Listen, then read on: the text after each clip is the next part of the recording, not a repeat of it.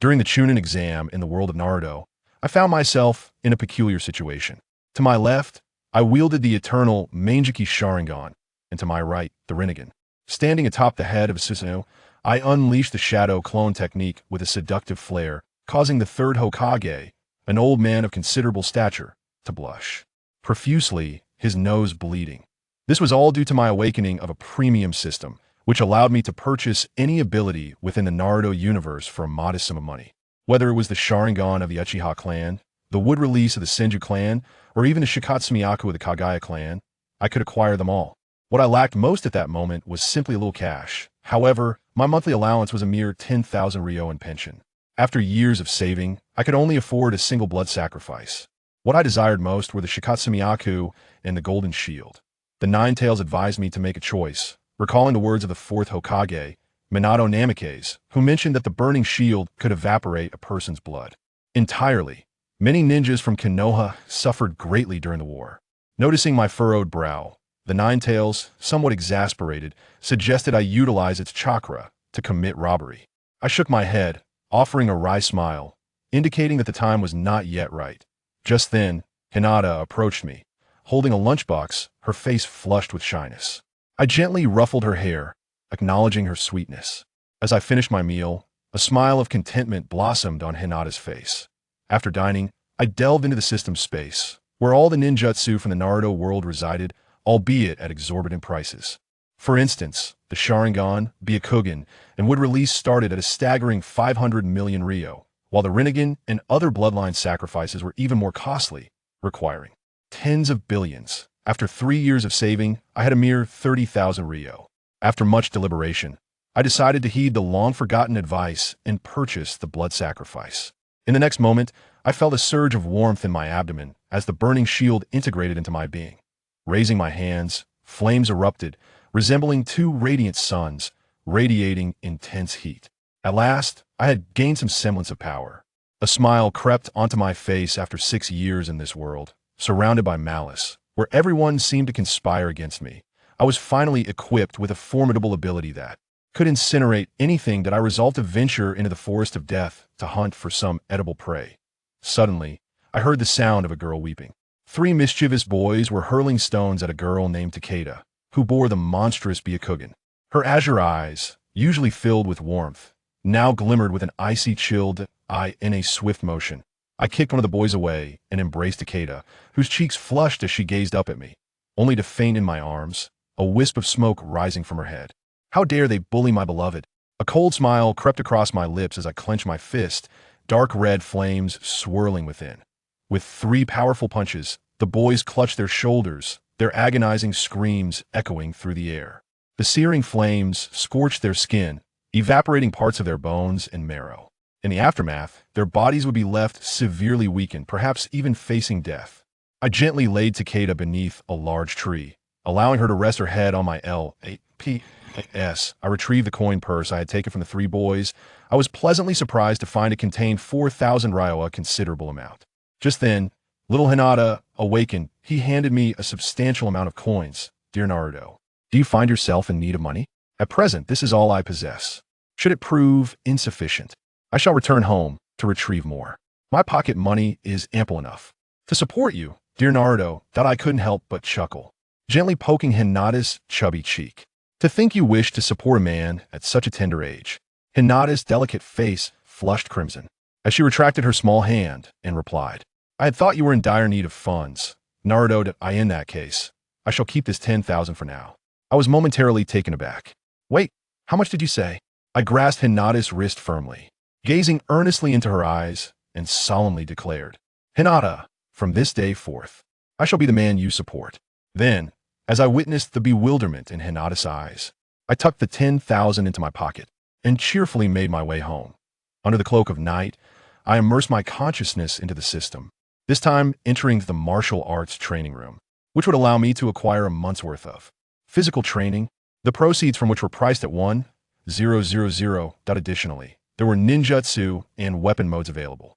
Previously, in my quest to save money, I often neglected meals, resulting in an exceedingly frail physique. Now, at last, I had the means to purchase physical training in the training facility, a replica of myself, mechanically executed the most standard of exercises.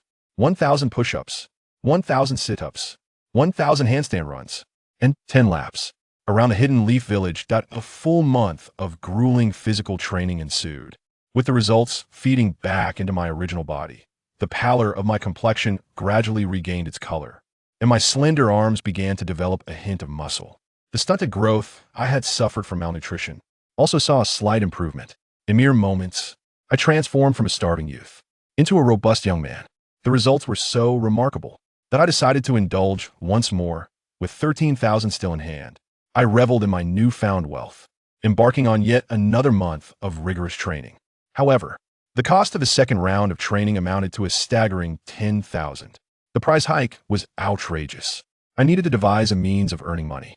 At dawn the following day, I ventured into the streets in search of opportunities. From the tavern, a voice filled with fury erupted. "Damn that Naruto Uzumaki! What have you done to my son?" A burly, rotund, middle-aged woman, resembling an enraged sow, emerged from the tavern, broom in hand, her anger palpable. "Did you harm my child? Apologize to him at once." A flicker of indifference crossed my eyes. It was he who had bullied Hinata, and thus I had disciplined him.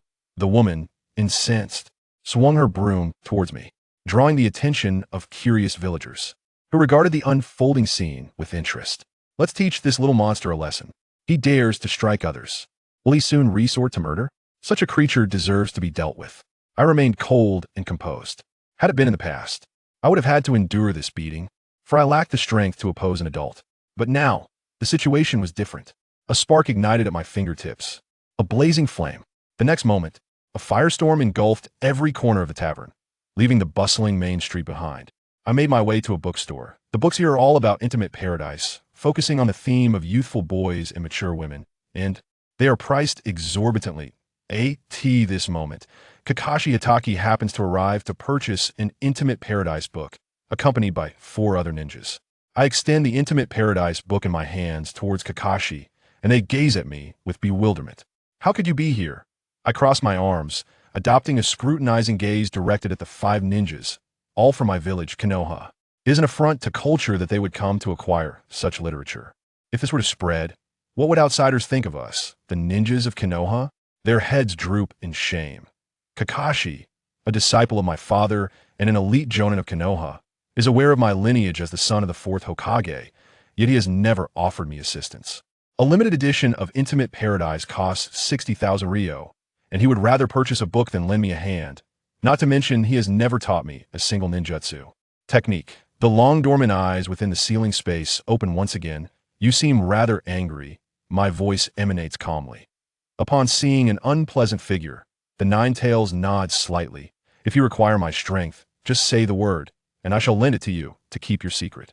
Gongzi Tai produces a silver note and hands it to me. "Naruto, this is 10,000 ryo. Do not speak of today's events to anyone." I furrow my brows, pushing Gongzi Tai's hand away, shaking my head. "Do you take me for a man who is swayed by money? This is a matter of principle. Your conduct has fallen into disgrace. I aspire to become the 5th Hokage. How could I possibly align myself with you?" At the sound of my gentle yet resolute voice, Gongzi Tai and the others are filled with embarrassment, wishing they could vanish into the ground. Kakashi looks at me with lifeless eyes, a slight twitch at the corner of his mouth. "Did you not rob another boy's money yesterday?" Unable to contain himself, Kakashi finally speaks. "What do you want?" I ponder for a moment, then smile sheepishly. "I need more money. I wish to purchase some study materials." After a brief silence, I exit the bookstore, now possessing 4 Tenthasandrio notes. Having fought and robbed 2 days ago, I audaciously engage in extortion today. Kakashi casts a complex glance at my retreating figure before turning towards the Hokage office. Upon returning home, I sit at my desk, contemplating how such a bland book could be sold. I plan to draw inspiration from my past lives' works to produce a truly excellent book. The venture into profitable literature shall commence with a little risku literature. Sarutobi Hiruzen, after hearing Kakashi's account, exclaims, "What? You actually went to buy Intimate Paradise? How could the ninjas of Konoha engage in such morally degrading acts? This must be expressly forbidden. First, you must submit your Intimate Paradise book." Kakashi, with a dark expression, hands over the book to Hiruzen, internally cursing, "You are no better. You roam around peeping with your crystal ball and still mooch off my Intimate Paradise." Kakashi continues his report. Naruto's physique is beginning to strengthen.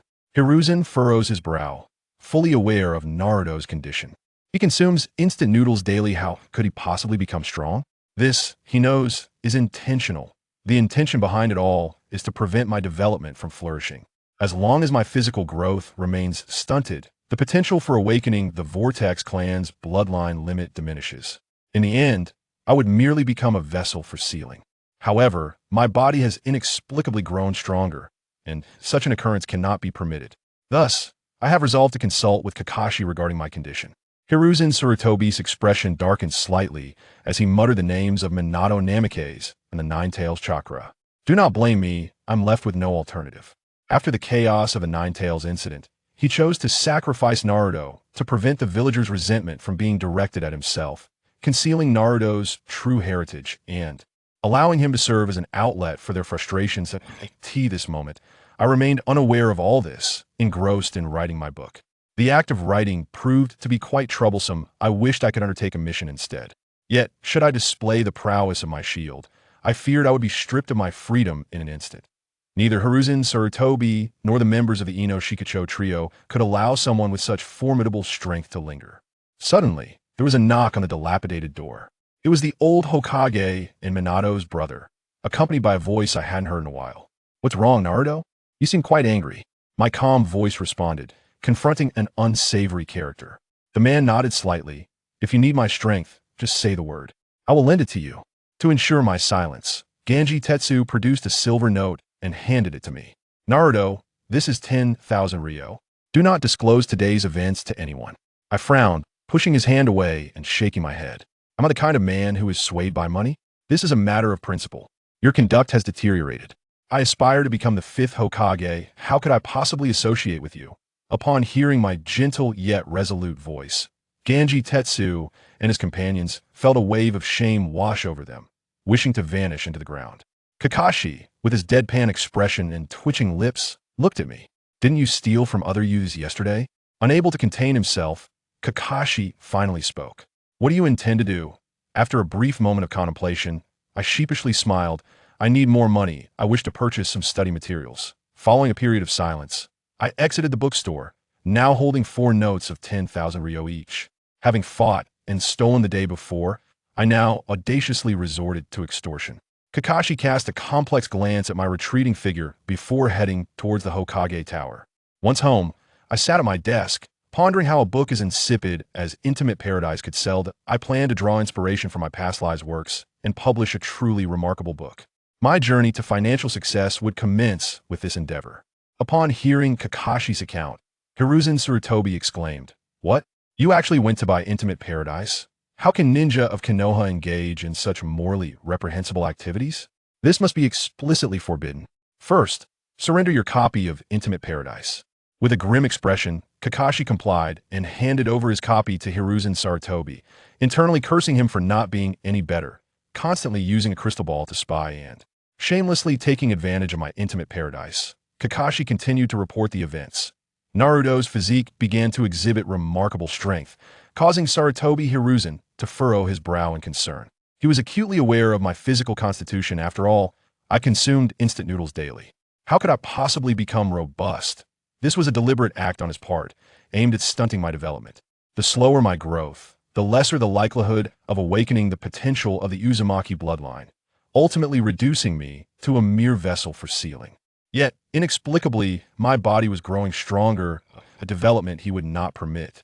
Thus, he resolved to confront this matter alongside Tizuna to assess my condition directly. Sarutobi's expression darkened as he muttered to himself, "Minato Namikaze, the Reaper of the Nine Tails. Do not blame me for my actions, I'm left with no choice."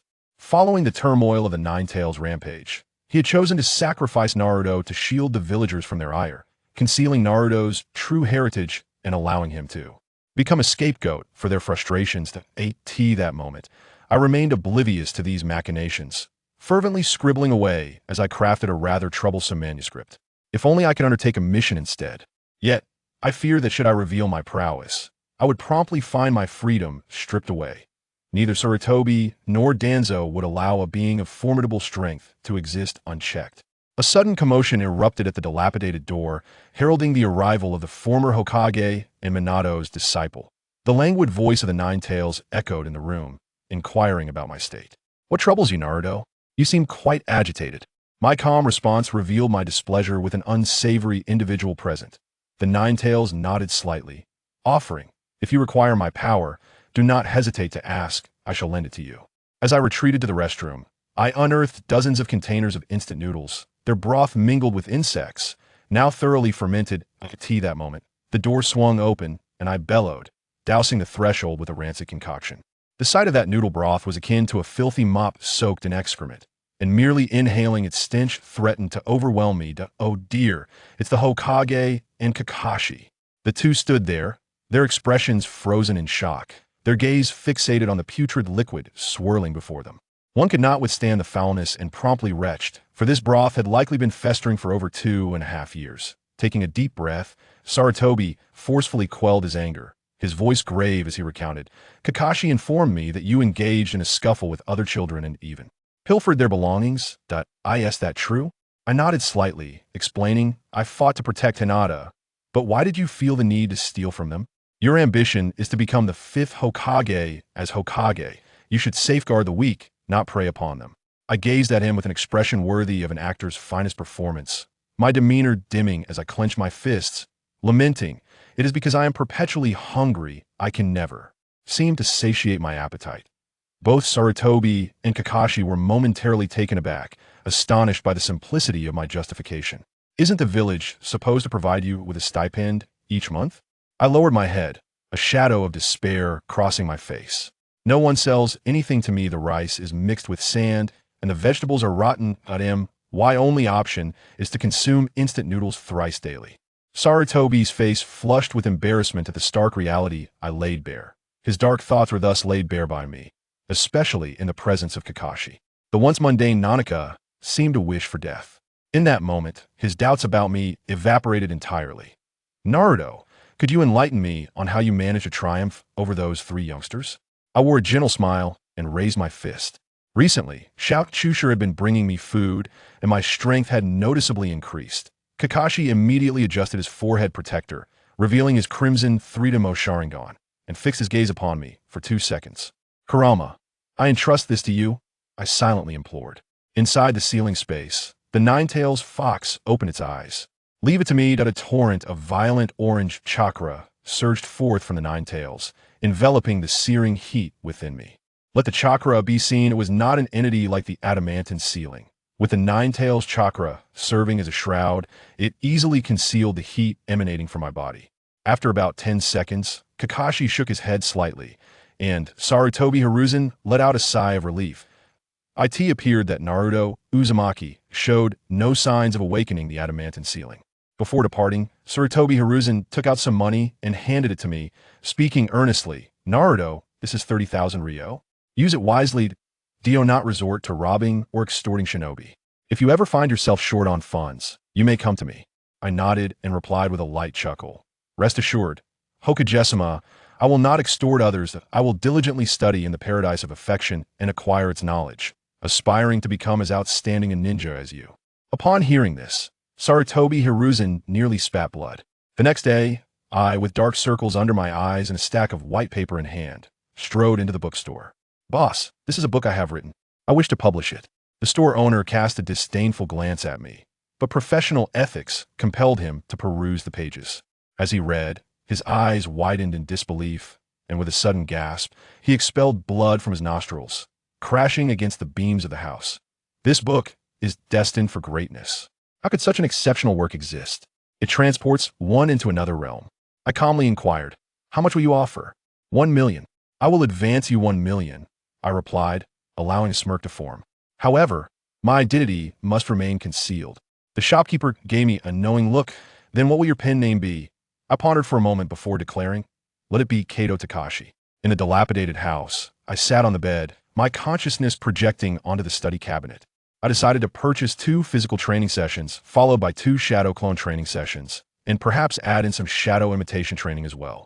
Having money is truly wonderful. One can buy whatever one desires. The weekend passed swiftly, and it was once again time for class at the Ninja Academy. Upon entering the classroom, my transformation immediately captured everyone's attention. How did Naruto suddenly become so handsome? Indeed, he has grown significantly taller and stronger. The infatuated Sakura, Haruno, even shifted her gaze from Sasuke to me. Meanwhile, Hinata shyly pulled out dozens of coins from her pocket, amounting to several thousand ryo, gazing at me with hopeful eyes that I gazed at little Hinata in utter disbelief. Do you truly wish to take care of me? Little Hinata, feeling bashful, found herself at a loss for words. Suddenly, Uchiha Sasuke appeared, interjecting himself between us with a challenging glance directed at me. Are you too indifferent to your studies to have given up on the kunai technique? My expression darkened as I glared at the interloper, Uchiha Sasuke. Have you lost your mind? A mere phrase nearly caused Sasuke to suffer internal injury for frustration. He immediately challenged me to a duel, but I cheerfully declined his offer. With clenched teeth, Sasuke glared at me and inquired, "What must I do to engage in a contest with you?" A subtle smile graced my lips as I replied, "A sum of 10,000. Upon hearing my words, Sasuke was taken aback. "Do I need to pay you for a duel? Have you become so obsessed with money?" However, as a scion of the Uchiha clan, he was not lacking in wealth and promptly produced the sum. Half an hour later, Uchiha Sasuke knelt at the shooting range, utterly dejected. How could this happen? He had lost me 12 times without a single victory.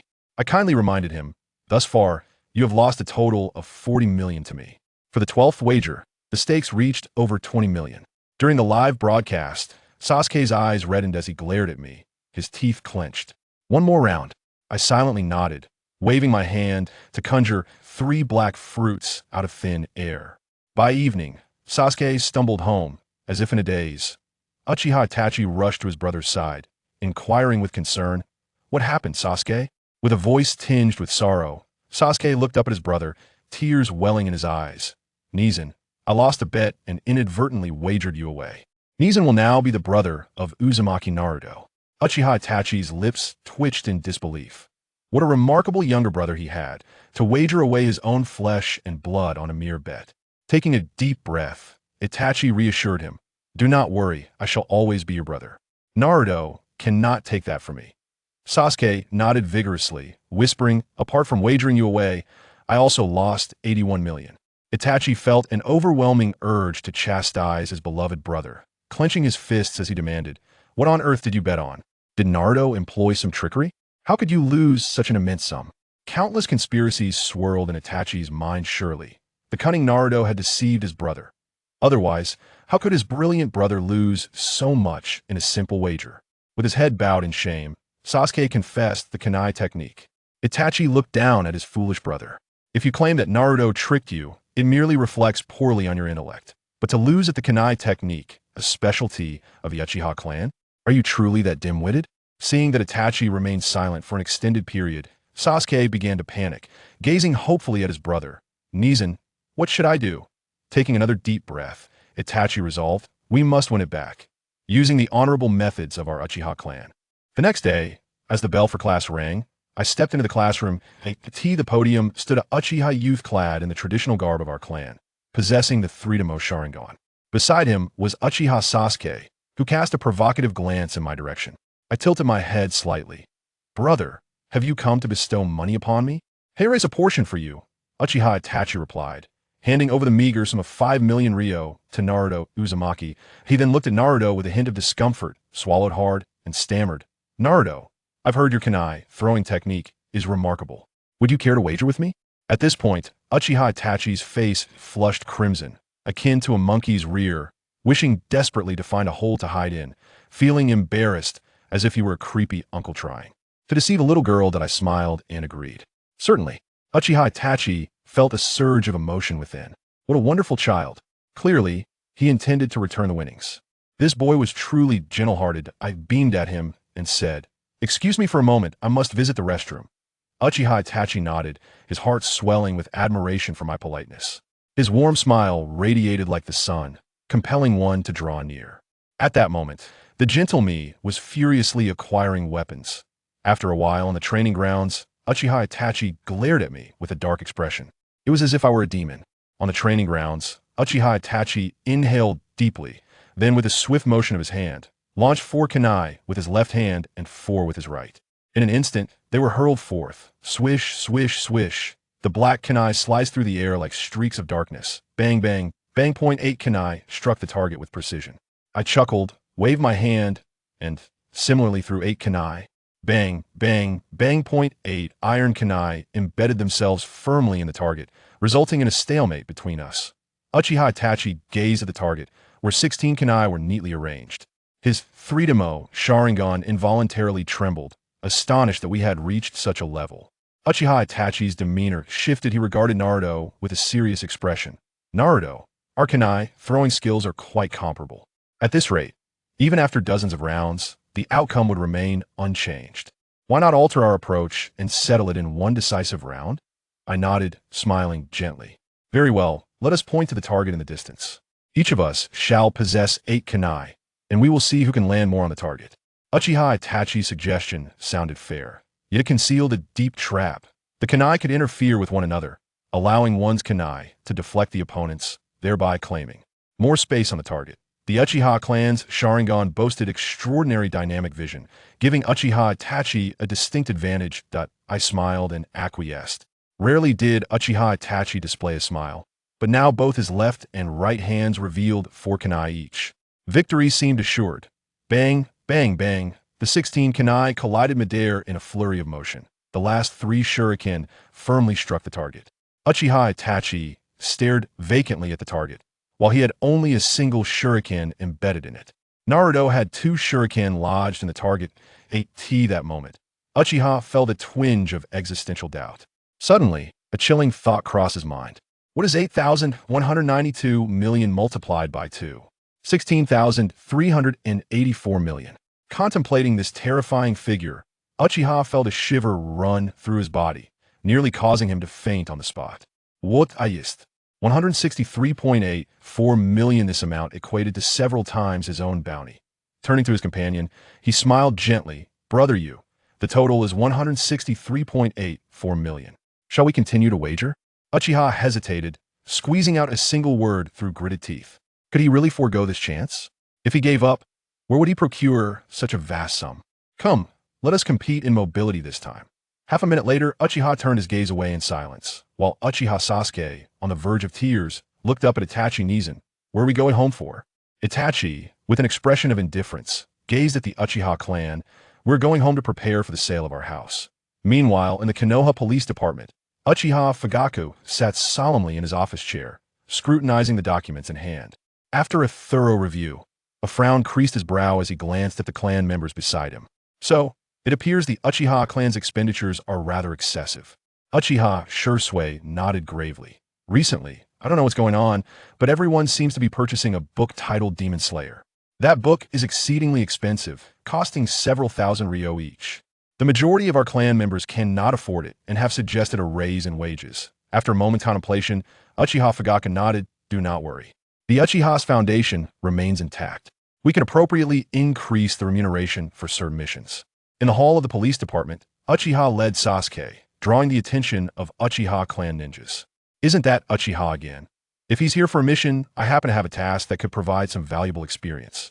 It is quite perilous, but it's no concern. He is a prodigy of the Uchiha clan, nearing the strength of a jonin, and can easily handle it.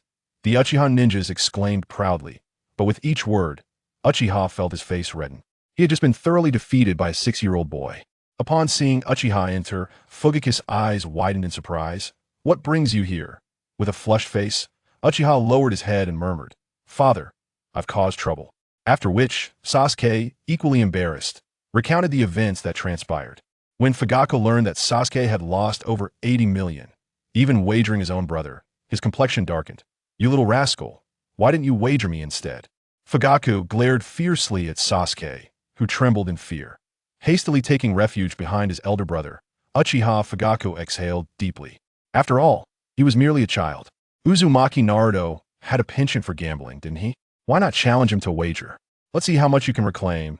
If he refuses to continue, we, the Uchiha clan, can scrape together 8 million. It's not an impossible feat. Uchiha Itachi's expression improved slightly. I engaged in a gamble with Uzumaki Naruto and lost a staggering 160 million. With a resounding crash, the door of the police department collapsed, and a dozen Uchiha clan ninjas stumbled forward, falling to the ground. Yet they paid no heed. Rising from the ground, they stared at Uchiha Itachi in disbelief. You lost 160 million? That's more than our clan earns in 5 years. The Uchiha clan, disregarding the presence of their leader, erupted in furious roars. What kind of joke is this? 160 million for a gold lock? Even 10 elite jonin couldn't amass that much. How could you possibly lose 160 million, equivalent to 200 million? Uchiha Itachi's face flushed crimson, feeling the heat of embarrassment. Lowering his head, he murmured, "Father, I've lost our house. You and Uchiha Sasuke are truly brothers in misfortune. One sacrifices his own brother. The other gambles away the family home, leaving us to sleep on the streets in disgrace." Uchiha Fugaku could no longer contain himself, glaring fiercely at Uchiha Itachi and Uchiha Sasuke. "Just how much have you two lost?" With a reddened face, Uchiha Sasuke replied softly, "We lost a total of 160 million. Our house, Uchiha Shisui's house, and our clan's fire release ninjutsu." While the Uchiha clan stood dumbfounded, a young man with a Mangeki Sharingan and a short blade emerged from the crowd. "Allow me to handle this." His voice was steady. Upon seeing the youth, Uchiha Fugaku's eyes brightened. "Shisui, when did you return?" Uchiha Shisui smiled. "I just arrived. My previous mission has been resolved." Uchiha Fugaku sighed in relief. "It's good to have you back. If anyone in the Uchiha clan possesses throwing techniques that could surpass Uchiha Itachi's, it would undoubtedly be Uchiha Shisui. As the strongest ninja of the Uchiha clan, he had been on the battlefield from a young age. Now, with his Mangeki Sharingan, his strength has reached the elite Jonin level. Having him compete against Uzumaki Naruto in throwing techniques may seem excessive, yet Uchiha Fugaku felt reassured. "Shisui, I entrust everything to you." At the ninja school's training ground, Uchiha Shisui approached the blonde boy at the center with a smile. "You must be Uzumaki Naruto, correct?" I nodded in agreement. "Yes, Uzumaki Naruto. Pleased to make your acquaintance." Uchiha Shisui produced 8 kunai and gestured towards me. "You will be my opponent for this match. The rules will revolve around kunai throwing." I nodded, but added, "Shouldn't you pay a portion in advance?" Uchiha Fugaku reached into his pocket. With great difficulty, I managed to produce 50 million. Uchiha Shisui confidently accepted the 50 million. Naruto-kun, I shall first return your previous wager of 10 million in AS for the remaining 40 million. Let us engage in a gamble. Very well, but I must first visit the restroom. I glanced at the system's training point. 200 million for 2 sessions of arduous training. The first session costs 200 million, while the second requires 400 million. Returning to the training ground, Uzumaki Naruto and Uchiha Shisui became the focal point of a vast crowd. Everyone craned their necks, desperately pushing forward, eager to witness the unfolding spectacle. Would it be Konoha's Shunshin? Or would the Uchiha's Shisui outshine the monstrous fox? Naruto pressed on, and the villagers, ninjas, and even the Hokage were filled with curiosity about the outcome. Under the watchful eyes of the multitude, Shisui and I stepped forward. Irika swallowed hard, nervously waving his hand downward. The moment his voice fell silent, Uchiha Shisui instantly activated his Mangeki Sharingan, in his crimson eyes. The black windmill spun incessantly, his formidable, dynamic vision capturing every detail of the surroundings. Uchiha Fugaku nearly burst into laughter, as the dynamic vision of the Mangeki Sharingan surpassed even the Byakugan of his clan. And combined with Shisui's strength, the victory was already within reach, even before the match commenced out on the training field. Shisui and I simultaneously hurled 8 kunai, with a resounding clash. The 16 black kunai collided fiercely in midair, each impact sparking brilliance. The sharp sounds echoing throughout the training grounds. A smile crept upon Shisui's lips. For a novice, this was indeed impressive. However, before he could finish his thought, his eyes nearly bulged out. Impossible, with a speed reminiscent of 180 miles per hour. Uchiha Shisui dashed toward the target board. Gazing at the black surface, his eyelids twitched uncontrollably, and he gulped audibly. This kunai did not seem to belong to him. Turning around, he observed the remaining 15 kunai, all of which had succumbed midway, falling to the ground. Only this single kunai had successfully pierced through the numerous obstacles, embedding itself in the target. Yuan Fei Ri-Zhan, his pupils dilated in disbelief. Unbelievable. The sheer incredibility sent shivers coursing through his body. Just moments ago, even Naruto had failed to notice the few kunai, yet against all odds, he emerged victorious in absolute triumph. The Uchiha clan approached with a fierce demeanor, only to depart in a state of despondence. After school, I bid farewell to my friend, instead choosing to follow a secluded path to the outskirts of the Uchiha clan within Konoha. Unlike the Huga clan, located near the center of the village, the Uchiha residence lay on the very edge of Konoha, though it sprawled over an area akin to several football fields. It appeared rather imposing, yet in reality, it felt isolating. That I knocked on the grand door, which creaked open to reveal a beautiful woman clad in a kimono. "Hello, I am Uzumaki Naruto. I look forward to your guidance." Uchiha Mikoto led me into the living room, which was already filled with numerous guests. Uchiha Fugaku wore a grim expression, while Uchiha Shisui resembled an ostrich, and the trio of Uchiha Itachi and Uchiha Sasuke was present as well. The Uchiha clan members, who had been swindled out of their homes by Shisui and Itachi, turned their gazes toward me upon my arrival. Simultaneously, the Uchiha clan members began to twitch at the corners of their mouths. "You actually came," they remarked. "No matter how you say it, you should have waited a couple of days. Do you really intend to cast us out onto the streets?" The members discreetly directed their attention to Uchiha Fugaku, the patriarch of the Uchiha clan, urging him to devise a solution. Fugaku's expression darkened further as he shot a fierce glare at the ostrich-like trio before turning to me. With a gentle cough, Uchiha Fugaku inquired, "Naruto, are you truly in such a hurry to move in?" I chuckled lightly. "This place is exquisite and spacious, far superior to my own home." I expressed my eagerness to settle in quickly. An awkward silence enveloped the atmosphere. Uchiha Mikoto let out a soft, bittersweet smile as she approached me, kneeling to ruffle Naruto's hair. "Dear Naruto," she spoke tenderly, "I sincerely apologize. The situation has arisen rather unexpectedly, and your uncle and aunt are unprepared. Would you kindly consider waiting for a while?" Hearing his wife, Uchiha Fugaku's face flushed crimson. As a grown man, he found it rather humiliating to have his wife plead on his behalf. I nodded in agreement. "Very well, Aunt Mikoto. Since you've asked, I shall wait for a time. However, when can we discuss the amount?" Fugaku, Shisui, and Itachi all turned their hopeful gazes toward Uchiha Mikoto. She, unable to suppress a bittersweet smile, replied gently, "Naruto, that figure is a bit excessive. Could you perhaps allow us some more time?" I had already anticipated the Uchiha family's financial predicament, but I had no intention of extracting money from them. I retrieved a book from my ninja tool pouch. 16 million, I stated, is negotiable. However, Shisui, my brother, you must assist me in promoting this book I have written. If you manage to sell 50,000 copies, the debt will be absolved within approximately 10 years. Uchiha Shisui and Uchiha Itachi's eyes sparkled with excitement as they eagerly agreed. "Leave it to us." Uchiha Mikoto, slightly taken aback, picked up the book and glanced at the title, Demon Ninja. "What a delightful title. I never imagined you, dear Naruto, could achieve such a feat at your age." She then began to read, her face gradually turning a deep shade of red, resembling two bright crimson apples. Overwhelmed, she quickly exited the living room. Uchiha Fugaku appeared astonished, while Uchiha Shisui and Uchiha Itachi shared the same sentiment. They wondered why their mother reacted in such a manner after reading the book written by a young child. Uchiha Shisui took the book and began to flip through its pages, while Uchiha Itachi leaned in closer. Their throats felt parched as they held the book, which seemed to transform into a hot potato in their hands. It was challenging to continue holding on to it, yet casting it aside felt equally inappropriate. The mere child had managed to produce such a remarkable work. The so-called paradise pales in comparison. It could easily be penned by a mere 6-year-old. Uchiha Itachi's visage darkened, especially when he recalled that his mother had also read this book, which only deepened his frown. I have long ceased to be concerned about such trivialities. With a nonchalant demeanor, I departed with 40 million. Uchiha Shisui and Uchiha Itachi appeared utterly disenchanted, slumped in their chairs. From that day forth, the two prodigies of the Uchiha clan approached their companions, their faces flushed, inquiring if they wished to purchase a book. Within the confines of Paradise Bookstore, I stood before the counter with the latest manuscript in hand, asking, "Sir, how much is my current royalty?"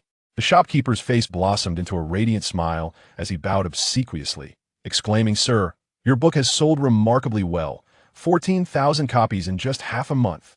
And this is merely the initial result within the Hidden Leaf Village that, if it gains traction throughout the Fire Country, it will surely become a bestseller, perhaps even a sensation across the land." I furrowed my brow, pressing for the specifics of my earnings as I needed the funds urgently. The shopkeeper retrieved his ledger, his tone still ingratiating. Sir, a total of 14,000 copies were sold. After deducting printing costs and distribution fees, your income amounts to 8 million. This is truly astonishing. At such a young age, you've amassed such wealth you are destined to become a millionaire. Upon hearing the shopkeeper's response, my gaze turned icy. Is that so? Is this truly all the money? I fixed a cold stare upon the shopkeeper. The price for a single volume of Demonic Ninjas was as high as 5,000 Ryo, with some editions reaching 8 or even 10,000. At a standard price of 5,000 Ryo, the total should be 700 million. 8 million barely constitutes a fraction of that sum. Realizing the futility of pretense, the shopkeeper straightened his back, sneering, "Damn you, monster. You seem well informed. A demand for 12 million? Is it? But I won't give it to you. What can you do about it? Don't forget, I could always report you to the Hokage. Do you think you'll continue writing such material?" As the shopkeeper's true nature was revealed, his countenance twisted into an unsightly grimace. I slightly turned my head towards the window, out of the shopkeeper's sight, my azure eyes growing colder, devoid of any emotion. With a swift movement, a flame materialized in my hand, and I chuckled softly as I pressed it against the shopkeeper. Instantly, a fierce blaze erupted, engulfing him in flames, reducing his body to ashes. I claimed the shopkeeper's lifetime savings of 90 million Ryo, and with a flick of my wrist, set the entire bookstore ablaze. Passers-by, drawn by the commotion, gathered in droves on the street. I stood amidst the crowd, quietly observing as the flames grew larger, accompanied by the distant sounds of collapsing structures. "Kurama, do you think if I harness your power, I could utterly annihilate this village?" The Nine Tails, sealed within the space, paused, raising its head in surprise. "Naruto, what has transpired? It is not merely the sensation that this village is utterly repulsive, it is akin to a putrid salted fish, decaying for 3 days, exuding filth from. Every crevice, the my voice is unervingly calm, even tinged with a hint of indifference. Long ago, I too yearned to lead a tranquil life in the Hidden Leaf Village, aspiring to become that hero, Naruto Uzumaki, who would save the world. Yet, I have gradually come to the disheartening realization that I am not only incapable of saving the world, I cannot even salvage my own existence. A total of 14,000 taels. No one gets rich without unexpected wealth, and no horse gets fat without night grass. Killing and arson for a golden belt. This is 14,000 taels. If I were to save it myself, it would take at least a month and a half of not eating or drinking. Is this what it feels like to be kept? This is really...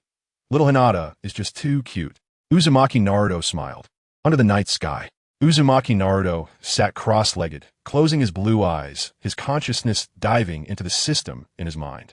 This time, it was not a bloodline limit container, but a learning container. Taijutsu mode, Taijutsu training, allows the host to gain a month's worth of Taijutsu training memories. Enhancing the host's physical qualities, sale price, 1,000 taels. Ninjutsu mode, shadow clone technique, allows the host to gain a month's worth of ninjutsu training memories. Enhancing the host's use of a shadow clone technique. Sale price, 1,000 taels. Weapon mode. Kunai training, allows the host to gain a month's worth of kunai training memories. Enhancing the host's kunai release and physical qualities. Sale price, 5,000 taels. Uzumaki Naruto glanced at the dazzling array of learning products on the container. This was his first time purchasing learning products. Previously, due to being too poor, he had to save all his money to buy a powerful bloodline limit. Thinking of this, Uzumaki Naruto instinctively glanced at the mirror. In the mirror, he saw himself, dry golden hair, a small body, and a faint yellowish pallor on his face. To save money, he ate ramen 3 times a day, and even occasional protein supplements couldn't make up for the body's consumption. Uzumaki Naruto shook his head slightly. In the entire class, it seemed I was the shortest. Once again looking at the learning container, Uzumaki Naruto said, "By Taijutsu training." The Taijutsu training on the container turned gray. Memories of a month's worth of training flooded into Uzumaki Naruto's mind. In the memories, in an empty training ground, Uzumaki Naruto, expressionless, mechanically performed the most standardized exercises. 1,000 push-ups, 1,000 sit-ups, 1,000 handstand runs, running 10 laps around Konoha. In the month-long memories, Uzumaki Naruto underwent what could be called the most brutal training in the world. Even a hell training camp could not compare to the intensity of the training in his memories. It was simply inhuman torment.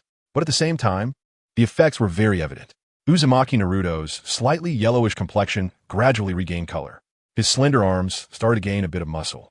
The muscle increase was most noticeable in his arms and thighs. Even a height that had been delayed due to underdevelopment increased a bit. In just a short moment, Uzumaki Naruto transformed from a starving boy into a boy with a strong body. End of this chapter, Chapter 5. Accidentally taking revenge on the villagers, Naruto Uzumaki clenched his fists, his azure eyes fixed on the wooden table in front of him, gently placing his hand on it. Crack, crack. The crisp sound of breaking echoed. With one hand, Naruto had forcibly broken off a corner of the wooden table. Looking at the piece of wood in his hand, a smile crept onto Naruto's face. Although it was just a rotting table, being able to break it apart demonstrated Naruto's enhanced strength. This is truly incredible. The physical training is completely on par with any bloodline limit. If the effects are this good, then let's do it again. With 13,000 Ryo still in hand, Naruto indulged in a bit of extravagance. Another month of hellish training memories flooded back. This training was even more inhumane than the last. 2,000 push-ups, 2,000 sit-ups, 2,000 pull-ups, running 50 laps around the village of Konoha. Naruto was about to continue purchasing more training when he suddenly noticed the words on the vendor sign. Exclusive customer, Naruto Uzumaki. Wealth, 3,230 Ryo. The second round of physical training cost me a full 10,000 Ryo. Naruto tapped on his coins. Counting carefully, he realized that 10 coins had mysteriously disappeared, leaving only 3 1,000 Ryo coins, 2 200 Ryo coins, and 3 10 Ryo coins. Naruto frowned and looked at the training mode on the vendor's sign. Training mode, 50,000 Ryo. The price has increased so much. I have to find a way to make money. Naruto exhaled deeply. On the street, Naruto aimlessly surveyed his surroundings. A weapon shop. This shop is run by the Daily family, and they currently have no intention of hiring. A barbecue shop. This shop is run by Nakamura, and the last meat he sold me was spoiled. Ichiraku Ramen. Uncle Ichiraku is quite nice to me, but unfortunately, they aren't hiring either. A bento shop. The last time I came to buy a bento, they mixed in a lot of dirt. An izakaya. This shop. Just as Naruto stopped, he heard an angry voice coming from the izakaya. Damn Naruto Uzumaki, what have you done to my son? A burly, middle-aged woman, as fat as a sow, stormed out of the izakaya wielding a broom, her face filled with rage. Naruto was taken aback. Why is the izakaya owner looking for me? The middle-aged woman glared at Naruto, pointing at a crying child inside the izakaya, and yelled, Naruto Uzumaki, did you hit my child? Are you looking to die? My child has been crying since he came home, and he is still crying. Go apologize to my child right now. Naruto's expression returned to calmness, revealing a hint of indifference in his eyes. Oh, so you're his mother. No. Naruto flatly refused, speaking coolly, I won't apologize to him. He was bullying Hinata, and I just taught him a lesson. The middle-aged woman exploded with rage, swinging the broom towards Naruto.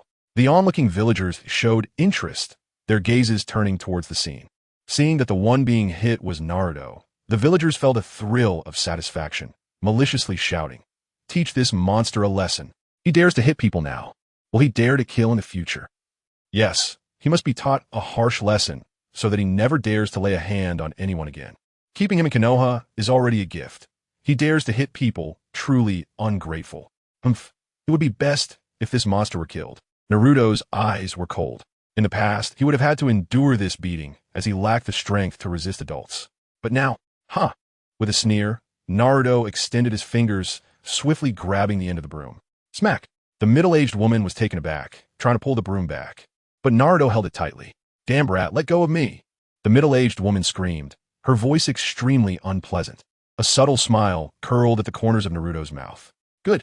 Before the middle-aged woman could react, she felt a sudden lightness in her hand and fell hard onto the ground.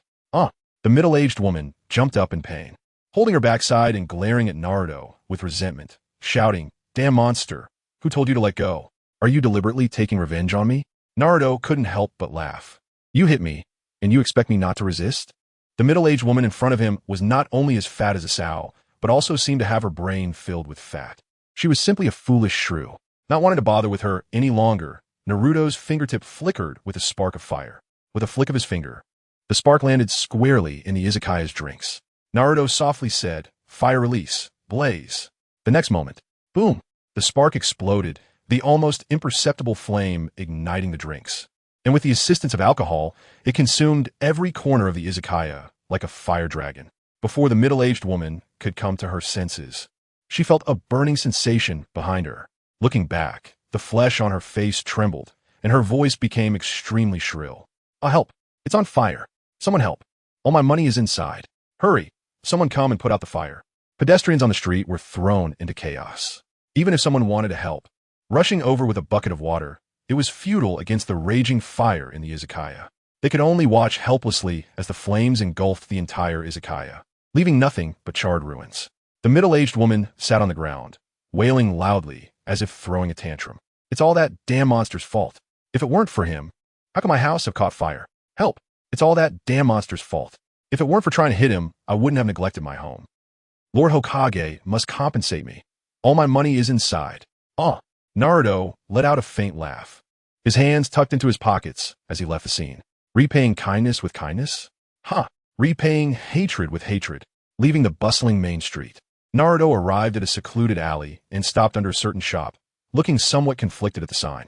Heavenly Bookstore. The latest edition of Heavenly Paradise has been restocked.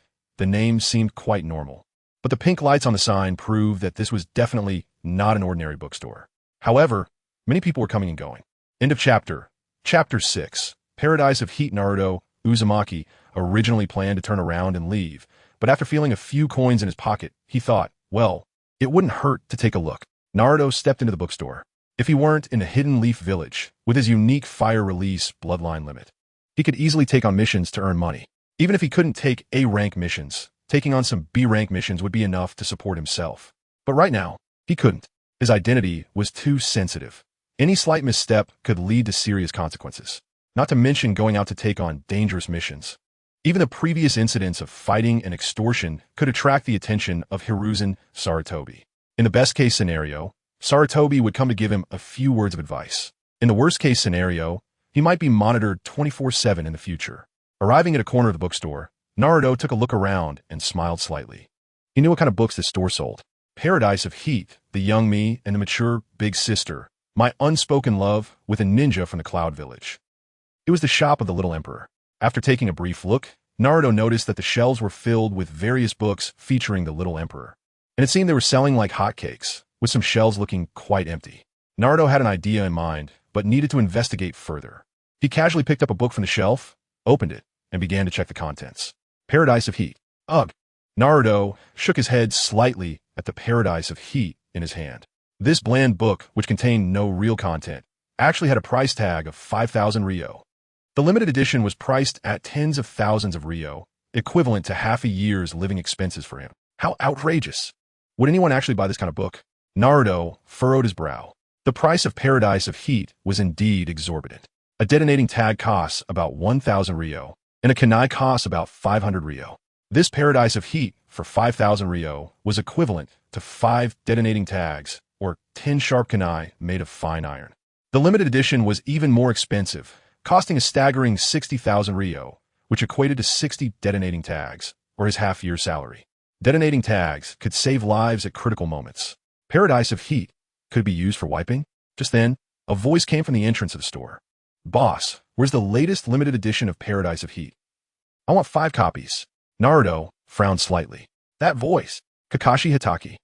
At the entrance of the bookstore, Kakashi Hitaki, Steel Iron, Kamizuki Izumo, Yamashiro Aoba, and Inuzuka Kiba were present. Except for Kakashi, the remaining 4 ninjas were sneaking glances around, afraid of being noticed. Their eyes were filled with anticipation, curiosity, and excitement as they looked at the shopkeeper. The shopkeeper was already used to this and gave a knowing glance, pointing to a corner of the bookstore, whispering, I understand, the books are over there. You can go get them yourselves. Kakashi was already accustomed to this. Steel Iron, Kamizuki Izumo, Yamashiro Aoba, and Inuzuka Kiba all breathed a sigh of relief. Paradise of Heat, Paradise of Heat. Where was it again? Steel Iron looked around the shelves with fiery eyes, continuously searching for that legendary, forbidden book. It was said that this book contained the most wonderful content. It was the book with the most adult themes in the Hidden Leaf, or even in the entire ninja world. Right here, a youthful voice called out, and a fair hand handed Paradise of Heat to Steel Iron. His eyes lit up, and he instinctively accepted the book. Thank you. Then, Steel Iron, Kamizuki Izumo, Yamashiro Aoba, and Inuzuka Kiba all stared at Naruto in shock. Naruto Uzumaki. Steel Iron's eyes nearly popped out as he stared at Naruto. Why you? How are you here?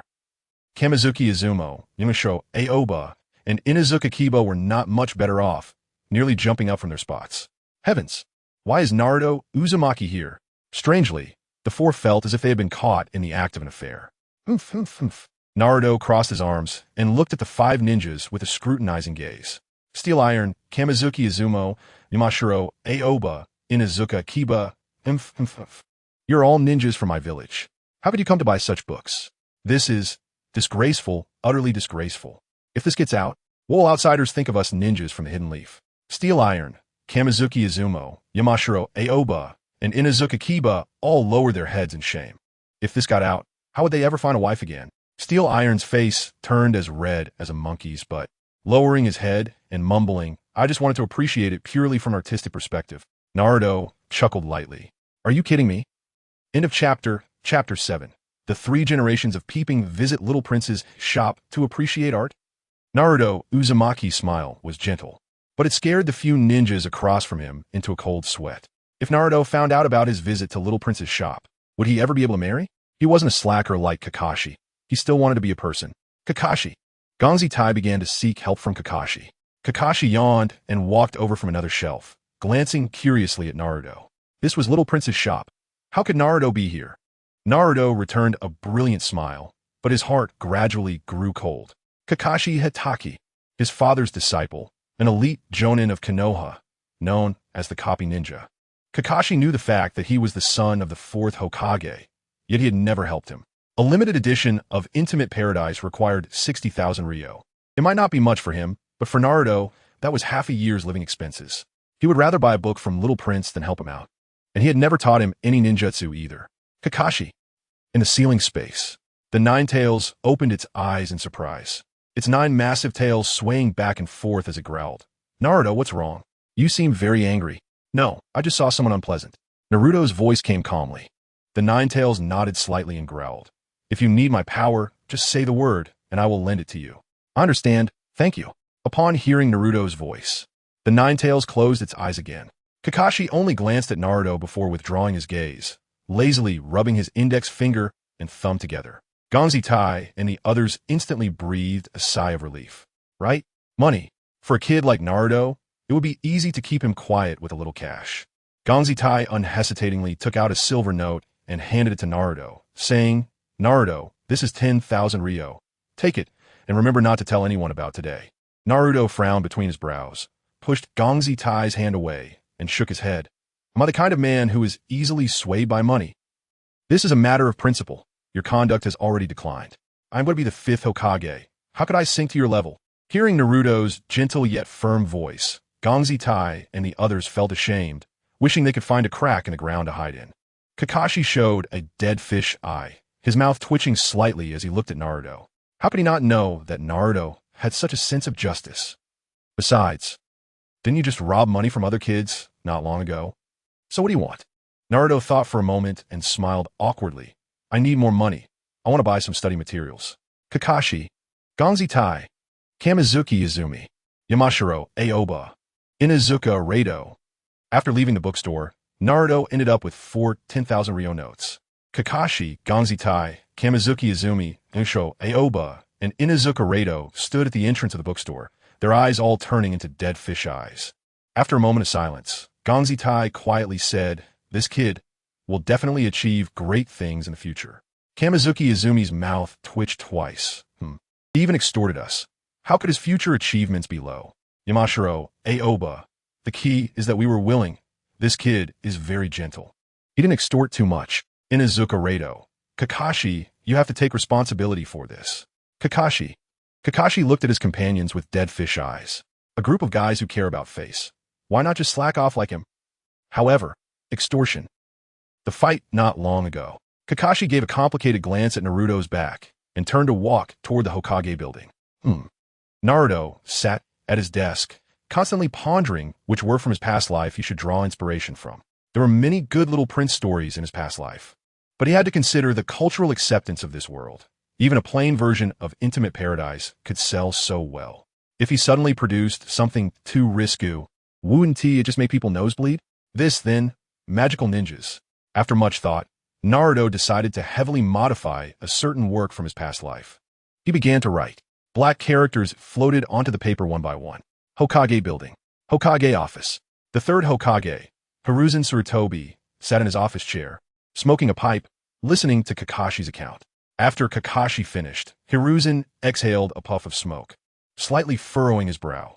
Are you saying that recently Naruto Uzumaki got into a fight and extorted a few thousand ryo? Why did Naruto fight those kids? Hiruzen's expression grew slightly dark. If the Jinchuriki of the Nine Tails undergoes a change in temperament, coupled with an environment filled with malice, it could easily lead to resentment. This cannot happen. Naruto might be a descendant of the Uzumaki clan. Without him, where could he find a suitable Jinchuriki? Kakashi furrowed his brows, thinking for a moment before speaking. It seems he fought to protect that little girl from the Huga clan. Her name seems to be Hinata Huga.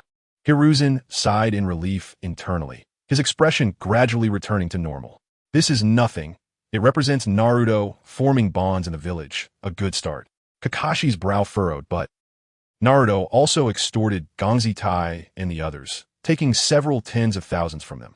Although it was to buy study supplies, I feel. Has Naruto been led astray recently?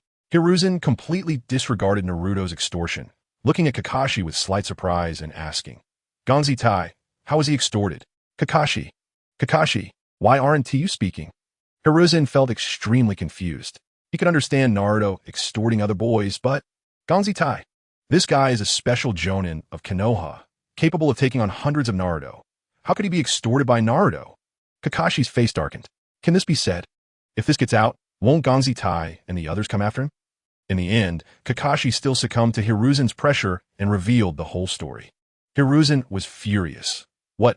How can my Konoha ninja engage in such immoral behavior?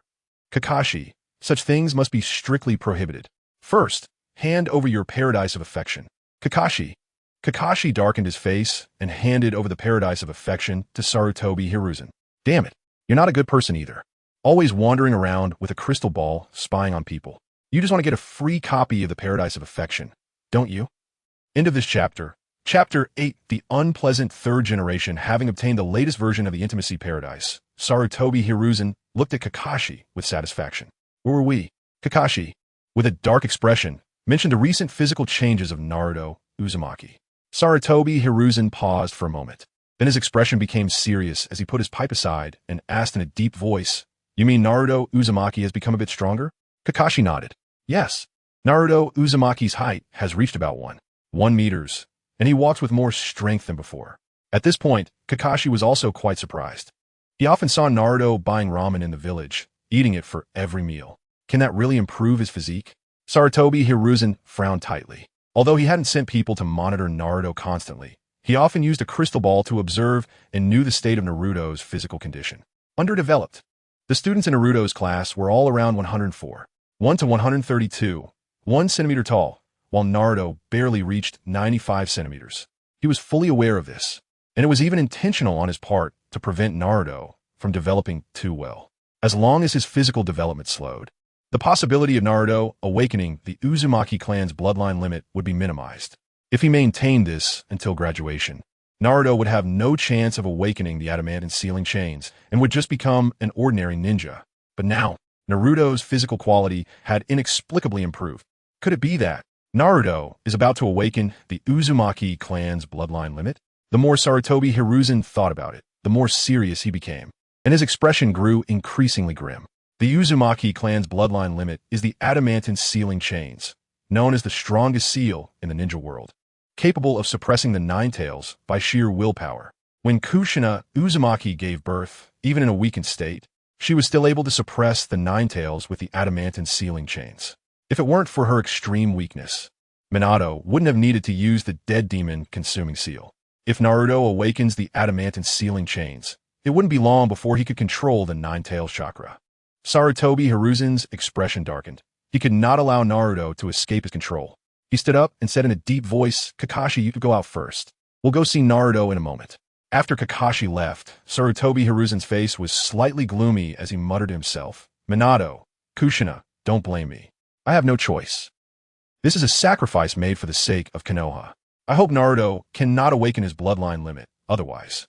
Sarutobi Hiruzen stood up with a dark expression and looked out the window. The streets were bustling with people, cars were flowing, vendors were shouting loudly, and children were playing and chasing each other, creating a lively and prosperous scene. Yes, this is a sacrifice made for Konoha, Sarutobi Hiruzen said grimly. After the Nine Tails incident, he chose to sacrifice Naruto to prevent the villagers' resentment from being directed at him. He concealed Naruto's true identity, making him a vent for the village's frustrations. In this way, he had no blemish on his record. But if Naruto awakens the adamantine sealing chains and learns the truth from the Nine Tails, he would surely harbor resentment against him. That must not be allowed. A cold glint flashed in Sarutobi Hiruzen's eyes as he picked up his cloak and hat and strode out of the office. Dark existence? Demons are eroding the city of magic? In Tokyo, the righteous devil hunter Asahi is fighting against them. One day, under the dark night of the new moon, hundreds of demons appeared, claiming to be the subordinates of the evil devil hunter Rome, who is already dead. Defeating them is just the beginning of a fierce battle. The forces that should have buried the darkness. Asahi fell into the evil trap and was trained. Asahi's sister, the devil hunter apprentice, Sakura, also fell into the clutches of the succubus, drawing near, the noble sisters. Placing a pencil on white paper, Naruto Uzumaki waved his aching wrist, his blue eyes revealing a hint of helplessness. Writing is really troublesome, if only he could take on a mission. However, Naruto also knew that it was impossible. If he showed his blaze release, he would likely be stripped of his freedom in the next second. Neither Sarutobi Hiruzen nor Shimura Danzo would allow a powerful Jinchuriki to exist. Only weak Jinchuriki are good Jinchuriki. Letting out a breath, Naruto calmed his mindset. He was still too weak and couldn't show too much emotion. Just as Naruto picked up the pen again, there was a sudden knock on the dilapidated door. Who is it? Naruto furrowed his brow slightly. He had no family, and his friends at school rarely came over. How could someone be knocking at the door? Could it be? A cold glint appeared in Naruto's eyes as flames ignited in his fingers. Is it an enemy? It's that old Hokage and the disciple of Minato Namikaze. The lazy voice of the Nine Tails came out. Under Naruto's allowance, the Nine Tails could probe the surrounding environment. Naruto's expression gradually turned cold. Then he shook his head and restored his original gentle smile. No, I must control my emotions. Naruto looked toward the bathroom, walked over, and quickly found what he was looking for. Dozens of buckets of ramen broth. In the past, he hadn't thrown them away, leaving them at home to ferment. Mixed with some insect corpses, which could be considered a biochemical weapon. Pouring the dozens of buckets of ramen broth into a basin, Naruto carried the basin to the front door. End of chapter 9. Everyone shouts to beat him outside the door. Sarutobi Hiruzen and Kakashi stood at the entrance, their brows furrowed. Is Naruto not home? Sarutobi murmured to himself. But after listening carefully, he could hear footsteps inside the house, indicating that someone was definitely there. After a moment of silence, Sarutobi spoke up. Kakashi, open the door. Kakashi respectfully responded and stepped forward. He used a method to unlock the door with a click. Go die. Naruto shouted from inside, holding a basin, and poured the soup all over the doorway. Splash! The two outside were drenched from head to toe. Sarutobi, Kakashi. Naruto quickly took 2 steps back to avoid getting the soup on his clothes, realizing he had underestimated the power of his biochemical weapon. The soup from this bowl of instant noodles was truly formidable, akin to a mop covered in filth. Just the smell made him feel faint. Thinking this, Naruto looked at the door and pretended to be surprised. Ah, Hokage-sama, Kakashi-sama. What are you doing here? Sarutobi, Kakashi. The two men stood there, their expressions blank, staring at the fermented, spoiled soup, noodle remnants, insect corpses, and some unknown bubbles. Ugh! Kakashi couldn't hold it in, resting his right hand on the door frame, and vomited on the spot. Naruto! Sarutobi roared.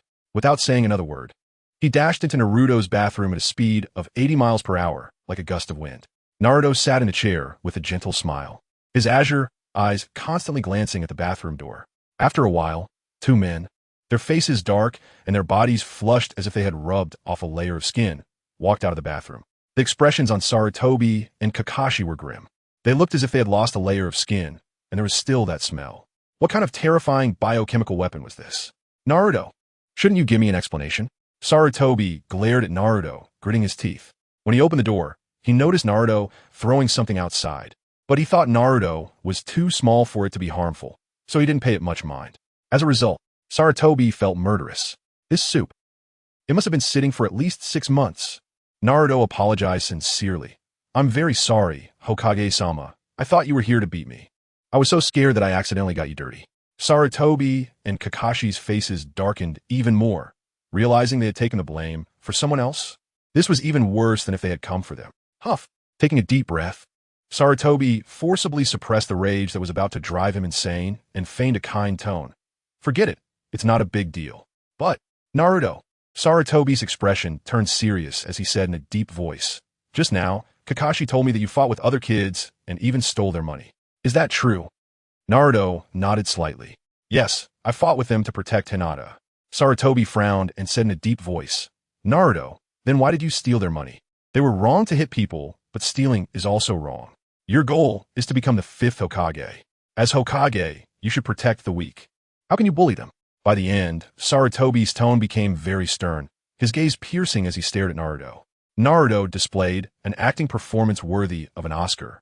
His expression dimming, fists clenched as he said pitifully, I don't have enough to eat. Sarutobi and Kakashi were both taken aback. They had expected Naruto to make excuses, but they didn't think he would give such a straightforward reason. Not enough to eat. What a simple statement. Sarutobi couldn't help but say, doesn't the village give you living expenses every month? Kakashi nodded in agreement. Naruto lowered his head with a gloomy expression. Not enough. No one sells anything to me. The rice I bought was mixed with sand, and the vegetables were rotten.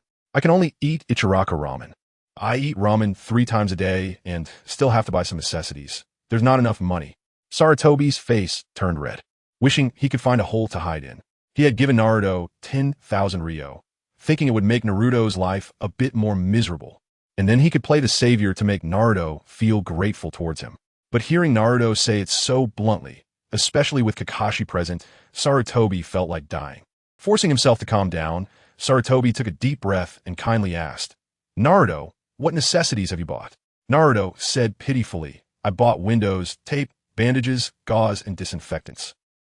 Sarutobi and Kakashi were left bewildered. These are necessities? Naruto's expression darkened. At night, someone throws rocks at my window, and when I walk down the street, people throw stones at me. I use tape and bandages for those times. Naruto wasn't worried about this being exposed because this was his daily routine in Konoha. People hate him, and dogs abandon him. A street mouse, everyone shouts to beat him. End of chapter. Chapter 10. Nine-Tails Chakra. Hiruzen. Sarutobi was filled with astonishment. He knew that Naruto Uzumaki had a tough life, but he never expected it to be this bad. At home, he had to use tape to seal the windows to prevent wind from leaking through the damaged areas. He often carried bandages on the street to stop bleeding in case he got hurt. To buy these necessities, Naruto couldn't even afford ramen, which was why he took money from those bad kids. Hiruzen. Sarutobi stared at Naruto in a daze. At that moment, all his doubts about Naruto disappeared. Naruto was not a bad student who fought. He was clearly a naive and kind-hearted boy. He had to fight with the bad kids to protect Hinata, and even if he stole money, it was only targeting the bad kids and financially capable ninjas. The money he stole wasn't used for fun, but to buy bandages, gauze, and even books for studying. Thinking about this, Hiruzen felt increasingly guilty, but he didn't forget his purpose for being there, and he kindly said, Naruto, you're amazing. Maybe you really could become the 5th Hokage in the future. Hiruzen continued, so, Naruto, can you tell me how you defeated those 3 little brats? Naruto revealed a gentle smile and waved his fist. Recently, Hinata has been bringing me food, and I've gained quite a bit of strength. As he spoke, Naruto punched the wall. Crack! The wall cracked deeply as if struck by lightning. Hiruzen gasped. This wasn't just a little increase in strength, was it? A punch that left a crack in the wall. Although it was a wooden wall, that strength was comparable to that of a 15 or 16-year-old youth. Hiruzen was shocked. Could it be that Naruto was really about to awaken the adamantine ceiling? He subconsciously shot a glance at Kakashi, who understood and lifted his forehead protector, revealing his crimson Sharingan. He stared at Naruto for 2 seconds. Naruto still wore a gentle smile, showing no signs of guilt. Nine-Tails, I'm counting on you. Naruto silently called out. In the ceiling space, the Nine-Tails opened its eyes, and its 9 massive tails began to wave. Leave it to me. The violent orange-red chakra surged from the Nine-Tails body. The orange-red violent chakra penetrated the seal, merging with Naruto's body, using its explosive chakra aura to obscure the hot chakra within Naruto's body. Naruto's smile grew wider. Nine-Tails, well done. Go ahead and watch. Scorch Release is not like the adamantine ceiling, which is a physical bloodline limit. As a wind and fire attribute bloodline limit, Scorch Release only changes chakra. And with the nine-tail chakra as a cover, I can easily conceal the hot chakra of Scorch Release. About 10 seconds later, Kakashi shook his head slightly. Hiruzen breathed a sigh of relief. It seemed that Naruto showed no signs of awakening the adamantine ceiling. After relaxing, Hiruzen kindly looked at Naruto. Are you very close to Hinata? When Hinata was mentioned, Naruto displayed a sincere smile. Yes, Hinata makes me delicious food every day, though it's a bit too much. Once I have money, I'll definitely buy her lots of tasty things. Hiruzen's smile widened. After chatting for a bit longer, just as Hiruzen was about to leave, he suddenly remembered something and asked again, By the way, Naruto, I heard from Kakashi that you went to the bookstore. Did you find any books you liked? Naruto chuckled inwardly. Here it comes.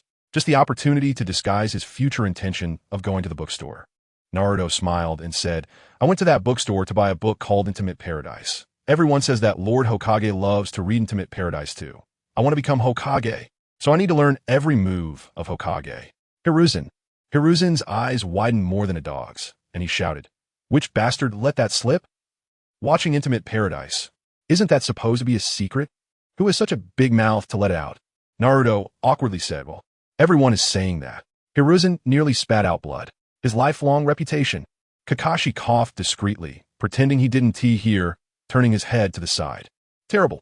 The bad reputation of Lord Hokage has spread. After a heavy cough, Hiruzen tried to salvage his dignity. Naruto, don't listen to what people say outside. Those are rumors.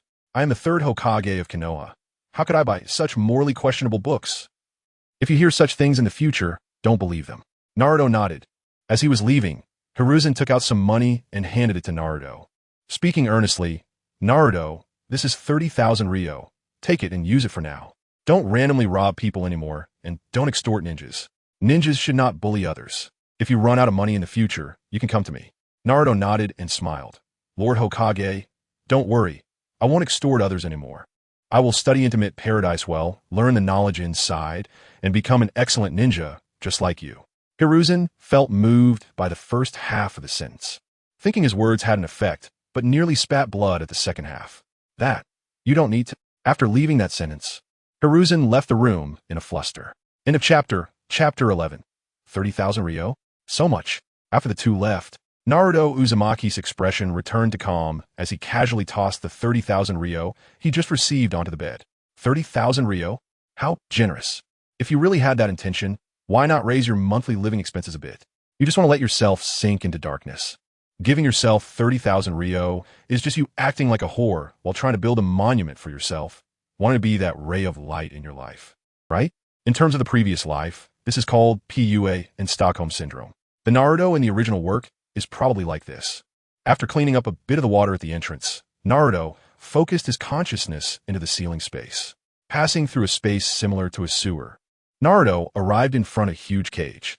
The fox with 9 tails slowly opened its eyes, revealing its fangs and exuding a brutal aura.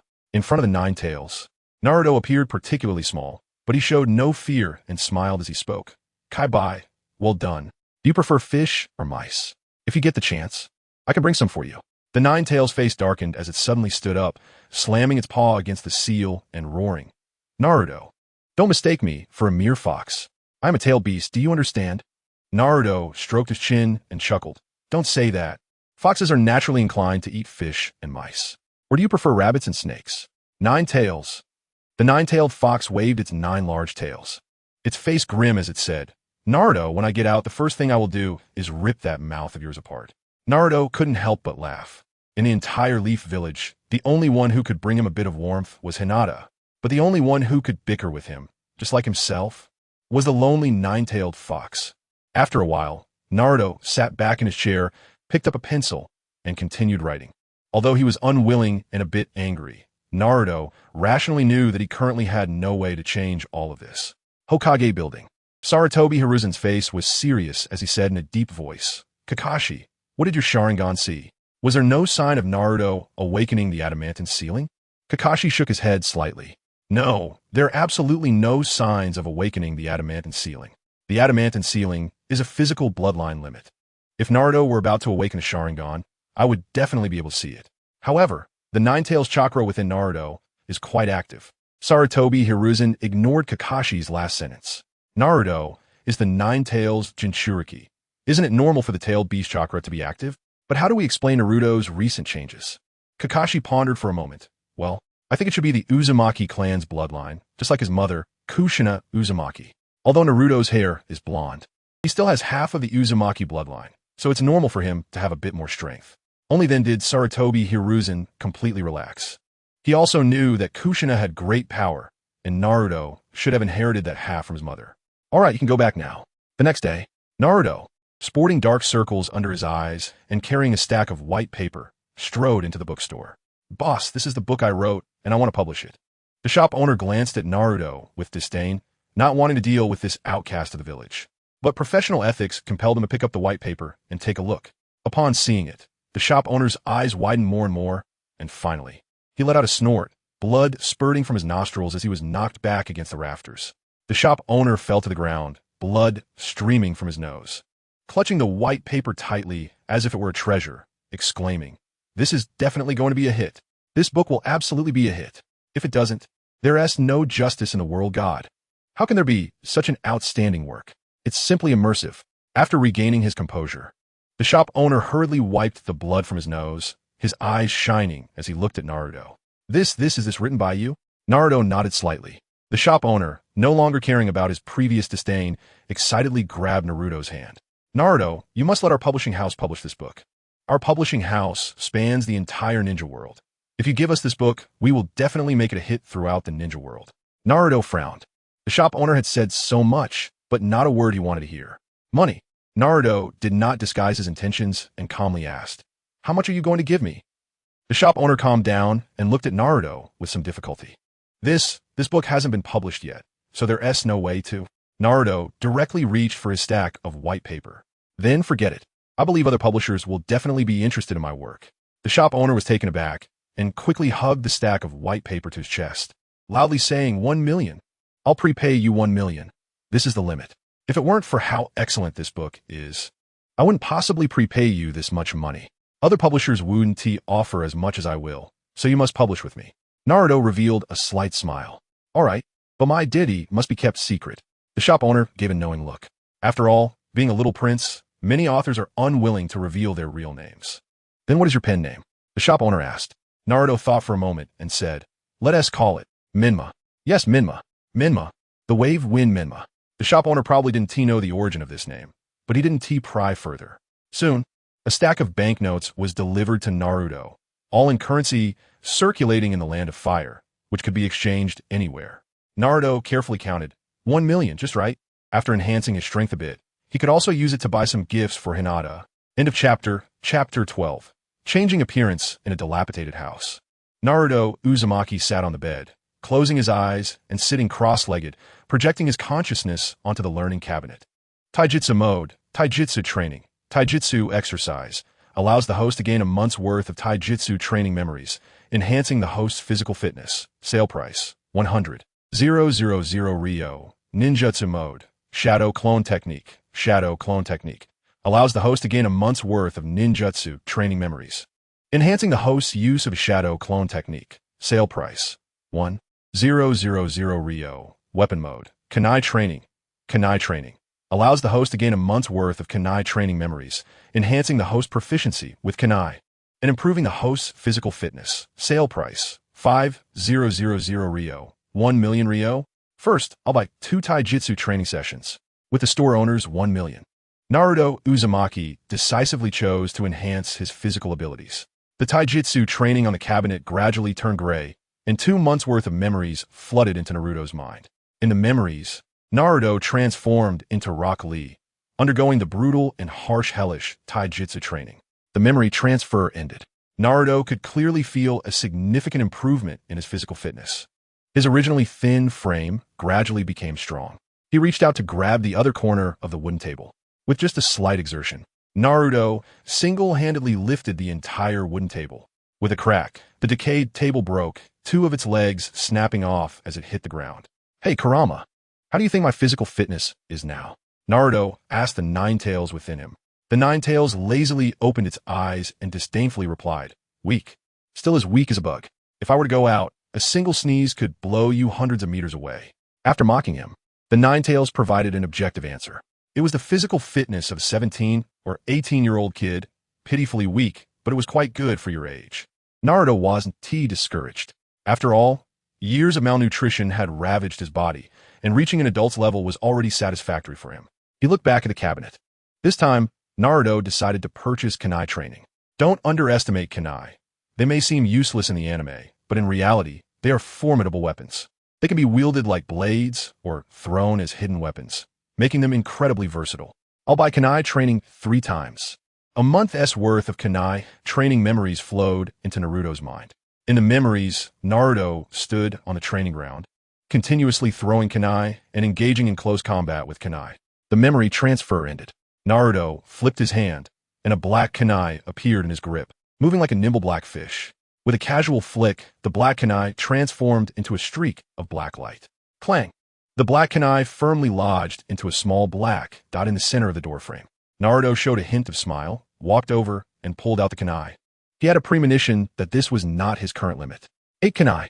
He could throw 8 kunai at once while ensuring both precision and power remained intact. Turning back, he decided to buy a few kunai. And also purchase a weapon mode. The next day, Naruto woke up early, washed up, and, after having breakfast at Ichiraku Ramen, he arrived at the bustling market in Konoha Village. Boss, give me this light orange short-sleeve shirt. Boss, wrap up this light red cloak for me. Boss, let me try on these pants. Boss, give me a haircut, make it as soft as possible. With money in hand, one doesn't panic. Although Naruto had spent 1 million and was left with only 49,900 Ryo, combined with the leftover money from before, he still had about 80,000 Ryo. That was enough to cover his living expenses for 8 months, sufficient for Naruto to take care of himself. After changing out of his earth-toned outfit and into the new clothes and pants he bought, he also applied red eyeshadow to the corners of his eyes. Looking at the boy in the mirror, a gentle smile appeared on Naruto's face. Clothes make the man, and he should look quite safe now, right? Oh right, kunai. I need to buy some kunai. Naruto knocked his head, almost forgetting the most important thing. Boss, give me 10 kunai. Naruto shouted to the boss behind the counter. The weapon shop owner looked up, his expression darkening upon seeing Naruto, and disdainfully said, 10,000 Ryo each. If you can afford it, pay up. If not, get lost. Naruto chuckled lightly. 10,000. ISNT the normal price for kunai, between 500 to 1,000. The weapon shop owner took a drag from his cigarette and sneered. That is someone else's price. Yours is 10 times higher. Naruto tilted his head slightly to look at the shop owner's fur coat, his right index finger producing a spark. He flicked it, and the spark floated down onto the weapon shop owner's clothing. The weapon shop owner was completely unaware, impatiently shouting, "Didn't you hear me telling you to get lost?" Naruto's expression remained unchanged as he softly said, "Burn." Boom! The spark on the weapon shop owner's clothing exploded instantly, igniting into a roaring flame, engulfing him within seconds. The weapon shop owner screamed in horror, rolling on the ground in agony, trying to extinguish the flames. However, contrary to his intentions, rolling around not only failed to put out the fire but also ignited the surrounding shelves.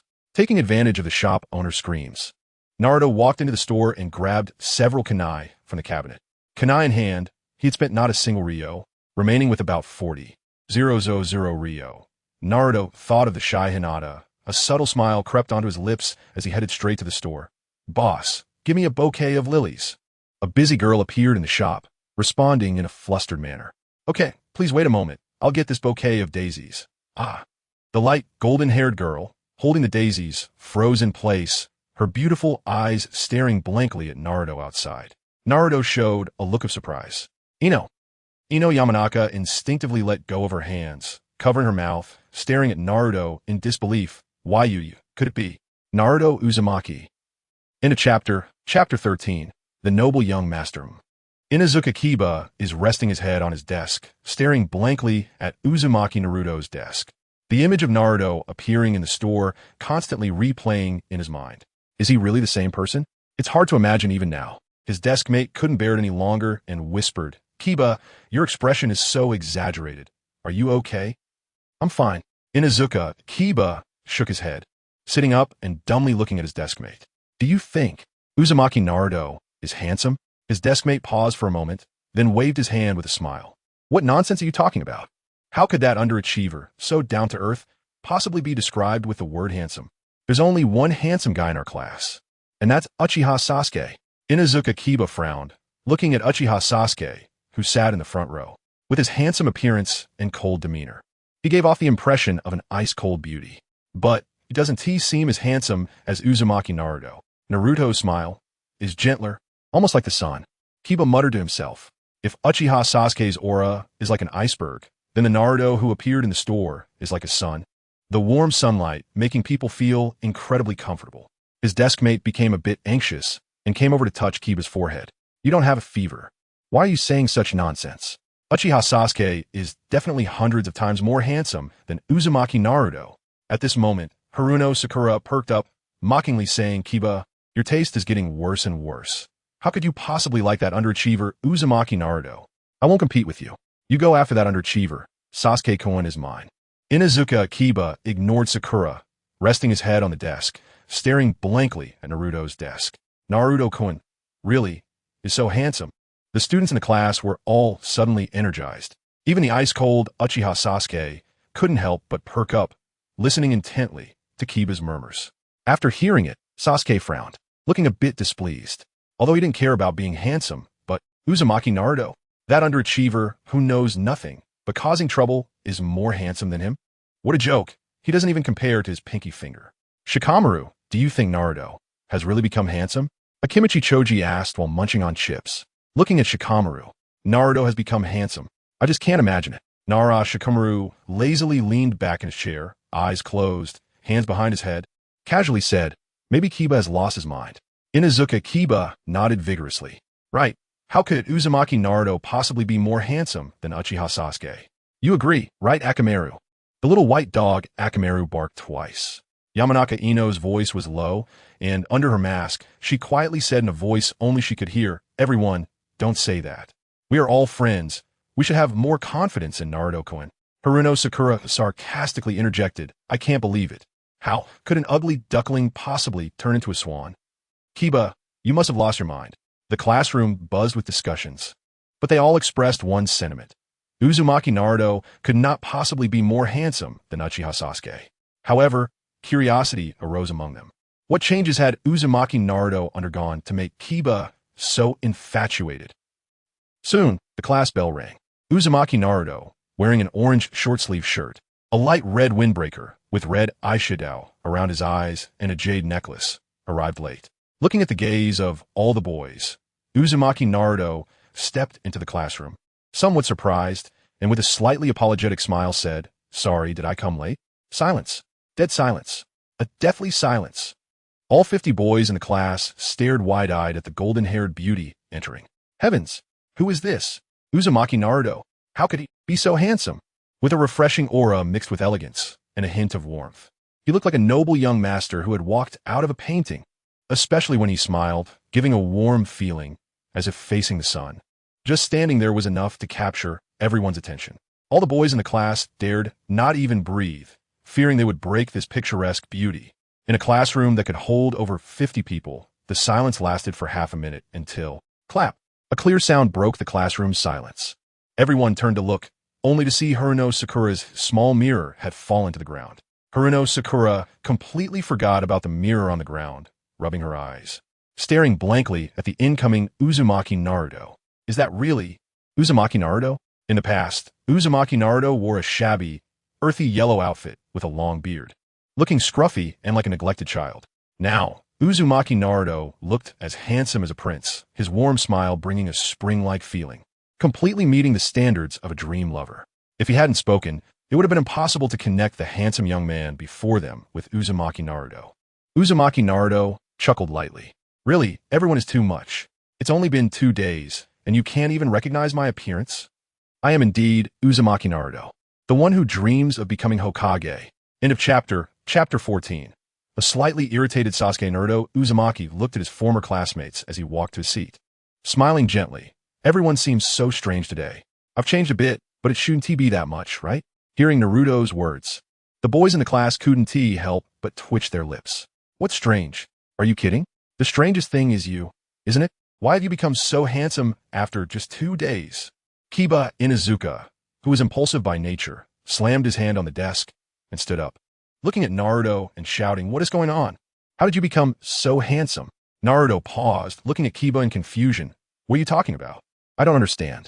Kiba gritted his teeth and spoke with envy and jealousy. I'm saying, how did you become so handsome? Naruto tilted his head slightly. Looking at his reflection in the window, I haven't changed much. At most, I just got some new clothes, grew a bit taller, and gained a little muscle. It's not as exaggerated as you say. The boys in the class were grinding their teeth in frustration. Damn it. While everyone else is eating grass, you eat meat. And then you even smack your lips. This was unbearable. All the male students in the class glared at Naruto. He could only smile helplessly. He hadn't said anything wrong.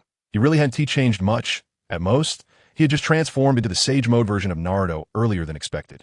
Hey, Kaibai, have I really changed a lot? Naruto asked in confusion. The Ninetales surprisingly didn't argue, growling, You've changed a lot, especially like your father. Naruto raised an eyebrow. A lot like Minato? The Ninetales replied, Yeah, especially your smiles. They're exactly the same. In the strange atmosphere, teacher Irika walked into the classroom and sensed the odd vibe, but didn't know where it came from. Soon, Irika began to call the roll. Uchiha Sasuke, Hinata Huga, Sakura Haruno, Shikamaru Nara, Uzumaki Naruto. Here, Naruto stood up. Irika looked at the standing Naruto, paused for a moment, and suddenly widened his eyes. Who are you? After a lot of explanations, Naruto finally convinced Irika that he was indeed Naruto Uzumaki. Irika felt dry in his throat. His feelings were the same as those of the boys in the class. Can someone really change so much in just 2 days? Fortunately, Irika still had some teacher-esque ethics. After calling the roll, he began today's lesson, occasionally glancing at Naruto. Recently, we discussed the basic structure of a shadow clone technique. Now, let us talk about the transformation technique within the 3 techniques. The principle of the transformation technique is quite simple, but it can be very useful at critical moments, whether in combat, espionage, or when luring the enemy. It's an important ninjutsu. Usually one transforms into a third party, but one can also transform into animals, plants, or weapons. Irika talked for quite a while, but helplessly found that the students in the class weren't paying attention at all, whispering to each other and occasionally turning around to look at Naruto in the last row. Is the handsome guy just that popular? Irika thought to himself, unable to continue, and simply clapped his hands. Since everyone has attention isn't on this, let us practice some taijutsu today. Everyone, line up and follow me outside. Irika took the lead. More than 50 students followed him in a rush. Among them, in a 3-meter radius around Naruto, there wasn't a single boy who approached. It wasn't out of dislike. Rather, it was out of feeling inferior. Upon arriving at the playground, Irika distributed kunai and shuriken to the more than 50 students. He demonstrated the throwing method of the kunai in front, but Naruto glanced once and looked away. Too weak. Naruto shook his head slightly. After 3 months of memory in weapon mode, Naruto had completely transformed into a kunai-throwing master. With just one look, he could tell Irika's lack of professionalism. However, this couldn't be blamed on Irika since he was just an average Chunin who was good at combat. Otherwise, he wouldn't be a teacher. Hey, Hinata! Naruto strode towards the blushing Hinata, a smile unconsciously appearing on his face. In the entire Konoha village, Hinata was the first to bring warmth to him, like a light illuminating his dark heart. Hearing Naruto's voice, Hinata's face instantly turned bright red as she shyly lowered her head, her small hands rummaging through her pockets. Naruto-kun, I can't afford to raise you yet. Hinata shyly pulled out dozens of coins from her pocket, looking at Naruto hopefully. Naruto looked at Hinata with a mix of amusement and disbelief. Hinata, you really want to support me, huh? Hinata was too shy to say anything. Naruto affectionately ruffled Hinata's hair and then took out a white lily hidden behind his back, smiling. Tada? Hinata, this is a fresh and fragrant gift for you. And it's white, just like the color of your lovely eyes. Do you like it? Hinata's face instantly turned as red as an apple, and she shyly covered her mouth. And Naruto-kun, do you like the color of my eyes? Naruto smiled as he handed the lily to Hinata, nodding vigorously. Yes, I love your eyes the most. The white color is as beautiful as ice and snow. A glimmer of tears welled up in the corners of Hinata's eyes as she held the flower close to her chest. This was the first time someone had praised her beautiful white eyes, and it was given to her by Naruto-kun. Thinking of this, Hinata's face turned even redder. Naruto smiled, opening his arms, ready for Hinata to rush into them. Just then, Sasuke Uchiha stepped in front of Naruto, looking at him with a provocative gaze. Slacker, are you not paying attention in class because you think you're above the kunai throwing technique now? Naruto's face darkened, angrily glaring at Sasuke, who had disrupted the beautiful scene. Did you take the wrong medicine? Into chapter 15. Sasuke, brother, I lost to you. Did you take the wrong medicine?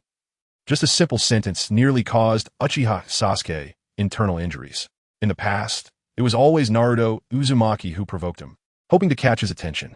Now he had provoked Naruto Uzumaki himself, and unexpectedly received such an evaluation.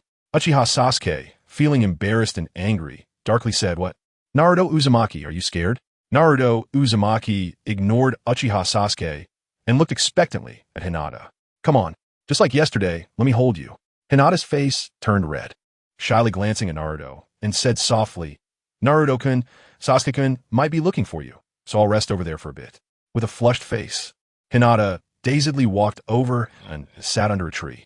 Naruto Uzumaki's expression darkened further. He turned his head and glared at Uchiha Sasuke, thinking, if it weren't for this bastard, he would have been comfortably holding Hinata by now.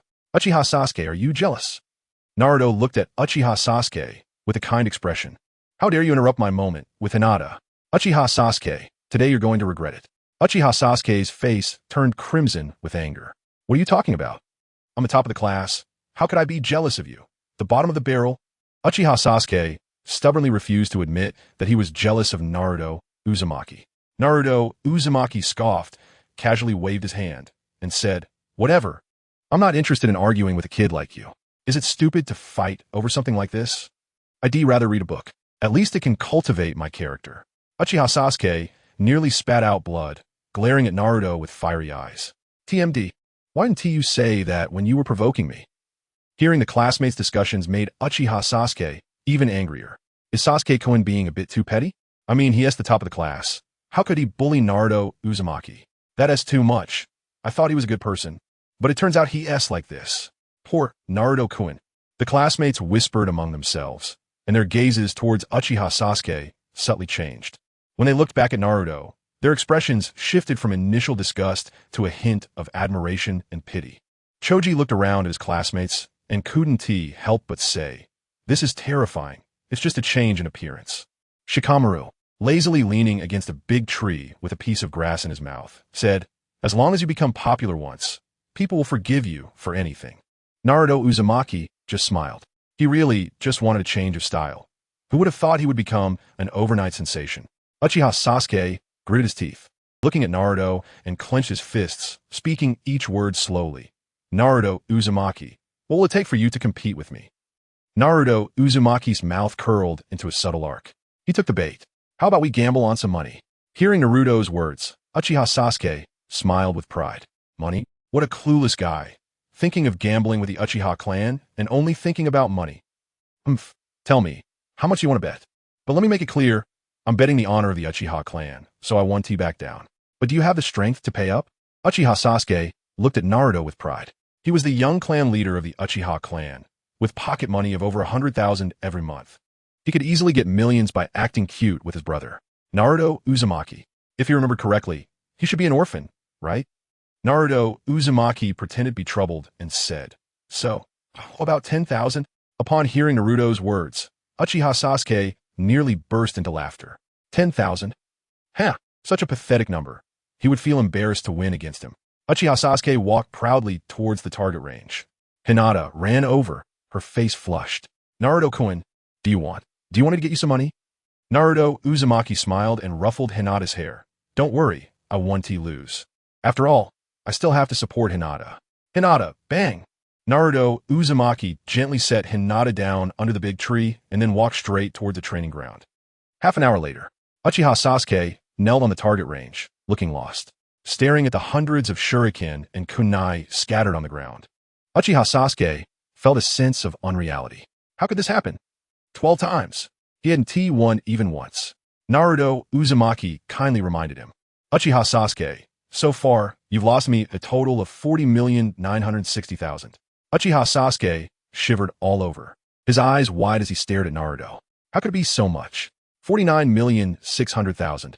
Even the total of his pocket money over 10 years wouldn't add up to this number. Naruto Uzumaki sighed helplessly. "I warned you. You just didn't listen." Uchiha Sasuke struggled to turn his gaze to Iruka. Iruka nodded sympathetically. Although the initial bet was only 10,000, the second bet Naruto Uzumaki would double. The first and second times were fine, but the numbers grew larger, especially the 12th, where the bet was over 20 million. Uchiha Sasuke's eyes turned red as he gritted his teeth, staring at Naruto. One more time. The Uchiha clan's kunai throwing technique is famous in the ninja world. How could I lose to you? The bottom of the barrel? This time, I'm going to win it all back. Naruto silently nodded. With a wave of his hand, 3 black kunai appeared in Naruto's palm. Whoosh! The sound of slicing air rang out. Bang, bang, bang. The 3 kunai accurately struck the target in the distance. In the evening, Uchiha Sasuke stumbled home like a lost soul. Arriving at the training ground at home, Uchiha Itachi, who was training, paused upon seeing Uchiha Sasuke, quickly putting down his weapon and running towards him. Sasuke, what's wrong? Uchiha Sasuke looked at his brother with a wronged expression, his voice trembling as he said, "Ni-san, I lost a bet to someone." Uchiha Itachi sighed with relief. He thought something had happened. It turned out he just lost a bet. It's okay, you can win it back. Or is the bet something you care about? Uchiha Sasuke bit his lower lip, his voice cracking. I lost you, Ni-san. Uchiha Itachi.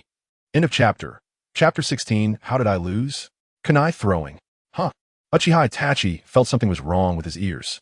Looking at the sobbing Uchiha Sasuke, Itachi's eyelids twitched, and he asked again, Odo, what did you say you lost? Unable to contain his grievances, Uchiha Sasuke clung to Itachi's leg and cried loudly. I lost you, Nizen.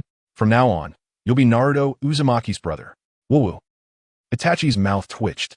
Damn it, what a good little brother he has. He actually lost his own brother in a bet. If Sasuke wasn't crying so hard, Itachi would have wanted to grab him by the shoulders and roar, I'm your real brother. By blood. How could you lose me? Sasuke, with tears in his eyes, looked at his brother with a pitiful expression. Nizen, what should I do? I don't want to give you to Naruto Uzumaki. Itachi's face darkened, and he repeatedly told himself in his heart that this was his biological brother, not an adopted one. Taking a deep breath, Itachi said, Don't worry, I'll always be your brother. Naruto Uzumaki can't take me away. Sasuke nodded vigorously. Then, he quietly said, Besides losing you, I also lost 81 million Ryo. Itachi blinked. Oh, Wachi? Itachi looked at his brother in bewilderment.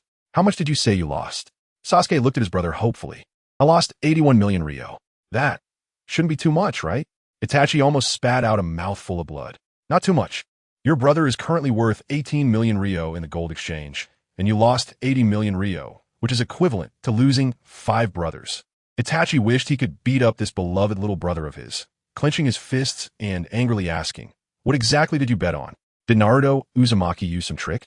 How could you lose so much money? Countless conspiracies flashed through Itachi's mind. It must be that cunning Naruto Uzumaki used some trick to deceive his brother. Otherwise, how could his clever little Sasuke lose so much money in a bet? Sasuke lowered his head, tears in his eyes, and said shamefully, Kunai, throwing technique. Itachi. Itachi fell silent. Looking down at his silly little brother, he rarely began to ponder whether he had been too gentle with Sasuke in the past. If you say you were tricked by Naruto Uzumaki, it mostly just means your brain isn't working well. But to lose in the Uchiha family's strongest technique. Are you an idiot? Is my brother's IQ really that low? Seeing that Itachi hadn't spoken for a long time, Sasuke began to panic. Looking at his brother with hope. Nizen, what should we do? Itachi took a deep breath, stood up, and said solemnly, Of course, we need to win it back, using our Uchiha clan's honorable methods. The next day, Naruto Uzumaki walked into the classroom as the school bell rang. Upon entering, he saw a Uchiha youth wearing the Uchiha clan's attire, with a Sharingan featuring a teardrop and 3 tomo, standing on the podium. Sasuke stood next to the youth, giving Naruto a provocative glance. Naruto immediately recognized who the youth was, smiled, tilted his head slightly, and cheerfully said to him, Itachi Nizen, are you here to give me money? Itachi. Sasuke's little face fell, almost crying. Right? He lost his brother. Itachi's face turned a bit red, shame flooding his heart, making him want to find a hole to hide in. I'll give you a part first. Itachi handed over the only 5 million Ryo he had to Naruto, then looked at Naruto awkwardly, swallowed hard, and stuttered, Naruto, I heard your kunai throwing technique is very powerful. Would you like to bet with me? At this point, Itachi's face turned as red as a monkey's butt, wishing he could find a crack in the ground to hide in. So embarrassing. He felt just like a creepy uncle trying to deceive a little girl. Naruto happily agreed. Sure. Itachi was immensely moved. What a good kid. This clearly meant he wanted to return the money he won. This child is really too kind.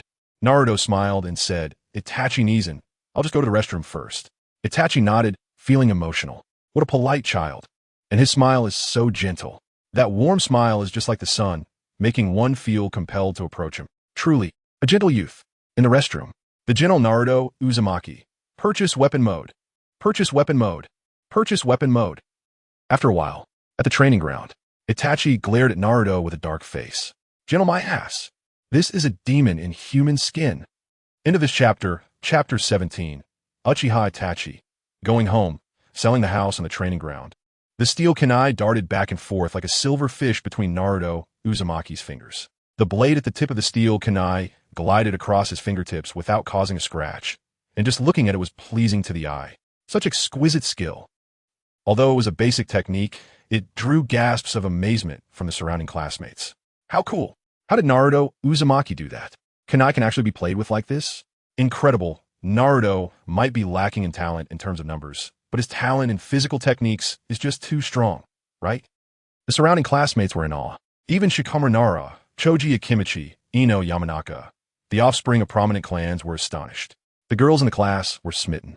So handsome. Sakura Haruno felt a bit regretful. If she had known Naruto would become so cool and powerful, she shouldn't have mocked him back then. Now, does Naruto still like me? Outsiders watch the excitement. Insiders see the essence. Uchiha Itachi's expression darkened. He had also practiced kunai, throwing, and knew the difficulty of such a technique. This is definitely a human-shaped demon. No wonder he dared to agree to me. It turns out he has absolute confidence in himself. This boy is so wicked. Uchiha Itachi took a deep breath, and the crimson three-tomo Sharingan appeared. Although your kunai throwing technique is good, when it comes to kunai throwing, I am still better. Itachi waved his hand, holding 4 kunai in his left hand and 4 in his right, and suddenly threw them out. Whoosh, whoosh, whoosh. The black kunai flew through the air like several beams of black light. Bang, bang, bang. 8 kunai firmly struck the target. Naruto Uzumaki smiled and waved his hand, throwing out 8 kunai as well. Bang, bang, bang. 8 black iron kunai firmly hit the target. The two were evenly matched. The spectacular duel drew gasps of amazement from the surrounding students. Whether it was Naruto, Uzumaki, or Uchiha Itachi, their kunai throwing skills opened their eyes. Wow, they can actually throw 8 kunai at the same time. I've never heard of such an amazing kunai throwing technique. So impressive, I never expected kunai could be used like this. Is this what genius looks like? Naruto Uzumaki may not be able to use ninjutsu, but his physical technique is just too strong, right? The opponent is a ninja and a genius of the Uchiha clan at that. Uchiha Itachi saw the neatly arranged 16 kunai on the target, and his three-tomo Sharingan involuntarily trembled. To actually reach this level, Itachi no longer felt relaxed, and a serious expression appeared in his eyes as he looked at Naruto Uzumaki and suggested, Naruto, our kunai throwing techniques are quite similar. If we continue like this, we'll just get the same result after dozens of rounds.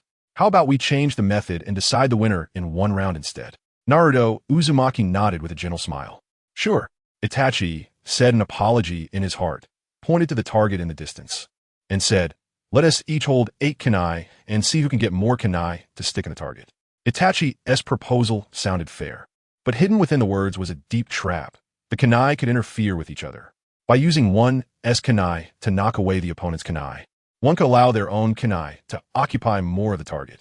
But let us not forget, the Uchiha clan Sharingan possesses superhuman dynamic vision, giving Itachi the upper hand from the start. Naruto Uzumaki simply smiled and agreed. Okay, Itachi rarely showed a smile, with 4 kunai appearing in both hands. Victory is assured. Bang, bang, bang. The 16 kunai collided continuously in the air. In the end, 3 kunai firmly pierced the target. Uchiha Itachi stared blankly at the target. Lost. He only had 1 kunai stuck in the target. Naruto had 2 kunai stuck in the target. How could this happen? Itachi began to question life.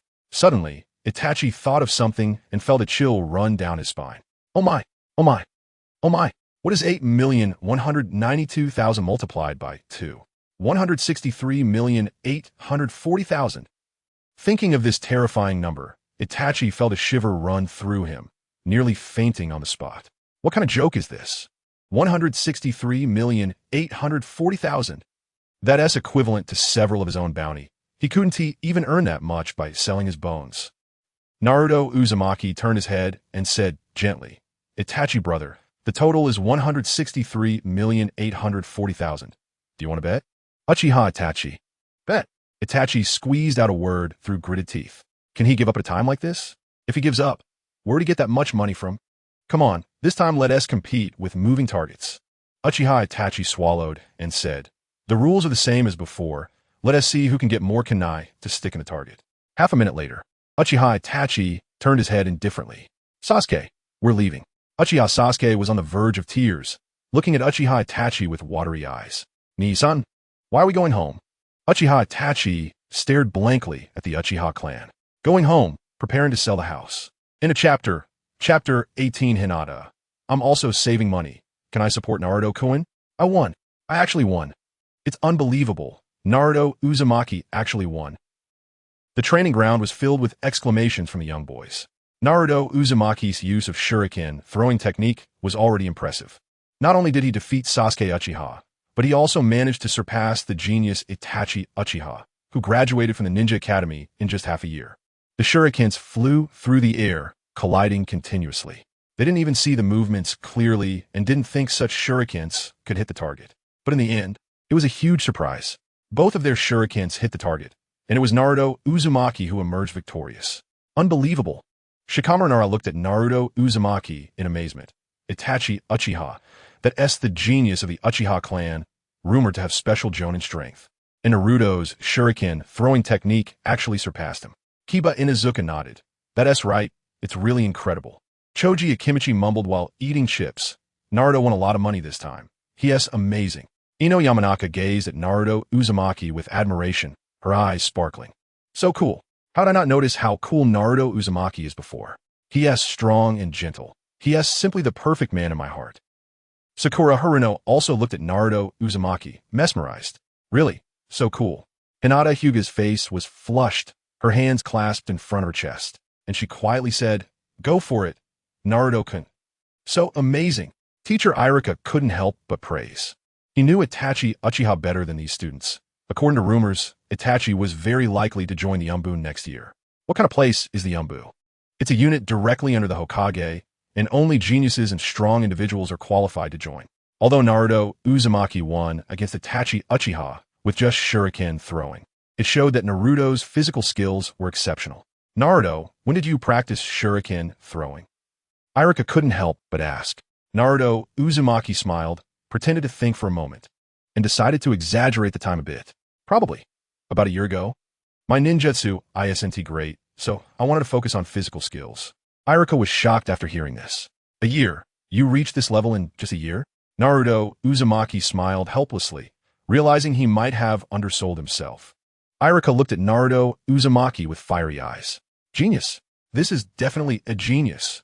Irika could assert that even if Naruto Uzumaki couldn't learn ninjutsu, his strong physical talent would be enough to make him a powerful figure. At noon, Naruto Uzumaki leaned against a big tree, his mouth twitching slightly, looking helplessly at the huge food box in front of him. This must be close to half a meter, right?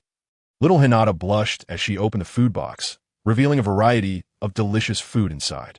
Fried tempura, sushi, rice balls, pan-fried dumplings, takoyaki, miso soup, glutinous rice balls, red bean balls, 3 color balls. There were even 4 large bowls of extra-large tonkatsu ramen. The more Naruto Uzumaki looked, the more anxious he became. Not because he was craving it, but because he was scared. Did Hinata think of him as a little pig? Hinata, this is for 2 people, right? Hinata shook her head, blushing. No, it's all for Naruto-kun. Naruto Uzumaki. Naruto Uzumaki swallowed hard and asked dryly.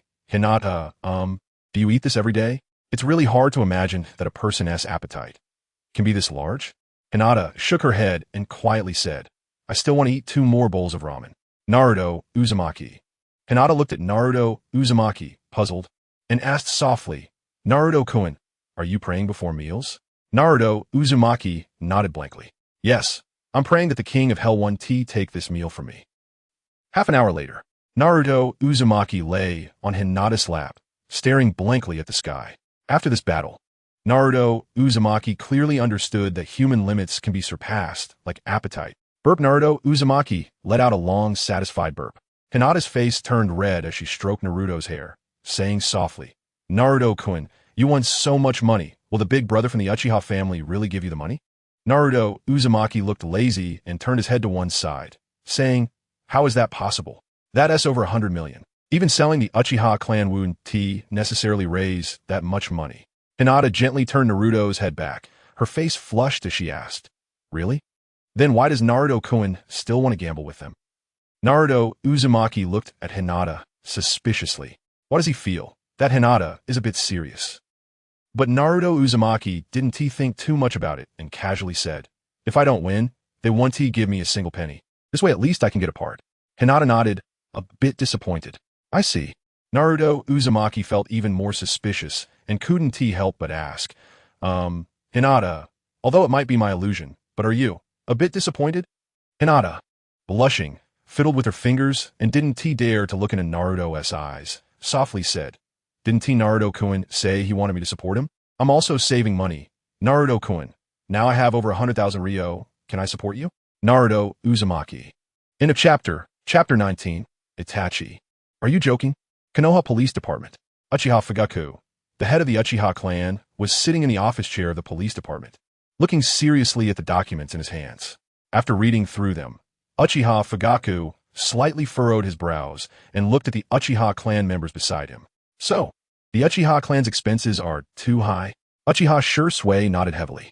Yes, recently, for some reason, everyone is buying a book called Demon Ninja, which is extremely expensive, costing thousands of Ryo each. The vast majority of clan members cannot afford it and have suggested whether it is possible to raise their salaries. Uchiha Fugaku's brow was tightly knit. What kind of book is Demon Ninja? After pondering for a moment, Uchiha Fugaku nodded and said, don't worry. The Uchiha clan's foundation is still there, and we can appropriately raise some mission rewards. In the lobby of the police department, Uchiha Itachi brought Uchiha Sasuke to the police department, immediately attracting the attention of the Uchiha clan ninjas. Isn't that Itachi?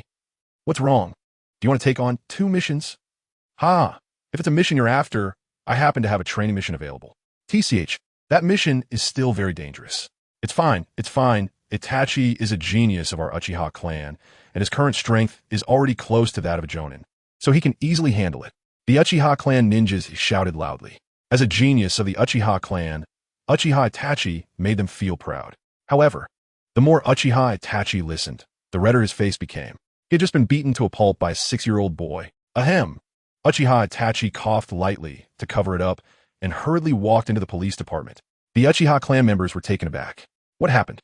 After exchanging glances, many Uchiha clan members unconsciously approached the office door and pressed their ears against it. Seeing Uchiha Itachi enter, Uchiha Fugaku showed a hint of surprise and said, Itachi, why are you here?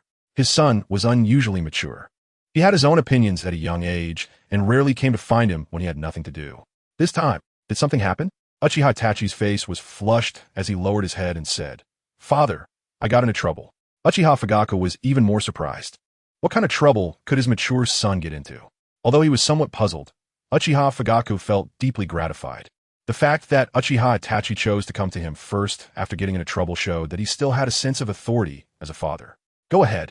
Uchiha Itachi, with a flushed face, recounted the events that had transpired. When he heard that Uchiha Sasuke had lost over 80 million, even putting his own brother in jeopardy, Uchiha Fugaku's face darkened. Damn, you little brat, why didn't you put me at risk too? Uchiha Fugaku glared fiercely at Uchiha Sasuke, who immediately hid behind his brother in fear. Uchiha Fugaku let out a breath and said in a deep voice, It's okay, after all, they are just kids. Doesn't Naruto Uzumaki like to gamble? Itachi, go and gamble with him and see how much you can win back. If he refuses to continue gambling, we can still gather 80 million.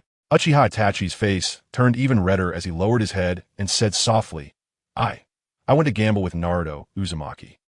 Uchiha Fugaku was stunned for a moment. Uchiha Itachi continued, and then, I lost 160 million.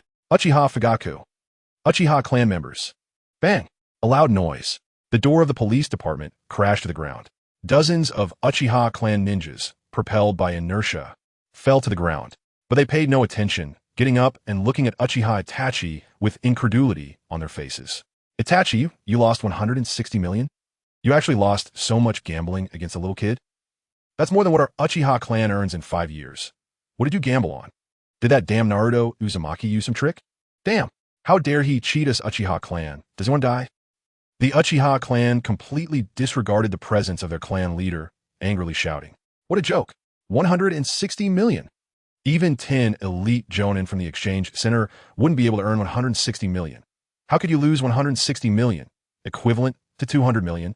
He must have tricked you somehow." It was not just the Uchiha clan members who thought so. Even Uchiha Fugaku thought the same. He tapped the table and said in a deep voice, "Itachi, what were you competing in? Did that Naruto Uzumaki cheat? Or did he use some means to deceive you?" Uchiha Itachi's face was already as red as a monkey's, but feeling incredibly embarrassed, he lowered his head and said softly, "I was competing with Naruto Uzumaki in shuriken throwing." The air instantly fell silent. Huh? Uchiha Fugaku blinked, instinctively asking, "What were you competing in? Is my hearing impaired? How could I hear something so ridiculous?" Uchiha Itachi, it was shuriken throwing.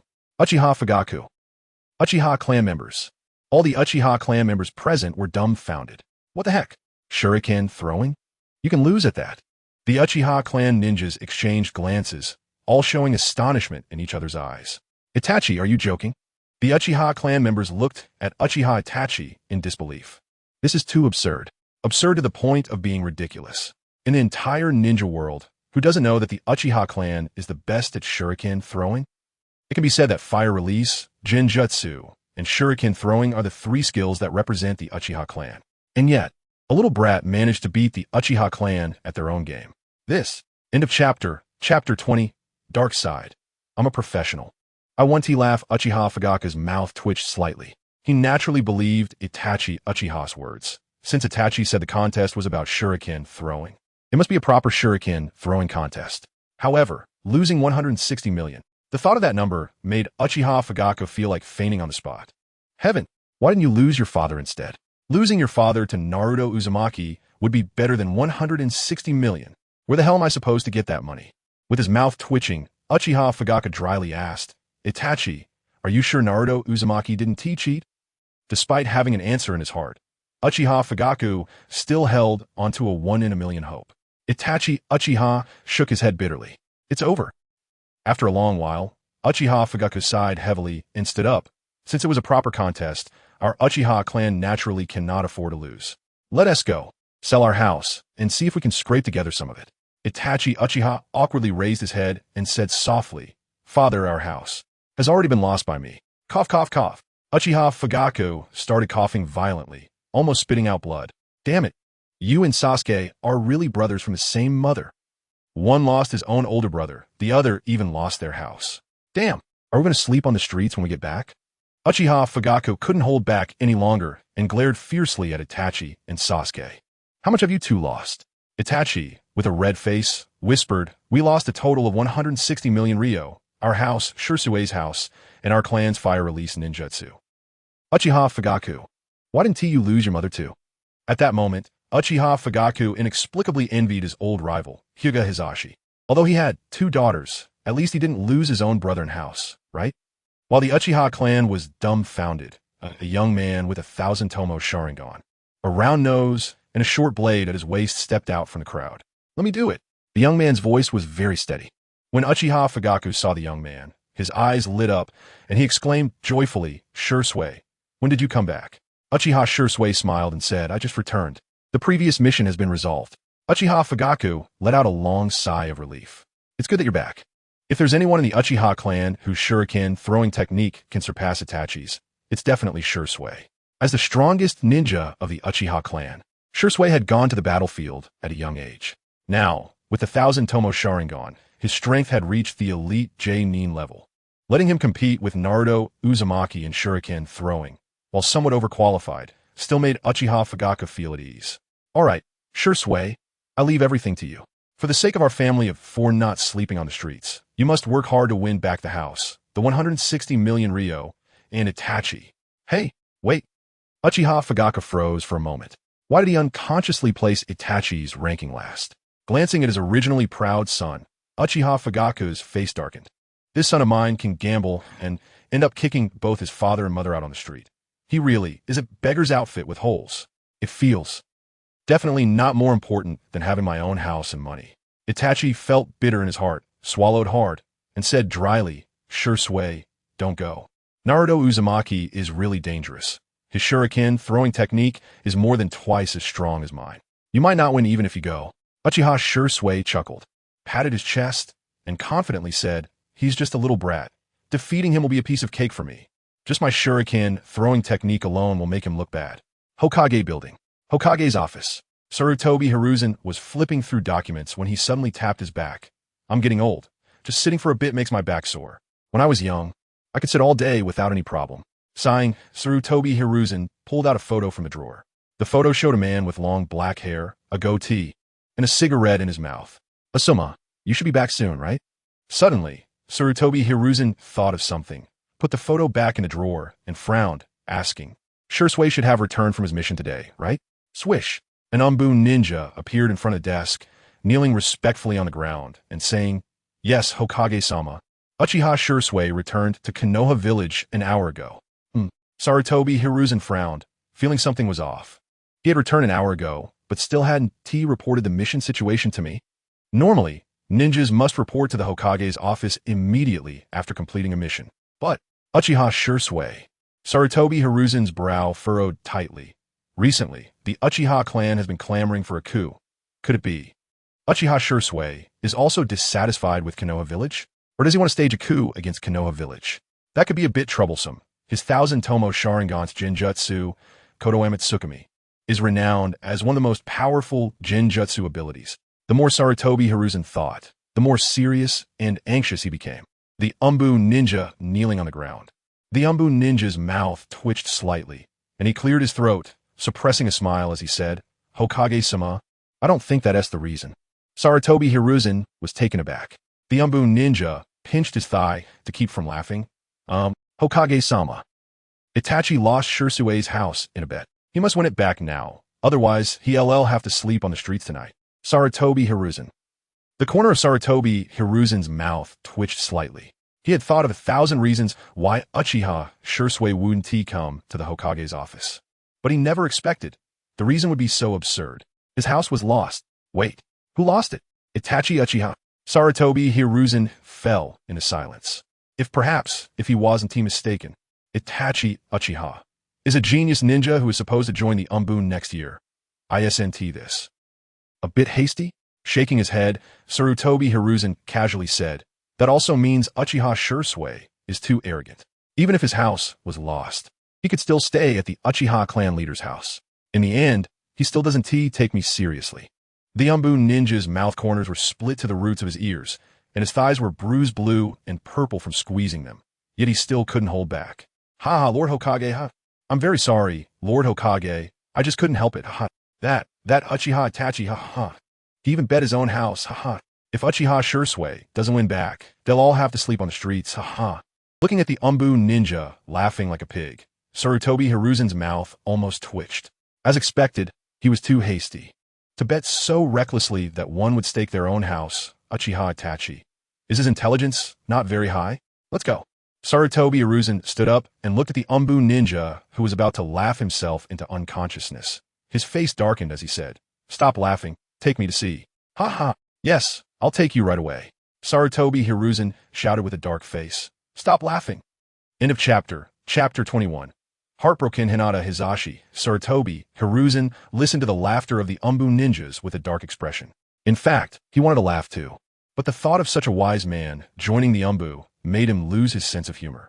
Although Uchiha Itachi was a genius, his intelligence seemed to be quite low, and it was a bit hasty to let him join the Umbu. This needed to be discussed.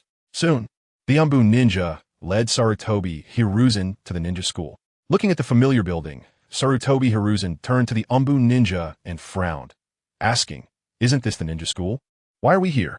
The Umbu ninja struggled to contain his laughter and said, Hokage-sama, the one who defeated Uchiha Itachi is just a 6-year-old brat. Sarutobi Hiruzen's face darkened, turning almost as black as the bottom of a pot. Damn, even a 6-year-old child can't win. Uchiha Itachi, how low is your intelligence? Who is it? Sarutobi Naruto. The Umbu ninja casually replied. Who? Sarutobi Hiruzen froze in place. The Umbu ninja pointed in a direction. It's Sarutobi Naruto. That brat over there the Jinchuriki of the Nine Tails, right next to the Hinata girl. Sarutobi Hiruzen looked over and immediately froze. A handsome boy with golden spiky hair, wearing a red robe and with red eyeshadow at the corners of his eyes, stood next to a cute girl. The soft pink sunlight cast a warm and ambiguous glow on the golden-haired boy, and his clear blue irises sparkled in the sunlight like colorful glass, combined with his smile, radiating warmth like the sun. Minato. Sarutobi Hiruzen couldn't help but murmur. So similar. Too similar. The sight of Sarutobi Naruto seemed like a reincarnation of Namake's Minato. No, even more handsome than Namake's Minato. Sarutobi Naruto? This is Sarutobi Naruto. Sarutobi Hiruzen looked at Sarutobi Naruto with a complex expression. Just a moment ago, he had actually mistaken Sarutobi Naruto for Namake's Minato. Unbelievable. In the past, there was no trace of Namake's Minato in Sarutobi Naruto. But now, the change was too great. Sarutobi Hiruzen took a deep breath and turned to the Umbu ninja, saying in a deep voice, "Tell me, why has Sarutobi Naruto changed so much?" The Umbu ninja began to explain. When Sarutobi Hiruzen learned that Sarutobi Naruto had bought clothes and taken care of his hair, he wasn't surprised, as he had previously given Sarutobi Naruto 30,000 ryo. It was normal for a child to care about their appearance. But when Sarutobi Hiruzen learned about Sarutobi Naruto's superb shuriken throwing skills, his eyes widened in disbelief. "You mean Sarutobi Naruto's shuriken throwing skills are better than yours?" The Umbu ninja gave a bitter smile and shook his head. "Hokage-sama, you think too highly of me. Just in terms of shuriken throwing skills, 10 of me together wouldn't be a match for Sarutobi Naruto." Sarutobi Hiruzen gasped. "So strong?"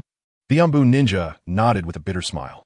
"Yes, even the entire Konoha village. It's hard to find anyone stronger than Sarutobi Naruto." Sarutobi Hiruzen looked at Sarutobi Naruto with a serious expression. He had always thought that Sarutobi Naruto's talent was not high, which was completely wrong. He should say that Sarutobi Naruto's talent was extremely high. The reason it hadn't manifested was that the Nine-Tails chakra interfered with Sarutobi Naruto's chakra, preventing him from using ninjutsu. If it weren't for the Nine-Tails, then Sarutobi Naruto's talent. Thankfully, Sarutobi Naruto couldn't use ninjutsu. A dark thought emerged in Sarutobi Hiruzen's mind. While his physical skills were indeed strong, there were not many strong physical skill users in the entire ninja world, so he didn't need to worry about Sarutobi Naruto's growth. Even if Sarutobi Naruto trained his physical skills to the level of a jonin, he would only be a tool in his hands. On the other side, in the training ground of the ninja school, a large open space felt particularly crowded as everyone craned their necks to look at the center of the open area. Is it true? Did Sarutobi Naruto defeat the Uchiha clan? Isn't that the demon fox brat? When did this monster become so strong? Damn it. Why did it have to be this monster who won? I heard that the Uchiha clan's leader's house was even won by Sarutobi Naruto. That's right. If it weren't for Uchiha Shisui returning, the Uchiha clan leader would have to sleep on the street tonight. If that monster were smart, he shouldn't have agreed to duel Uchiha Shisui. In a crowd, everyone was whispering among themselves. There were harsh words. There were sarcastic remarks. There was eager interest. But without exception, everyone was curiously watching the handsome boy in the center of the training ground. Ha! The Uchiha clan actually lost to a brat in their proud shuriken throwing skills, huh? I really want to see the expression on the Uchiha clan leader's face. It must be wonderful, ha! I heard it was Uchiha Sasuke who lost first, then Uchiha Itachi, ha! Are these two not very bright, ha! Hinata Hizashi stood on the roof of the ninja school, unable to hold back his laughter. The Uchiha and Huga clans have been old rivals. Since the establishment of Konoha, the Uchiha and Huga clans had always been at odds, both families believing they were the #1 clan in the ninja world regarding eye techniques. They had been secretly competing with each other. Now that the Uchiha had lost so much face, Hinata Hizashi felt a sense of exhilaration and even developed a fondness for Sarutobi Naruto.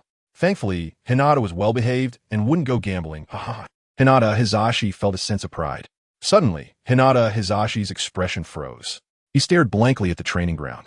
Little Hinata, with her blushing face, encouragingly kissed Sarutobi Naruto on the cheek and, with a red face, ran to the edge of the training ground, whispering words of encouragement. Hinata Hizashi's eyes nearly popped out. The Uchiha brothers had lost their home to Sarutobi Naruto. Hinata, did this mean she had given herself to Sarutobi Naruto? End of chapter. Chapter 22. Let's become workers. Under the gaze of the crowd, a dark-faced member of the Uchiha clan walked in through the main gate. Uzumaki Naruto also looked over, revealing a slight smile. The Uchiha clan is indeed a proud clan. They didn't even bow to the Hokage. No wonder they would face extermination in the future. In the ceiling space, the Nine-Tails stood up and roared in anger. Damn Uchiha. Naruto, teach them a lesson. Uzumaki Naruto chuckled. All right, I got it. Uchiha Shisui smiled as he walked towards the golden-haired boy in the center of the training ground. Young man, your name is Uzumaki Naruto, right?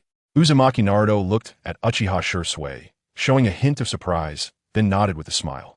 Yes, Uzumaki Naruto, nice to meet you. Uchiha Shisui took out 8 shurikens and pointed to a target in the distance. I'll be your opponent this time. The rules of the match are still shuriken throwing, right? Uzumaki Naruto nodded. Yes, but Uchiha Shisui paused.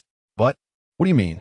Uzumaki Naruto chuckled lightly, extending his right hand and spinning a 10-tail coin on his fingertip.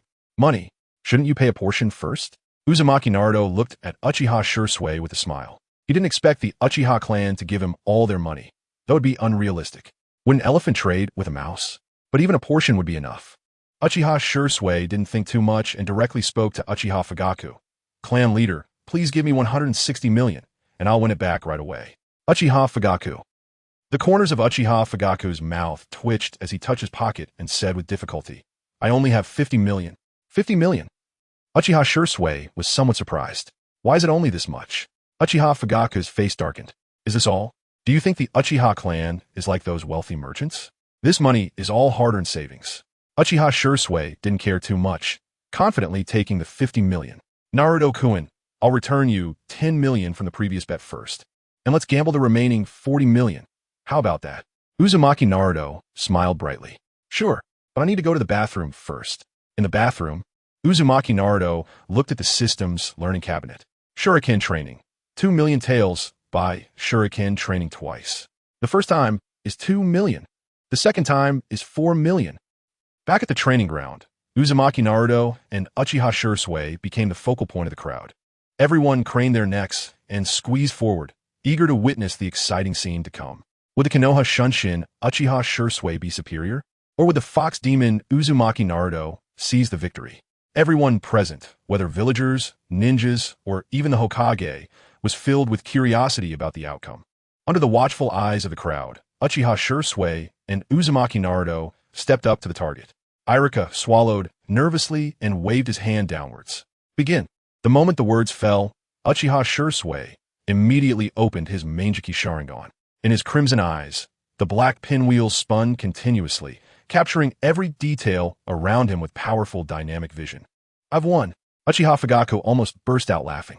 The dynamic vision of the Manjiki Sharingan is even more formidable than the Byakugan of the Huga clan. Coupled with Uchiha Shisui's strength, even though the match hadn't started yet, Uchiha Fugaku already felt victory was within reach. The onlooking ninjas couldn't help but shake their heads and sigh. He actually used the Manjiki Sharingan. Uzumaki Naruto is going to lose. The dynamic vision of the Sharingan is no joke. This felt a bit unfair. Using the Manjiki Sharingan against a 6-year-old kid? There's nothing you can do. The Manjiki Sharingan is a bloodline limit of the Uchiha clan. You can't restrict his abilities.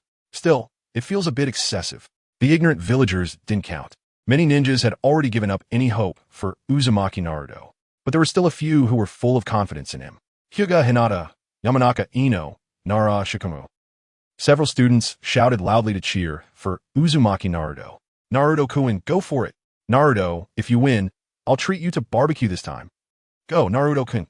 At the training ground, Uzumaki Naruto and Uchiha Shisui simultaneously threw their 8 shurikens. Clang, clang, clang. 16 black shurikens collided fiercely in the air, each impact creating sparks, and the ear-piercing sound of collision echoed throughout the training ground. A smile appeared at the corner of Uchiha Shisui's mouth. Naruto-kun, being able to do this step is indeed impressive, but in the end, before Uchiha Shisui could finish his sentence, his eyes nearly popped out as he rushed toward the target. Impossible. Uchiha Shisui dashed towards the target at nearly 180 speed. Looking at the black shuriken on the target, Uchiha Shisui's eyelids twitched, and he swallowed hard. This shuriken seems kind of not mine. Turning to look again, the remaining 15 shurikens had all fallen to the ground halfway, while only this one shuriken broke through all obstacles and pierced the target. This can't be. My Manjiki Sharingan clearly saw through Uzumaki Naruto's movements. Why is this happening? Sarutobi Hiruzen's pupils shook. Uchiha Shisui lost. Unbelievable. Too unbelievable. Sarutobi Hiruzen felt goosebumps all over his body, just now. Uzumaki Naruto's shurikens were even something he hadn't noticed. They unexpectedly won, an absolute crushing victory. End of chapter 23. The battle for Naruto's ownership. Uchiha Shisui turned his head and said dryly, Lord Clan Leader, it seems that I lost. Uchiha Fugaku. Uchiha Fugaku slowly put his hand down, his face darkened. Damn it, I was about to celebrate and cheer for you, and you tell me you lost? Did you use the Manjiki Sharingan on a dog? Uchiha Shisui wanted to cry, but had no tears. He involuntarily looked at Uzumaki Naruto. Uzumaki Naruto smiled slightly. Uchiha Shisui felt an even stronger urge to cry. He was such a gentle kid, but how could he be so strong? Uzumaki Naruto beamed and said, Hiruzen, you guys owe me about 200 million now. When are you planning to pay up? Uchiha Shisui looked at Uchiha Fugaku with hopeful eyes. Lord Clan Leader. Uchiha Fugaku turned his head darkly, refusing to look at Uchiha Shisui's watery eyes. What a joke. You want to add 40 million more? You go and pay your debts, and I'll take care of my own business. Uchiha Shisui, wanting to cry without tears, gritted his teeth and said in a deep voice, Let's do it again. I was careless just now and didn't dodge. This time I absolutely won't lose. I'll use my friend's house as collateral. Uchiha Itachi hesitated to speak. 10 minutes later, Uchiha Shisui stared blankly at Uchiha Itachi. Itachi, I've lost everything. I even lost my friend's house. Uchiha Itachi comfortingly patted Uchiha Shisui's shoulder. It's okay. You get used to it. I also lost to Uzumaki Naruto. Uchiha Shisui. The Uchiha clan came over angrily. The Uchiha clan left dejectedly. Naruto, you're amazing. Cheers erupted in the training ground. Yamanaka Ino, Huga Hinata, Aburame Shino rushed over. So cool, Uzumaki Naruto. You even defeated an elite jonin. That was Uchiha Shisui, a renowned powerhouse in the ninja world. Naruto-kun is so amazing. Naruto, you're so cool. Especially when you stood in the playground. It was just too cool. Uzumaki Naruto smiled, chatting with the kids while ruffling Hinata's hair. Hinata's face turned bright red from the ruffling. In the distance, his father watched with veins popping on his forehead. Hokage building. Sarutobi Hiruzen had just returned to his office when the door was slammed open and a gloomy Shimura Danzo walked in. Without greeting, Danzo sat down in the chair and gloomily said, Hiruzen, you went to the ninja school at noon, so you must have seen Uzumaki Naruto's performance, right? Sarutobi Hiruzen frowned and said, Danzo, next time you come to my office, knock first. A flicker of anger flashed in Danzo's eyes, but seeing Hiruzen's Hokage cloak, he had to suppress his anger. I understand I'll knock next time, but you still haven't answered my question. What do you think of Uzumaki Naruto? Sarutobi Hiruzen took a puff from his pipe and said leisurely, I have no opinion. Uzumaki Naruto is a very good kid, gentle with everyone. Seeing Sarutobi Hiruzen's nonchalant demeanor, Danzo could no longer contain his anger and slammed the table, standing up. Hiruzen, after seeing Uzumaki Naruto's kunai throwing technique, do you still have the confidence to suppress him? Don't forget what Uzumaki Naruto's true identity is, which you conceal for your own reputation. With the talent Uzumaki Naruto has shown now, if he learns the truth and betrays Konoha, he will definitely be a more terrifying existence than Orochimaru.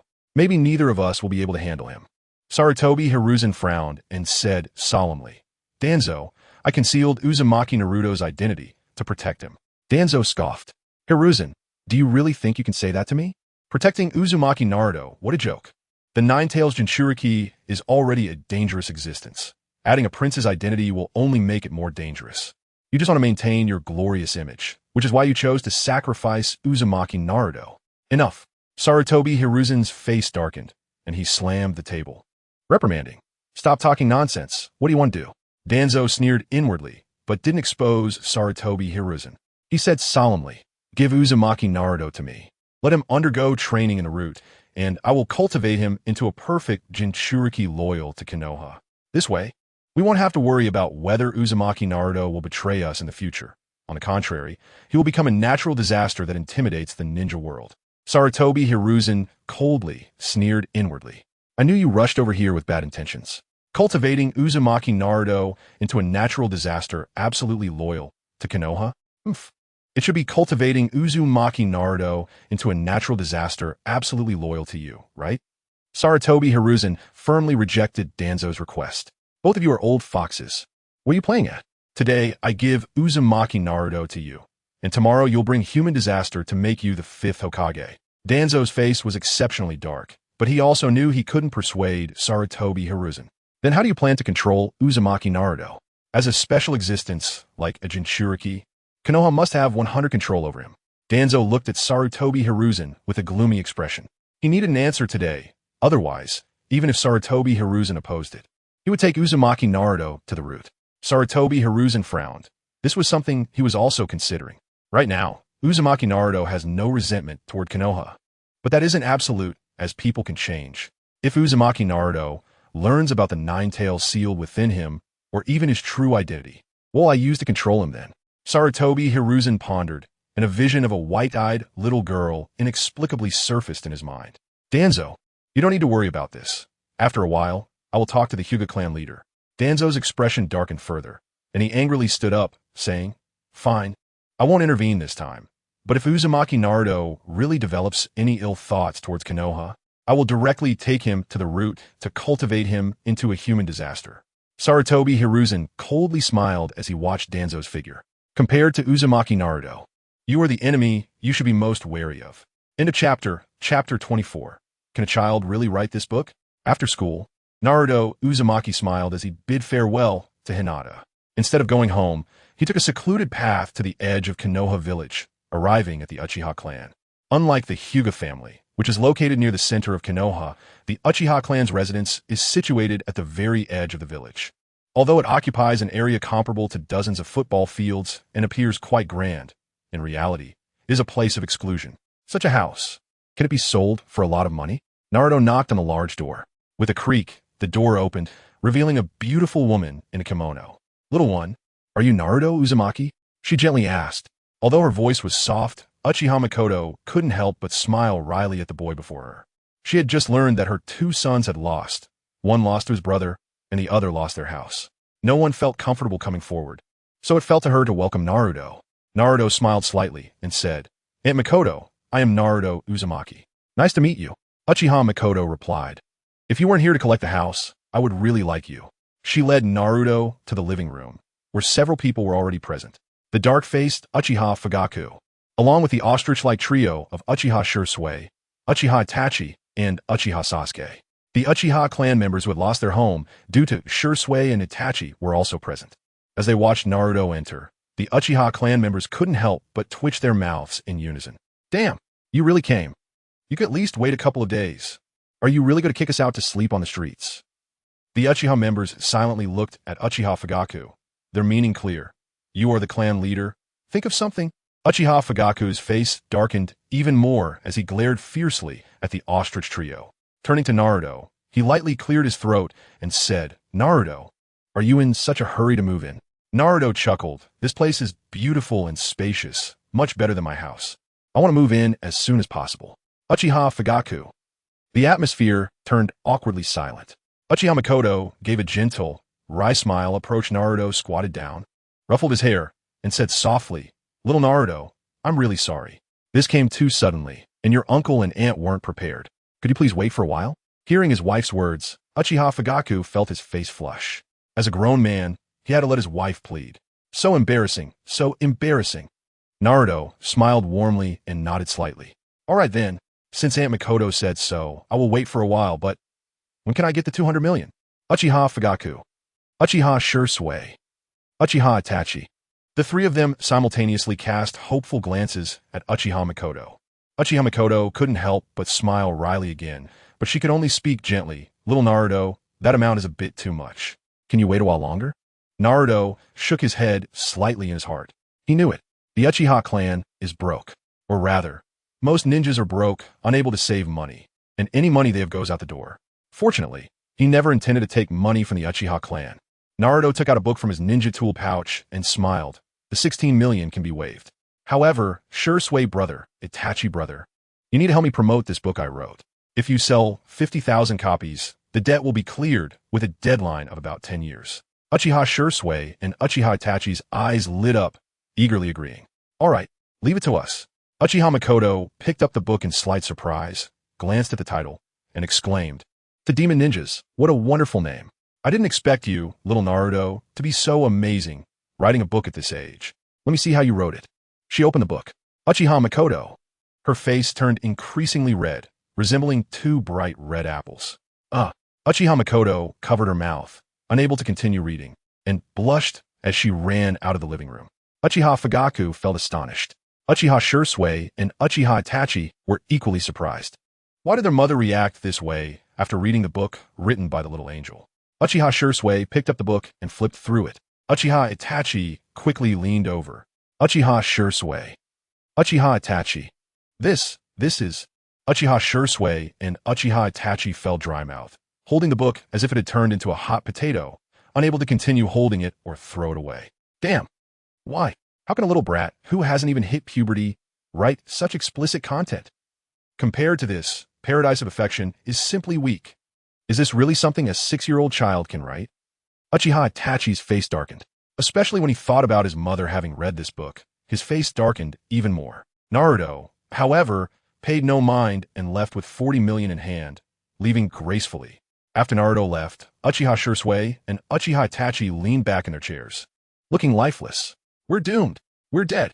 End of this chapter. Chapter 25. Fire-style scroll on the roof of a dilapidated house. Naruto Uzumaki lay on the tiles, his blue eyes closed under the starlight. Purchase 6 body technique training sessions. Purchase 3 chakra training sessions. Purchase 3 hand seal training sessions. Naruto swept through the learning products on the shelves. He aimed to close the gap between himself and real ninjas in a very short time, significantly improving his physical fitness, reaction speed, and overall physique simultaneously. Moments later, Naruto opened his azure eyes, stood up, and leaped, jumping directly from the roof to a distant tree branch. His jumping ability had increased dozens of times. He should be able to jump even further. After a few more leaps, Naruto easily arrived near a forest. Looking at the towering trees around him, Naruto licked his lips, clenched his fist, and struck. Boom! The towering tree, which 3 people couldn't encircle, was smashed in half by Naruto's punch, and the lush canopy crashed to the ground. Boom! Boom! Boom! Several towering trees fell one after another, all of them broken in half. His strength had also increased dozens of times. Naruto approached a wall and punched again. Boom! The solid wall was punched through by Naruto, creating a large hole. After a few punches, the wall was completely reduced to rubble. Debris flew everywhere, dust rising. His physique had become incredibly strong. He estimated he had already reached the level of a nin specializing in body techniques.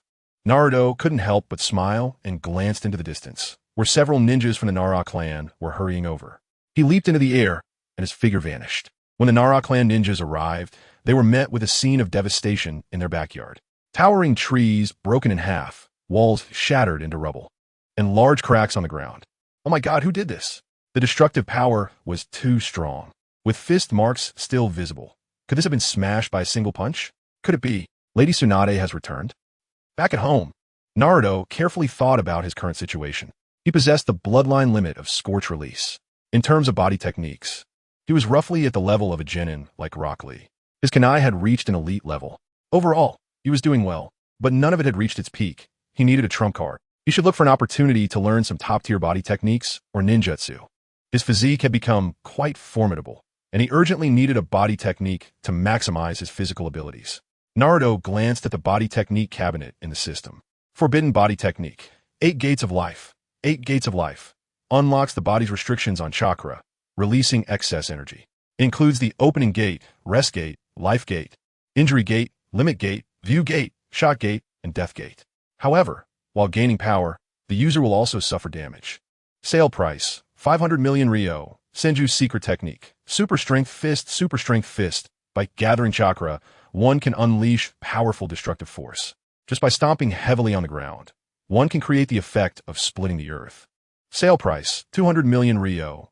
Forbidden body technique. Cell activation, cell activation. By concentrating lightning release chakra throughout the body, one can cover themselves with chakra and lightning, activating the flesh and enabling the use of lightning body flicker, moving at speeds akin to blue lightning.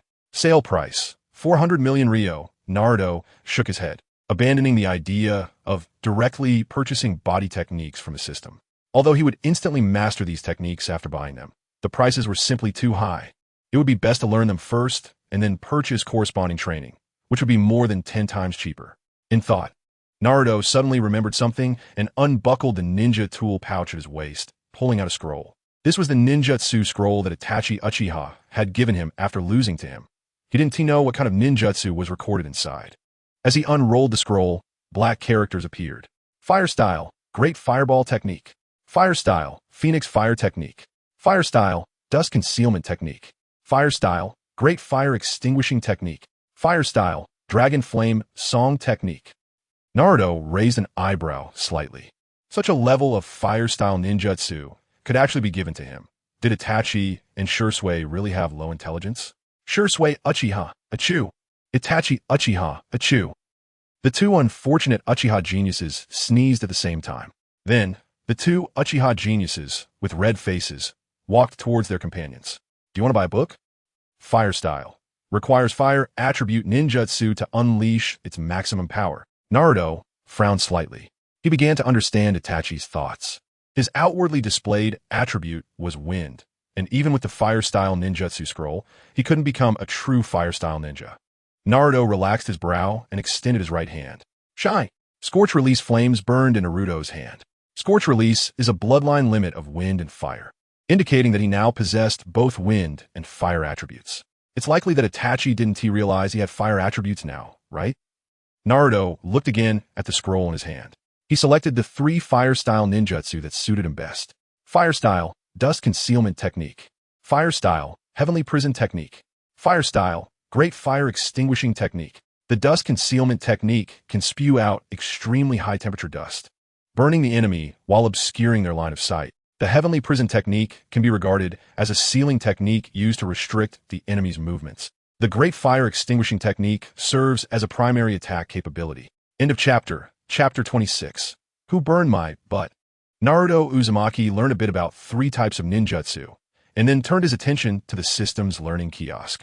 Fire release training, 300. 000 Ryo. This was 30 times cheaper than directly purchasing the 3 types of ninjutsu. Naruto directly purchased the fire release training 6 times. In his memory, Naruto became a fire release fanatic, crazily unleashing flames on the training ground, igniting large areas into a sea of fire. Memory transmission ended. Following the night, Naruto arrived near a seemingly empty and quiet rockery. Good. It looked like no one was around. Just right to perform fire release in the cave of the rockery. The flames would be concealed, but shouldn't there be a training ground in a place like this? Naruto was somewhat puzzled by the location of the rockery, but didn't dwell on it. Let's give it a try. Deep in Naruto's azure eyes, it seemed like 2 flames ignited, his hands ablaze with scorching flames, chakra gathering in his mouth. The heat surged into his mouth. Fire release, dust concealment technique. Scorch release, explosive flame. Boom! The flames from his mouth and the flames in his hands. 2 different flames fused together, resembling a galaxy of fire. The burning ashes sparkled like starlight, emitting high temperatures and thick smoke, instantly pouring into the cave of the rockery. Although it was ash, it burned fiercely. The entire cave of the rockery was enveloped in burning flames and ashes, glowing red, as if it had turned into a furnace. Who? Naruto glanced at the scene inside the cave, feeling a wave of heat hitting him. So hot. No wonder this is the fire release used by Uchiha Madara. Its power is indeed different. Let's do it again. With the experience from the last time, Naruto actively fused Scorch Release and Fire Release this time. Scorch Release. Great fire destruction. Brilliant. A raging sea of fire instantly spewed from Naruto's mouth, like a fiery dragon roaring into the cave of the rockery. The large rockery was roasted to a bright red, as if it could melt into lava at any moment. Naruto was quite close, and he could even feel the temperature coming from the rockery, giving a sense of facing a furnace. This fire release is too strong, right? A subtle arc appeared at the corner of Naruto's mouth. He had seen quite a bit of fire release in the anime, and the one that impressed him the most was Uchiha Madara's great fire destruction. Although the fire release he just used didn't have the same range as Madara's. In terms of temperature, it was dozens of times stronger than Madara's flames. No wonder it could evaporate a person's water content in an instant. Who would dare to take this fire release head-on? Naruto continued to practice the fusion technique of Scorch Release and Fire Release. He even began actively practicing other fire releases. Scorch Release, Dust Concealment Technique. Scorch Release, great fire destruction. Scorch release, great fireball technique.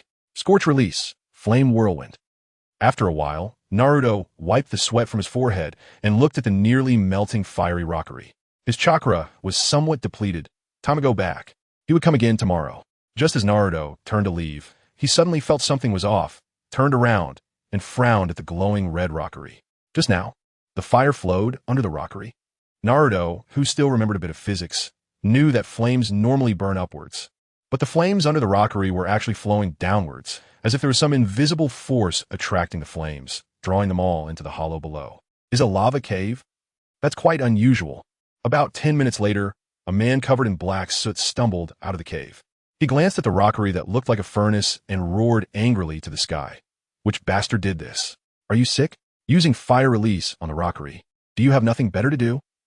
Half an hour ago, in a certain office, Shimura Danzo had just returned from the Hokage's office. Sitting in his chair with a gloomy expression, angrily striking the ground with his cane. Naruto Uzumaki. Damn. Danzo slammed his palm on the table. His face dark as he said, that bastard Sarutobi, don't get too smug. Sooner or later, I will take Naruto Uzumaki away. An ninja beside him spoke coldly. Lord Danzo, do you need us to bring Naruto Uzumaki here? Danzo's expression fluctuated. After a while, Danzo's face gradually returned to gloominess as he sat back in his chair, sneering. No need. That idiot Sarutobi will never allow me to control the Nine-Tails Jinchuriki. To him, the Nine-Tails Jinchuriki is just a future threat, and I am his biggest threat right now. The ninja did not speak again. The enmity between Lord Danzo and the Hokage has lasted for decades. This kind of matter is not something he can interfere with as a subordinate. Danzo looked at the photo of Naruto Uzumaki, sneering as he spoke. This little brat probably doesn't even know about the monster inside him, right? When he learns the truth, will he still be as loyal as he is now? Have someone keep an eye on him. I don't believe that after Naruto Uzumaki has suffered so much malice in the village, he will still retain such a Navi personality. Boom! The office door was directly blown off. Hot dust with sparks swept through the corridor like a tsunami, rushing into the office. Danzo covered his burning butt and screamed in pain. End of chapter. Chapter 27. A lunchbox as high as a mountain. Damn it, which bastard used fire release? Don't they know this is underground? Cough, cough, cough. Hurry, put out the flames on me. Quick. Shimura Danzo's face was twisted with rage as he frantically slapped at the flames igniting on his backside. The root ninjas looked on coldly, without a word, and picked up a chair to swing it at him. Bang, bang, bang. The chair struck Danzo's rear end repeatedly, causing his eyes to nearly pop out from the pain. After finally extinguishing the flames, the veins on Danzo's forehead stood out from the agony. Damn it! Which bastard set the fire in the underground space? Danzo's eyes turned red with fury as he glared at the door, feeling murderous. The underground space where Root was located was barely large enough for a few dozen people to share, and now someone had set it ablaze. Are you trying to burn down Root? Gritting his teeth against the burning sensation on his backside, Danzo pushed open the door. Who was it that just used? Boom! Before Danzo could finish his sentence, another violent blaze erupted from the end of the corridor. Danzo couldn't dodge in time and got engulfed by the flames, screaming in agony. After the flames finally subsided, Danzo looked in the mirror and nearly spat out blood. The reflection showed a figure charred black, with hair frizzed out, looking less like a person and more like a corpse pulled from a coal pile. Damn it! Damn it! Damn it!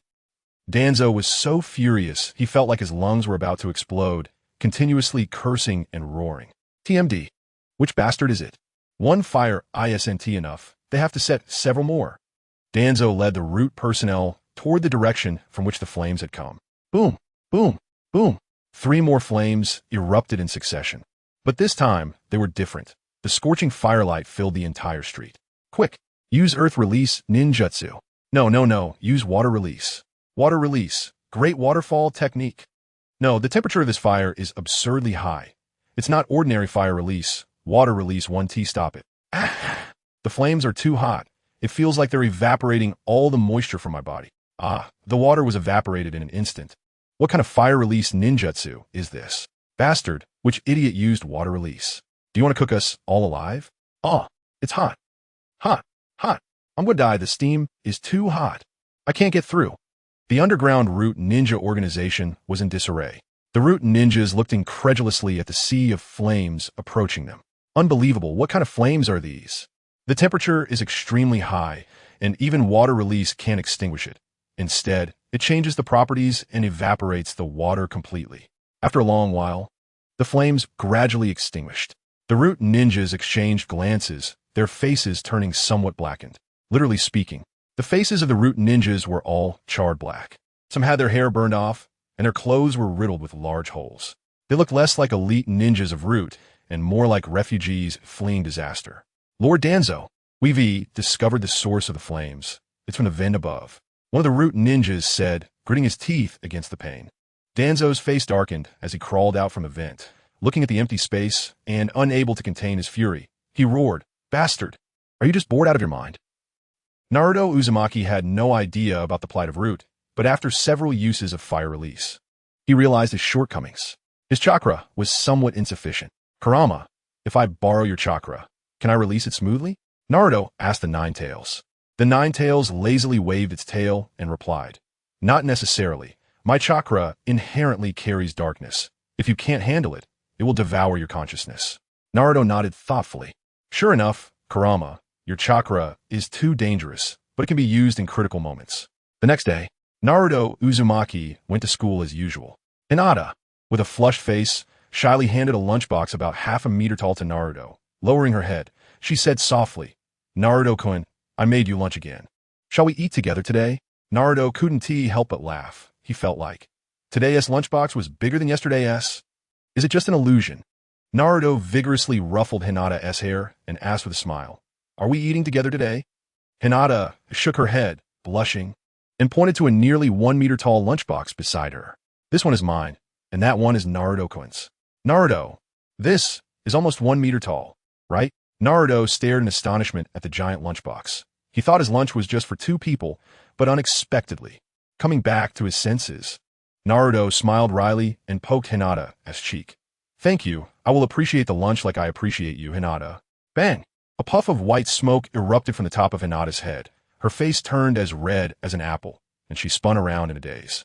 To see the lunch, as me, tasting it. Hinata's face became redder and redder, until finally, she fainted in Naruto's arms. In the distance, her father watched, nearly grinding his teeth.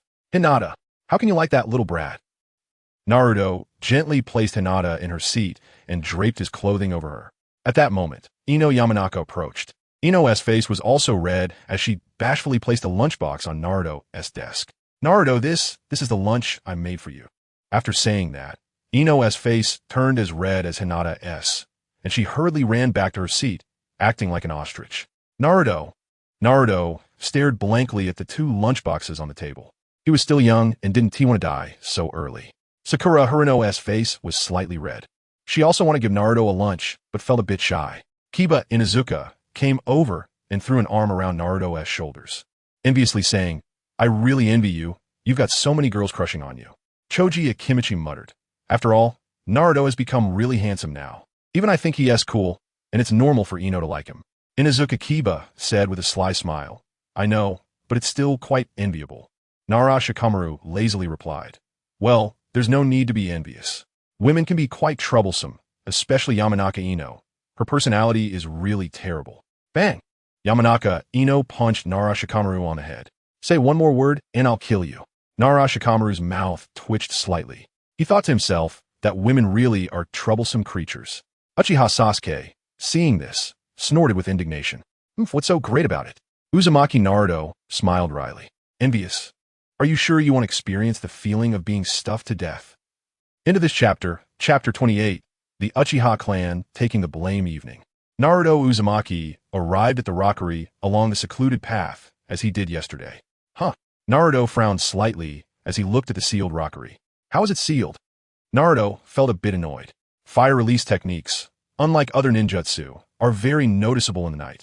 If one is not careful, they can easily be detected. It doesn't matter for others. If he gets caught in the act, there's no way to explain it. Since it's a cave, there might not be just one entrance. Naruto glanced around and quickly found a hole the size of a palm. He threw a stone inside and waited a long time without hearing an echo. Found it. Fire release. Great fire destruction. Fire release. Dust concealment technique. Fire release. Great fireball technique. Meanwhile, wrapped in bandages, Danzo Shimura had a pale face, enduring the burning pain as he slammed the table and cursed loudly. The evil Uchiha. How dare they retaliate against me like this? Do they think I'm made of clay? That level of fire release requires at least an elite jonin. Do they really think I know nothing? A root ninja beside him asked. Lord Danzo, the Uchiha clan's ninjas might come again. Should we take some defensive measures? Danzo sneered coldly and said darkly, no need. The Uchiha clan just wants to intimidate me. How could they dare? Boom! Violent flames once again broke through the door. Danzo's heart-wrenching roar echoed in the flames. Get that bastard dead. Huh. Footsteps. Naruto furrowed his brows, lowered his head, and put his ear to the grass to carefully listen to the sounds from the earth. 1, 2, 3. Damn, a group of people. Without saying a word, Naruto quickly formed hand seals, his cheeks puffing up, and he suddenly spat out a large volume of intensely hot dust. Scorch release, dust concealment technique. Boom! The superheated dust, like a fiery sandstorm, swept toward the open ground in the distance. The root ninjas chasing after him changed their expressions drastically. That kind of high-temperature flame from yesterday, they absolutely cannot withstand. They would be burned alive. This fire release. Quick, use water release. That would create a lot of water vapor, making it easier to escape. There's no time. In the next second, the high-temperature dust enveloped the bodies of the root ninjas, causing them to scream in pain amidst the dust. Naruto's eyes turned cold upon hearing the screams. So it was the roots below, indeed a group of rats that can't see the light. They deserve it. Naruto sneered. He had no good feelings toward the roots. During the Nine-Tails incident, the ninjas of Konoha were desperately trying to stop the Nine-Tails rampage. But the root ninjas were nowhere to be seen. They completely used Minato Namikaze and Kushina Uzumaki as shields. Thinking a bit darker, perhaps the location of Kushina's childbirth was leaked by the roots, just to set up Minato and Kushina. Naruto's eyes were indifferent as he continuously unleashed several combined techniques of scorch release and fire release. He then quietly left while taking advantage of the firelight in the night. The next day, Hokage building. Bang! The office door was pushed open. Danzo, wrapped in bandages and with his hair burnt black, looking as if he crawled out of a coal pile, walked in. Danzo? Hiruzen Sarutobi was taken aback. Looking at Danzo's new appearance, Hiruzen quickly asked, what happened? Why do you look like you fell into a furnace? Hearing Hiruzen's words, Danzo's face darkened even more. He slammed the table hard. Gritting his teeth, Danzo said, it's all the evil Uchiha. Yesterday, the day before, every single day, there's been a bastard releasing fire release at the Roots event. All B-rank fire releases, but the temperature is terrifying and even water release can't extinguish it. The Root has already had dozens of ninjas seriously injured. This is definitely the Uchiha clan's revenge. Hiruzen's expression gradually became serious. He even stopped smoking and looked at Danzo solemnly. Can you be sure? Danzo sneered. Fire release, dust concealment, fire release, great fire destruction. These are Uchiha clan's secret fire releases. Outsiders couldn't possibly know this ninjutsu. After all, besides the Uchiha clan, are there any powerful fire release ninjas in Konoha? Hiruzen's expression grew graver. Danzo was right. Counting the entire Konoha, the only powerful fire release ninjas were the Uchiha clan. Moreover, the techniques Danzo mentioned were indeed the Uchiha clan's hidden secrets. Danzo looked at Hiruzen with a dark expression, a hint of killing intent flashing in his eyes, and coldly said, Hiruzen, let us advance our plan. We must resolve the Uchiha clan early and not give them the possibility of a coup. They're likely already aware of our plan. Perhaps the attacks in the past few days are a warning. Hiruzen furrowed his brows tightly, puzzled, and said, but how could the Uchiha clan know our plan? Destroy the Uchiha clan. This is Konoha's top secret. Only a few ninjas know the content of this plan. Each ninja is absolutely trustworthy. Could it be? There is a mole? End of chapter. Chapter 29. Are you going to carry out the mission? Then hand over all the money. The thought of this possibility made Sarutobi Hiruzen's face look grim. Annihilating the Uchiha clan. Such a significant plan had to be kept under wraps, carried out secretly. For example, secretly assassinating elite Uchiha ninjas. For example, brainwashing the younger generation of the Uchiha clan. For example, sending Uchiha clan members out on missions to seize their Sharingan. Everything was conducted in the shadows, with very few who were in the know. Each one an absolutely trustworthy ninja. In theory, the plan should be flawless. Only when the Uchiha clan was annihilated would they possibly learn the truth. After thinking for a while, Sarutobi Hiruzen couldn't figure out who the mole was, but his expression had become extremely grim. There is no doubt that the Uchiha clan was warning him. No, they were warning me. The Uchiha clan might already know the key to our plan. Their fire release last night was quite clear. It was merely a small act of revenge. Shimura Danzo nodded darkly and said, "That's right. Therefore, we must strike first, fulfilling the wishes of the second Hokage, and completely eradicate the Uchiha clan from Konoha." After pondering for a moment, Sarutobi Hiruzen slowly nodded. Indeed, the plan must be advanced. This was also the wish of the second Hokage. We cannot allow them any possibility of a coup. The second Hokage, Senju Tobirama, was never at ease even before his death regarding the Uchiha clan ninjas. As disciples of the second Hokage, they naturally inherited his philosophy. This inherently evil family must be completely eradicated to prevent the Uchiha clan from seizing Konoha in the future.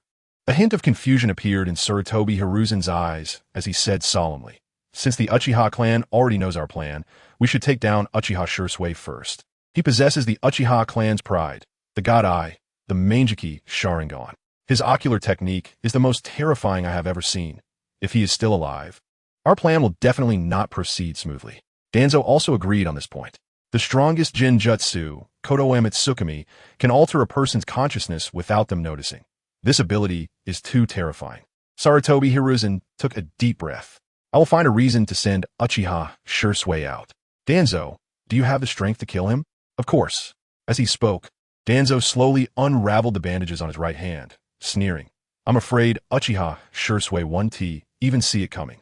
As a member of the Uchiha clan, he will die under the ocular techniques of the Sharingan." The bandages on Danzo's right hand were completely unraveled. On his skin, dozens of eyes were embedded, the crimson eyes spinning around. They were indeed the three-tomo Sharingan of the Uchiha clan. "Shisui, there is a mission that requires you to go out. Do you have time recently?" Sarutobi Hiruzen looked kindly at Uchiha Shisui.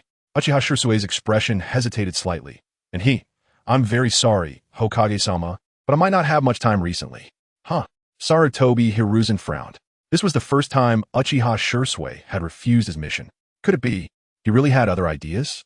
Sarutobi Hiruzen's expression darkened slightly.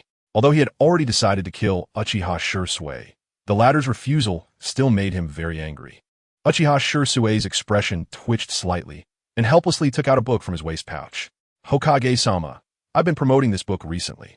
Sarutobi Hiruzen's face darkened as he slammed the table, standing up and angrily reprimanding. "This mission is urgent. You must go immediately." Uchiha Shisui could only respond with a, "That's how it is. I'm sorry, Uzumaki Naruto, but I might not be able to promote this book anymore." Uchiha Shisui looked a bit embarrassed as he glanced at Uzumaki Naruto. He had clearly promised Naruto to promote this book and aimed to sell 500,000 copies within 10 years. However, before he could even finish promoting it in Konoha, he had to leave the village to carry out a mission. Uzumaki Naruto didn't pay attention to the book promotion and looked thoughtfully at Uchiha Shisui. If I remember correctly, the massacre incident happened when Uchiha Sasuke was 7 years old, and I am the same age as Uchiha Sasuke. Uchiha Shisui's death occurred half a year before the massacre. It's a bit early by 2 months, but it should be fine. It's the butterfly effect. Uchiha Shisui was stunned for a moment and curiously asked, "Uzumaki Naruto, what are you talking about?" Uzumaki Naruto shook his head slightly. "No, it's nothing. Just. Uchiha Shisui unconsciously repeated. Uzumaki Naruto looked at Uchiha Shisui, rarely not smiling, and asked, "Just Uchiha Shisui, as a ninja of Konoha, who exactly do you pledge your loyalty to? Konoha, the third Hokage, or the Uchiha clan?" Uchiha Shisui laughed in disbelief. "Naruto, what nonsense are you talking about? I am a ninja of Konoha. Of course my loyalty is to Konoha." Uzumaki Naruto nodded. "That's good." A hint of coldness appeared in his eyes as he extended his right hand and said, "Uchiha Shisui, hand over all the money you have on you." Uchiha Shisui tearfully handed over the only 8 million ryo he had on him to Uzumaki Naruto. "It's over. I'll have to go out on a mission and face the cold winds." Uchiha Shisui left with a desolate figure. Uzumaki Naruto quietly watched Uchiha Shisui as departing back and extended his right hand, flames igniting in the center of his 5 fingers. "Just a little, let us move." Inside the Paradise bookstore, Uzumaki Naruto stood at the counter with the latest manuscript and asked, "Boss, how much is my current manuscript fee?" The shop owner smiled widely, lowering his head in flattery, and softly said, "Lord Minma, the sales of the book you wrote have been fantastic. In just half a month, 14,000 copies have been sold. This is just the initial result of opening up the market in Konoha. If the sales channels expand throughout the Land of Fire, this book will definitely sell well, and it might even become a bestseller in the entire ninja world." Uzumaki Naruto frowned. "I asked how much my manuscript fee is. I need money right now." The shop owner was taken aback, secretly cursing in his heart. "Damn, how much can you earn a day? Are you going to some shady izakaya?" Sure enough, anyone who writes such books isn't a good person. Even a kid is no exception. No, not a kid. This is a monster. How did I forget?" The shop owner took out the account book and flattered. "Lord Minma, a total of 14,000 copies of the book were sold. After deducting printing costs and channel fees, your income is a total of 8 million. This is really impressive. You've made so much money at such a young age. You'll definitely become a great wealthy person in the future." Upon hearing the shop owner's response, Naruto Uzumaki's eyes gradually grew cold. "Is that so? In a chapter 30, the first kill, is this really all the money you have?" Uzumaki Naruto coldly stared at the shopkeeper. Did he think Naruto didn't understand the market? A book on the magic ninjas was priced as high as 5,000 Ryo, with some places charging 8,000 or even 10,000. Taking the normal price of 5,000 Ryo, that S14,000 by 5,000, which amounts to 70 million. 800,000 is just a drop in the bucket. The shopkeeper's face darkened, cursing inwardly. How could this damned monster know? Hadn't he never left Konoha village in his entire life? The shopkeeper tried to cover up, forcing a smile as he said, "Well, the channeling fee is quite expensive." Uzumaki Naruto coldly replied, "The quality of my books is better than that of the Paradise of Intimacy. The distributors can't charge exorbitant prices, and the share for the end sellers won't be particularly high. After printing, selling, and distribution, the pure profit should be around 40 million. Even if we split it 30 to 70. My share should at least be around 12 million. Seeing that the matter was exposed, the shopkeeper stopped pretending, straightened his back, and sneered, "You damned monster. You've done your homework well. 12 million is quite a big appetite. But what are you going to do if I refuse to give it to you? Don't forget, as long as I report you to the Hokage, do you think you can still write such things?" As the shopkeeper's true nature was revealed, his appearance became hideous. Uzumaki Naruto slightly turned his head to look out the window. Out of the shopkeeper's sight, Naruto's azure eyes gradually became cold, devoid of any emotion. Anyone else would find it hard to connect the current Naruto with the previous one. The temperament of the two was worlds apart. One was like the sun, the other like a coal mountain. After a moment, Uzumaki Naruto turned his head back, a warm smile like the sun resurfacing on his face. "Hey boss, have you told anyone else about my identity as the face of the demon?" The shopkeeper thought Naruto was backing down, smirking. "Don't worry. I haven't told anyone your true identity as this monster. As long as you behave, I'll help you keep it hidden."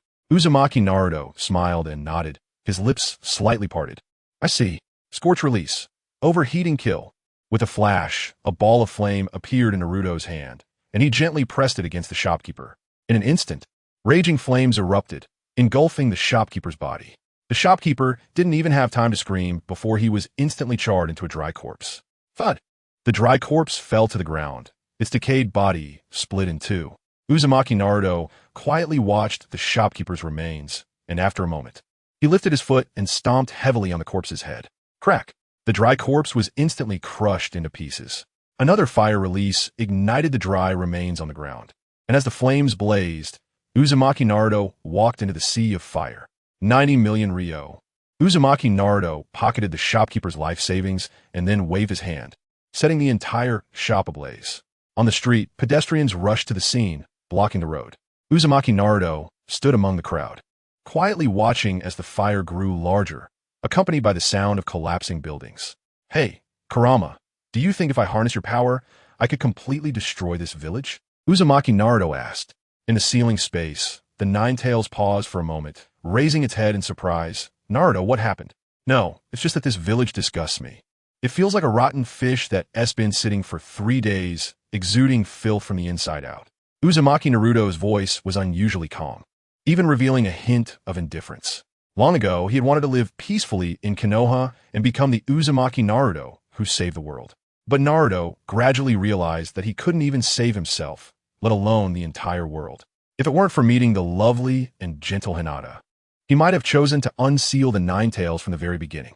Just kidding, Uzumaki Naruto said, patting his cheek and reappearing with a smile. Even if I go berserk into the Nine Tails state, I just end up sealed in the belly of the Death God, and that's not what I want. The villagers anxiously discussed. How could the fire spread so quickly? What could be inside? After all, it's a bookstore filled with flammable things. I just hope there's no one inside. That would be terrible. Damn it, we can't get in with this fire. Is there anyone inside? Ninjas are coming. Hurry. Save them. There might still be people inside. Kakashi led the Umbu ninjas, rushing over, looking at the raging flames before him. Kakashi's expression was grim as he shouted, "Quick, use water release. Water release. Water wave. Water release. Water wave. Water release. Water wave." With 3 successive water releases, they barely extinguished the flames. The Umbu ninjas rushed into the ruins, but the result left them shaking their heads. An Umbu ninja walked out from the charred ruins, holding a handful of grayish powder, and shook his head at Kakashi. "It's no good. Everything has been burned beyond recognition. Not even a corpse remains, just some ashes. It seems to be the work of a fire release ninja, but we don't know who it is. And there are no clues in the house." Kakashi clenched his fist in frustration. Damn it, we were too late. First, control the surrounding people and see if there are any clues. Not long after, the surrounding people were gathered together, including Uzumaki Naruto, who hadn't gone far. Kakashi spotted Naruto in the crowd, furrowing his brow as he asked, "Uzumaki Naruto, how long have you been here?" End of chapter 31. Diamond Lock Naruto, Uzumaki. Why are you here? Kakashi felt a hint of suspicion in his heart. He was curious why Naruto always came to the bookstore. Was it to read Ika Paradise? No way. Would the shop owner really let a kid go in there repeatedly? Although he had some doubts, Kakashi didn't connect it to the fire. He was just puzzled about why Naruto was here. Naruto's brow furrowed slightly. Kakashi is so perceptive. Has he already suspected me just based on intuition? Unfortunately, Naruto smiled and waved his arms, saying loudly, "I'm here to buy Ika Paradise, and Demon Ninja, both books that Lord Hokage likes to read. There must be some secrets in them. I want to become Hokage, so I have to get these 2 books." Naruto's words were firm and resonant, echoing far away, showing no sign of guilt. The onlooking villagers erupted in inappropriate laughter. This little fox demon actually wants to become the 5th Hokage? Stay away from him. Don't let his foolishness rub off on you. What a freak. How could he possibly become the 5th Hokage? It's best to get him out of here. By the way, does the 3rd Hokage really like reading that kind of book? Kakashi's mouth twitched slightly. If you want to read, just read. Why bring the 3rd Hokage into it? Has his bad reputation spread again? And what is Demon Ninja? Is it the latest version of Ika Paradise? Kakashi's vigilance gradually faded, and he looked at Naruto speechlessly, saying, "Naruto, did you see how the fire started?" Naruto shook his head. "I don't know. I only saw the flames getting bigger over there by the bookshelf and eventually igniting the entire bookstore." At that moment, Naruto seemed to suddenly remember something and said with a smile, "All right, Kakashi-sensei, the place where the fire started is the bookshelf for Ika Paradise that you like the most." Cough, cough, cough. Kakashi started coughing loudly, as if he were about to cough up a lung, nearly spitting blood in his heart.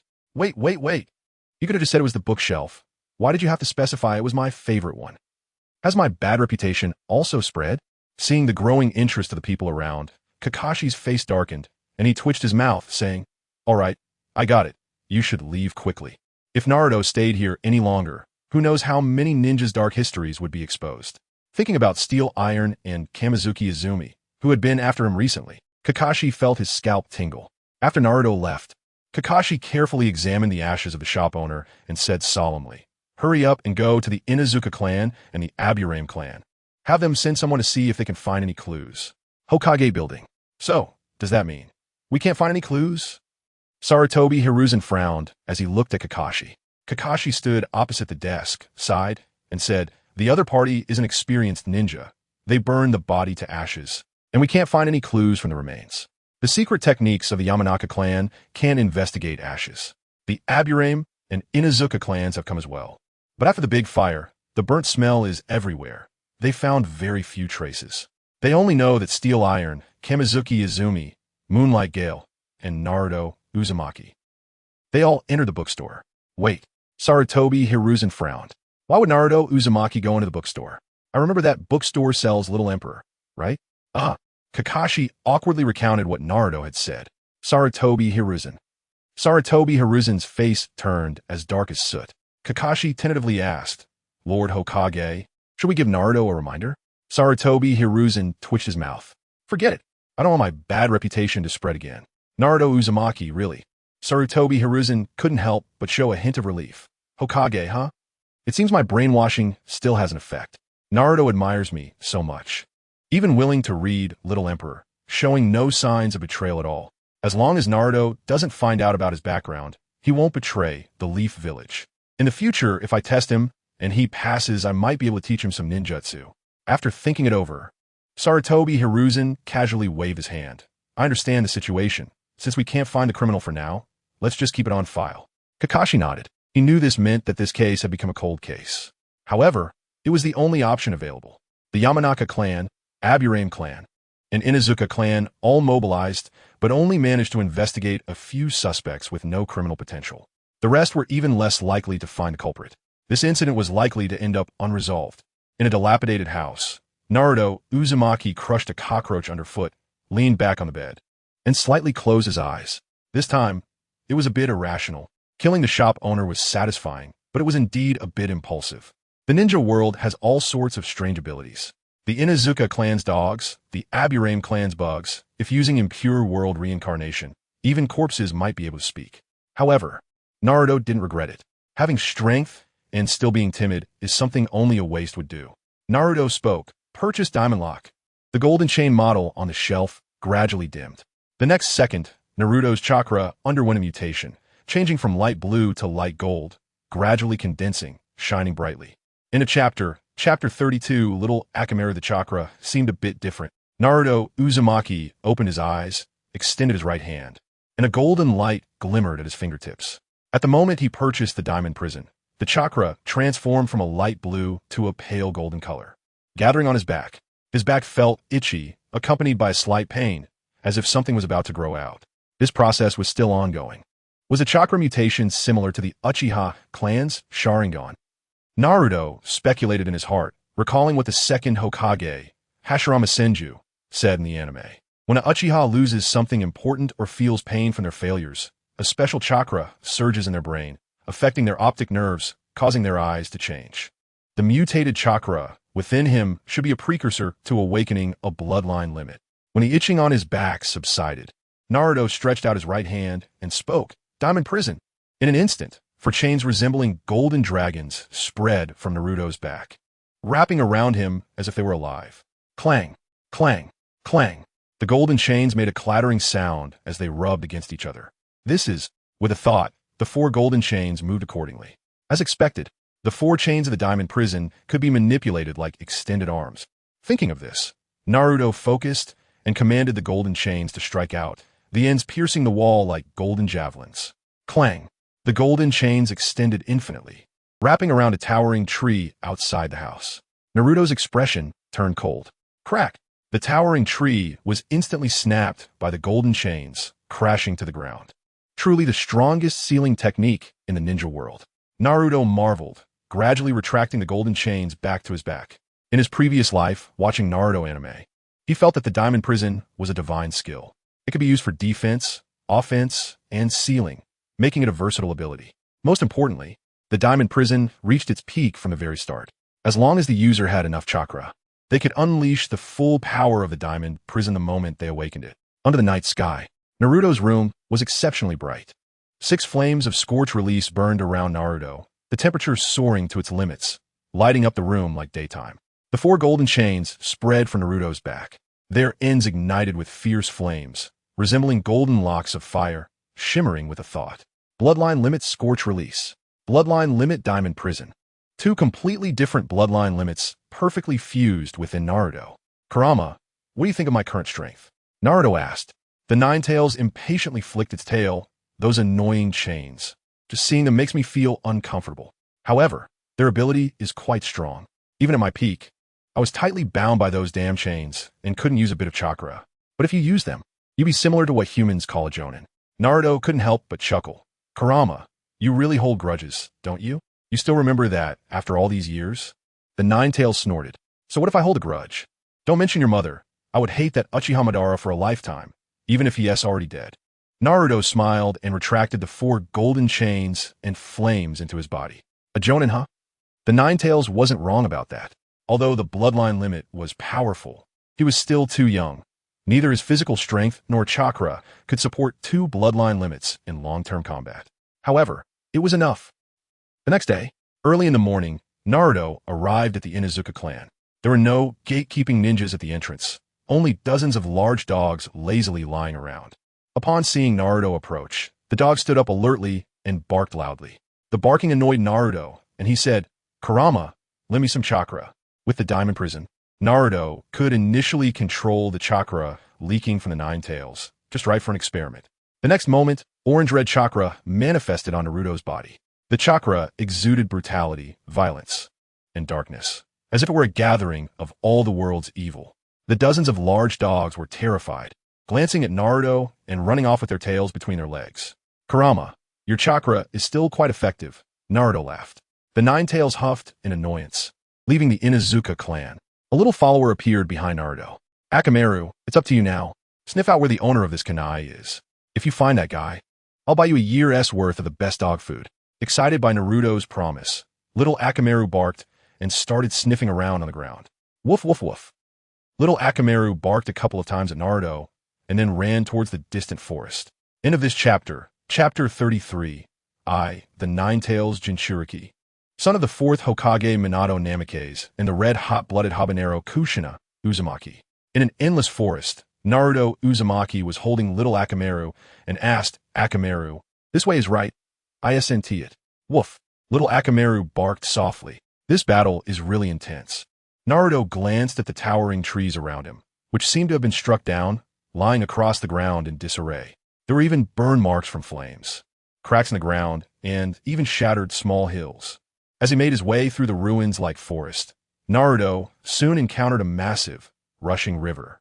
Little Akamaru stood by the river, barking excitedly. Naruto crouched down and rubbed Akamaru's head, saying, "Good boy, you did great, I found it." Little Akamaru barked happily twice. Naruto smiled and stood up to look at the rocks ahead in the river, where a young man lay, unconscious and badly injured. "How tragic," Naruto murmured to himself. Even from hundreds of meters away, he could see Uchiha Shursui's current state. He was covered in blood. His left leg and right arm were irregularly twisted, and blood was streaming from the corners of his eyes, staining the large rock red. Naruto looked at Akamaru. "Akamaru, I'm going for a swim. You look around nearby for suitable prey. We'll have barbecue." Little Akamaru excitedly spun in place and then ran off in a chosen direction. Removing his clothes, Naruto was about to dive into the river when suddenly he realized something. His right hand reached out, and he slightly parted his lips, saying, "Diamond lock." In an instant, golden chains shot out, crossing the turbulent river and wrapping around Uchiha Shursui's abdomen, pulling him over. After examining Uchiha Shursui's injuries, Naruto's expression became serious. Too severe.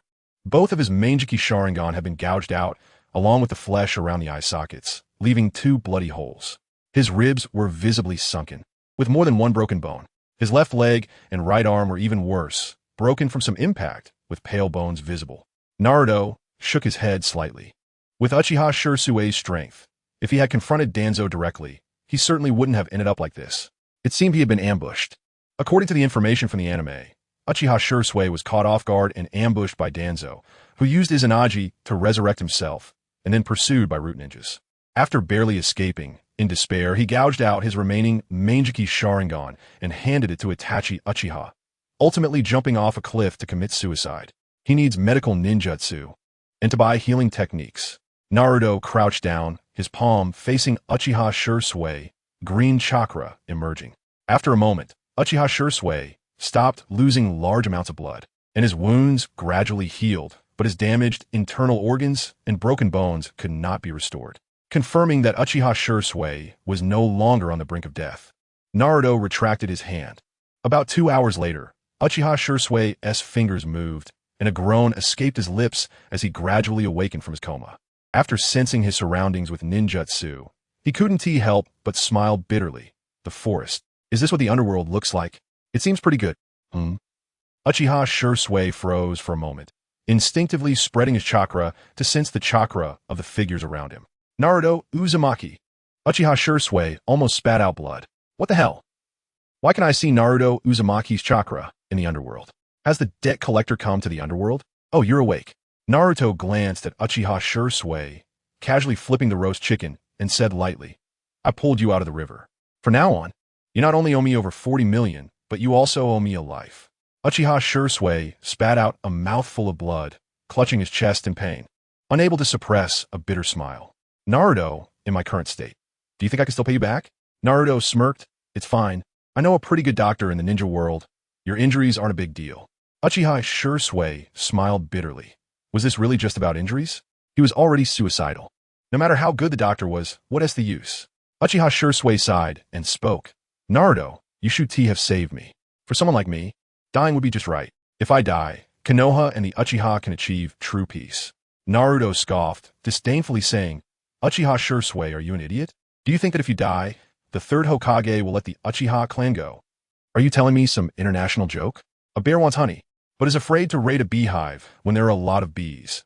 Does that mean the bear will leave the hive alone if there are fewer bees? Uchiha Shisui looked helpless. I know that logic too, but there really isn't a better way. My death could at least delay the war between the Uchiha clan and Konoha. With this buffer time, perhaps Itachi Uchiha could think of a solution. At this point, Uchiha Shisui finally sensed something was off.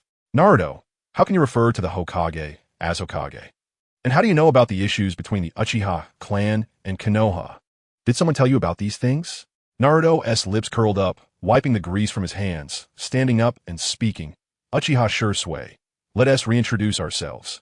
I, the Nine-Tails Jinchuriki, son of the fourth Hokage Minato Namikaze and the red-hot-blooded habanero Kushina Uzumaki.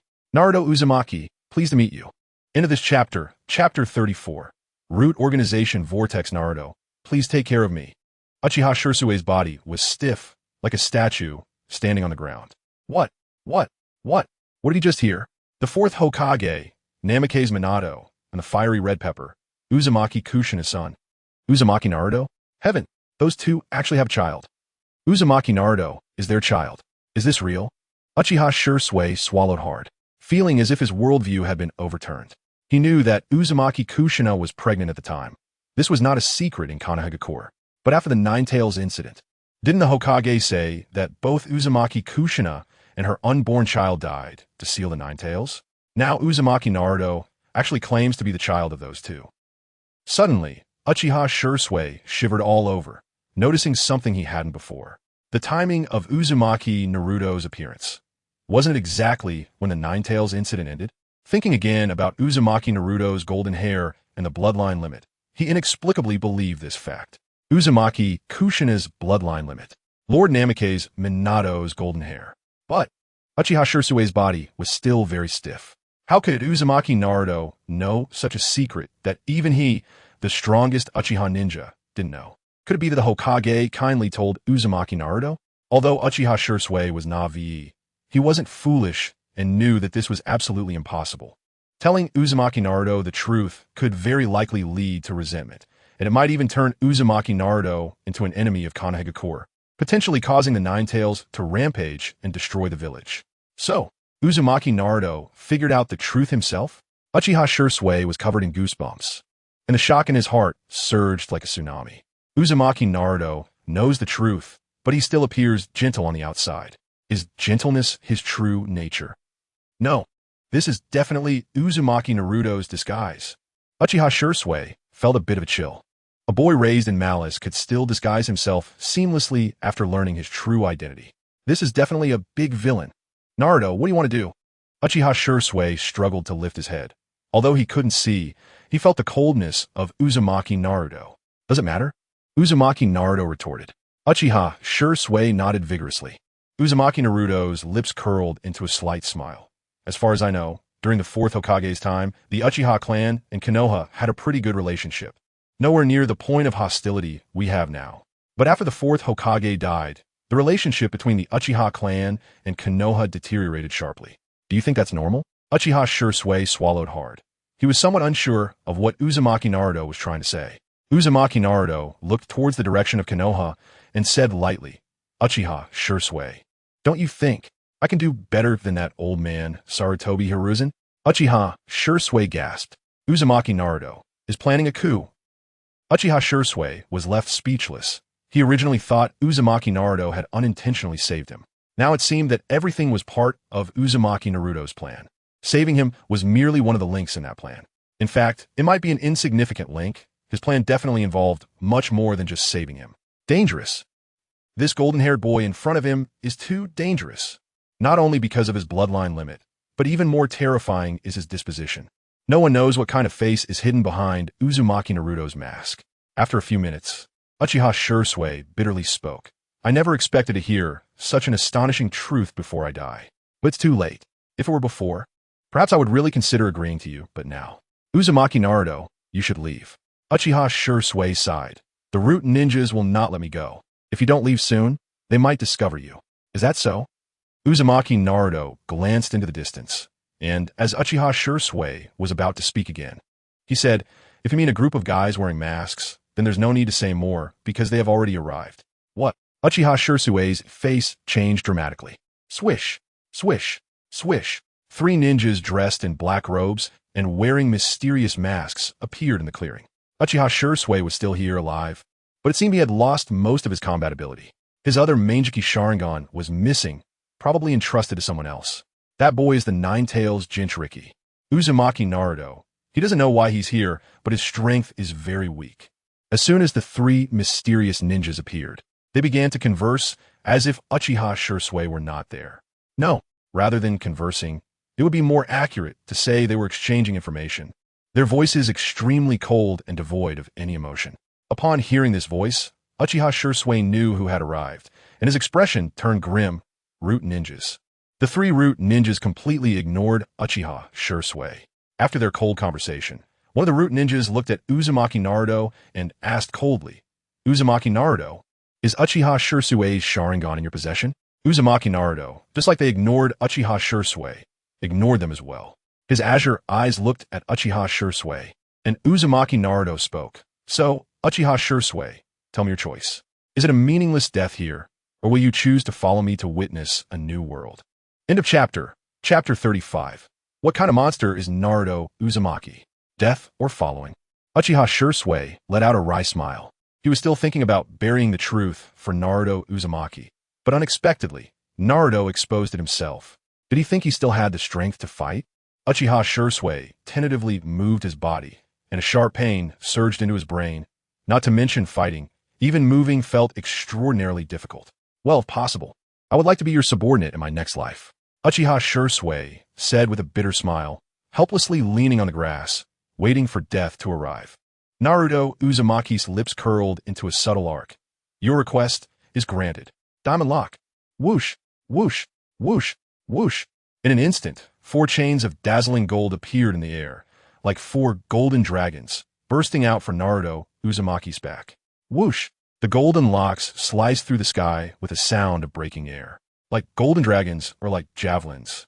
They shot straight towards the chest of the root ninja, wearing a fox mask. The face of the root ninja, wearing the fox mask, changed drastically, stepping back and shouting, "This is the diamond lock. Dangerous.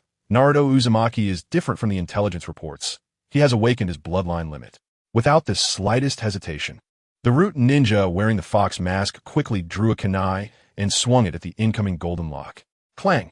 The sound of metal clashing rang out.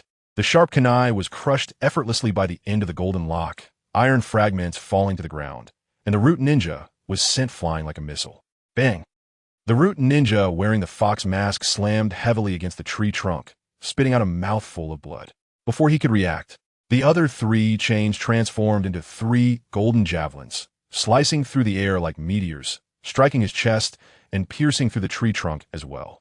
Sizzle, sizzle, sizzle. The sound of flesh being pierced echoed. Before the other 2 ninjas could react, the golden chains retracted as if they had a life of their own, swirling around Naruto Uzumaki. Everything seemed slow, but it actually happened in an instant. The remaining 2 root ninjas quickly looked at their companion. They saw the root ninja wearing the fox mask leaning against the big tree, his chest and the tree both pierced with a bloody hole, blood continuously gushing out. Dangerous. The root ninja wearing the fox mask looked at Naruto Uzumaki in disbelief, his body crashing heavily to the ground. Blood flowing from his chest that was pierced along with the tree. It stained the trunk and the grass red. There was no trace of breath left. Danger! Danger! The remaining two root ninjas' pupils shook, not daring to hesitate for a moment, their hands forming seals in a flurry. Water release. Water dragon bullet technique.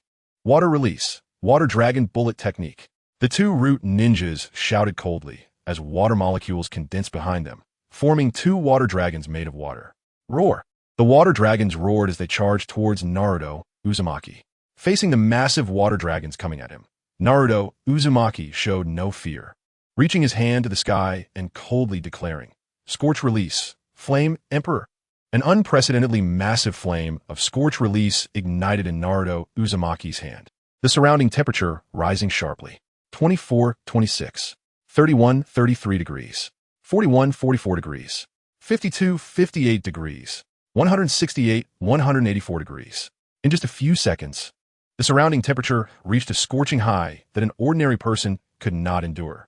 The two water dragons, clawing and roaring as they charged, were instantly evaporated by the searing flames. The faces of the two root ninjas changed drastically. This flame is the flame that attacked the root. It is Naruto Uzumaki's flame. How is it possible? Naruto Uzumaki is the fire release ninja of the Uchiha clan? The two root ninjas exchanged glances. We are not his match. We must retreat. Like killing machines, the root ninjas had no hesitation in abandoning Uchiha Shisui as they fled into the distance. Useless. Too close. Naruto Uzumaki spoke coldly and with a thought. The bloodstained golden chains shot towards the remaining two root ninjas like javelins. Sizzle. Sizzle. The four chains split into two paths, simultaneously piercing through the hearts of the remaining two root ninjas. The pupils of the two root ninjas dilated, their steps faltering, and they collapsed to the ground with a thud, crimson blood flowing out from their chests. But the consciousness of the two root ninjas remained, filled with shock as they watched Naruto Uzumaki approach. How could this be? How could Naruto Uzumaki possess such power? ISNT the diamond, lock the bloodline limit of Uzumaki Kushina. ISNT Scorch released the bloodline limit of the hero Yagura from the Sand Village. How could Naruto Uzumaki possibly possess two bloodline limits at the same time? No. Fundamentally, how could Naruto Uzumaki have such strength? Could it be that Naruto Uzumaki has been hiding all along? Danzo-sama, Naruto Uzumaki, has hidden too deeply. He is too dangerous. The two root ninjas desperately try to maintain their consciousness. They must inform Danzo-sama of what happened here. Naruto Uzumaki is too dangerous. Unfortunately, the continuous bleeding from their chests made their consciousness grow heavier. Even as they fell into darkness, their hearts were filled with shock. How is it possible? Naruto Uzumaki retracted the blood-stained golden chains, found a seemingly decent corpse, and pierced his right middle and index fingers into the eye sockets of the corpse. Two bloody eyes were gouged out. On the other side, Uchiha Shisui was in a daze. Although he was blind, he could still sense the chakra around him. Instant kill. Instantly killed three root ninjas. In less than 30 seconds, he defeated two killing machines from a root. Gulp. Uchiha Shisui swallowed hard, feeling his scalp tingle as if an electric current surged through his brain. What the hell? What is going on? His eyes may be blind, but his chakra sensing is still intact. How can he see such an outrageous scene? Heaven! Heaven! Heaven! Naruto Uzumaki counterkilled the root ninjas. What kind of international joke is this? Uchiha Shisui's heart was in turmoil. What kind of monster have I been following? Into this chapter, chapter 36. The ugly you behind the mask. Naruto Uzumaki crouched down beside Shisui Uchiha, holding two eyeballs in his hands, and gestured a bit.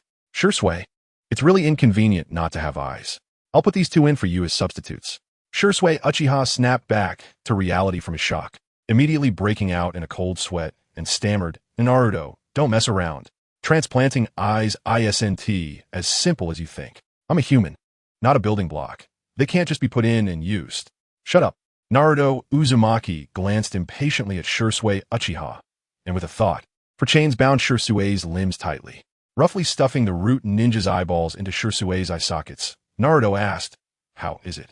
Can you see? Shisui Uchiha. Shisui Uchiha, wanting to cry without tears, said, Naruto, you put them in the wrong way. The black eyeball should be on the outside. Naruto paused slightly, realizing he had indeed placed them incorrectly. However, he didn't take care and directly dug the eyeballs out of Shisui's eye sockets again. Shisui Uchiha. Of course, they were in the wrong way. The black eyeballs should be on the outside. Now it's better. Naruto adjusted the eyeballs and stuffed them back into Shisui's eye sockets. Shisui was crying inside. Did he really think such a rough transplant would restore my sight? What a joke. Eye transplants are very precise. Shisui Uchiha lifted his head in a daze, looking at Naruto, blinking his eyes with a foolish expression. I can see. What the heck? I can see already? Naruto slightly curled the corners of his mouth, looking at Shisui as if he were a toy. The Uchiha clan's constitution is really interesting. Madara was like this, and you were too. I wonder if other eyeballs would work. Shisui Uchiha didn't hear the name Madara Uchiha, and he was scared half to death, quickly shaking his head. And no, Naruto, please give up this terrifying idea. After getting the eyes, Shisui saw the corpses of the root ninjas and couldn't help but gasp in shock. It's these 3 root ninjas killed instantly. Naruto, you actually killed 3 Chunin in an instant. Naruto snapped back to reality and glanced at the 3 corpses of the root ninjas. So they were Chunin, no wonder they were so weak. Shisui Uchiha nearly spat out a mouthful of blood. Do you know what you're saying? You're just a little brat from a ninja school. Not even a ninja. And you're not satisfied with taking down 3 elite Chunin. Naruto spoke. All right, Shisui, you should take a nap and regain some energy. I have something to ask you when you wake up.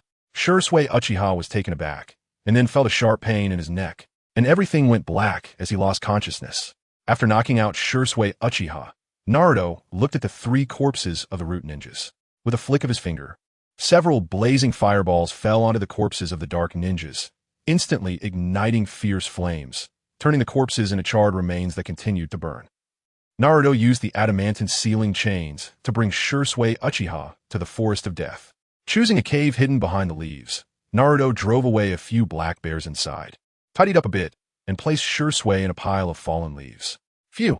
After finishing all this, Naruto wiped the sweat from his forehead. Hey, Naruto, why save this Uchiha guy? In the ceiling space, the Nine-Tails angrily waved its tail and growled. The Uchiha clan is a naturally evil family. It's best to let them die. Naruto smiled and said, because I want to know the truth. The Nine-Tails paused. You mean the death of your parents? Naruto nodded, his expression cold. Things happened too unreasonably. The location of my mother's delivery should have been top secret, yet someone found out. Besides, when you went berserk, the root ninjas didn't come to help, but instead blocked the Uchiha clan's ninjas, as if they were just letting Minato and Kushina die. The Nine-Tails had no words. It had lost its sanity when it went berserk, almost rampaging and attacking the people around it.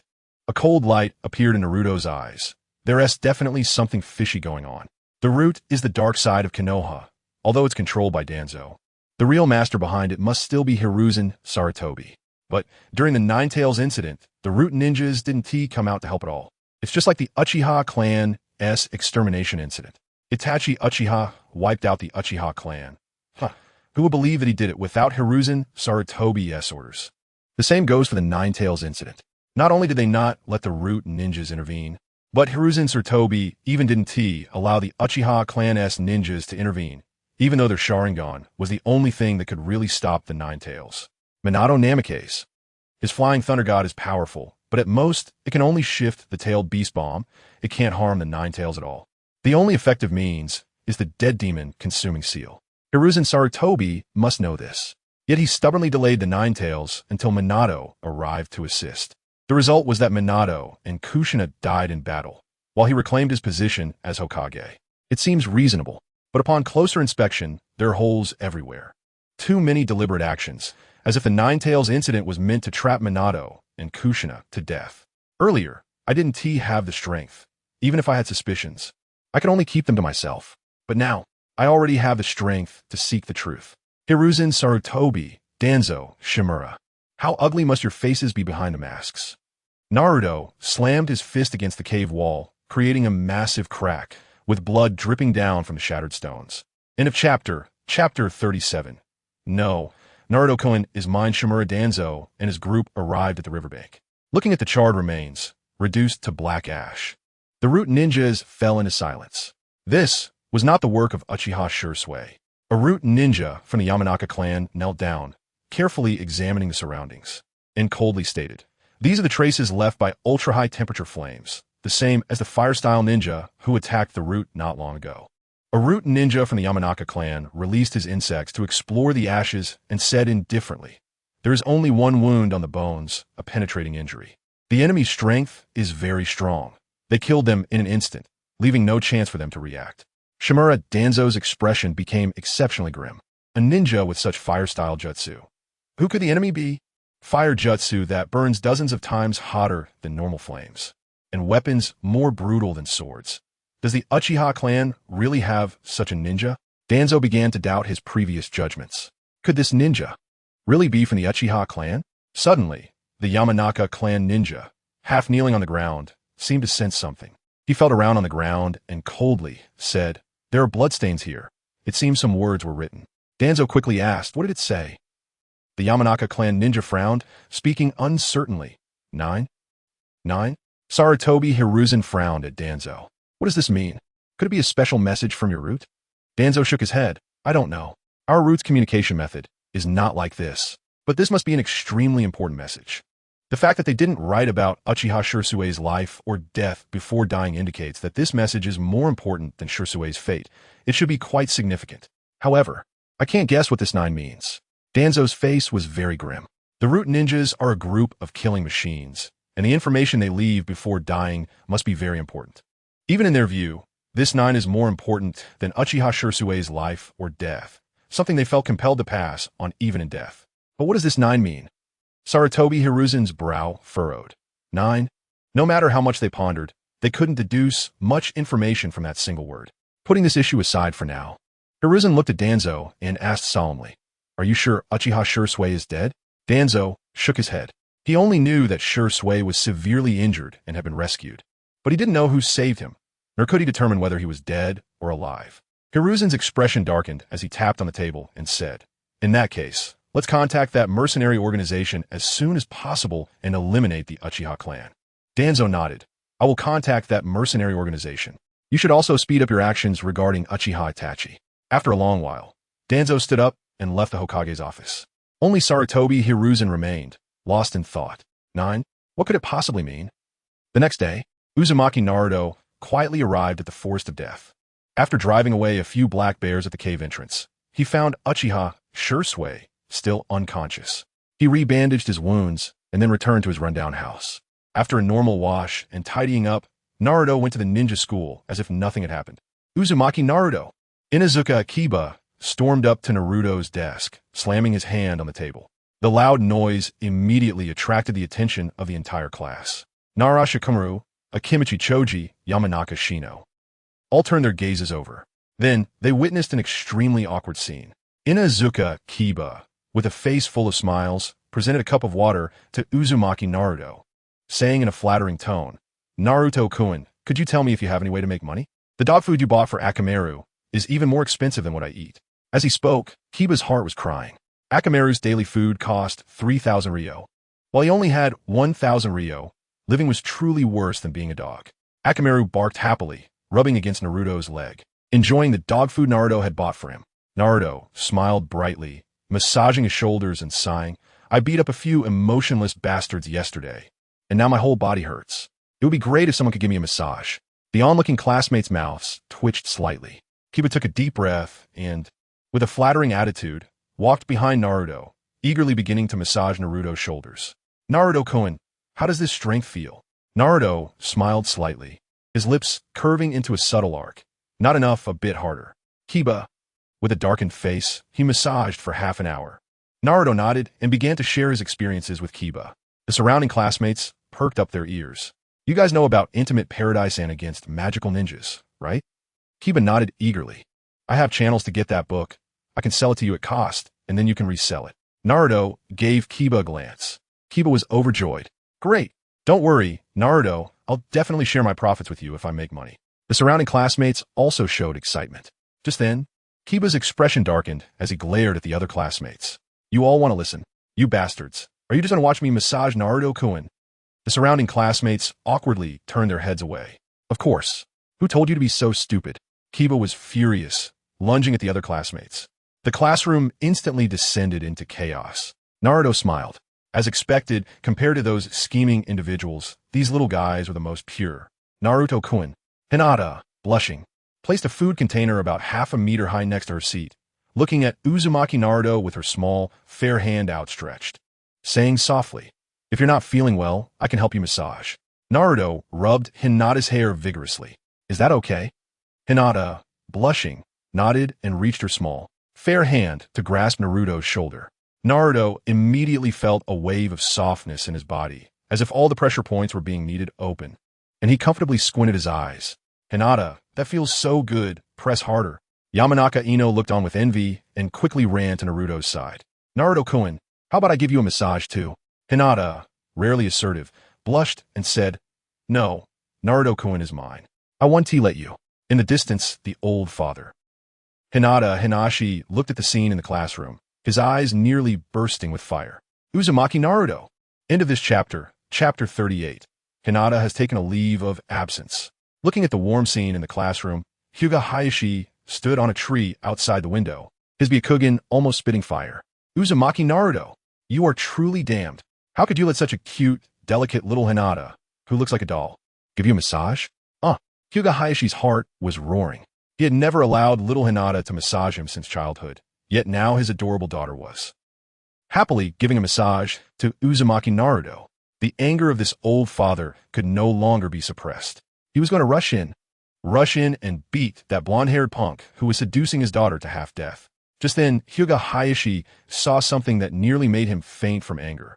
"Naruto-kun is mine. I won't let you have him." Hinata blushed, and despite feeling dizzy from shyness, she still firmly looked at Yamanaka Ino. "Naruto-kun belongs to me. I've already claimed him. Naruto-kun is mine. My man." Hinata's face grew redder as she thought more about it, almost fainting. Yamanaka Ino's face also turned a bit red as she placed her lunch on the table and said with a blush, "Naruto-kun is also mine. Plus, I've learned how to massage. I'm sure I can make Naruto-kun feel more comfortable than you can." Hinata clenched her small fist and shouted, "Byakugan." In an instant, Hinata's veins bulged at her temples, and her pupils turned pure white. "My Byakugan can see the acupoints. I will make Naruto-kun feel more comfortable." Yamanaka Ino pouted, almost crying. No matter how confident she was, she knew her massage skills couldn't compare to the Byakugan of the Huga clan. Seeing Yamanaka Ino nearly in tears, Hinata felt a bit soft-hearted and quietly said, "How about we both give Naruto-kun a massage together?" Yamanaka Ino excitedly agreed. Huga Hayashi was almost driven mad with anger. His little princess was actually using her Byakugan to massage Uzumaki Naruto. Damn! And she was doing it together with other little girls. He couldn't take it anymore. Huga Hayashi stormed into the classroom, looking at Uzumaki Naruto with a gaze that could devour him. Uzumaki Naruto was taken aback for a moment, then stood up and smiled. "Father-in-law, what brings you here?" Huga Hayashi felt darkness engulfing him. "What are you saying? Do you even hear yourself?" Just as Huga Hayashi was about to roar, a cold-faced Uchiha Itachi walked in and said in a deep voice, "Sasuke, come back with me." Uchiha Sasuke was taken aback. "Nisan, what's going on?" Uchiha Itachi did not answer, glanced at Huga Hayashi, and said, "Huga clan leader, you come with me too." Huga Hayashi frowned and walked to Uchiha Itachi's side. The two talked for a moment. Huga Hayashi's expression changed drastically as he asked, "Really?" Uchiha Itachi nodded. Huga Hayashi no longer cared about Uzumaki Naruto and anxiously followed Uchiha Itachi out of the school. What happened? The students in the class showed puzzled expressions. Why did Sasuke-kun leave in such a hurry? After all, it's not even the end of school yet. The Huga clan leader also left. Wasn't he here to settle scores with Uzumaki Naruto? The boys in the class were confused. Uzumaki Naruto, however, knew what had happened, but he just smiled faintly. Sarutobi Hiruzen is probably having a headache right now. In fact, that was indeed the case. The heads of the major clans gathered at the Hokage building, listening to Uchiha Fugaku loudly questioning Sarutobi Hiruzen. Sarutobi Hiruzen was overwhelmed with questions. "I don't know. Uchiha Shisui just went out to perform a regular mission. I will ensure Uchiha Shisui returns as soon as possible. I guarantee that Uchiha Shisui will be in no danger." After finally sending Uchiha Fugaku away, Sarutobi Hiruzen happened to see Huga Hayashi and recalled what happened a couple of days ago, saying, "Huga clan leader, wait a moment. I need to talk to you about something." Moments later, Huga Hayashi slammed his palm on the table and angrily said, "Hokage-sama, I want to suspend Hinata for a while." In the evening, Uzumaki Naruto leaned against the cave, coldly looking at Uchiha Shisui. So, only a few people knew the location of my mother's delivery? Uchiha Shisui smiled bitterly. It should be said that only the fourth Hokage, the third Hokage, Shimura Danzo, and a few medical ninjas knew. Uzumaki Naruto did not continue to ask. The answer was clear. The death of Minato Namikaze definitely had other complications. Thinking about how Shimura Danzo would go to any lengths to become Hokage, Uzumaki Naruto's expression gradually turned cold. His father. Was this blocking their way? The next day, Uzumaki Naruto went to school, as usual. As soon as he stepped into the classroom, he sensed something was off. The atmosphere in the classroom was particularly strange. Many of his classmates looked at him with worried expressions, wanting to say something, but stopping short, as if there was something they couldn't express. Uzumaki Naruto raised an eyebrow. What's wrong, everyone? Did something happen? Many of his classmates quickly shook their heads. Shikamaru, how could anything happen? It's just you being overly sensitive, Naruto. Inazuka Kiba quickly nodded. Exactly. Everything is just like usual. Akimichi Choji, Naruto. Do you want some chips first? Yamanaka Ino. Naruto, don't worry too much. Everything is normal today. Uzumaki Naruto smiled and sat back in his chair. Then suddenly said, something happened to Hinata, didn't it? Several classmates gasped. Shikamaru was sweating profusely and hurriedly stepped forward. No. Hinata just isn't feeling well and is resting at home for a while. Inazuka Kiba nodded frantically. Hinata is resting at home. There's really nothing wrong. Akimichi Choji rarely offered chips to Uzumaki Naruto. Naruto, have some chips. Maybe Hinata will be back in a couple of days. Uzumaki Naruto revealed a bright smile. Really? Then I'll go visit her. Shikamaru and the others started to sweat profusely. They had been with Uzumaki Naruto for over a year and naturally understood his personality. Under normal circumstances, Uzumaki Naruto was extremely gentle, but whenever it involved Hinata, he would become quite stubborn. End of this chapter, chapter 39. Kid, do you need my power? This is just like the last time with the kunai throwing gambling. Ultimately, isn't it just Uchiha Sasuke interrupting the interaction between Uzumaki Naruto and Hinata? Just an interruption made Uzumaki Naruto so angry. Now, Hinata Huga has been suspended from school. Many of the little strong ones couldn't even imagine the consequences when Uzumaki Naruto finds out about this news. Shikamaru said dryly, Naruto, the Huga clan is a big clan. They won't let you in so easily. Let's wait a couple more days.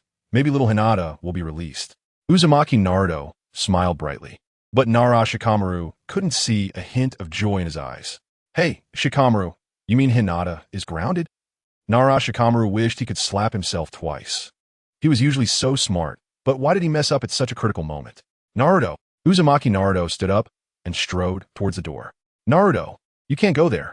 Shikamaru was extremely anxious, grabbing Uzumaki Naruto's shoulder with a worried expression. He had also heard from his father yesterday that Hinata had been grounded. Moreover, it wasn't just grounding. He had heard that there were even harsher punishments to keep Hinata away from Uzumaki Naruto. Uzumaki Naruto liked Hinata so much that if he saw that scene, he would definitely do something irrational. Inazuka Kiba, Akimichi Choji, Yamanaka Ino. Even Uchiha Sasuke realized the seriousness of the situation and quickly stepped forward to grab Uzumaki Naruto's arm in an attempt to subdue him. Several little strong ones clung to Uzumaki Naruto's legs and arms like koalas. However, Uzumaki Naruto seemed unfazed, smiling brightly, dragging the little strong ones towards the Huga clan. Uchiha Sasuke's eyes nearly popped out as he exclaimed, Uzumaki Naruto, you're so strong? The weight of 5 boys pressed on Uzumaki Naruto, yet he was able to drag them along. What incredible strength!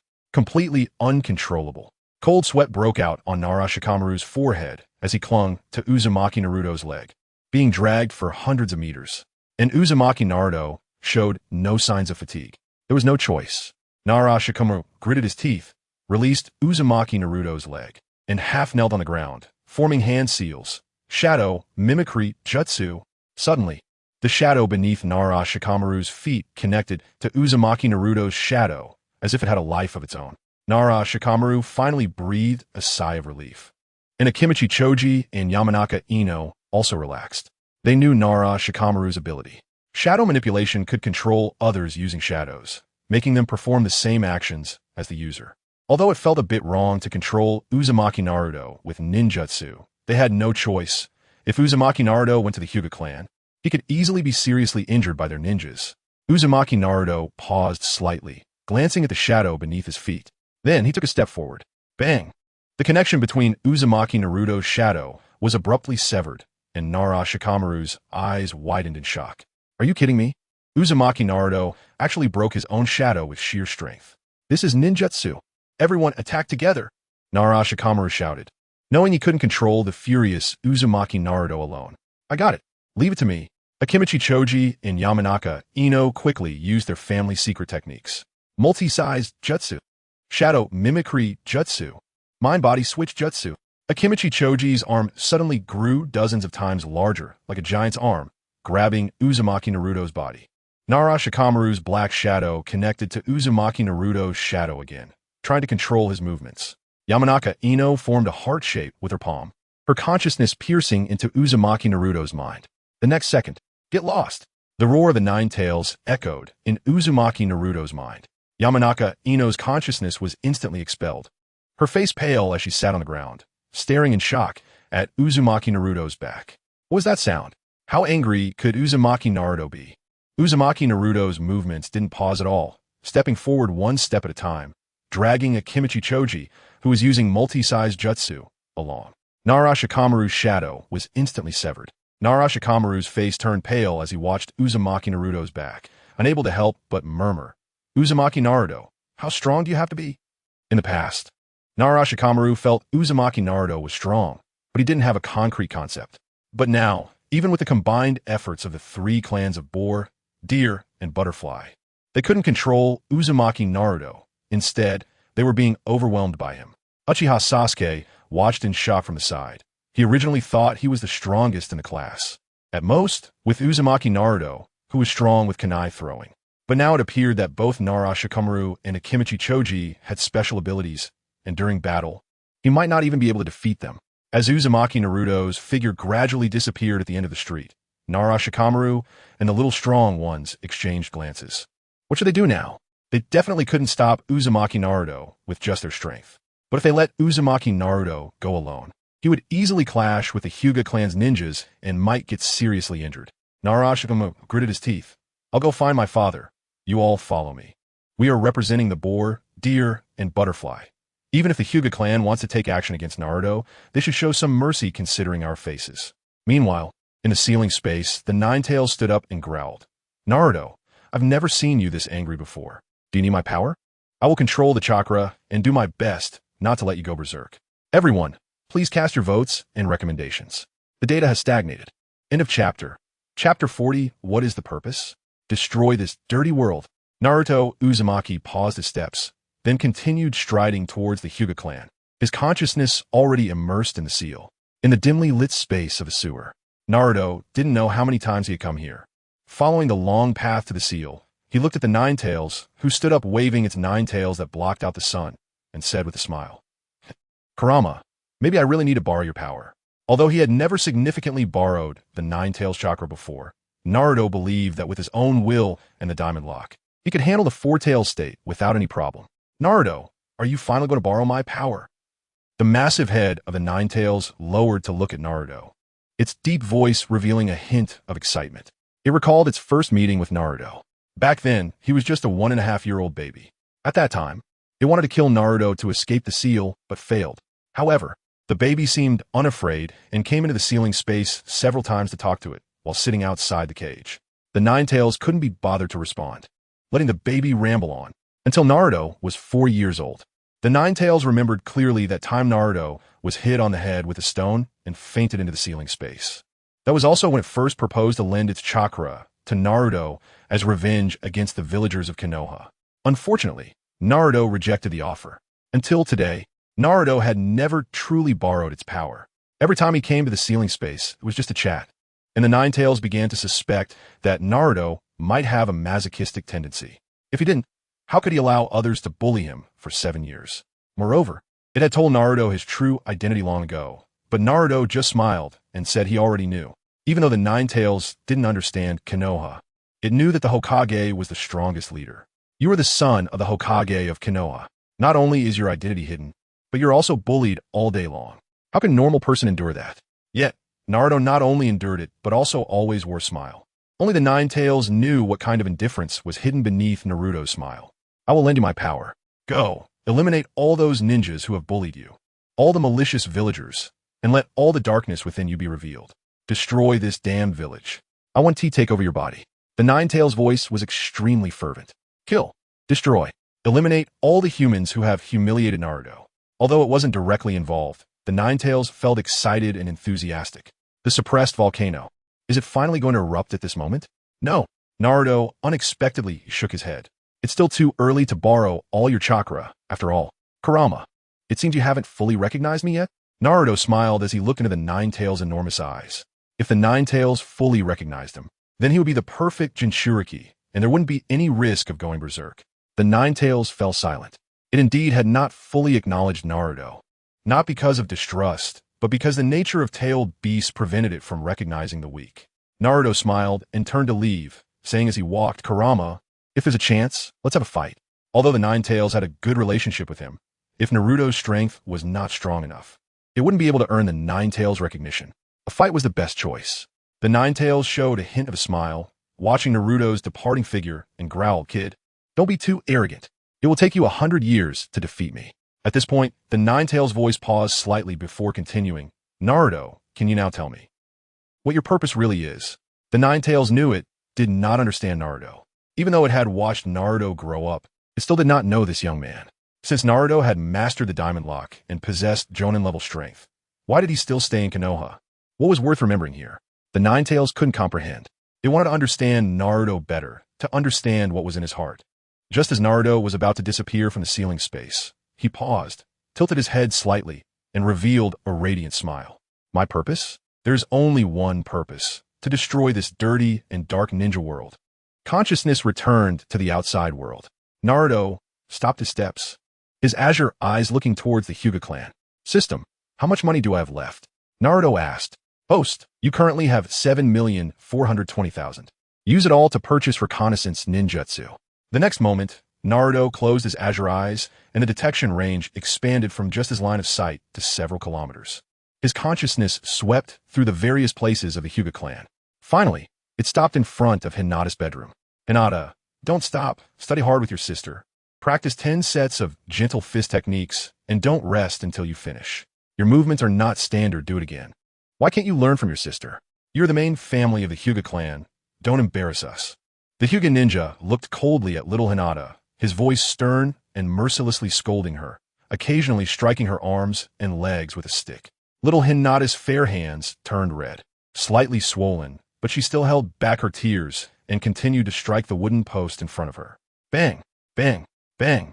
Standing at the doorway, Naruto's eyes turned scarlet, but he still forced himself to watch. The surrounding little ones didn't dare to advise him, looking at Naruto with worried faces, constantly praying that Shikamaru would hurry and call his father over. About half an hour later, little Hinata finally finished 100 sets of gentle fist. Her little hands, already swollen, red as if they were about to bleed. Thud!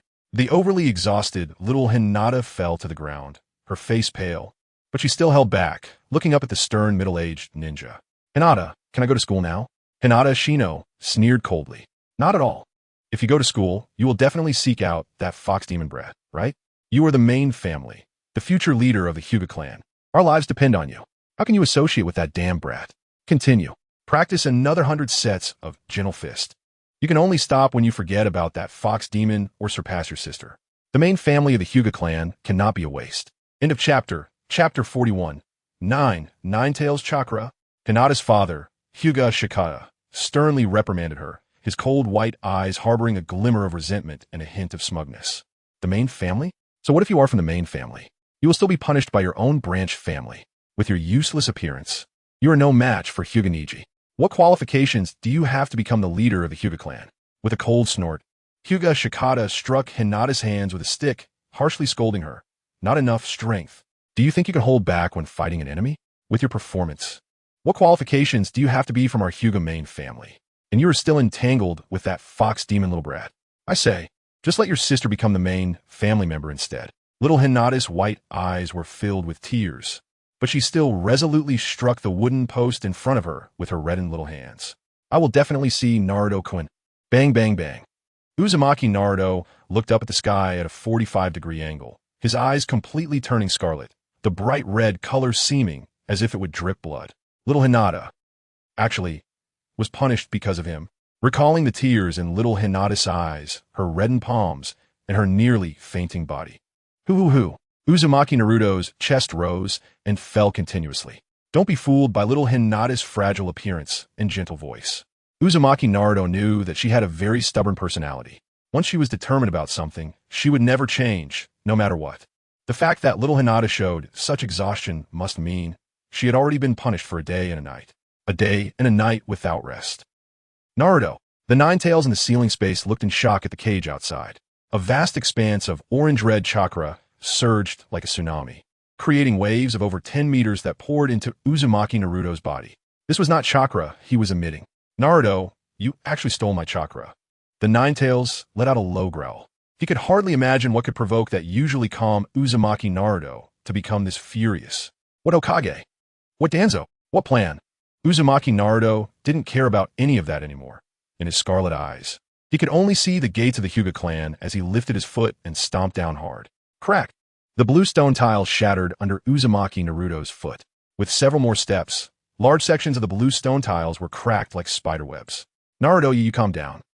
Uchiha Sasuke, Akimichi Choji, Inazuka Kiba, and the others were a bit panicked and tried to advise him dryly. But when they saw the cracks under Uzumaki Naruto's feet, several of them felt their scalps go numb and didn't dare approach him at this moment. God, just how strong is Uzumaki Naruto? And Shikamaru, how long until you can bring your father here? Just as the group of friends prayed for a miracle, Nara Shikamaru finally arrived before Uzumaki Naruto. Hoo. Father, hurry and stop Naruto. Nara Shikamaru was panting heavily, but he was completely unconcerned with himself, anxiously looking at his father. Nara Shikako looked at the blue stone path beneath Uzumaki Naruto's feet, his eyes revealing a trace of seriousness, without saying a word. He formed hand seals. Shadow neck bind technique. A black shadow spread out from Nara Shikako's feet, not connecting to Uzumaki Naruto's shadow, but directly extending to his feet. The shadow formed into a hand shape, firmly pinning Uzumaki Naruto's feet to the ground. Nara Shikamaru breathed a sigh of relief. As expected of my father, he can control it like this. Get away. A cold, bone-chilling voice came. Uzumaki Naruto's scarlet eyes glanced back, and with a heavy stomp, he struck down. Boom! A large section of blue stone tiles was crushed, and the ground cracked terrifyingly. Narashikaku's face turned pale, and he fell to his knees with a thud. Father! Narashikamaru's eyes widened in disbelief as he looked at his father. His father was an elite jonin of Konoha village, and yet his shadow neck bind technique was shattered by Uzumaki Naruto with sheer brute force. Nara Shikaku completely disregarded his son, his face ashen as he looked up, his eyes filled with shock as he stared at the blonde boy in front of him. This power, the nine tails chakra. The blonde boy in front of him seemed to ignite in a blaze of orange-red flames, dark, terrifying, brutal, and evil. There is no mistake, this is the chakra of the nine tails. Uzumaki Naruto has gone berserk. Cold sweat broke out on Nara Shikaku's forehead, his heart racing as he dryly said, "This is a big deal, Uzumaki Naruto. This is going to cause a catastrophe. Nine tails. This is definitely the chakra of the nine tails. Such a solid seal couldn't contain the nine tails chakra. Just how angry is this boy right now?" Nara Shikamaru still didn't know what was happening and anxiously said, "Father, you can't control Uzumaki Naruto either?" Nara Shikaku shook his head bitterly. He was just as confused. Uzumaki Naruto had simply taken one step and shattered his shadow neck bind technique. How could his strength be this great? The nine tails chakra. Does it really have such a terrifying enhancement effect? Or is it that Uzumaki Naruto was already strong to begin with? Not daring to think further, Nara Shikaku staggered to his feet. You all stay away from Uzumaki Naruto. I'm going to report this to the Hokage immediately. Something big is going to happen. After saying that, Nara Shikaku ran desperately towards the Hokage building. Really? Something big is going to happen. Huh? Is that the fox demon brat? The gatekeeper of the Huga clan saw Uzumaki Naruto approaching and revealed a trace of disgust in his eyes, snorting coldly as he blocked the way. Brat, the Huga clan is not a place for people like you. Hurry and leave here. Don't come looking for trouble, or don't blame us for taking action. Uzumaki Naruto lifted his head, his scarlet eyes showing no emotion as he stared at the two gatekeepers and asked, "Where is little Hinata?" The Huga clan gatekeeper sneered. "The young lady is being punished because of you, you monster. Hurry up and get lost." Boom! The Huga clan gatekeeper was struck as if hit by lightning, his body flying backward like a cannonball, crashing hard against the gate. Boom! The wooden door was blasted out, leaving a human-shaped hole, and the Huga clan gatekeeper fell to the ground, continuously spitting blood. End of chapter. Chapter 42. Get lost. You annoying guy. Get out of the way and don't interfere. Uzumaki Naruto retracted his fist and coldly glanced at the Huga clan's gatekeeper, who was lying on the ground and continuously coughing up blood, then delivered a fierce kick to the large gate. Boom! The massive wooden door was kicked away over 10 meters and fell to the ground, shattering into countless wooden splinters. The small fry not far away were stunned. Holy cow! That door weighs several hundred pounds. You just kicked it away like that. Can't you show some respect for the weight of the door? Uzumaki Naruto is just too strong. As he watched Uzumaki Naruto's gradually disappearing figure, another gatekeeper finally regained his senses. Ignoring his bloodied companion, the gatekeeper pulled out a signal flare and roared loudly. There's an invasion of the Huga clan. Alert! Level 1 alert. All ninjas assemble. At the same time, ninjas from the Huga clan raised their heads, and upon seeing the scene of red light in the sky, their expressions changed drastically. Emergency assembly order. What happened? Is there an invasion of the Huga clan? Could it be those damn ninjas from the Cloud Village? Do they still want to take our Byakugan? The ninjas of the Huga clan, filled with rage, stormed out of their homes, gathering in large numbers. When they learned that the invader was Uzumaki Naruto, their anger not only did not subside, but instead intensified. It's that little fox demon. How dare he invade the Huga clan, truly asking for death? Does he really think anyone can enter our Huga clan? He came for the young lady? Ridiculous. What right does he have to see our Huga clan's main family? He must be taught a good lesson. The ninjas of the Huga clan cracked their knuckles and angrily walked towards Uzumaki Naruto. Nine-Tails chakra. What does that count for? The Huga clan's gentle fist can indeed seal chakra. As long as they block the chakra points, even the Nine-Tails chakra would be useless. Soon, a large number of Huga clan ninjas gathered, blocking Uzumaki Naruto's path, their gazes unfriendly as they looked at him. This is really... Uzumaki Naruto stopped, coldly staring at the Huga clan ninjas in front of him. Do you want to die? Clan leader, it's bad. Uzumaki Naruto has unleashed Nine-Tails chakra and barged in. A Huga clan ninja rushed into the clan leader's office in a panic, and upon seeing Huga Hayashi, quickly spoke. Clan leader, Uzumaki Naruto has barged in. What should we do? Huga Hayashi put down the documents in his hand and calmly replied, Don't panic, it's just chakra. There's no need to worry too much. Have the clan's elite jonin take action to seal Uzumaki Naruto's chakra flow with their gentle fist, then throw him out and not allow him to enter again. Seeing Huga Hayashi's composed demeanor, the Huga clan ninja gradually calmed down and couldn't help but say, Clan leader, do we really need to go to this extent? No matter what, Uzumaki Naruto is the Nine-Tails Jinchuriki, and the Hokage has spoken. Moreover, the young lady and Uzumaki Naruto are both just kids. There's nothing wrong with them liking each other. Maybe when they grow up. No. Huga Hayashi shook his head and said solemnly, Hinata's character seems weak, but in reality, she is very strong. Once she decides on something, it generally doesn't change. How can I let my daughter fall for a short-lived brat? Huga Hayashi's expression darkened as he said, Let me ask you, throughout history, every Jinchuriki who sealed a tailed beast, which one has ended well? Uzumaki Naruto is still young, but when he grows up, who can guarantee he won't be the next rampaging Jinchuriki? The Huga clan ninja pondered. Indeed, none of the Jinchuriki from the major hidden villages have ended well. Even the most securely sealed Uzumaki Kushina died because of being plotted against during childbirth, leading to the Nine-Tails rampaging.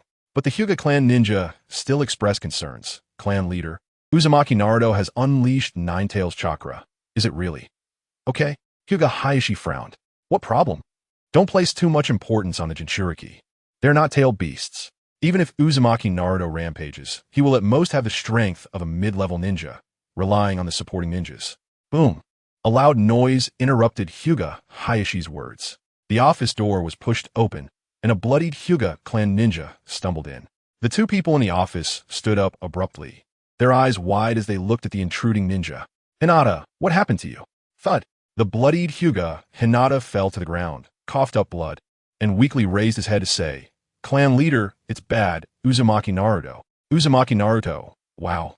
Huga Hayashi quickly stepped out from behind the desk, half squatting to help Huga Hinata up, asking, What happened? What happened to Uzumaki Naruto? Uzumaki Naruto. He took out all the supporting ninjas. After saying this, Huga Hinata's head drooped, and he completely fainted. Huga Hayashi's expression suddenly changed, slowly putting Huga Hinata down, and pushed open the office door to walk out. What kind of joke is this? Even if Uzumaki Naruto rampaged to the three-tailed state, he shouldn't be able to defeat the supporting ninjas. Those supporting ninjas are all Jonin. How could this happen? Could it be that the intel was wrong? Upon reaching a corner, Huga Hayashi turned and looked at the scene before him, his pupils constricting sharply. Originally, this was a forest where the Huga clan's ninjas could practice their gentle fist techniques. But now, Huga Hayashi couldn't help but rub his eyes. Multiple Huga clan ninjas were hung on trees, head first into the ground, and some were even floating in a nearby stream. Without exception, blood had dyed their clothes red, and they had lost consciousness. The deeper he went, the more shocking the scene became. With dozens of Huga clan ninjas sprawled on the ground in disarray, it was impossible to tell this was a forest. It looked more like a scene of slaughter after a battlefield. This was all caused by Uzumaki Naruto? Huga Hayashi was stunned. End of chapter. Chapter 43. Naruto with four tails Hinata Hizashi walked down the street, feeling increasingly dry in his mouth. The Huga clan ninjas lay scattered on the ground, blood pooling around them. Though they were not dead, at the very least, 3 ribs were broken, and, at most, some were so severely injured that their arms and hands were completely shattered, leaving them almost unrecognizable. How could this happen? Hinata Hizashi couldn't understand. Even if Naruto Uzumaki really went berserk with the Huga clan's Bikugen and gentle fist, it shouldn't have led to such a tragic state. Monster. Run, we are no match for him. It's not the power of the Nine Tails, it's Naruto Uzumaki's strength. He's too strong. Ahead, there were cries of despair and shock. Hinata Hizashi's pupils constricted, and without a second thought, he hurried forward, quickly encountering other Huga clan ninjas still fighting. But Hinata Hizashi paid no attention to his fellow clansmen. Instead, he looked at Naruto Uzumaki in disbelief. 3 orange-red tails waved behind Naruto, his body covered in red chakra. His eyes a blood red, his fingers becoming unusually sharp, and his teeth even turning into fangs. He was practically a humanoid-tailed beast. But what shocked Hinata Hizashi the most were the 4 golden chains spreading out from Naruto's back. What magnificent golden chains, shining brilliantly like a galaxy, spanning hundreds of meters across the sky, forming a golden net. In the center of the golden chains, Naruto Uzumaki looked like a deity. With a cold wave of his palm, he could easily control the golden chains to attack the remaining Huga clan ninjas. Any ninja caught by the golden chains was struck with such force that their bones shattered, screaming as they flew away. Diamond Prison. Hinata Hizashi's face changed dramatically. He finally understood why the Huga clan ninjas suffered such heavy losses. Diamond Prison. This was the strongest sealing technique that could suppress the Nine Tails chakra. Hailed as the most powerful sealing technique in the ninja world, anyone entangled or touched by the golden chains would have their chakra suppressed. The Huga clan ninjas excelled in taijutsu, but in the face of Diamond Prison, they were like lambs to the slaughter, utterly powerless. Naruto Uzumaki had awakened the Diamond Prison. Could his identity be? Hinata Hizashi's mind was in turmoil. From the information he had, although Naruto Uzumaki's surname was Uzumaki, he had no actual connection to the Uzumaki clan. This was not uncommon in the ninja world. Just like there were many people with the surname Nara in the ninja world, they were all from branches that had separated many years ago and no longer had the ability to awaken their lineage. But Naruto Uzumaki had awakened the Diamond Prison, which could only be awakened by the direct descendants of the Uzumaki family. Hinata Hizashi thought of a terrifying answer. He didn't dare to think further. Using body flicker technique, he appeared next to Naruto Uzumaki. Before Naruto could react, he covered the tips of his fingers with chakra and shouted, "Gentle fist, 128 palms, 2 palms, 4 palms, 6 palms, 8 palms, 12 palms, 24 palms." Hinata Hizashi's 10 fingers struck Naruto's body, hitting various chakra points. 128 palms. After finishing the 128 palms, the Nine Tails chakra within Naruto Uzumaki gradually decreased. Hinata Hizashi breathed a sigh of relief. It seemed he had sealed the chakra points in Naruto's body. Just then, Naruto slightly turned his head, his blood-red eyes looking at Hinata Hizashi, coldly saying, "Hayashi's father, are you tickling me?" Hinata Hizashi's face changed drastically. "You can still move. 128 palms is supposed to have sealed your movements as well. Naruto Uzumaki shook his neck, his blood-red eyes fixed on Hinata Hisashi. This kind of thing is completely useless. Nine tails. Naruto roared in his heart. The next second, boom, the previously sealed Nine Tails chakra surged again, erupting like a tsunami, instantly shattering the chakra within Hinata Hisashi's chakra points. The dark red chakra on Naruto's body burned, almost turning blood red, radiating an evil and brutal power. Hinata Hisashi was forced back 2 steps, staring in shock at the 4 tails behind Naruto. Four tails. Originally, there were only 3 orange-red chakras behind Naruto, but now there was an additional tail, all of which had turned blood red. Annoying. Naruto's cold eyes looked at Hinata Hisashi. His right hand stretched out. The blood-red chakra gathered into a palm, resembling the claws of the nine-tails fox, fiercely clawing at Hinata Hisashi. At the same time, the 4 golden chains in the sky rattled like golden meteors or golden javelins, stabbing down violently. Reversal. Hinata Hisashi's face twisted in rage as he roared, his body suddenly spinning, chakra bursting out from all his chakra points. A blue, high-speed rotating oval absolute defense enveloped Hinata Hisashi. The blood-red claws of the Nine Tails slammed down fiercely. Boom! A terrifying explosion resonated, deafening, as if an earthquake had struck, and the rapidly spinning reversal was instantly obliterated. Hinata Hisashi's face turned pale, his figure flying backward like a meteor, crashing into a distant rockery with a loud bang. Boom! The rockery was instantly shattered, and Hinata Hisashi spat out a mouthful of blood, collapsing to the ground. How could this be? Hinata Hisashi weakly raised his head, looking incredulously at Naruto Uzumaki ahead. Just 4 tails. Could defeat me? Naruto Uzumaki's expression was cold. 4 tails? So what if there are 4 tails? In the original work, Naruto Uzumaki's tailed beast bomb in the 4-tailed state almost killed Orochimaru. Hinata Hisashi? Although also an elite Genin, he was not even in the same league as Orochimaru. Before Hinata Hisashi could stand up, the golden javelins formed by the diamond prison struck his body fiercely. Boom! Hinata Hisashi's body flew backward, crashing into several large trees, bones breaking in countless places, blood pouring from his mouth. End of chapter. Chapter 44. Hinata Hayashi. I regretted wow. Hinata Hayashi crashed down from the roof of the house, hitting the beam, spitting out a mouthful of blood, and fell heavily to the ground. After struggling to get up in a disheveled and weak state, Hinata Hayashi glanced at his injuries. 4 ribs were broken, his leg bones were fractured, and his arms were also broken. Ugh! The intense pain surged into his brain, making Hinata Hayashi involuntarily gasp. So painful, not even close to being an opponent. At this moment, a Hinata clan Genin, with broken arms and legs, was sent flying into the house by a golden lock with a loud crash. After crawling out while wailing, the Hinata clan Genin happened to see Hinata Hayashi and incredulously said, "Lord Clan Leader, even you're not a match?" Hinata Hayashi bitterly shook his head. Too strong. Uzumaki Naruto's strength is too strong. It's not just the power of the Nine Tails. It's the strength of Uzumaki Naruto himself that is too strong. He has gone berserk to 4 tails, and the chakra on his body is turned blood red, with brutality and darkness approaching complete rampage. Yet Uzumaki Naruto, he can still maintain his human form. The Hinata clan Genin gasped, struggling to prop himself up, and looked out the window. Sure enough, Uzumaki Naruto, with 4 blood-red tails behind him, had not lost his rationality. Instead, his eyes were cold and indifferent. Hinata Hayashi bitterly said, "Logically speaking, such terrifying chakra would cause any Jinchuriki to lose their rationality and go berserk in a tailed beast form, right? But Uzumaki Naruto has managed to suppress all of this with his will. Just how strong is this boy's willpower and strength?" Hearing this, the Hinata clan Genin couldn't help but swallow hard. With a powerful physique, strong willpower, the ability to suppress the chakra of the Nine Tails, and the strongest sealing technique, the adamantine sealing, Uzumaki Naruto's strength was almost on par with that of a normal Genin. How old is Uzumaki Naruto? 6.5? 7? With such strength, Lord Clan Leader, you were wrong. The Hinata clan Genin was heartbroken. Hinata Hayashi bitterly nodded. I regret it too. The Nine Tails had gone through 3 generations of Jinchuriki. The first Jinchuriki, Uzumaki Mido. The second Jinchuriki, Uzumaki Kushina.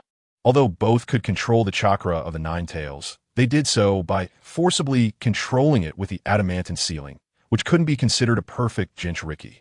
But Uzumaki Naruto is different. Even in his four-tailed state, he can control his consciousness. He may really become the first perfect nine-tails Jinchuriki in history. And now, Uzumaki Naruto has gone berserk to four tails while maintaining his consciousness. And the enemy is actually our Hinata clan. Sigh. Hinata Hayashi regretted deeply, wishing he could slap himself twice for what he had done, and clumsily stood up, asking, "How did you make Uzumaki Naruto so angry?" The J-nin of the Hinata clan was stunned for a moment. "War clan leader, what are you talking about?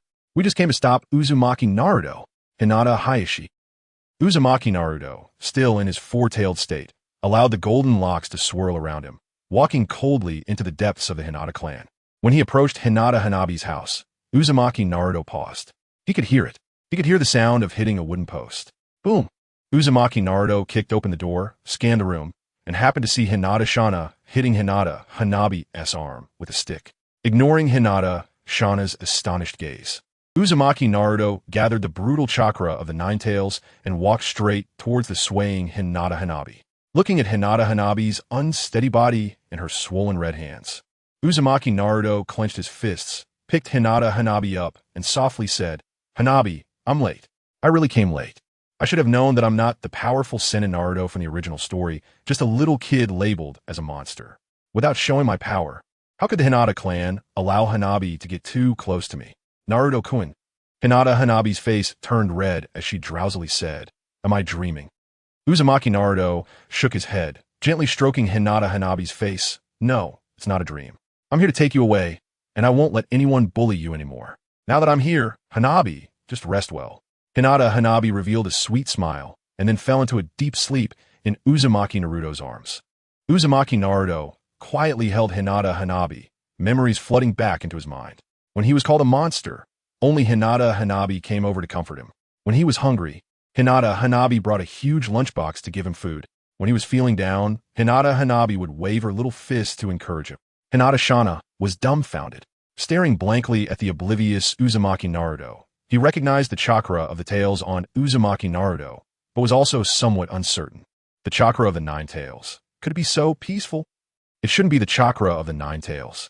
Hinata Shana murmured, his expression returning to coldness, reprimanding. "Uzumaki Naruto, who allowed you to come in? Get out quickly.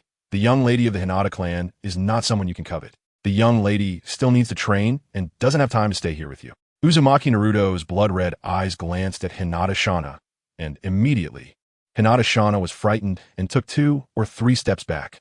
Standing up, Uzumaki Naruto carried Hinata Hanabi into the room, gently placed her on the bed, covered her with a blanket, and kissed her forehead. After doing all this, Uzumaki Naruto closed the door. The next second, Uzumaki Naruto's aura underwent a dramatic transformation. Sparkle. The previously calm chakra of the Nine Tails revealed its original fury and evil, gradually turning blood-red. The blood-red chakra on Uzumaki Naruto boiled, the 4 tails waved, and the 4 golden locks spread out. Hinata Shana was so scared that he fell to the ground, looking at the blonde boy before him in terror. Like a demon emerging from hell. The Nine Tails, it really is the chakra of the Nine Tails. End of chapter, chapter 45. If you run out, I'll let you go Nine Tails. Nine Tails Fox. Huga Masashi fell to the ground, staring in terror at Uzumaki Naruto, who looked like a demon. He regretted it deeply. He recognized it. That blood-red, violent chakra was exactly the same as the Nine Tails chakra during the Nine Tails rampage. He had previously thought that Uzumaki Naruto had not gone berserk, but now it was clear that Naruto had deliberately suppressed the Nine Tails chakra. It was to prevent the Nine Tails chakra from scaring the weak Hinata Huga. Thinking of this answer, Huga Masashi's hair stood on end. Now, Hinata Huga had been taken into the house, and he was all alone. Gulp! Cold sweat broke out on Huga Masashi's forehead as he swallowed hard, clumsily getting to his feet, using all 4s to escape. Whoosh! Uzumaki Naruto coldly watched Huga Masashi, and with a thought, a golden chain shot out from behind him like a javelin. Thud! The golden chain pierced through Huga Masashi's foot, pinning it firmly to the ground, blood flowing. Huga Masashi's eyes nearly popped out as he clutched his right foot, screaming in agony. Uzumaki Naruto approached Huga Masashi, squatting slightly, placing his right hand on his shoulder and saying, "Where do you think you're going? You aren't thinking of escaping, are you? You've already gone this far." Huga Masashi shivered all over, turning in fear to meet Uzumaki Naruto's cold, blood-red gaze. Uzumaki, Naruto. At that moment, Huga Masashi genuinely felt fear. It wasn't the Nine Tails chakra, but the boy Uzumaki Naruto, whose blood-red eyes showed no emotion. Huga Masashi tentatively moved his foot, pierced by the golden chain, and a bone-deep pain surged into his brain. He couldn't move, nor could he summon even a shred of chakra. Everything was restrained by the Vajra seal. Why you've gone mad? You can't hurt me. I'm a ninja of the Huga clan. If you hurt me, the clan leader won't let you off. Huga Masashi roared with a distorted face. Right now, he was like a pig or sheep waiting to be slaughtered, hoping to scare this boy with the clan leader's name. Uzumaki Naruto tilted his head, his blood-red eyes looking toward the entrance of the courtyard. Vajra seal. He coldly uttered a few words, and the golden chain shot out like a golden dragon, rustling as it ensnared a ninja from the Huga clan. Thud! The Huga clan ninja fell clumsily in front of Huga Masashi. Huga Masashi's pupils shook, staring in disbelief at the middle-aged ninja before him, exclaiming, "Clan leader?" That's right. The middle-aged ninja bound like a dead pig by the golden chains was none other than Huga Hisashi. At that moment, Huga Hisashi's face was flushed, desperately trying to break free from the chains, but to no avail, making him look like a worm. Uzumaki Naruto, let me go. Huga Hisashi roared angrily.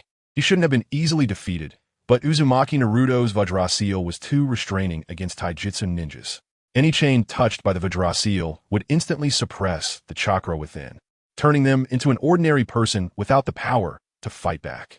Shut up. Uzumaki Naruto coldly gazed at Huga Hisashi. You are Hinata's father, so I won't seriously injure you, but you are an incompetent father, and I will punish you. Huga Hisashi was nearly driven to the point of spitting blood from anger. Not seriously injuring me? I've broken 4 or 5 ribs and my leg and hand bones are all fractured. Do you have to kill me to consider it serious injury? Wait, punish? Huga Hisashi looked at Uzumaki Naruto in terror. The golden chains rattled, instantly spreading to the sky, wrapping around his legs and hanging him upside down. Uzumaki Naruto! Huga Hisashi felt blood rush to his head, almost driven insane with fury, roaring in heart-wrenching anger. He was the clan leader of the Huga clan. How could he be so shamefully hung in the air? Damn it!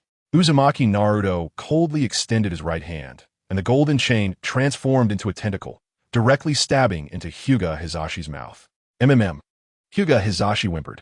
The intense shame made him wish he could faint on the spot. Regret. Remorse. Huga Hisashi not only regretted deeply, but wished he could go back to yesterday and kill himself in the Hokage's office. Why did he stop Uzumaki Naruto from dating Hinata? Not only had he failed to protect Hinata, but he had also implicated hundreds of Huga clan ninjas and ended up hanging in midair. It was simply a double loss. Damn it. Huga Hisashi wished he could slap himself twice. Huga Masashi stared blankly at the clan leader hanging in midair. It turned out that Uzumaki Naruto had come in forcefully. The last bit of leverage in his heart disappeared, and Huga Masashi's psychological defenses crumbled. Tears and snot flowed down as he begged. Uzumaki Naruto. That was really just normal training. Please let me go, I know I was wrong. Uzumaki Naruto revealed a cold smile. Continue. Huga Masashi froze for a moment. Uzumaki Naruto coldly said, I want you to continue begging and hitting yourself. Maybe I'll let you go. Huga Masashi was overjoyed without saying a word. He slapped his own face and begged even harder. Slap. I really was wrong. Slap. I shouldn't have bullied the young lady of the main family. And I shouldn't have offended you. Please let me go. Slap. I really know I was wrong. I won't dare again. I will apologize to the young lady. Slap. I will kneel down to apologize to the young lady. I won't dare to punish her again. Looking at Huga Masashi continuously slapping his own face, Huga Hisashi hanging in the sky was filled with rage. He finally understood why Uzumaki Naruto was so furious. It was because this bastard was secretly punishing Hinata.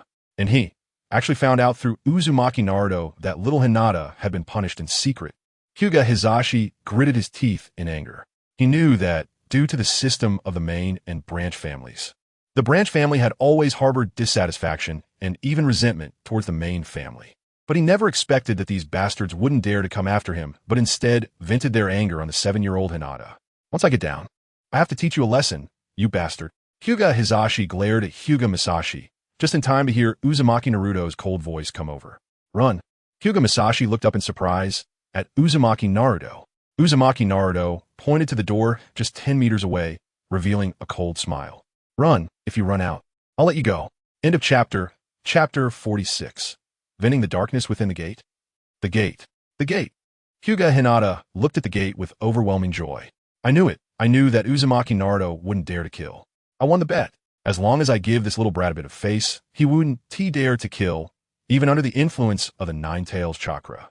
Huga Hinata almost laughed out loud in his heart. This little brat is still just a little brat. Not only is he cowardly, but he is also indecisive, definitely afraid of the judgment from Konoha.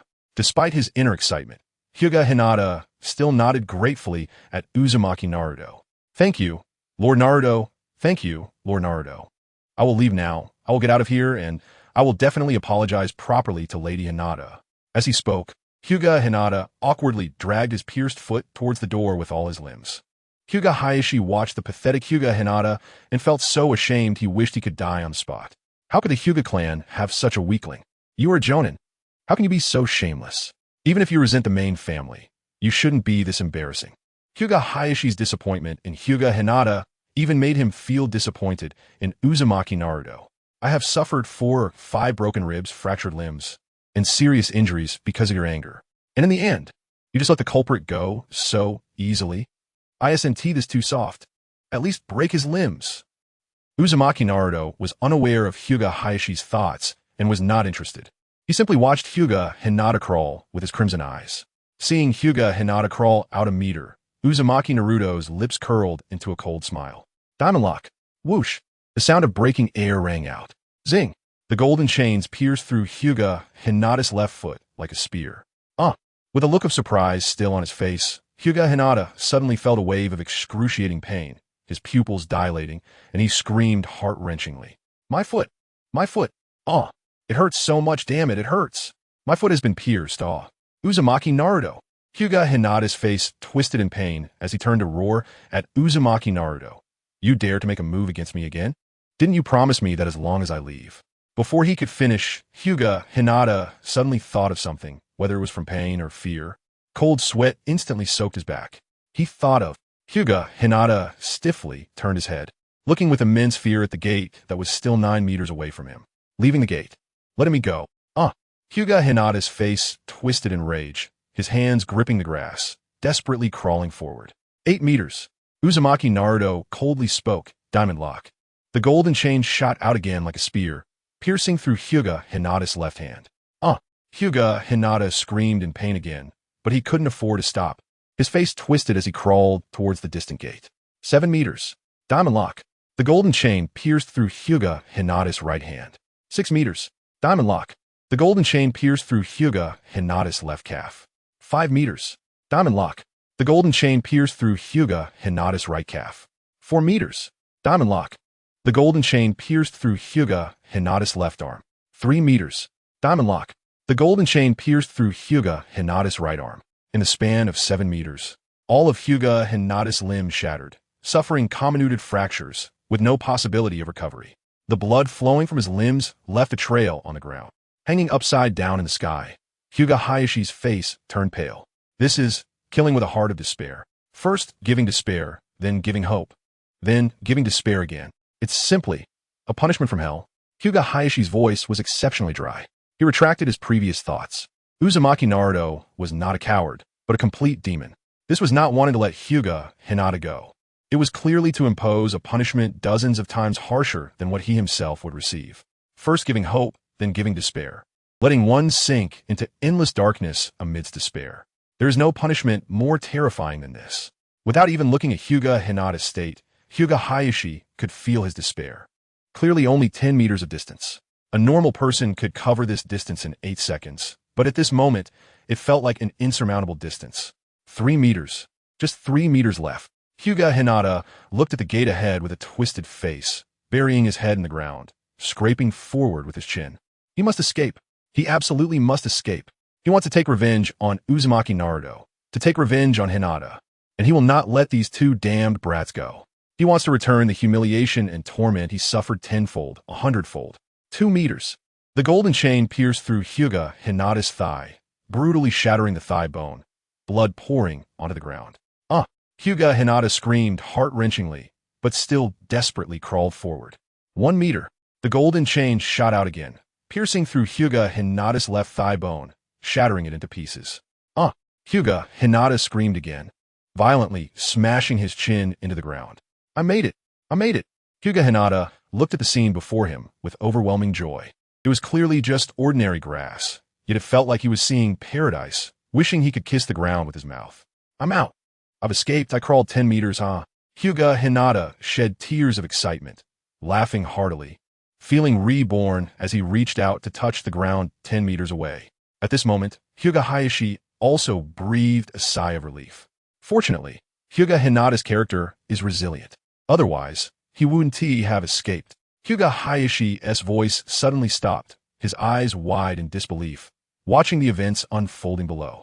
The golden chain wrapped around Huga Hinata's right foot. The clattering golden chain, disregarding Huga Hinata's attempt to bite into the ground, mercilessly dragged him back to the starting position. Uzumaki Naruto coldly said, "Your movements weren't standard enough. Do it again."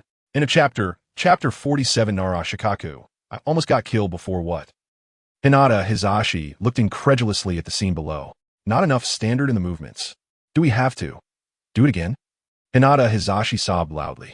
What kind of joke is this? The previous 10 meters, every meter made Hinata Shursue's bones shatter. Just 10 meters felt like a lifetime of crawling. We have to crawl another 10 meters. Isn't this going back on his word? Hinata Shisui looked desperately at Naruto Uzumaki.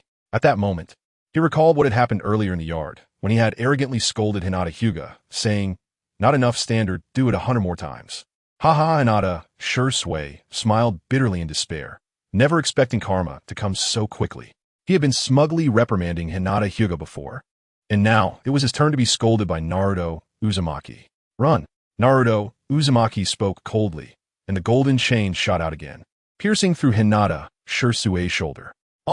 Hinata Shisui screamed in despair, dragging his nearly crippled body slowly towards a gate, but he showed no signs of life. After just 2 meters, blood had already dyed the entire path red. With a thud, Hinata Shursue's head hit the ground heavily, losing consciousness. Hinata Hizashi's heart raced as he nervously watched Naruto Uzumaki below. No way, he won't kill him, right? Seeing Naruto Uzumaki's cruel methods, Hinata Hizashi absolutely believed that Naruto Uzumaki had the courage to kill. As long as he moved a finger, the golden chain could pierce Hinata Shursue's heart. However, unexpectedly, Naruto Uzumaki merely glanced coldly at Hinata Shisui before turning to walk towards Hinata Hyuga's room. Hinata Hizashi was somewhat surprised, but when he saw the bloodied Hinata Shisui, everything became clear, killing and breaking the spirit. Hinata Shursue's limbs were severed, with crushing fractures. Even if he didn't die, he would be a useless person from now on. Every day of his life would be lived with resentment and pain, but he would never have the chance for revenge. Hinata Hizashi muttered to himself. His face had turned pale, and cold sweat dripped continuously. Heaven! Heaven! Heaven! What a cruel method is this? Isn't it said in the village that he has a gentle personality and a smile as bright as the sun? Is this really the Naruto Uzumaki? Why does the Naruto Uzumaki before my eyes look like a demon? No, this method is even more cruel than that of a demon. Little Hinata. Naruto Uzumaki sat down by little Hinata's bed, looking at the sleeping Hinata with a helpless smile. He poked Hinata's face with his index finger, and the sleeping Hinata showed a wronged expression. Naruto Uzumaki chuckled helplessly. Little Hinata, that's why I said I wanted you to choose me before, because only you can make me lose my rationality like this. Blaze release. Adamantine ceiling. Nine tails chakra. Combining my 3 strongest abilities, I barely have strength close to an elite Jainin. It's still too early to reveal it. But thinking of little Hinata's pained look, I couldn't suppress the anger in my heart no matter what. Naruto-kun, little Hinata murmured in her sleep. Naruto Uzumaki snapped back to reality and chuckled, poking Hinata's cheek again. Well, it doesn't matter. Half an hour ago, Hokage building. Nara Shikamaru rushed to the Hokage building in a hurry, not bothering to knock, and pushed open the door to the Hokage's office. But he didn't see the Hokage. After inquiring carefully with the Yambu, he learned that the Hokage had gone to the root. Cursing inwardly, Narashikaku hurriedly dashed towards the root.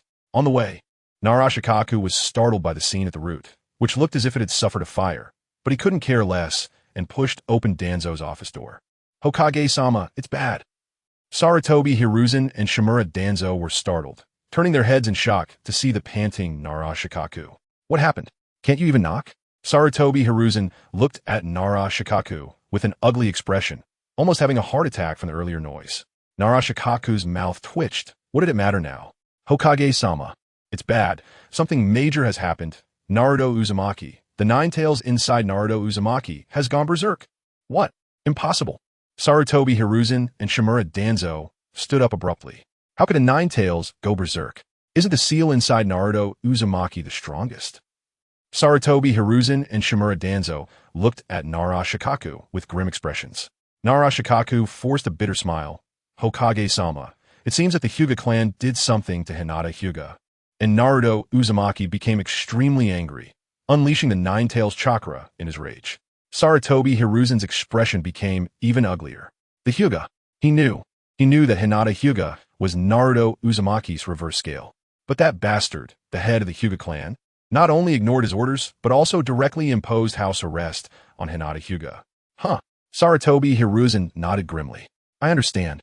The air became somewhat silent. Nara Shikaku looked at Sarutobi Hiruzen with a dark face. Hokage-sama, what now?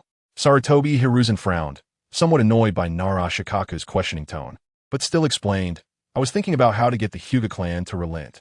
Nara Shikaku almost spat out blood. With the strength and anger displayed by Naruto Uzumaki, the Huga clan could be left with a sea of corpses now. You're thinking about how to make Hinata Hizashi relent.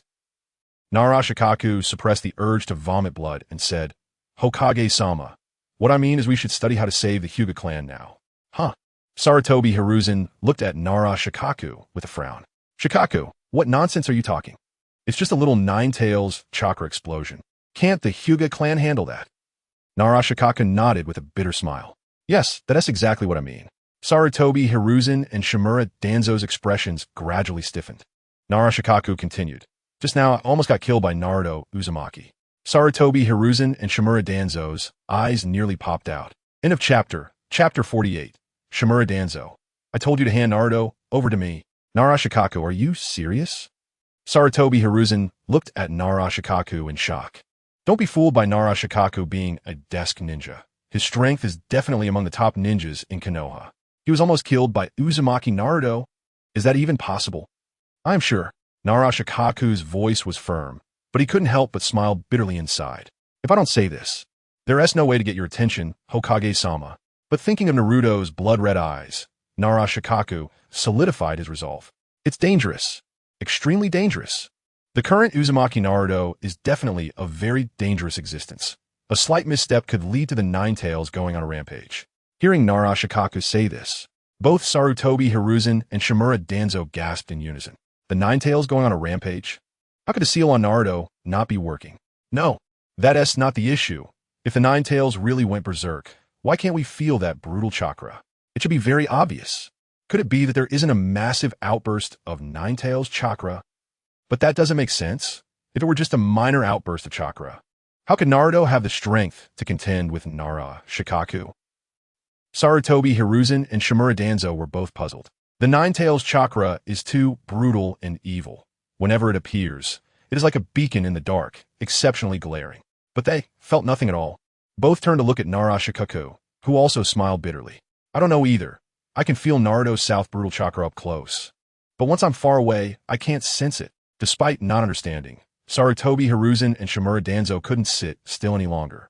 They hurried towards the Huga clan, disregarding their previous discussions about how to deal with the Uchiha. Nara Shikaku's heart raced with anxiety. He worried that the Huga clan would suffer heavy losses, which would be a loss for Konoha. He also worried that if the Huga clan was heavily injured, it would mean he was overreacting. When they arrived at the gate of the Huga clan, Nara Shikaku realized he had overthought things. He stared in shock at the Huga clan leader hanging in the sky. This is the Huga clan leader? A golden chain stretched across the sky like a meteor, but at the end, a person was dangling upside down. Who would dare believe the scene before them? Those who knew it was the Huga clan leader would recognize him. Those who didn't would think it was some pig hanging from a tree. Woo-woo-woo. Huga Hizashi, seeing the Hokage and others below, wished he could faint on the spot, desperately struggling and making the chains rattle. Only then did Sarutobi Hiruzen and the others see the golden chain. Shimura Danzo's pupils constricted. This chain is golden. Could it be the adamantine sealing chains? Sarutobi Hiruzen nodded gravely. There's no mistake. The chain controlling the Huga clan leader must be the adamantine sealing chains. Sarutobi Hiruzen and Shimura Danzo exchanged glances, both seeing the seriousness and shock in each other's eyes. The adamantine sealing chains, the strongest sealing technique in the ninja world, has reappeared in Konoha 7 years after Kushina's death. Uzumaki Naruto. Sarutobi Hiruzen's expression turned grave as he strode into the Huga clan, only to be shocked by the scene before him. Huga clan ninjas were sprawled across the ground, bleeding from head to toe, most of them with broken bones. Hiss! Sarutobi Hiruzen gasped. The further he went, the heavier his heart became, for he had already seen 7 or 8 of the Huga clan's genin. Although the Huga clan specializes in taijutsu, being entangled or touched by the adamantine sealing chains would suppress their chakra. But being able to defeat these genin was enough to show Naruto's current strength. After awakening the bloodline limit, the adamantine sealing chains could unleash their full power in an instant. This terrifying talent, as Sarutobi Hiruzen muttered to himself. He arrived at Hinata, Huga's courtyard, and his expression grew even graver upon seeing the bloody scene. This is Huga Hanabi. The Huga Hanabi before him lay on the ground, unconscious, her limbs contorted in unnatural angles, blood flowing profusely and staining the ground red. These were not battle wounds. It was entirely like a slaughter. Shimura Danzo's face darkened. Sarutobi, I told you to hand Naruto over to me. Look at this guy. He has completely tortured Hanabi into this state. Do you think a boy with such a twisted nature harbor resentment towards Konoha? Sarutobi Hiruzen furrowed his brows tightly. He also felt that Naruto had gone too far. It was even approaching evil and darkness. Even if you kill someone, that's one thing. But torturing someone to this extent is a punishment worse than death. Isn't it? Shimura Danzo snorted coldly and strode towards Hinata's room, his tone grim. Sarutobi, no matter what you say today, I must take Naruto to the root. You've seen it. The current Naruto is extremely dangerous and evil.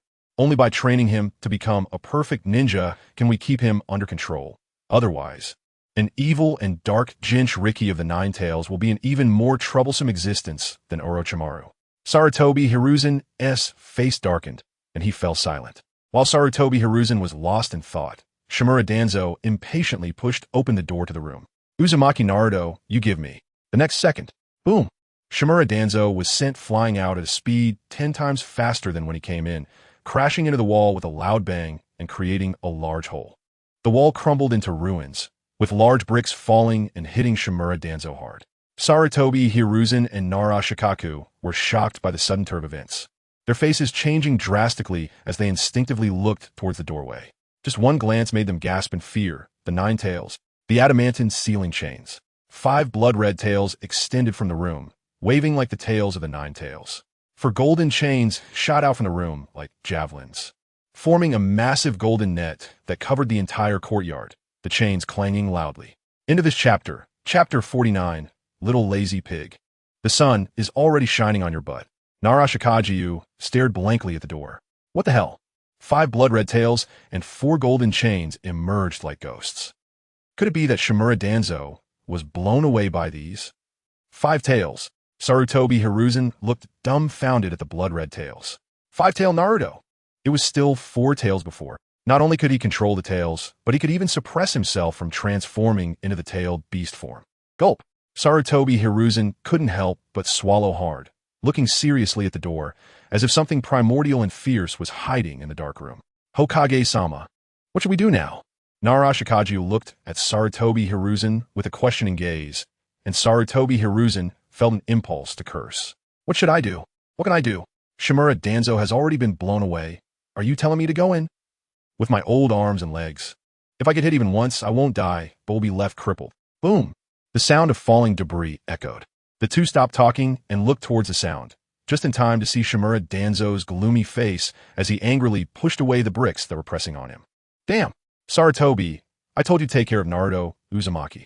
Before Shimura Danzo could finish his sentence, 5 blood-red tails and 4 golden chains shot out from the doorway like meteors. What more? Shimura Danzo's face changed dramatically, and he instinctively tried to dodge. But looking around, the sky and the ground were completely covered by golden chains. It was like a golden world. It was as if a golden birdcage had tightly locked every corner of the courtyard. Boom! The 5 blood-red tails and 4 golden chains hit Shimura Danzo's chest fiercely. The attacks were continuous. The speed was so fast that it almost left afterimages. Just as Shimura Danzo was about to roar, a golden chain pierced directly into his mouth. The blood-red tails and golden chains whipped like whips. Shimura Danzo's face twisted in pain, and he could no longer endure this humiliation. The 3-tomo Sharingan on his arm gradually closed. A hazy white mist appeared. The unharmed Shimura Danzo appeared not far away, clenched his fists, and looked grimly at the dark room. You actually forced me to use izanagi once. Although he was extremely angry, Shimura Danzo did not dare to continue cursing, and even his movements became extremely gentle. It was worth it to provoke a rampaging Jinchuriki. What should we do, Sarutobi? Shimura Danzo said in a deep voice. Naruto Uzumaki now has 9 tails chakra and the adamantine sealing chains, equivalent to having unlimited chakra and unlimited firepower. Should we go in now? Sarutobi Hiruzen frowned tightly. If you don't dare to go in, do you think I dare to go in? What if going into the room stimulates Naruto Uzumaki, causing the 9 tails to completely rampage? Suddenly, footsteps sounded from inside the room. The 3 of them simultaneously narrowed their pupils and turned their heads sharply towards the entrance of the room. Yes, out. The footsteps echoed in the dark room, and moments later, the crimson-eyed Naruto Uzumaki appeared at the doorway. Naruto Uzumaki leaned against the door with his right hand, his blood-red eyes coldly scanning the few people in the courtyard. It's Hokage-sama and Shikamaru-s dad. Sarutobi Hiruzen breathed a sigh of relief. It seemed that Naruto Uzumaki still had consciousness, just as he was about to speak.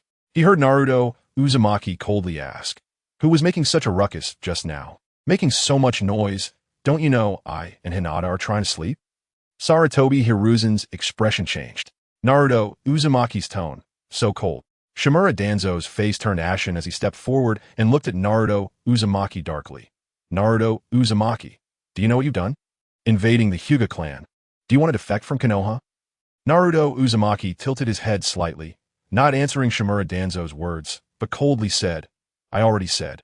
Someone is trying to sleep inside. It's so noisy." Adamantine sealing chains. Naruto Uzumaki slightly raised his hand, and 4 golden chains suddenly shot towards Shimura Danzo as if they had received an order. Shimura Danzo's face changed dramatically, and without saying a word, he began to retreat rapidly. Wind release. Vacuum sphere. A ball of highly compressed cold wind was expelled from Shimura Danzo's mouth, but without exception, it was all shattered by the golden chains. Damn it! Shimura Danzo cursed angrily, using body flicker technique to continuously flash. He was able to evade the pursuit of the golden chains at the last moment.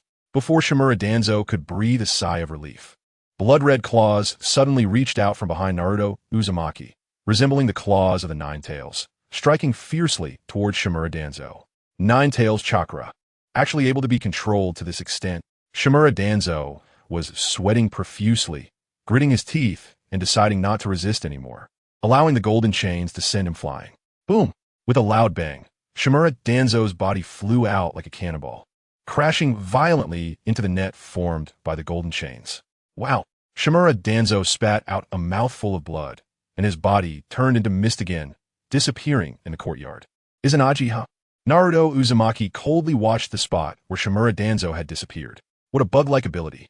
It can turn unfavorable events that happen to oneself within a period of time into nothing, allowing only favorable events to become reality. Shimura Danzo still had at least 4 or more Sharingan on his arm, meaning he could activate Izanagi at least 4 more times. It seems I can't kill him now. Retracting his gaze, Naruto Uzumaki casually said, "Hinata and I are resting. Don't come to disturb us." Bang! The door closed. Sarutobi Hiruzen's expression was unpredictable, but in the end, he chose not to force his way in, but said in a deep voice, "Let us wait a bit longer." This wait lasted a day and a night. The next day at noon, little Hinata finally opened her eyes, and in a daze, reached out to hug Naruto Uzumaki beside her. It seemed she mistook Naruto Uzumaki for a pillow, and little Hinata rubbed against him vigorously. Naruto Uzumaki smiled, gently pinching little Hinata's small nose, and leaned close to her ear and said, "Little lazy pig, the sun is already shining on your butt." End of this chapter. Chapter 50. The Helpless Hyuga Clan. Little Hinata opened her drowsy eyes, confusedly glancing around. This is Naruto-kun. Little Hinata was still somewhat bewildered and instinctively reached out to pinch Uzumaki Naruto's cheek. Then her face turned as red as a ripe apple. Naruto-kun, how could you be? How could you be in my bed? Little Hinata's head was steaming, dazedly looking at Uzumaki Naruto. Surely, this isn't a dream, right? Waking up to find Naruto-kun smiling at her by the pillow. Uzumaki Naruto chuckled, pinching little Hinata's cheek. Of course, it's not a dream. I'm right here. Bang! A larger puff of white smoke appeared above little Hinata's head as she dazedly collapsed back onto the bed. Uzumaki Naruto smiled helplessly. The path to nurturing a lovely wife is a long and arduous one. Just outside the door, everyone waited anxiously. The dark door creaked open. Like a golden couple, Uzumaki Naruto and Huga Hinata stepped out. Hokage-sama. Uzumaki Naruto held little Hinata's hand and calmly bowed to Sarutobi Hiruzen. Sarutobi Hiruzen carefully observed Uzumaki Naruto for a moment, feeling relieved that the chakra of the Nine Tails was no longer present. Looking again at Huga Hinata, whom Uzumaki Naruto was holding, Sarutobi Hiruzen's pupils slightly contracted before returning to normal. He wondered why Uzumaki Naruto, who was usually fine, suddenly became so angry. It turned out that Huga Hinata had been punished. Her little hands were swollen to nearly the size of buns, and her arms and legs were bruised. Sarutobi Hiruzen couldn't help but shake his head. The system of the main and branch families of the Huga clan. Narashikaku nodded slightly. Hokage-sama. The system of the Huga clan is indeed somewhat cruel. A small mistake can lead to great problems. While speaking, Narashikaku was filled with resentment. Damn Huga. If it weren't for your twisted and perverted system, how could Uzumaki Naruto be so angry?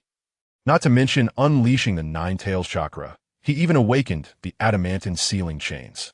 That's right, everyone, including Sarutobi Hiruzen, unanimously believed that Uzumaki Naruto awakened his bloodline limit out of anger. This is not uncommon. For example, the Uchiha clan's Sharingan and the Huga clan's Byakugan can all awaken due to stimulation. Sarutobi Hiruzen found it difficult to say anything more.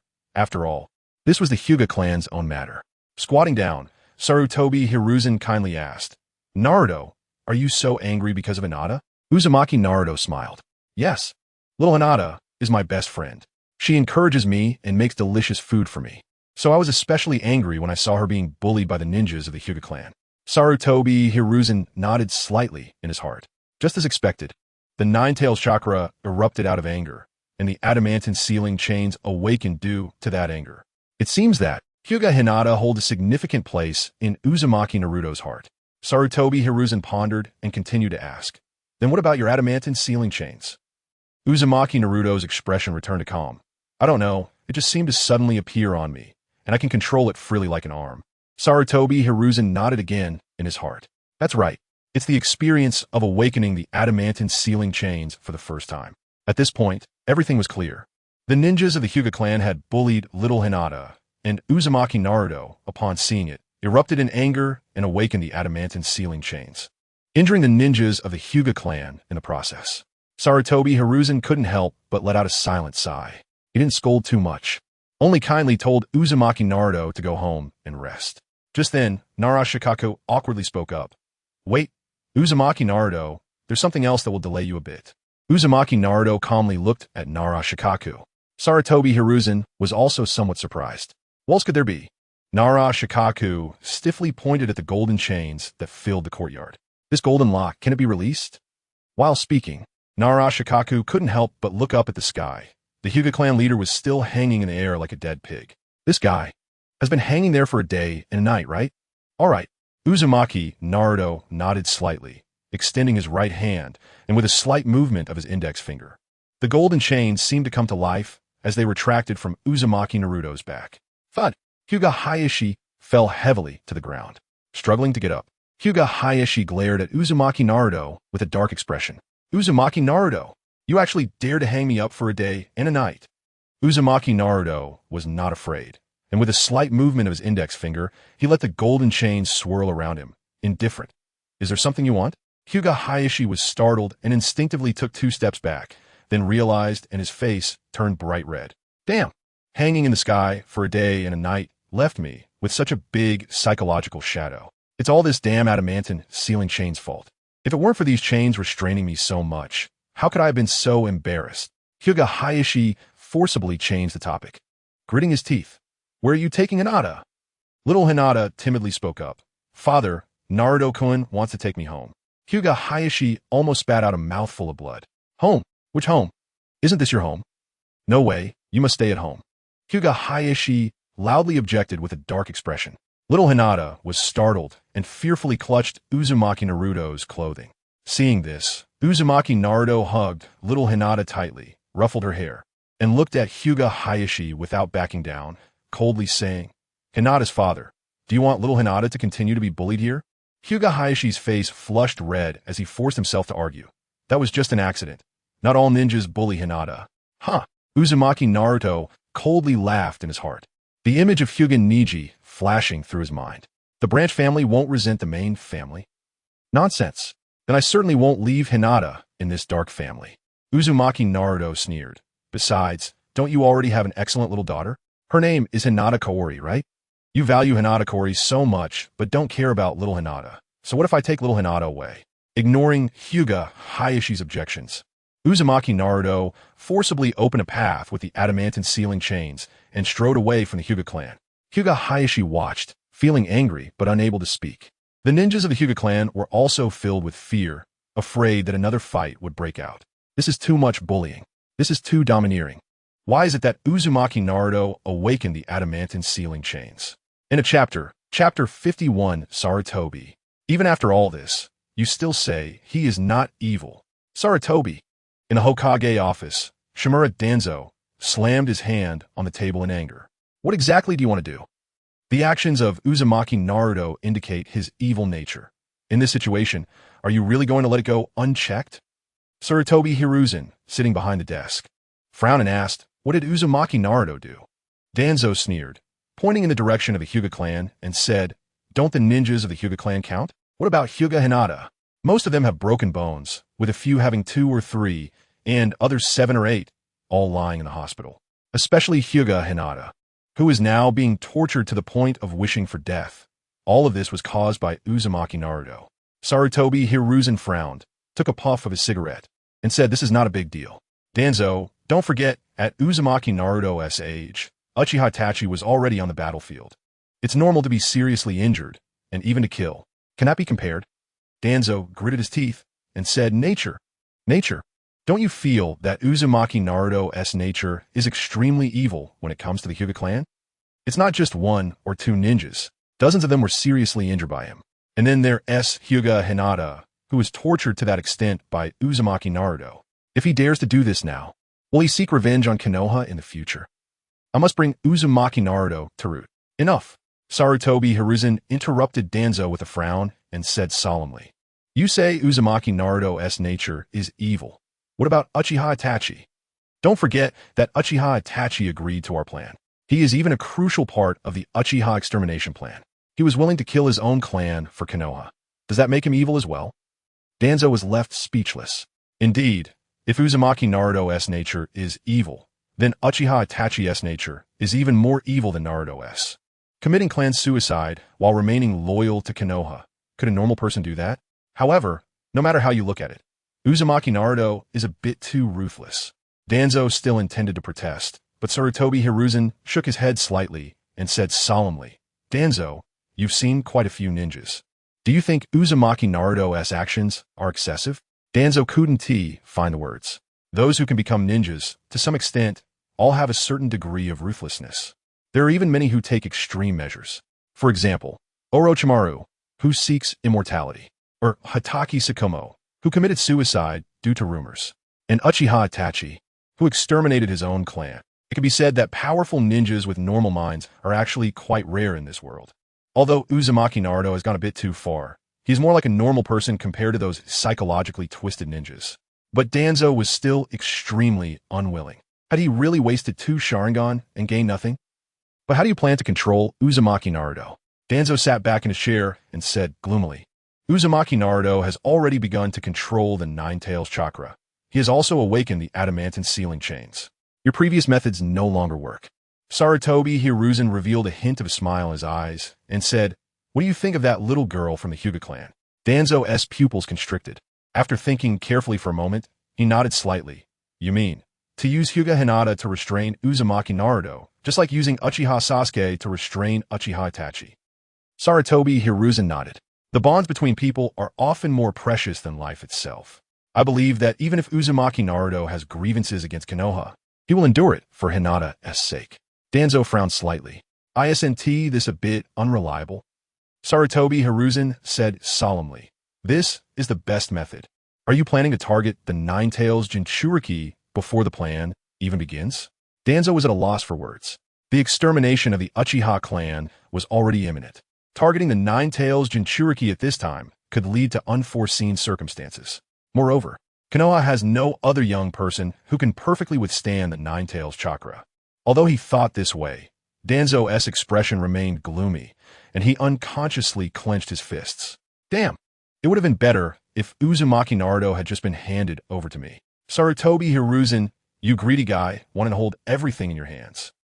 Inside a dilapidated house, Hinata was diligently cleaning, occasionally stealing glances at Uzumaki Naruto as he wiped the windows, then turning her head away with a flushed face. Uzumaki Naruto smiled wryly. He hadn't expected to bring Hinata over. If he had known earlier, he should have saved more money to buy a new house. However, Uzumaki Naruto did not regret it. Hinata's personality is too gentle. She is not suited to live in the Huga clan, especially when Hinata's sister, Hanabi, grows up. Most of the Huga clan ninjas look down on Hinata and even shout to replace the main house. This is something Uzumaki Naruto cannot accept no matter what. Hinata, take a break. We'll go eat ramen later, Uzumaki Naruto said. Suddenly, Uzumaki Naruto thought of something and awkwardly patted his pocket. It was empty. Not even a single coin to be found. Earlier at the Huga clan's entrance, he had used all his money to exchange for investigative ninjutsu. At that moment, Uzumaki Naruto noticed Hinata raising her small hand, and shyly, she said with a red face, Naruto-kun, this is my pocket money, about 130,000 Ryo. Uzumaki Naruto felt a surge of joy in his heart and kissed Hinata's forehead. As expected of Hinata, you've up a lot. Hinata's face instantly turned crimson, steam rising from her head, and she fainted into Uzumaki Naruto's arms. End of this chapter, Chapter 52. The Dirty Mouse, let's destroy it on the street. Bustling with people and traffic. Naruto Uzumaki held Hinata's hand, smiling as he admired the surrounding goods. Hinata, how about this dress? It would suit you perfectly and look beautiful on you. Naruto picked out a light blue dress and gestured it against Hinata, asking with a smile, Hinata, should we buy it? Hinata's face turned bright red as she shyly shook her head. Naruto, this dress costs 3,000 Ryo. It's too expensive. Let's buy some food first. Naruto chuckled in disbelief. Buying food doesn't cost that much. Don't worry, I'll make money. Let's buy this dress for Hinata first. Hinata, blushing, changed into the light blue dress and walked out of the dressing room. She twirled around and shyly asked, Naruto-kun, how do I look? Naruto's eyes lit up as he gave a thumbs up. Hinata, you're really beautiful. Any dress looks great on you. Hinata's face turned even redder as she shyly lowered her head and dizzily took Naruto's hand. Seeing this, Naruto smiled and decided not to tease the cute Hinata anymore. It wouldn't be good if his delicate girlfriend fainted from embarrassment. After leaving the clothing store, they soon arrived at a shop selling rice and noodles. Hinata went in to buy food, while Naruto stood outside. It really feels like home. Naruto couldn't help but smile. Then, his cold blue eyes glanced indifferently at the distant hot spring rooftops. These guys are really annoying.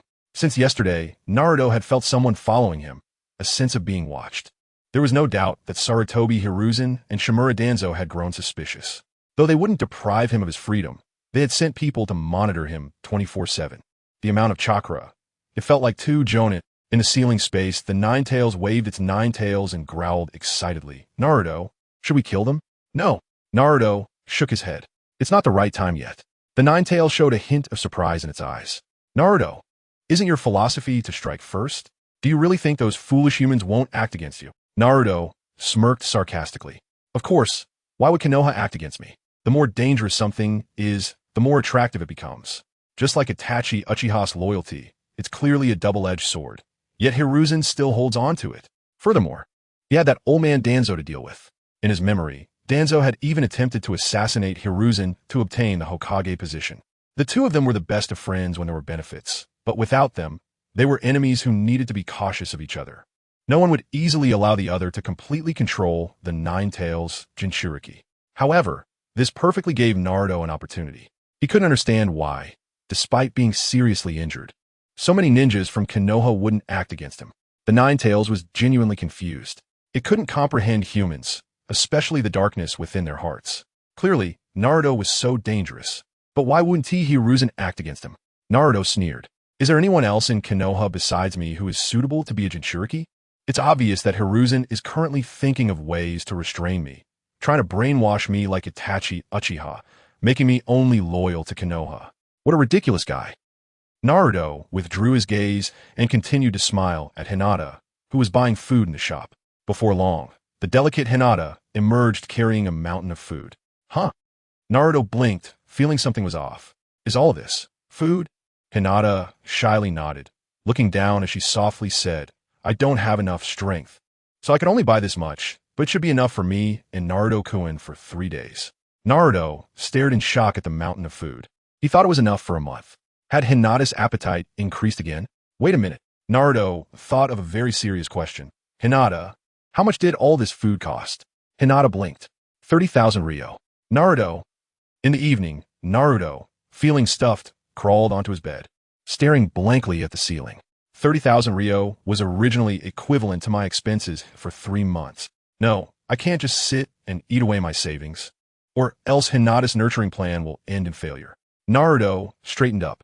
Burp. He let out a burp and weakly lay back down on the bed, deciding to wait for the food in his stomach to digest before doing anything else. Later that night, when it was quiet, Naruto opened his blue eyes, glanced at the sleeping Hinata beside him, and quietly got out of bed, looking out at the village of Konoha under the night sky. A slight smile crept onto his face. Well, let's get to work so they won't always keep their eyes on me. The reconnaissance ninjutsu is really useful. As long as I close my eyes, I can sense the movements around me. Naruto easily evaded the surveillance of 2 jonin and, following a familiar path through the forest, arrived at the place where he used to practice fire release ninjutsu, the root. Naruto's eyes coldly gazed down as he formed a hand seal. Transformation jutsu. In the next moment, Naruto's entire appearance underwent a dramatic change. His golden hair turned black, his blue eyes turned black, his whiskers disappeared, and his height increased to 182 centimeters.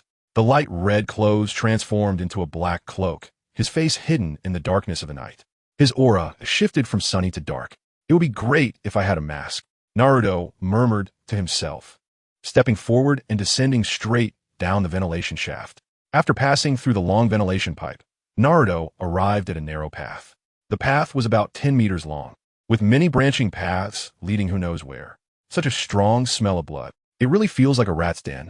A cold light flashed in Naruto's eyes as flames flickered to life in his right hand.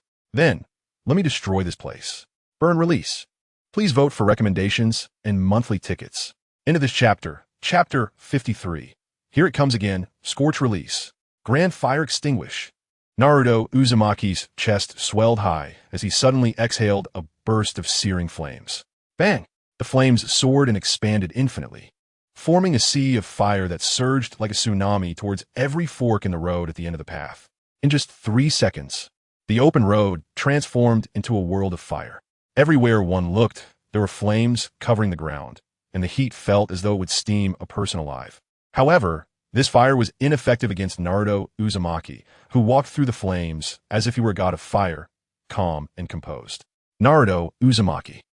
Danzo Shimura glared angrily at a photo of Naruto in his room. He couldn't even remember how many times he had quarreled with Hiruzen Sarutobi over Naruto. Ever since the moment Naruto became the Nine-Tailed Jinchuriki, he had been competing with Hiruzen for Naruto's allegiance. But unfortunately, he had never won against Hiruzen. With the adamantine ceiling, the Nine-Tails chakra was becoming increasingly dangerous. At this rate, there was a real possibility that Naruto could become the Nine-Tails Jinchuriki. However, I refuse to believe that with such power, you would still tolerate the malice from the villagers. Danzo muttered darkly to himself before turning and coldly asking, So, did the ninjas monitoring Naruto find anything? The root ninja shook his head and replied indifferently. Nothing unusual was found. Naruto and Hinata Huga cleaned the room, bought some things, and cooked some food. Everything is normal except for the consumption being a bit high. Danzo frowned. Consumption? What consumption? What could two kids possibly consume? Could it be Naruto secretly bought some weapons? Danzo thought darkly. The root ninja remained silent for a moment before coldly saying, "They bought 4 bags of rice, 2 large fish, dozens of pounds of meat, and some instant ramen." "Wait," Danzo said with a darkened face. "Why are you telling me about these things?" Suddenly, Danzo thought of something and asked thoughtfully, "Are these all for Naruto to eat?" Could it be that a large appetite could increase the chance of awakening a bloodline limit? The root ninja shook his head. Based on our surveillance while Naruto was eating, most of this food was consumed by Hinata, and it seems she hasn't eaten her fill yet. Danzo said with a darkened face, "Don't you have any other intelligence? After monitoring for a day, all we know is that Hinata has a big appetite. Are you just idling around?" The root ninja remained silent. Danzo's expression darkened. With the adamantine ceiling and everything being the same, "Naruto, do you really have no resentment at all?" "I don't believe it. How could a normal person not have any resentment after being treated with such malice?" Danzo said in a deep voice. "Send 2 more root ninjas to monitor Naruto, 24 hours a day, no omissions." Boom! A deafening explosion sounded. Familiar flames surged into the office like a fire dragon, instantly igniting the floor and turning the office into a sea of fire. Danzo screamed in agony as he quickly slapped at the flames that had ignited on his body. How could this happen? How could this happen? It's happening again. Danzo's eyes turned red with anger, wondering which bastard was attacking Root with fire release time and again. "Are you just bored?" Danzo was so furious that he could explode, forgetting about Naruto entirely. He slammed the table and roared, "Activate the traps, kill that damn guy for me." At the rockery, several root ninjas flickered and began to surround the area from all directions. Once they gathered together, their cold gazes scanned their surroundings and noticed something was off. No, the fire release wasn't unleashed from here. It wasn't released here. Yet Root was attacked by fire release. The enemy, dozens of root ninjas, simultaneously looked down at their feet. What? Danzo's nose crinkled in anger upon discovering the truth. Which bastard was repeatedly attacking Root with fire release, and this time even dared to invade Root itself? "Do you really think you're invincible?" Hiv. Danzo, in a rage, laughed coldly. "Since you dare to come, then don't think about leaving. Everyone go and catch him. I want to see just which bastard it is." The Root organization rarely mobilized. A large number of Root ninjas sprang into action, holding kunai and shuriken, expressionless as they traversed the winding paths.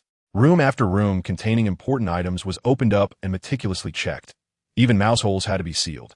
Meanwhile, Naruto Uzumaki was holding a root ninja dressed in a white coat, pointing towards the front room, and coldly asked, "That's the finance department, right?" The root ninja in the white coat nodded in terror. He was merely a researcher and hadn't had his emotions erased. His voice trembled as he spoke. "Yes, that's the finance department of Root. All our funds are inside." "Good." Naruto nodded slightly, his fingers radiating terrifying heat. "Scorch release. Over steam kill." The root ninja in the white coat was instantly vaporized by the scorch release, becoming a withered corpse. Tossing the corpse aside, Naruto kicked open the door to the finance department. Crash! The root ninjas inside the finance department instinctively turned to look. Enemies! Dozens of root ninjas changed color in shock, shouting loudly, and without hesitation drew their weapons, warily watching the mysterious man in the black robe. Naruto paid no mind to the ninjas here. After scanning the room, his gaze settled on the piles of banknotes on the table. Not bad. Licking his lips, Naruto extended his right hand. Scorch release. Fireball barrage. Dozens of fireballs appeared around Naruto, burning and shooting towards the dozens of root ninjas. Bang, bang, bang.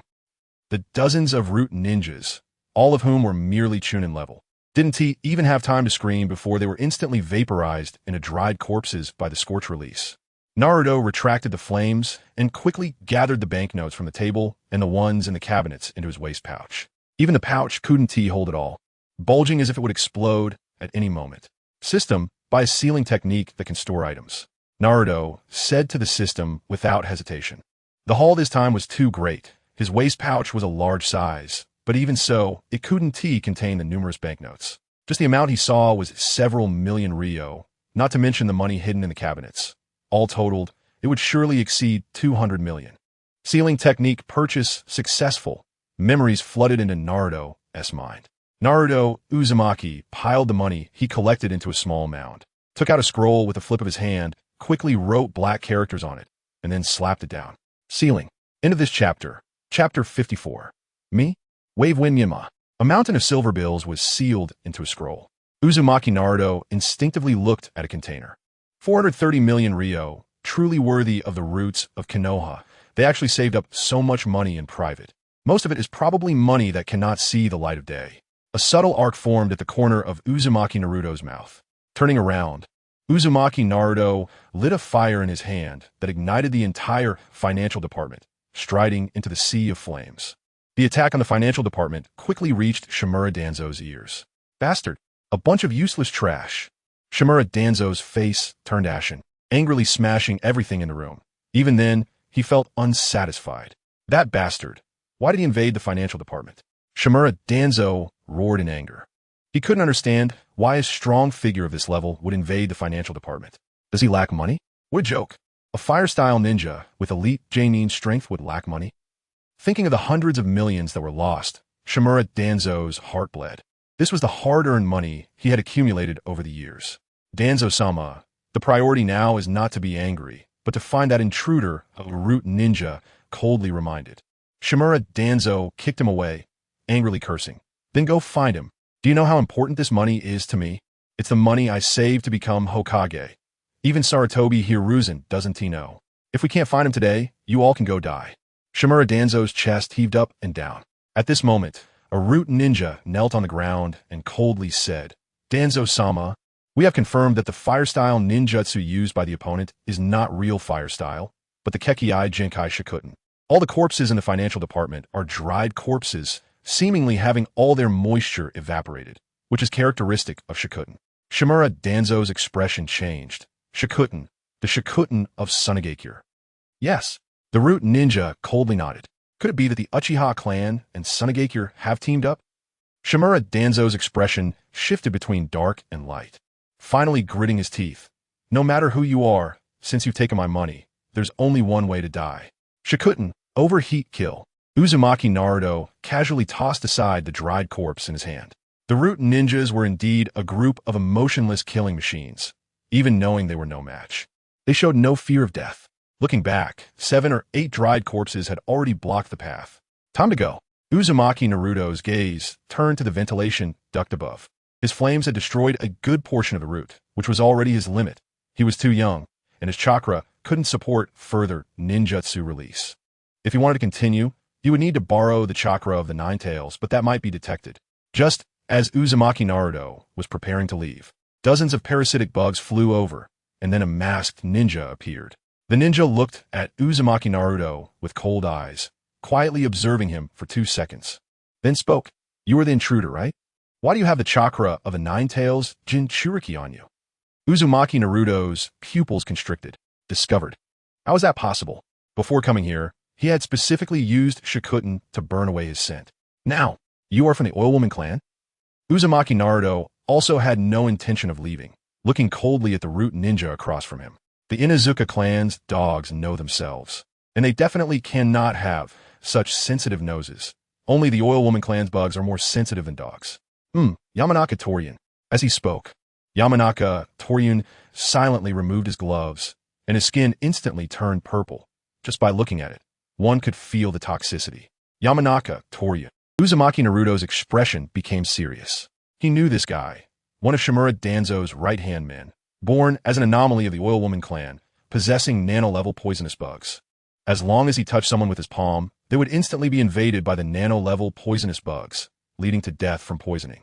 Although his strength was elite Jonin, he was an opponent even shadows would not want to face.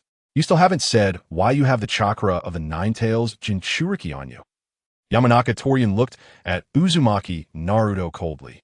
The purple parasitic bugs swirling around his hand, coldly saying, according to the intelligence we obtained, the Nine Tails Jinchuriki should not have interacted with anyone today. Who exactly are you? Realizing he had been investigated to this extent, Uzumaki Naruto exhaled, smiling. My name? I am Wave Winyama. Wave Winyama. Yamanaka Torian recalled the name and realized he had never heard it before. Forget it. I'll obtain information from your corpse. Yamanaka Torian shook his head and extended his right hand, a mass of purple toxic bugs quickly flying towards Uzumaki Naruto. only appearing as a ball of purple mist to the naked eye. Although the information obtained from the corpse wasn't much, he didn't want to waste time. The mysterious man across was very dangerous. Uzumaki Naruto licked his lips, internally speaking. Kurama, this time let us see if you can deliver. Kurama let out a low growl. Leave it to me. Hearing the Nine-Tails response, Uzumaki Naruto's eyes turned cold, and in an instant, dark red chakra surged like a tsunami throughout his body. 1 tail, 2 tails, 3 tails, 4 tails, 5 tails, 6 tails. 6 blood-red tails appeared behind Uzumaki Naruto, and the dark red chakra burned like flames on his body. The 9 tails. Even though the root ninjas had their emotions erased, seeing such a shocking scene still caused Yamanaka Torian's expression to change dramatically. You are Uzumaki Naruto. You are the 9 tails Jinchuriki Uzumaki Naruto, the one who saved Uchiha Shisui and killed the root ninja before. Everything made sense. It was this boy before him who saved Uchiha Shisui, killed the root ninja, and even repeatedly attacked the root. You guessed it right, but unfortunately, there's no reward.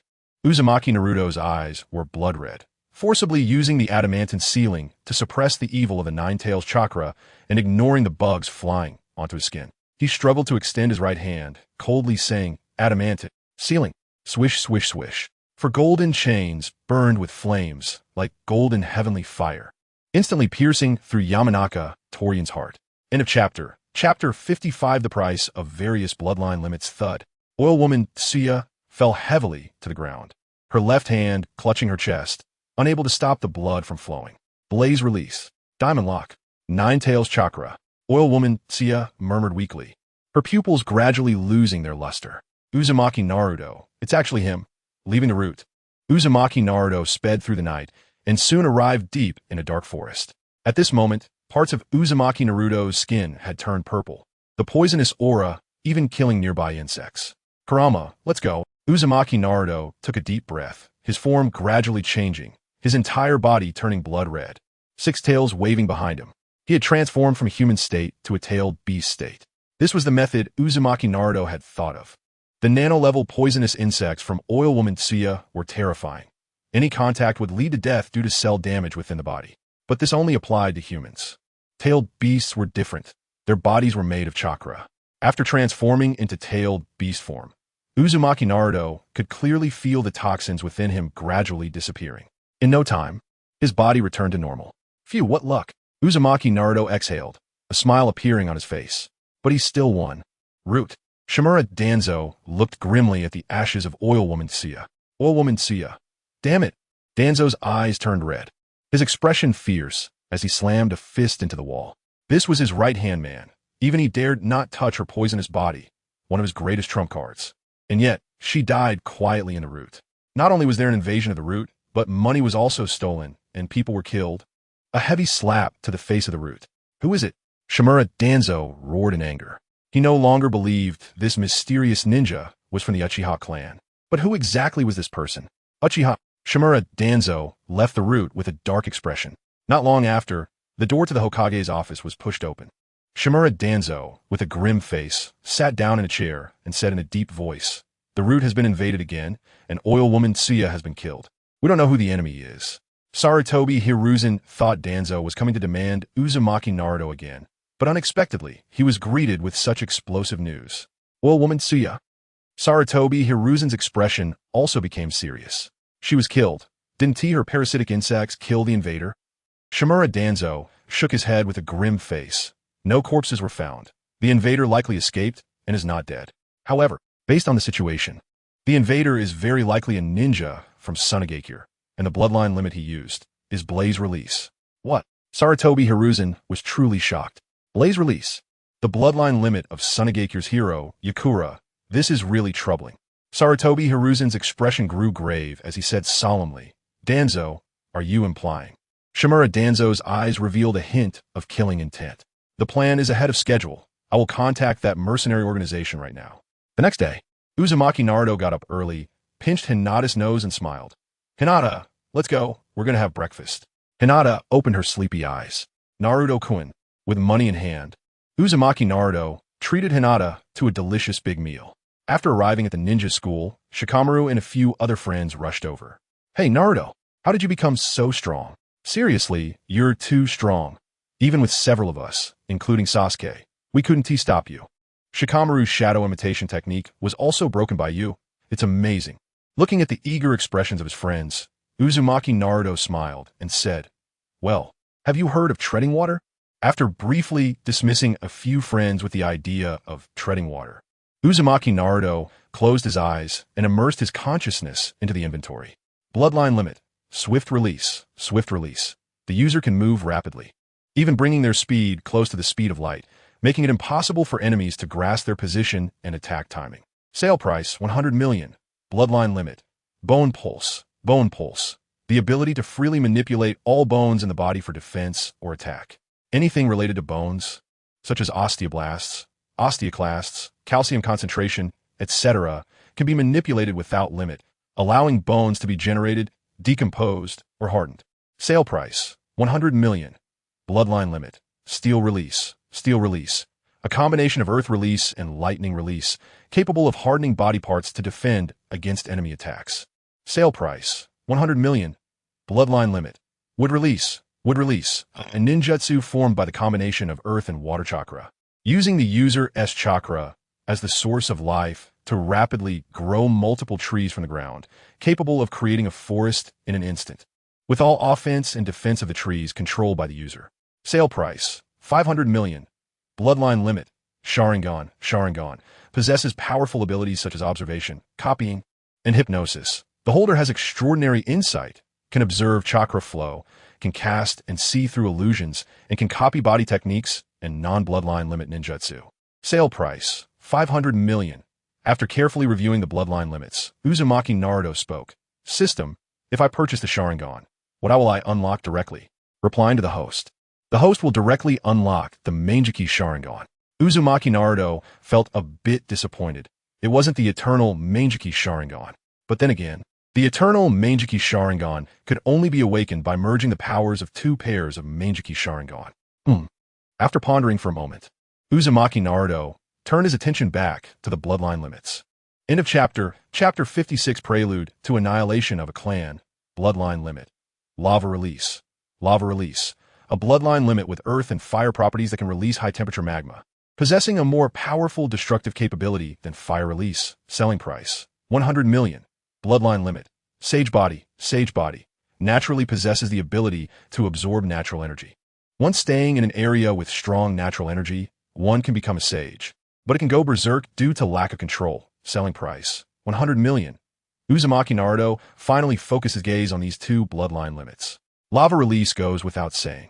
It's the bloodline limit of the old Zetsu from Iwagakure, capable of releasing magma that is hotter than flames, perfectly complementing his own lava release. As for the sage body, what he currently lacks the most is chakra. An Goose sage body can significantly absorb natural chakra, completely making up for his shortcomings. The only downside is the risk of going berserk, but he has the diamond lock to control the sage chakra. Purchase lava release. Purchase sage body, Uzumaki Naruto said. Instantly, a massive heat surged into his heart, and Uzumaki Naruto reached out, conjuring a bright red, scalding magma in his hand. At the same time, he could feel a violent power surging into his body from all directions. A power so immense that it gave a sense of brutality that it would be unsatisfying to keep it contained. Is this the sage chakra? Uzumaki Naruto muttered to himself. The nine tails sealed in the space growled. Exactly, this is sage chakra. Senju Hashirama possessed this power back then. Really? The corners of Uzumaki Naruto's mouth curled slightly. But as the sage chakra continuously surged in, Uzumaki Naruto began to struggle with it. He slightly exerted force with his hand resting on the table. Boom! The table was instantly shattered into pieces, and the ground even had a large hole as a result. Irika broke into a cold sweat on his forehead. Naruto, what are you doing? Uzumaki Naruto stood up and said apologetically, Sorry, I used a bit too much power. Irika's mouth twitched slightly. Using a bit too much power completely shattered the table and the floor. The classmates in the room gasped. Uzumaki Naruto is too terrifying. A slight mishap in power reduced the table to fragments. That was a solid wooden table. If that had hit someone, wouldn't it have nearly killed them? Uzumaki Naruto volunteered to get a new table. On the way, he cast his gaze into the ceiling cabinet in his mind. 8 trigram ceiling, for symbol ceiling. 9 dragons ceiling, een ceiling. Uzumaki Naruto's gaze paused slightly. Sealing technique. In sealing. In sealing. In sealing involves accumulating chakra on the forehead during normal times, which will form a diamond-shaped mark on the forehead. When needed. The sealing technique, in sealing. Release can be used to unseal and release a large amount of chakra. Selling price. 30 million sage chakra is also a type of chakra. It can probably. Uzumaki Naruto murmured and unhesitatingly purchased the in sealing. Memories flooded into his brain. Uzumaki Naruto concentrated, and a red diamond-shaped pattern appeared on his forehead. The sage chakra pouring in from all directions only left a portion inside Uzumaki Naruto's body, while the rest converged into the diamond pattern on his forehead. This is incredible. How much sage chakra can be stored with 24 hours of continuous influx? Uzumaki Naruto was somewhat astonished. However, this meant he could not activate the in sealing for a short while. Once this violent chakra erupted, it would likely be more terrifying than the chakra of the Nine Tails. Days passed peacefully. One day, Uzumaki Naruto and Huga Hinata were out shopping as usual. Suddenly, Uzumaki Naruto sensed something and glanced into the depths of the alley with his azure eyes before retracting his gaze. Is it Konan from the Akatsuki organization? Naruto-kun, what are you talking about? Hinata asked curiously, looking at Uzumaki Naruto, who smiled and ruffled Hinata's hair. It's nothing. Let us go eat some barbecue today. Hinata nodded vigorously. In the depths of the alley, Konan, dressed in a black cloud-patterned robe with blue hair, stepped out from the shadows. Watching Uzumaki Naruto leave, Konan furrowed her brow slightly, her mind repeatedly recalling the gaze of those azure eyes. What's wrong, Konan? The emotionless Pain, also dressed in a cloud-patterned robe, asked. Konan frowned and said, That was the Jinchuriki of the Nine Tails from Konohagakure, wasn't it? Pain nodded. Conan's frown deepened. Why? Do I feel like he was looking at me? And there's a feeling I can't quite describe. What feeling? It's like encountering someone familiar. But his gaze also carries a hint of indifference. Right. Konan had a thought and said, It felt like being completely seen through just now. The Jinchuriki of the Nine Tails gave me that feeling. Pain also frowned, not understanding Conan's words. Is it an illusion? After saying this, Konan also found it strange. It's probably an illusion. The Jinchuriki of the Nine Tails is only 7 years old this year. Pain said coldly. Then let us not worry about him. Our purpose in coming to Konohagakure is singular, to annihilate the Uchiha clan. Konan nodded. Their mission was extremely important, because this mission was not decided by them, but by the person standing behind them. Uchiha Madara, has he already come? Pain asked coldly. Konan nodded slightly. Yes. He has arrived and will act at midnight. Annihilate the Uchiha clan, Uzumaki Naruto murmured, a subtle smile creeping on his lips, though it appeared very cold. Back then, the mysterious masked man released the Nine Tails, creating the Nine Tails chaos. Now, 7 years later, the mysterious masked man had come again to Konohagakure, attempting to create the Uchiha's annihilation event. How coincidental. Uzumaki Naruto slowly walked to the balcony, gazing at the pale moon in the sky. Today's moon seems a bit red. End of chapter. Chapter 57. The annihilation begins. As night gradually falls, the number of pedestrians on the road decreases, and the bright moonlight slowly reaches overhead. It looks no different from usual, yet it inexplicably gives a sense of oppression, as if something bad is about to happen. Oh, Uchiha Shisui. Uzumaki Naruto smiled as he walked into the depths of the cave. It seems that due to matters concerning the Uchiha clan, the number of people monitoring him has decreased today, allowing him to easily shake off the surveillance. Naruto, Uchiha Shisui said weakly, Did you forget about me? It's been 3 days, and I've been living off instant noodles for 3 days, counting every meal. Uchiha Shisui's tone was filled with resentment. He had thought that after gaining him as a subordinate, Uzumaki Naruto would visit frequently. However, in the past 6 or 7 days, Naruto had only come a handful of times, making him feel abandoned. It was only then that Naruto remembered he hadn't brought food for Uchiha Shisui. So much had happened during this time that he forgot when he got busy, but it wasn't a big deal since Shisui hadn't starved yet. Hey Shisui, you said you would use your death to exchange for peace. At this point, a subtle smile appeared on Naruto's lips as he said with great interest, Why not come with me to see the end of your Uchiha clan? Uchiha Shisui was momentarily stunned, then his eyes widened in shock. What did you say? 2 mysterious figures in black cloaks moved across the rooftops of Konoha. Soon, the 2 figures were stopped by a thin purple barrier outside the Uchiha clan. 4 purple flames formation. Uchiha Shisui looked in disbelief at the barrier before him. He had heard the details from Uzumaki Naruto, but he initially couldn't believe it until he saw the purple barrier. 4 purple flames formation, one of the sealing techniques of the Uzumaki clan. Recorded in the sealing book during the era of the first Hokage, only a select few are qualified to read it. The Hokage really took action against the Uchiha clan. Uchiha Shurisui's chest heaved, and with a thud, he half-knelt on the ground, spitting out a mouthful of blood. How is this possible, Itachi? Why didn't you use Koto Tsukumi? I clearly told you that if the Uchiha clan acted aggressively, you should directly use Koto Tsukumi to change the will of the clan leader. Uchiha Shisui cried out in pain. Uzumaki Naruto leaned against a tree and calmly said, I told you before, what if it wasn't the Uchiha clan wanting a coup, but the Hokage wanting to eliminate the Uchiha clan instead? Uchiha Shisui was taken aback. Naruto continued, if it was the Hokage wanting to eliminate the Uchiha clan, then even if Uchiha Itachi used Koto Tsukumi on Uchiha Fugaku, it wouldn't work, right? On the contrary, according to my intelligence, Uchiha Itachi is actually the one holding the knife in this operation. Uchiha Shurisui's eyes widened even more. Naruto, are you saying Uchiha Itachi might annihilate the Uchiha clan? Uchiha Shurisui's face turned pale. No matter how he thought about it, he couldn't believe it, Uchiha Itachi. He would actually become a murderer who kills his own clan. Uzumaki Naruto nodded slightly. But that doesn't make sense. Uchiha Shisui shouted. Even if the Hokage forced Uchiha Itachi, he could never agree to annihilate the Uchiha clan. Even if the Hokage truly intended to start a war. With Uchiha Itachi's Mangekyou Sharingan and my own Mangekyou Sharingan, even if we couldn't defeat Konoha, we could still escape with the Uchiha clan. There is no need to annihilate the Uchiha clan to join that organization.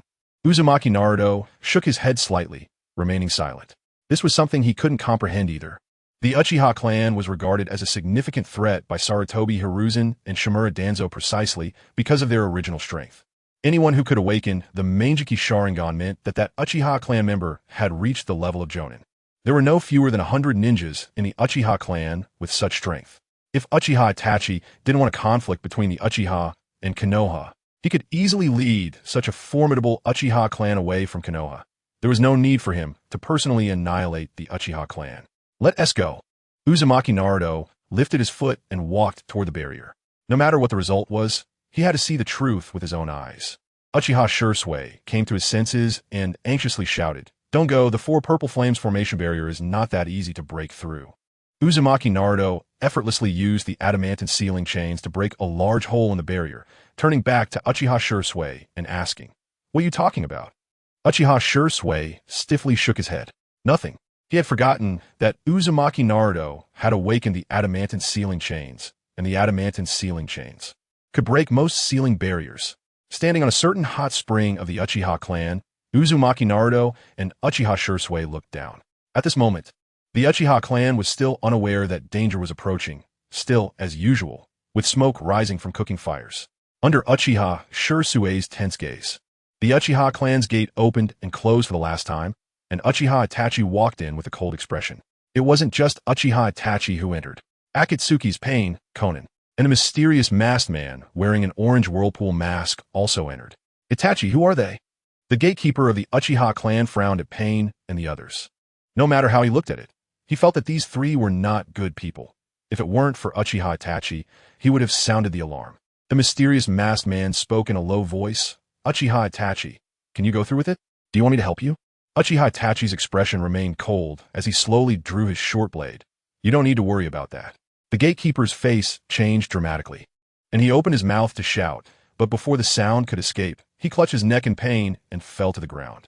Thud! Blood dripped from the gatekeeper's neck onto the soil. Uchiha Itachi's heart grew cold. Uchiha Shisui's heart also turned cold. What is this? What? End of chapter. Chapter 58. Killing time slaughter. Massacre. Blood flowing like rivers. Corpses lying everywhere. From the moment Uchiha Itachi stepped into the Uchiha clan, the cold-blooded killing began. Middle-aged women buying groceries, young children playing, Uchiha ninjas greeting each other. Everyone he encountered became a soul under his blade. Bodies lay sprawled in every direction. Blood pooled together, forming a lake of crimson. The killing continued. Uchiha Itachi quickly cleared out a significant portion of the Uchiha clan. Of course, Itachi also encountered some trouble. A few Uchiha ninjas reacted quickly and weren't killed immediately, but the outcome was the same.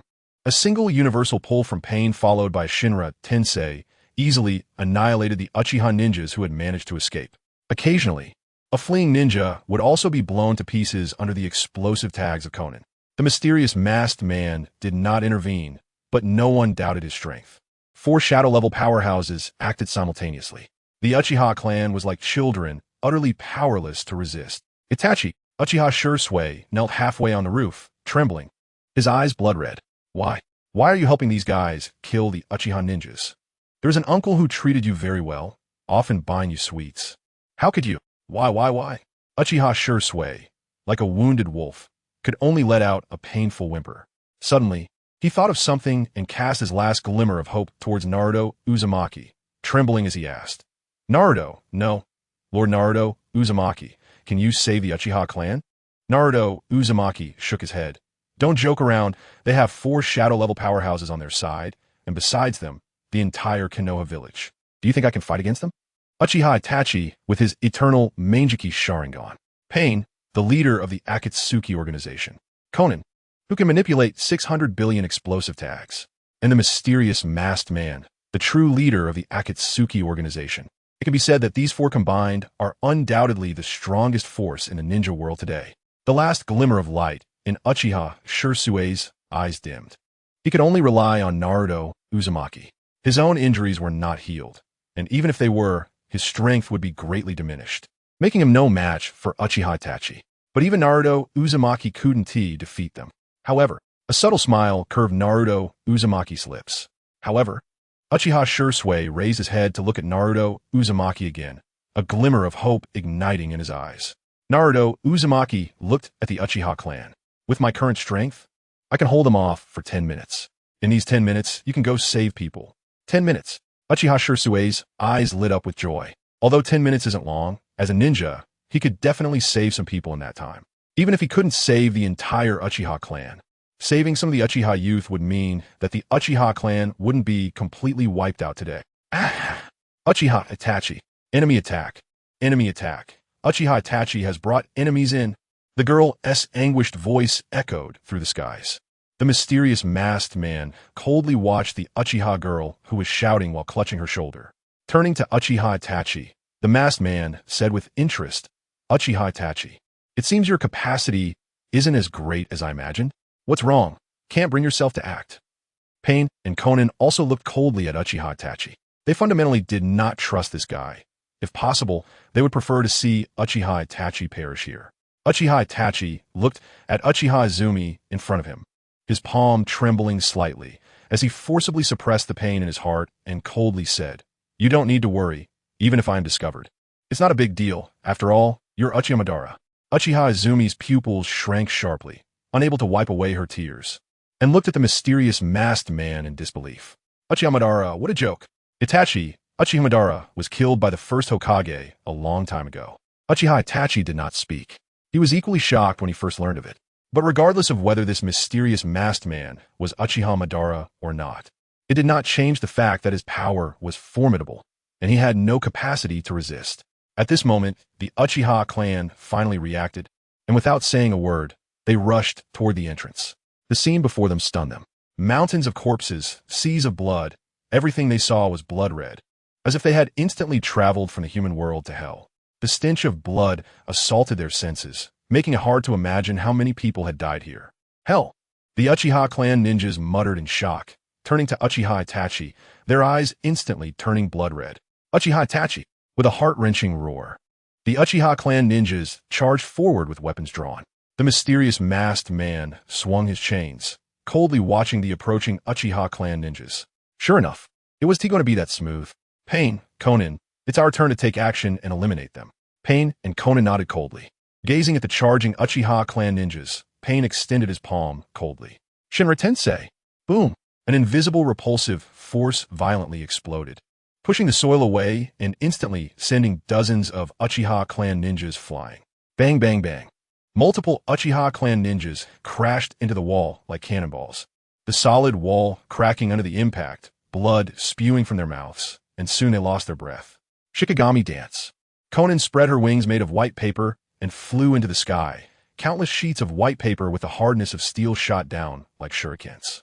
Swish, swish, swish. Ordinary people along with ninjas were pierced by the paper shurikens. Blood flowed onto the ground, accompanied by their endless cries of pain. The power of the mysterious masked man was the most bizarre.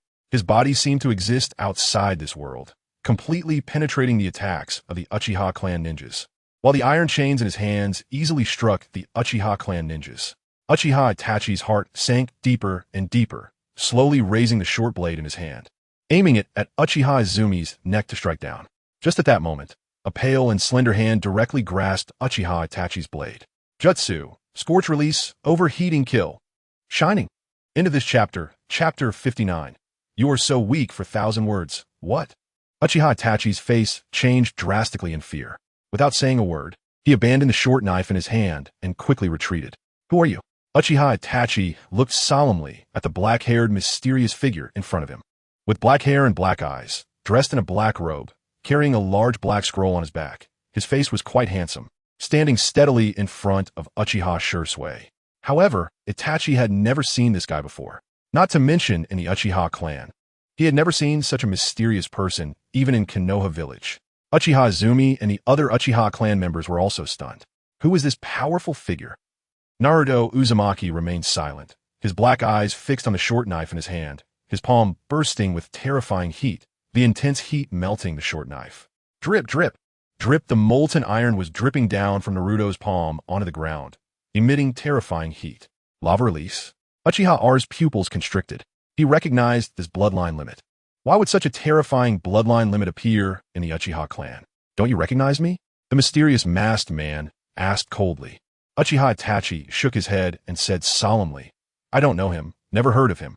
Then, who are you, strange powerful one? The mysterious masked man turned his cold gaze towards Naruto, while Pain and Conan also looked at Naruto simultaneously. In their foolproof plan, a stranger had unexpectedly barged in, which made them somewhat uneasy. It felt as if their meticulously crafted layout had been disrupted, and this contrast gave the mysterious masked man an urge to kill. Damn Konoha, how did they arrange this?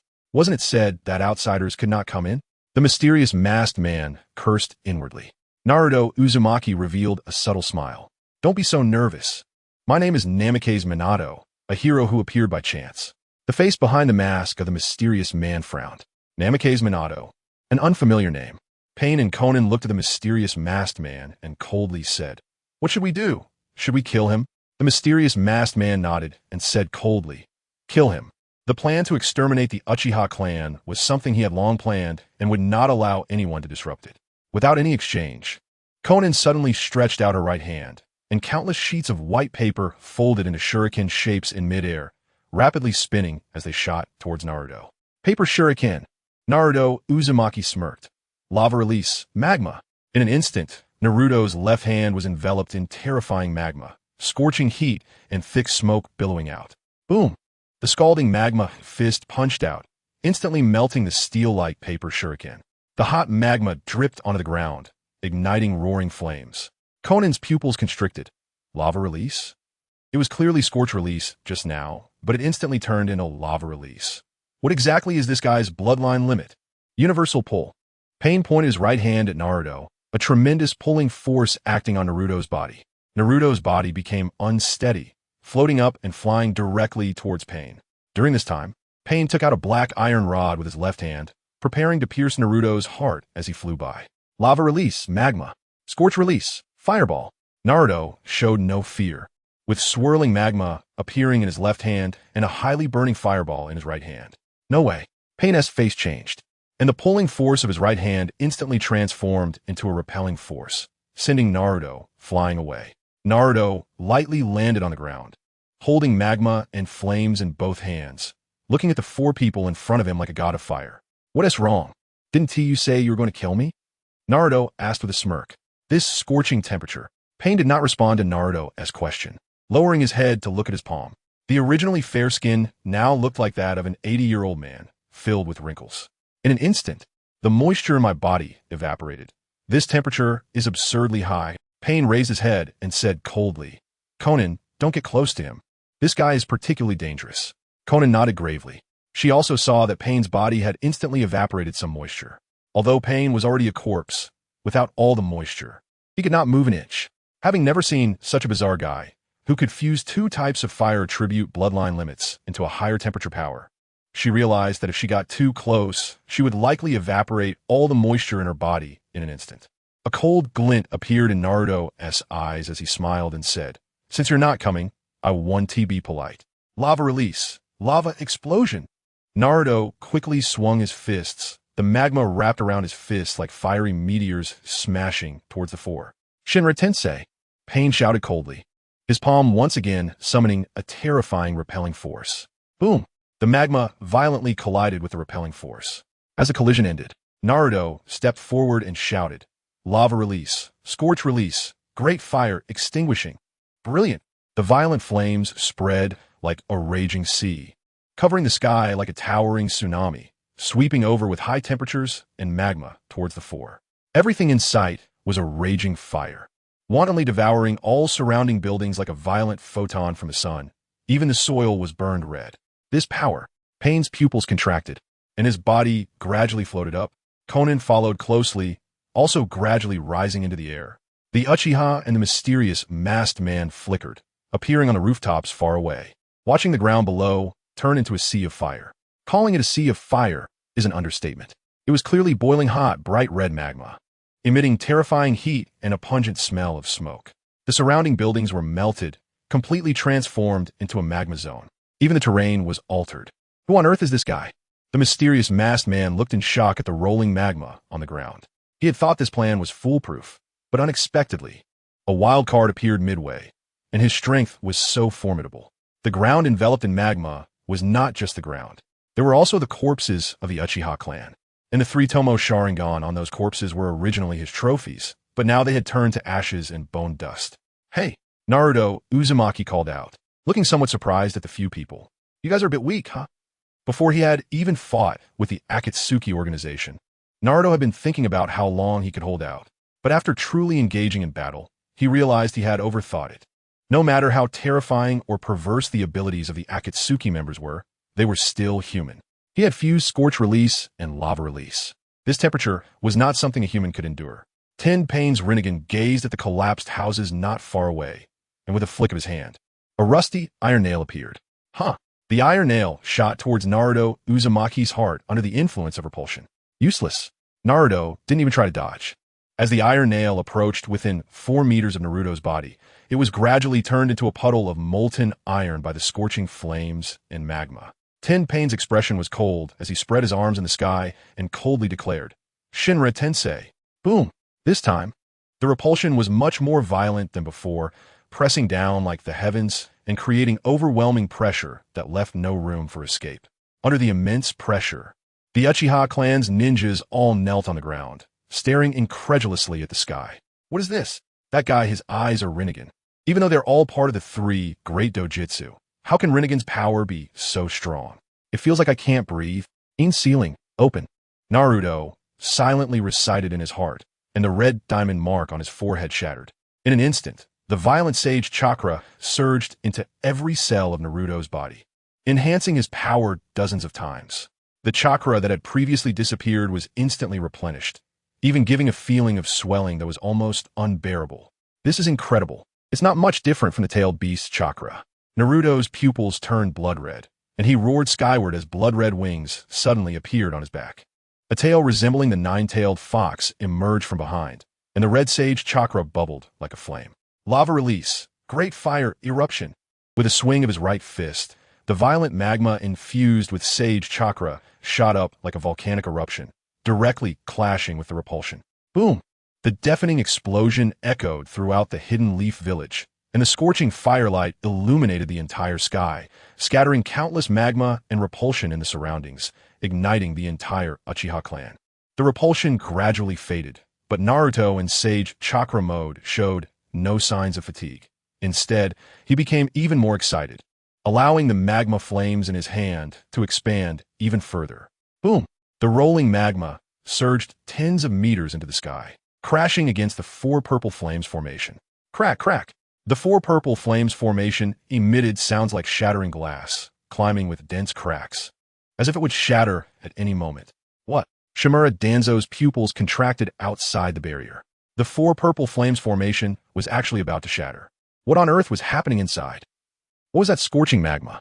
Did someone from the Uchiha clan awaken lava release? This is bad. Shimura Danzo suddenly turned his head and roared loudly. A few of you maintain the barrier. We absolutely cannot let it break. Yes. Several root ninjas responded coldly, their figures flickering as they quickly appeared at various corners of the formation. Yet even so, the cracking of the four purple flames formation continued to spread. Sarutobi Hiruzen in the Hokage building could no longer sit still. He hurried over, his face dark as he asked, Danzo, what's going on? Why has such an unexpected situation arisen? Isn't that organization very strong? How could they attack the four purple flames formation? Shimura Danzo's expression was grim. I don't know. I had clearly opened the four purple flames formation, but someone broke through the barrier and got in. Regardless, the enemy's strength is extremely strong. They're at least elite Jonin level. Sarutobi Hiruzen furrowed his brows tightly. We must not let the four purple flames formation break. Otherwise, Uchiha clan ninjas will definitely escape. And when that happens, Shimura Danzo nodded grimly. I know. I will definitely not let any ninja escape. Because if even one ninja escapes, it means their plan has completely failed, and the Hidden Leaf Village will be disgraced because of it. Sarutobi Hiruzen's brows were tightly knitted. He did not trust this organization and pondered. Is there still a way for us to enter the barrier now? Shimura Danzo shook his head with a grim expression. No. Once the four purple flames formation is opened, those inside cannot come out, and those outside cannot go in. Then how did that person get in? Sarutobi Hiruzen's face turned extremely ugly. Shimura Danzo also shook his head, his expression grim. This is an unforeseen variable. We can only pray that the strength of that organization is not too great. However, we need not worry. The Ninetales incident has already proven the strength of this organization. Inside the barrier. Is this for real? Conan's pupils shook. If this level of Shinra Tensei can be blocked, who on earth is this guy?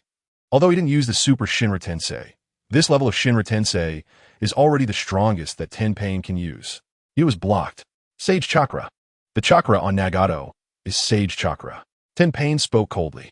He had seen this power from Jiraiya Sensei before. Although the Sage Chakra on Nagato was somewhat violent, both were definitely Sage Chakra, and Nagato's was even larger. Naruto slightly tilted his head, looking at the red wings that had grown from his back. Wings, huh? In Sage mode, a similar engine-like organ would appear on the back, and unexpectedly for him, it turned out to be wings, with a spread of his red wings. Naruto soared into the air. With rolling magma in his left hand and scorching flames in his right, he illuminated the sky like a god of fire, quickly charging towards Conan. Not good. Conan's face changed, and her figure quickly retreated. Her paper jutsu was restrained by both the scorching flames and the lava. If he got too close, she might be burned to death by the flames. Use water release. The mysterious masked man spoke coldly. Water release counters fire release. As long as we can counter his fire release, there is nothing to be afraid of. Tenpain, Conan. Although both of them know water release ninjutsu, the former is just a corpse, and the main body Nagato isn't here. The latter is skilled in paper jutsu, but not in water release. She barely understands it and cannot release water release to counter such high-temperature flames. Uchiha Itachi took a deep breath and stepped forward. I'll handle this. End of this chapter, Chapter 60. The Flame Emperor. Uchiha Itachi looked at Naruto Uzumaki with a complicated expression. He had no idea who this Namake's Minato was, nor had he ever seen a powerful figure with such terrifying fire abilities. In his memory, the only connection to Namake's Minato seemed to be Naruto's pen name. But how could that be? Although Naruto had awakened the adamantine ceiling, he was merely a 7-year-old child. How could he possibly be the formidable Namake's Minato before him? No matter who you are, I can only say I'm sorry. You have no idea what you are facing. Silently apologizing in his heart, Uchiha Itachi locked eyes with Naruto Uzumaki, and the Sharingan began to spin. Naraka technique. Naruto only felt his mind spinning. When he opened his eyes again, he saw the grim faces of Sarutobi Hiruzen and Shimura Danzo, both approaching him. A Jinjutsu? Naruto took a deep breath, suppressing the unease in his heart. He knew this Jinjutsu could materialize a person's deepest fears, causing psychological collapse. Kurama, can you hear me? Naruto called out in his heart. Of course. Kurama roared in the ceiling space, and a violent orange-red chakra flooded into Naruto's body. With Kurama's chakra interference, Naruto suddenly felt clarity in his eyes. Before he could assess his surroundings, he heard Konan's voice. Explosive tag. Great explosion. In the brief moment of being caught in the Jinjutsu, thousands of explosive tags floated near Naruto's body, igniting into flames on the white paper. Boom! The explosion of thousands of explosive tags was deafening, creating a brilliant fire in an instant. Lava release! Naruto shouted, and a massive flow of lava surrounded him. But that wasn't all. The red wings behind him folded, tightly protecting Naruto within. Inside the red wings, the adamantine ceiling appeared, wrapping around Naruto and adding another layer of protection. When the explosion ended, the sky was left with a mass of boiling lava, continuously dripping to the ground and creating blinding light. What happened? Was that powerful ninja defeated? Please no, that strong one came to save our Uchiha clan. I pray nothing has happened to him. The Uchiha clan ninjas prayed for Naruto Uzumaki. Although they didn't know who this ninja was, he was fighting against the enemy, which meant he was there to rescue them, and that was all they could comfort themselves with. Lord Naruto, Uchiha Shisui looked up at the streak of lava in the sky with the eyes of 5 or 6 children, complex emotions swirling within him. 20 minutes had passed. He had already saved dozens of Uchiha clan youths.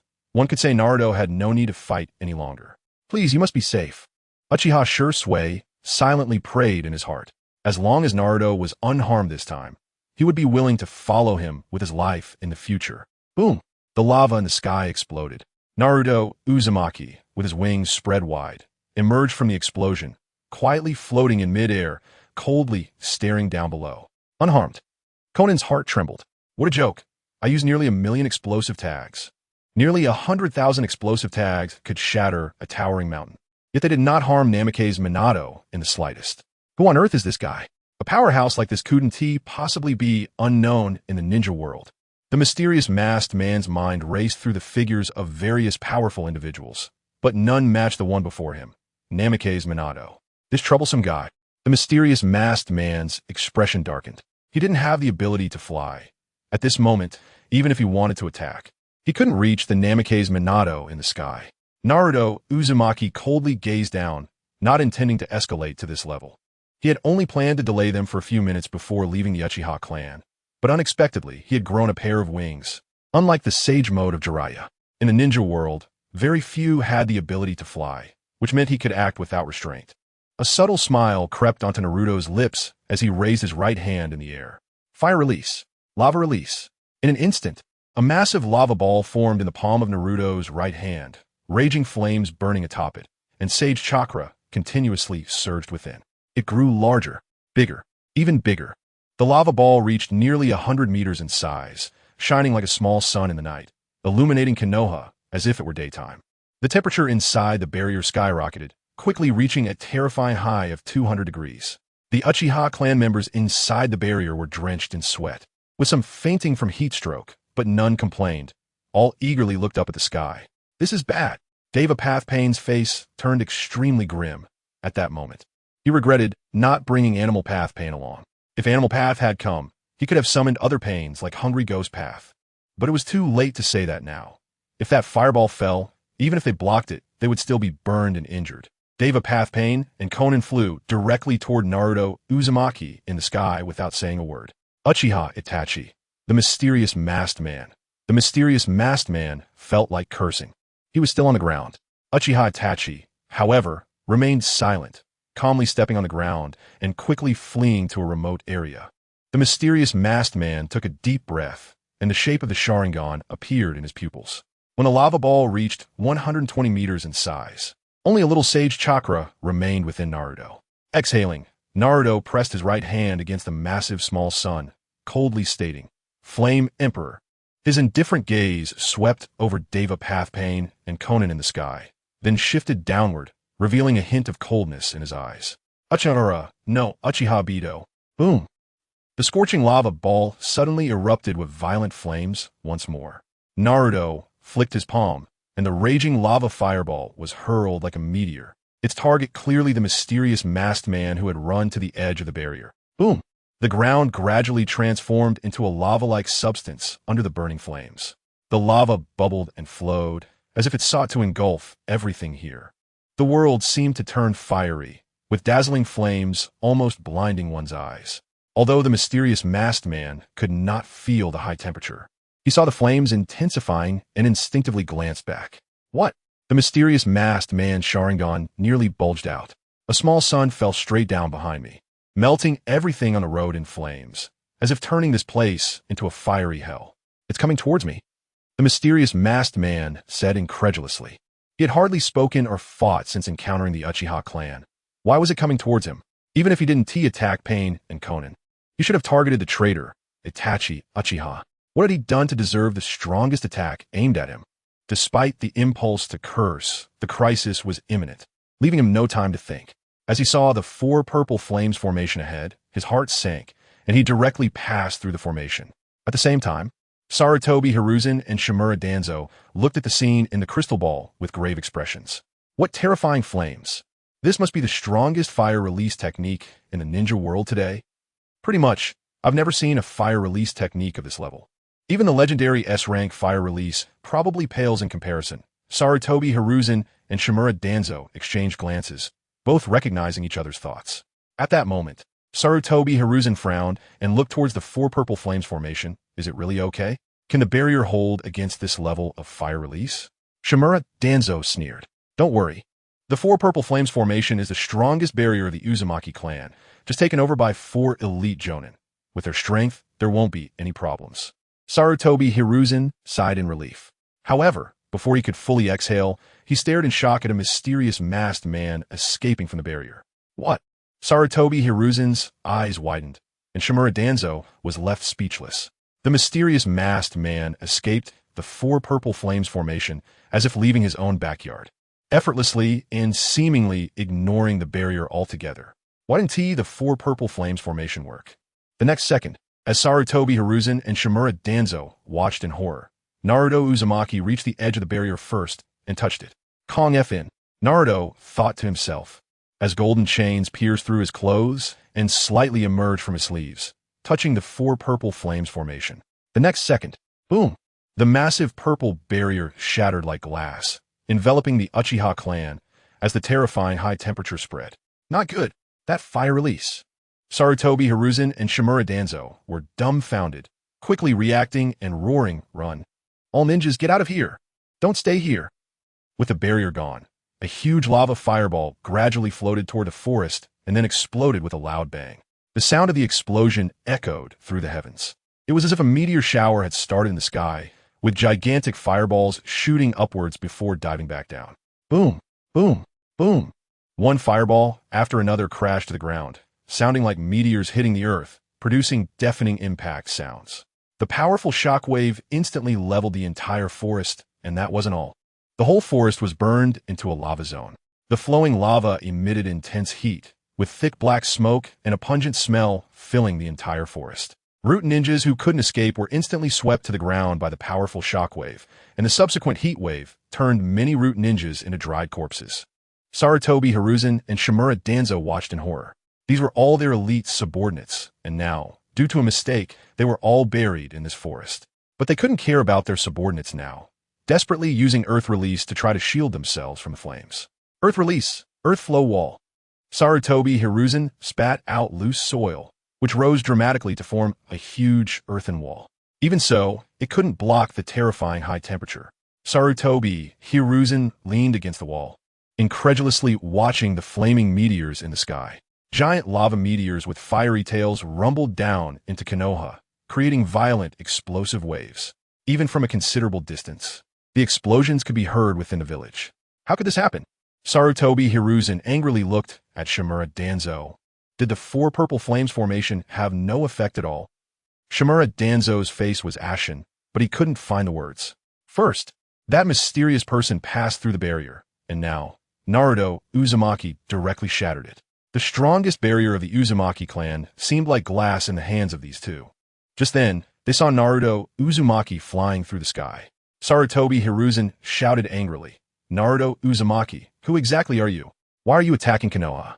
Hearing the voice, Naruto glanced down slightly, a cold smile curling at the corners of his mouth. When a city gate catches fire, the fish in the moat suffer. With that, Naruto flew straight towards the depths of the forest. Sarutobi Hiruzen almost spat out blood. So he was just collateral damage? Damn it. The mysterious masked man's face was ashen, and he ran away at full speed. Although Kamui could ignore all attacks, it also had a time limit. Exceeding that limit would mean disappearing. The recent meteoric flames had turned a large area into a fiery zone, and trying to escape using Kimui's time was simply not enough, as his body was severely burned. Suddenly, the mysterious masked man paused, his Mangeki Sharingan looking at the sky, like a demon in the fire or a god among flames. Naruto Uzumaki stood in the sky, coldly observing him. The mysterious masked man stopped in his tracks and asked Naruto Uzumaki, "Who exactly are you?" Naruto did not answer, glancing distantly before retracting his gaze. "Who am I?" "Uchiha Bito, you are not qualified to ask me this question. P.S. To explain why the updates are so infrequent, the initial readership was quite poor, and I haven't even reached the first round of recommendations. Therefore, I need to limit the word count for updates. Once it's on the shelves, I will maintain updates of 15,000 to 20,000 words daily." End of this chapter. Chapter 61. Toanzo, is this what you call foolproof? Chapter 61. Toanzo, is this what you call foolproof? The face beneath the mysterious masked man's mask is frowning, hearing that he knows Bo Fong Myanmar. He cannot recall ever meeting such a powerful person. Bo Fong Myanmar. Bo Fong. The image of Bo Fong Shuimin inexplicably floats in the mysterious masked man's mind, and he shakes his head. Impossible. He has never heard of his teacher having any relatives. The only child is still not even 10 years old. Should he kill him? The thought resurfaces in the mysterious masked man's mind, but he looks at Naruto Uzumaki and abandons this idea. Surrounding Naruto Uzumaki are dozens of fiery magma flames. If he uses Kamui near him, he could kill him, but he would also evaporate all the moisture from his body. Thinking of this, the mysterious masked man grimaces as he glances at the ground, where the grass has turned into magma. The rolling magma flows beneath his feet, emitting not only a scorching temperature, but also a pungent smell of smoke. This is truly a terrifying fire style. It is probably one of the strongest fire attributes in the current ninja world, the mysterious masked man thinks. Naruto Uzumaki suddenly dives down from the sky, his right hand ignited with roaring flames, heading straight for the face of the mysterious masked man. Scorch release, over boiling kill. The terrifying high-temperature flames suddenly penetrate the mysterious masked man's body. However, the mysterious masked man's body seems merely a phantom. He is not evaporated into a dry corpse, and he completely ignores the terrifying high-temperature flames. Taking 2 steps back, the mysterious masked man swings his arm, and an iron chain strikes fiercely towards Naruto Uzumaki's waist. Naruto Uzumaki's black eyes shift slightly. Scorch release. Melt release. The rolling magma flames spread across Naruto Uzumaki's body. The iron chain strikes against it, and large chunks of magma are flung aside, but does not harm Naruto Uzumaki in the slightest. Ugh! The mysterious masked man's face contorts in rage. Unable to grasp the iron chain, his body once again enters a phantasmal state. Looking down at his arm, the mysterious masked man's face turns ashen. His arm now appears as if it has turned into a dry corpse's arm, so desiccated that it seems it could break with a mere twist. In just 1 second, all the moisture from my arm could be evaporated. Naruto Uzumaki feels a twinge of regret. I originally wanted to kill you, even if your abilities are bizarre. Your body is still that of an ordinary person. Unfortunately, your body seems somewhat strange. The replenishment of moisture is too fast. Hearing Naruto Uzumaki's words, the face beneath the mysterious masked man's mask remains grim. He understands what Naruto Uzumaki means. He has several white Zetsu clones within him, originally meant to monitor him, but now they have become his lifeline. Without the white Zetsu in his body would have evaporated into a dry corpse in an instant. Naruto Uzumaki glances at the incoming pain from the Deva path, abandons the idea of continuing to attack, withdraws his gaze, and coldly says, "I look forward to our next meeting because by then, I will kill you." Uchiha no. Naruto Uzumaki smirks with a hint of mockery. Uchiha Bito. The mysterious masked man's body feels as if struck by lightning. His face beneath the mask changes dramatically, and the Sharingan in his eyes look at Naruto Uzumaki in disbelief. "What did you say? You know my true identity? How is that possible? After putting on this mask, I became a person without identity, no longer anyone. The identity shown to the outside is only Uchiha Madara. How could someone call out my true name? Uchiha Bito?" Naruto Uzumaki does not continue speaking. spreading his wings and swiftly soaring over Konoha village. Stop! Uchiha Obito roars in a loss of composure. Would release. Strangle technique. Suddenly, dense and sharp wooden spikes shoot out from Uchiha Obito's right arm, overwhelming the sky as they stab towards Naruto Uzumaki. Would release. Naruto Uzumaki coldly glances at the nearly 1,000 sharp wooden spikes. Such a pity, but it's useless. Before Naruto Uzumaki can make a move, the surface of the sharp wooden spikes ignites into flames due to the high temperature around Naruto Uzumaki, turning to ashes. Wood release is recognized as the strongest bloodline limit, but does not lack weaknesses. Fire is its nemesis. However, Senju Hashirama's strength is so immense that wood release has overpowered fire. Yet, Uchiha Obito's strength is still far from that of Senju Hashirama. He disappeared. Uchiha Obito stares blankly at the disappearing figure of Naruto Uzumaki. Who on earth is this guy? Completely inscrutable, completely unfathomable, like a stranger who suddenly appeared in the ninja world, even more mysterious than himself. Thinking of Naruto Uzumaki's earlier words, Uchiha Obito's heart races. How much does this guy know? What is his purpose? Does he know about the deal I made with Uchiha Madara?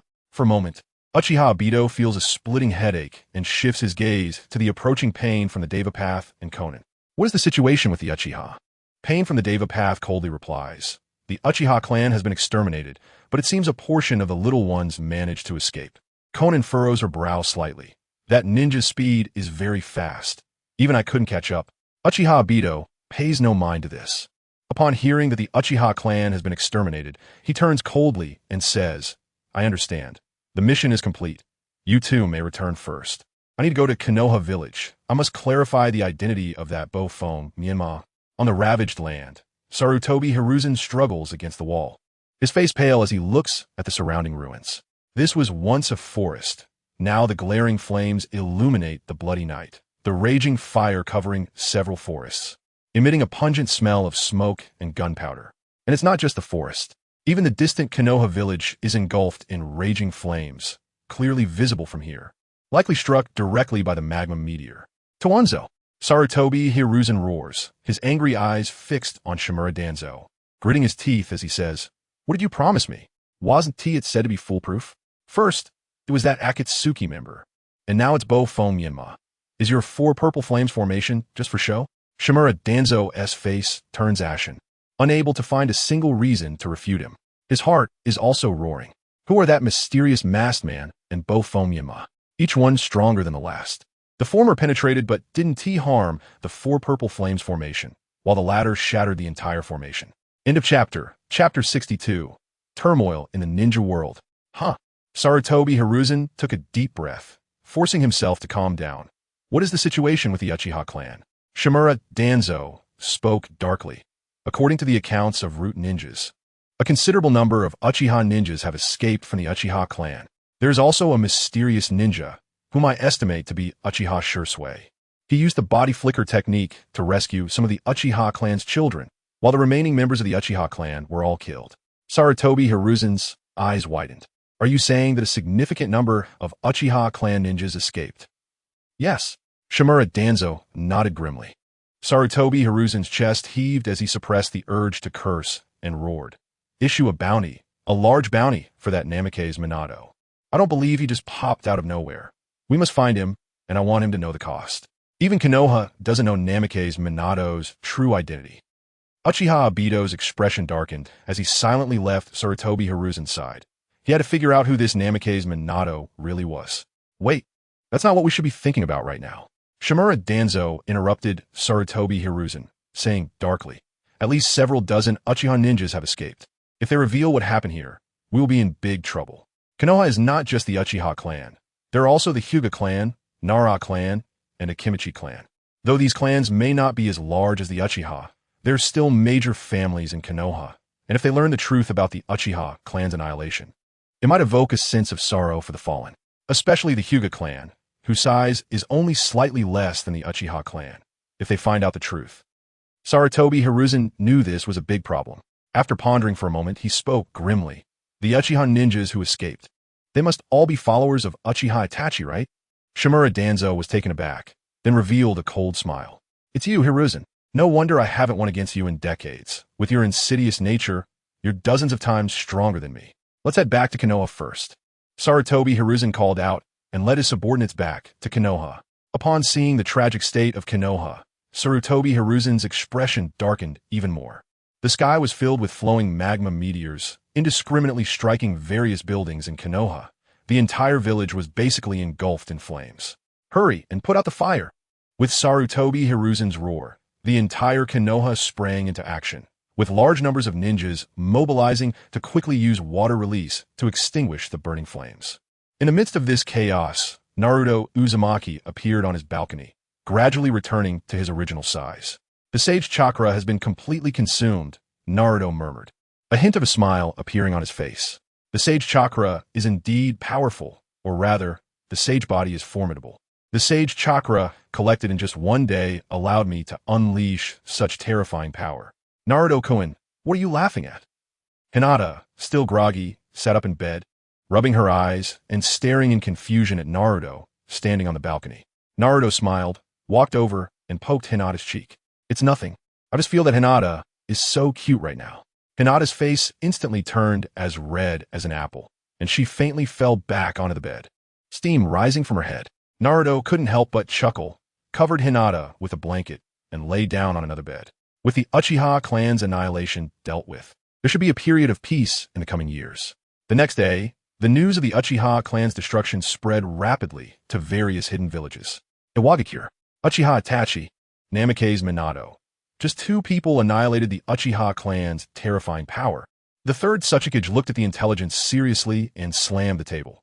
Go investigate who this Namikaze Minato is and why he has our village's lava release. Kumogakure. The Uchiha clan has truly fallen. They were actually taken down by 2 kids. The fourth Hokage snorted. Mabui, go find out where the surviving Uchiha clan members are. If we find them, we will extract their Sharingan. Kirigakure, Uchiha Itachi, Namikaze Minato. They both look like top-notch handsome guys. Elite Jonin Terumi May licked her lips, then set the intelligence aside and looked at Ao, asking, for now, we can't focus on Konoha's matters. Can we confirm? Has the fourth Mizukage really been controlled and turned into a puppet? Sunagakure, the fourth Kazekage coldly looked at the intelligence in his hand, turning to his aide, Maki, and said, Konoha really is ruthless. They annihilated the Uchiha clan without mercy. Maki asked in confusion, Kazekage-sama, didn't Konoha release the information that the Uchiha clan was destroyed by Uchiha Itachi and Namikaze Minato?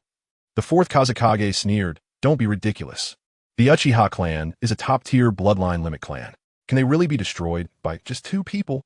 Even if Uchiha Itachi and Namikaze Minato are strong, how could Konoha not have noticed anything? Maki suddenly understood. I see. This is Konoha eliminating dissent. Then Maki's eyes revealed a hint of excitement, and he couldn't help but lick his lips, asking, Kazekage-sama, Konoha must have suffered severe losses. Should we take the opportunity to attack Konoha? The fourth Kazekage shook his head. It's not the right time yet. We'll wait until our Jinchuriki grows a bit more, and then. The fourth Kazekage sneered, slamming a palm down on the map of the Land of Fire. I will seize the fertile land of the Land of Fire. Now go contact this Namikaze Minato and Uchiha Itachi and ask if they want to join forces. Because of the news of the Uchiha clan's annihilation, the long-standing peace in the ninja world seemed to stir up waves. Whether it was the major hidden villages or underground organizations, everyone was moving at this moment, frantically searching for the true identity of Namikaze Minato. Unfortunately, no matter how they investigated, they could not find a powerhouse with such strength in the ninja world. Can't find him. Sarutobi Hiruzen's face was as dark as possible. He took a puff of smoke and said in a deep voice, such a powerful figure cannot appear without reason. Since he helped the Uchiha, it must be related to the Uchiha clan. Has there been no sign of outsiders recently in the Uchiha clan? Umbu Ninja thought carefully and replied, Uzumaki Naruto. End of this chapter, chapter 63. 5 years later. Uzumaki Naruto? Sarutobi Hiruzen was somewhat astonished. After thinking for a moment, the root ninja nodded and said, that's right. The only one who has been getting close to the Uchiha clan recently is Uzumaki Naruto. He went to the Uchiha clan the other evening, supposedly to collect a debt, and stayed there for about several dozen minutes. Sarutobi Hiruzen's face darkened. You mean to tell me that a 7-year-old brat could be related to this plan? Although the youth in the ninja world mature early, 7 years old is still too exaggerated. Shaking his head, Sarutobi, Hiruzen waved for the imaginative Umbu ninja to leave, and he slowly pondered in the room.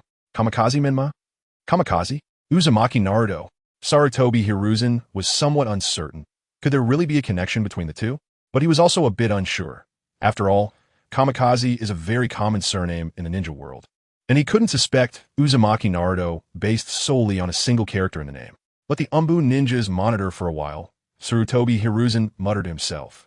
The next morning, when Uzumaki Naruto was washing up, he felt a slight change in expression, clearly noticing that 3 more ninjas had increased their surveillance on him. Have they really begun to suspect me? What a pity. I was planning to lie low for a while, Uzumaki Naruto murmured, then revealed a smile and called toward the kitchen. Hinata, how about we go eat barbecue today? Meanwhile, on a dilapidated ship in the land of water, Uchiha Shisui, with a pair of black eyes, looked painfully at his clansmen. The once largest clan in the ninja world had dwindled to less than 100 members after the Blood Moon Night, most of whom were children. You are Uchiha Shisui. Uchiha clan ninjas looked uncertainly at the ninja at the bow of the ship. Uchiha Shisui smiled wryly and nodded. It's me.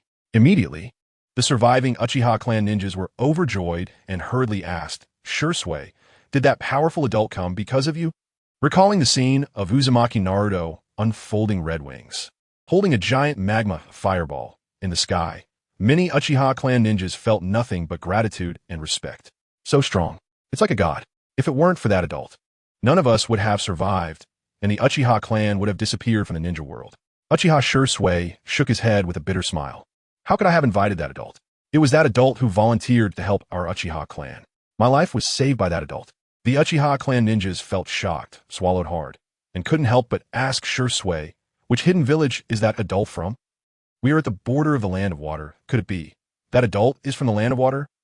Uchiha Shisui shook his head and said solemnly, do not discuss that adult's matters too much. I can only tell you that the adult has no intention of revealing their identity yet.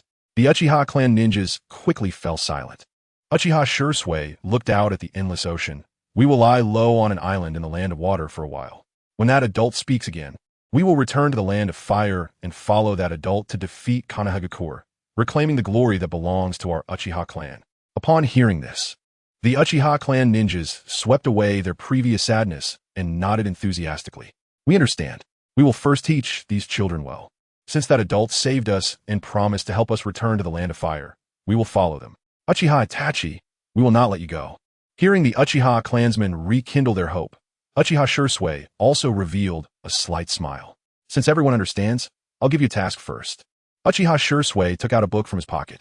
Your task is to hide your identities and sell these books. Uchiha clan ninjas. Time soon passed a month. During this month, the news of the Uchiha clan's destruction gradually faded. The waves stirred in the ninja world also began to stabilize, returning to the previous peace, and many people had forgotten about this incident. However, a large portion of people were still diligently investigating. For example, Konohagakure. For example, the Akatsuki organization. Still no news. The mysterious masked man frowned at Zetsu. Ever since the Uchiha clan massacre incident ended, Kamikaze Minma seemed to have vanished. No matter how hard he pursued, he couldn't find any related news about this person. There was none before and none after. It was as if this person appeared solely to save the Uchiha clan from destruction. No, I inquired through my intelligence network and found absolutely no information about Kamikaze Minma. Zetsu said, I also instructed Orochimaru's intelligence network, but nothing was discovered. Uchiha Obito's brows furrowed tightly, and after a long time, he gritted his teeth and said, continue investigating. This man is too dangerous. We must find out his true identity. Also, the Uchiha clan, didn't they disappear? Find them too. I refuse to believe that such a powerful ninja would just disappear. He definitely has his own goals. Zetsu nodded. Similar scenes were also playing out in Konohagakure. But no matter how they searched, there was still no news of Kamikaze Minma. Spring turned to autumn. Time quickly passed 5 years.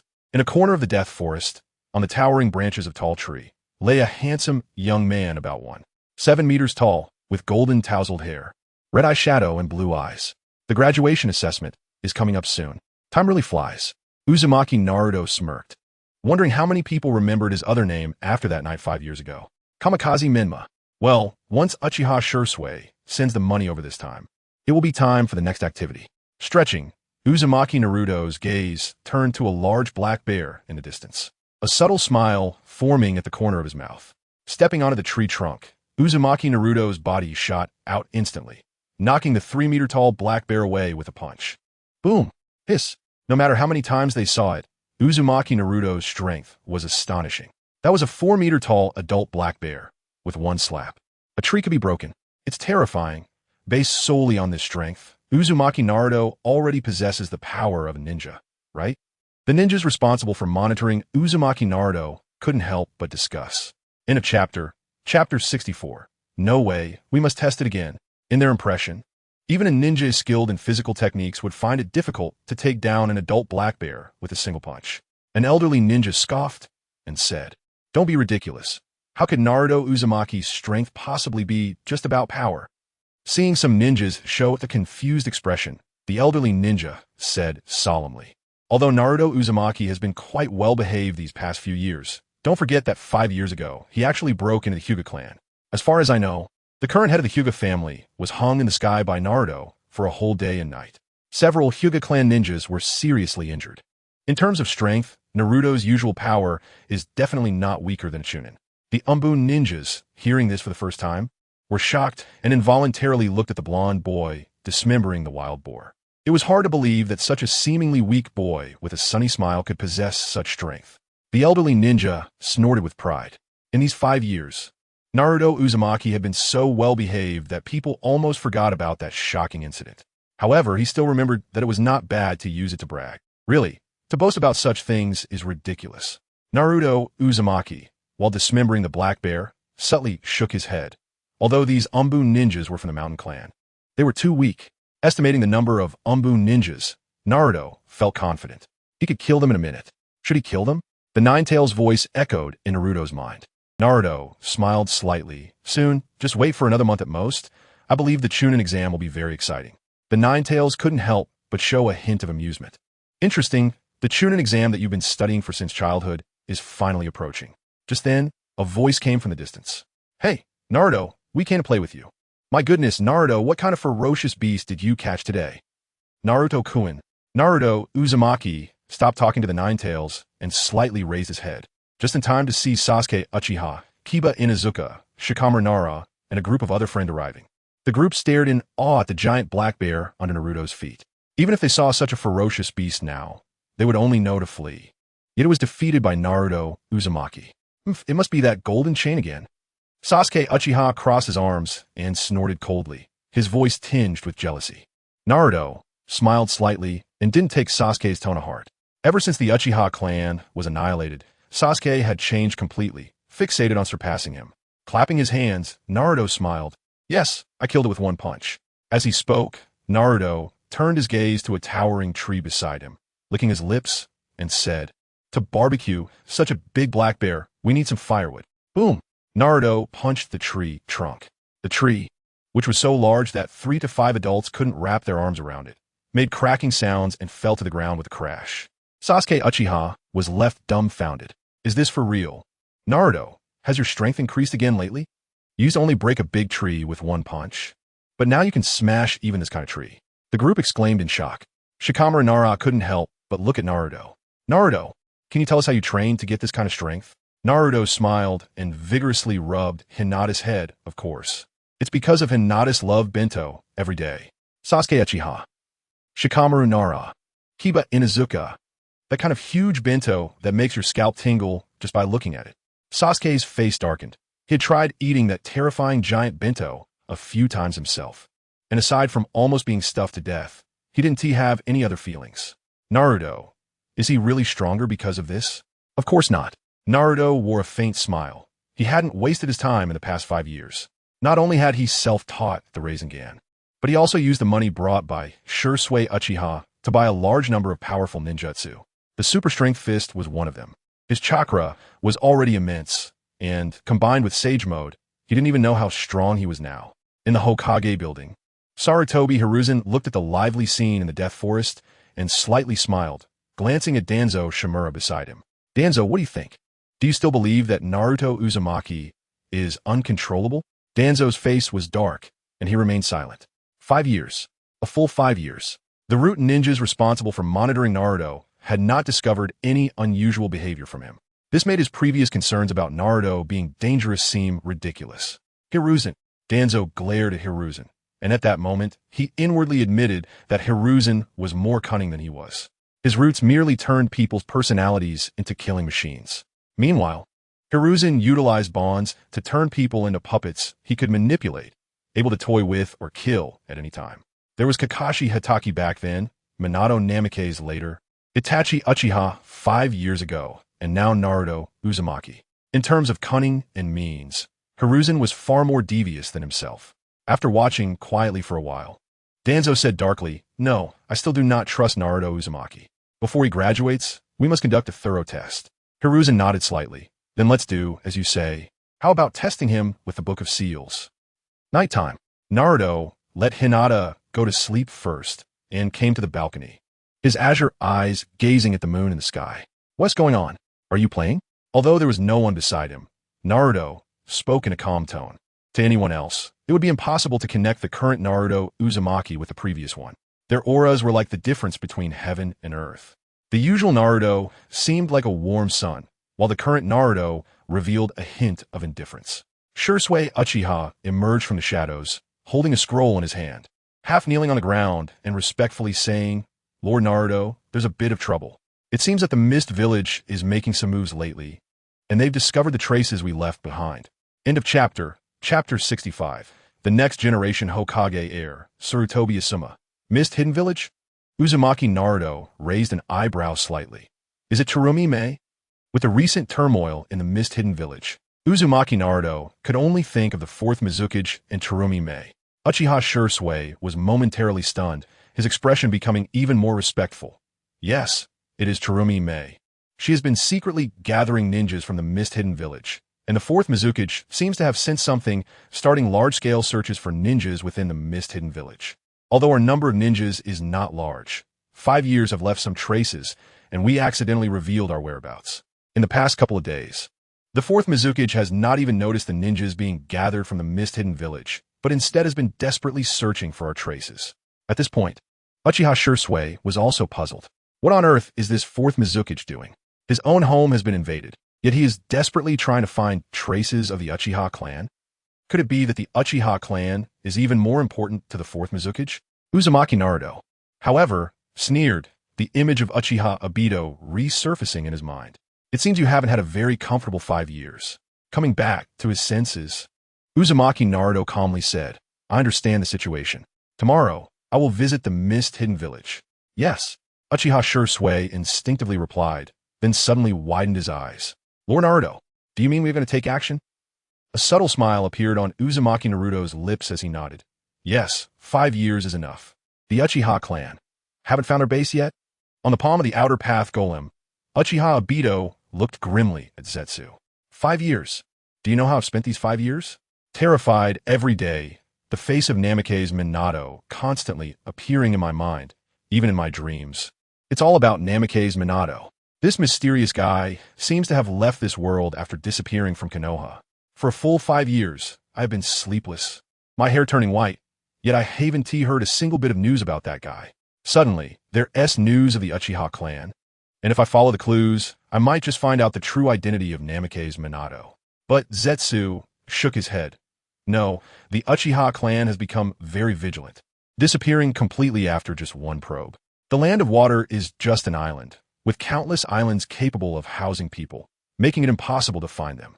However, at this point, Zetsu changed his tone and proudly pulled out a book from his cup. "I found a book that they particularly value. This is also the key to exposing the Uchiha. It must be very important." Uchiha Obito's eyes lit up. "Quickly show it to me. Perhaps it has information about Namikaze Minato." Taking the book, Uchiha Obito focused his gaze and instantly revealed an expression of wild joy. "A book about the demon ninjas. Ha! I knew this must be related to Namikaze Minato.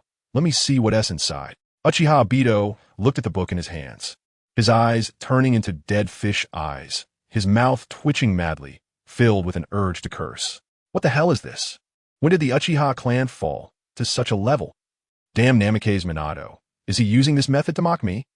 Uchiha Obito gritted his teeth, directly crushing the book into pieces, angrily looking at Zetsu, and coldly saying, "Mobilize all the ninjas from the Mist Hidden Village." We must find the Uchiha clan in a short time. What about the ninjas secretly in Mist Hidden Village? Zetsu said worriedly. That mysterious guy from the Mist Hidden Village seems to have discovered that the fourth Mizukage is being controlled. If we mobilize the ninjas from the Mist Hidden Village on a large scale now, it would be giving her an opportunity. That doesn't matter. Uchiha Obito said coldly. Our only target now is Namake's Minato. He is our greatest enemy, and also the most dangerous enemy. The next morning, Uzumaki Naruto, as usual, ran a few laps around Konoha, then came to the training ground to exercise. After greeting Rock Lee, Uzumaki Naruto arrived in a forest, leaning against a tree to form hand seals. Shadow clone technique. Bang! A shadow clone identical to Uzumaki Naruto appeared. Not only identical in appearance, but also sharing the same Nine-Tails chakra inside. Kurama, I think we should have a fight. Uzumaki Naruto smiled at the Nine-Tails inside him. Since the Uchiha incident, the Nine-Tails had completely acknowledged him, allowing him to become a perfect Jinchuriki. And he was the first perfect Nine-Tails Jinchuriki in history. Although the outcome was great, Uzumaki Naruto always felt a sense of unease without having a fight with Kurama. The Nine-Tails expression darkened. Uzumaki Naruto, you just want to beat me up, right? Uzumaki Naruto smirked. What do you think? Sneaking a peek at my nightlife with Hinata at midnight. If you weren't asexual, I would have castrated you long ago. Nine-Tails. The Nine-Tails twitched his mouth. He wanted to say he was only interested in human reproduction, but thinking of the last experience of being beaten, he bared his fangs and growled. Come if you want. I'll knock all your teeth out. After that, the Nine-Tails snorted and said, Naruto, although your clone has fused with my chakra, it will disappear when faced with strong attacks. Are you sure this is okay? Uzumaki Naruto smiled. Of course there are problems, so we need to divert Konoha's attention first. The Nine-Tails was taken aback. The next moment, a black-haired, black-eyed figure in a black robe, expressionless, appeared in the forest. Namake's Minato. Water release, water mirror technique. Water gathered out of thin air to form a mirror, reflecting the image of Uzumaki Naruto. Looking at the figure in the mirror, Uzumaki Naruto smiled. Kurama, have you heard? Recently, the third Hokage's son, Sarutobi Asuma, returned and immediately became an elite jonin in Konoha. He has been visiting the Huga, Nara, Akimichi, Yamanaka, Waihai, and Inazuka clans for several days. What great prestige! The ninjas who know understand he is an elite jonin. But those who don't might think he is the next Hokage inspecting the village. Such great prestige, the Nine-Tails was a bit surprised. Because of communicating with Uzumaki Naruto, even though the Nine-Tails was sealed within him, it had learned some of Konoha's power dynamics. The most powerful authority came from the Hokage title, which had direct access to the Umbu and could mobilize any ninja from Konoha. Next was Konoha's route, led by Shimura Danzo, consisting of ruthless killing machines. End of chapter 66. The return of Kazekage. Secondly, let's talk about the major clans. In terms of strength ranking, it's the Huga clan, the Inazuka clan, the Yamanaka clan, and the Oil Woman clan. Who is that guy? Why hasn't the Huga clan driven him out? The Nine-Tails said with resentment. Naruto Uzumaki chuckled. Kurama, are you still hung up on that incident? The Nine-Tails snorted. Of course. It's the first time I saw you so angry. Honestly, I was really surprised you didn't wipe out that clan back then. Naruto Uzumaki smiled helplessly. No matter what, that's still Hinata's family. How could I be too ruthless? The Nine-Tails was still a bit dissatisfied. You should have been harsher. At least take them all out. If the ninjas from the Huga clan knew about the conversation between Naruto and the Nine-Tails, they would definitely spit blood. 5 years ago, Naruto Uzumaki went on a rampage, resulting in over 50 Huga clan ninjas suffering broken bones, some even left with injuries that wouldn't heal. If that could be considered light, then what is heavy? The Nine-Tails shook his big tail in a seal and growled. The topic has shifted. Naruto, you haven't told me what that bastard's all about. Why does he have such a big face? Naruto Uzumaki smirked slightly. Asuma Sarutobi is the son of Hiruzen Sarutobi. The Nine-Tails instantly became furious, roaring angrily. Naruto, you can't let him off. That guy called Hokage concealed your identity, but lets his son be so impressive. The Nine-Tails angrily waved his nine tails, with violent chakra spreading from his body. Naruto Uzumaki, whom he watched grow up, was obviously the prince of Konoha village, yet he lived such a miserable life. And that guy, not only is he impressive, but he is also going to become the 5th Hokage. Roar! The Nine-Tails let out an angry roar. Naruto Uzumaki smiled. Not only that, Hiruzen Sarutobi is also paving the way for Asuma Sarutobi. facing the somewhat astonished expression of the Nine Tails. Naruto Uzumaki said with a smile, "In the future, Asuma Sarutobi will be the instructor of Nara Shikamaru, Akimichi Choji, and Yamanaka Ino. His girlfriend, Kurenai Yuhi, will be the teacher of Hinata Huga, Shino Aburame, and Kiba Inuzuka. This couple can be said to cover all the major clan's offspring in Konoha. Isn't this paving the way for Asuma Sarutobi?" At this point, Naruto Uzumaki's mouth curled into a cold smile. Hiruzen Sarutobi's calculations were quite good. What Kakashi, what my guy? With the disciples they taught, what qualifications do they have to succeed the Hokage position?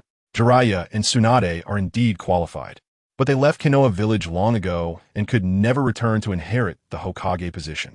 Asuma Sarutobi, on the other hand, has this backing, the support of the daimyo of the Land of Fire, and the strong assistance of various clans, making his path to Hokage smooth sailing. However, Hiruzen Sarutobi probably never expected to die so suddenly. This also led to Asuma Sarutobi, despite having enough qualifications, lacking the strength to take over as the 5th Hokage.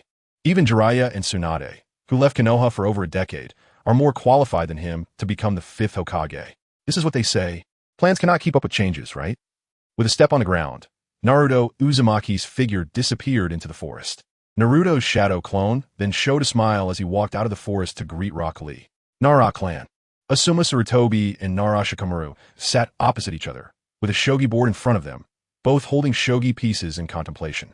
Shikamaru, the graduation assessment is coming up soon. Are you confident you can complete it? Asuma Sarutobi casually asked. Shikamaru scratched his head and said lazily, "Well, it's very simple. But if possible, I still want to stay at the ninja school." Asuma Sarutobi smiled. "That won't do.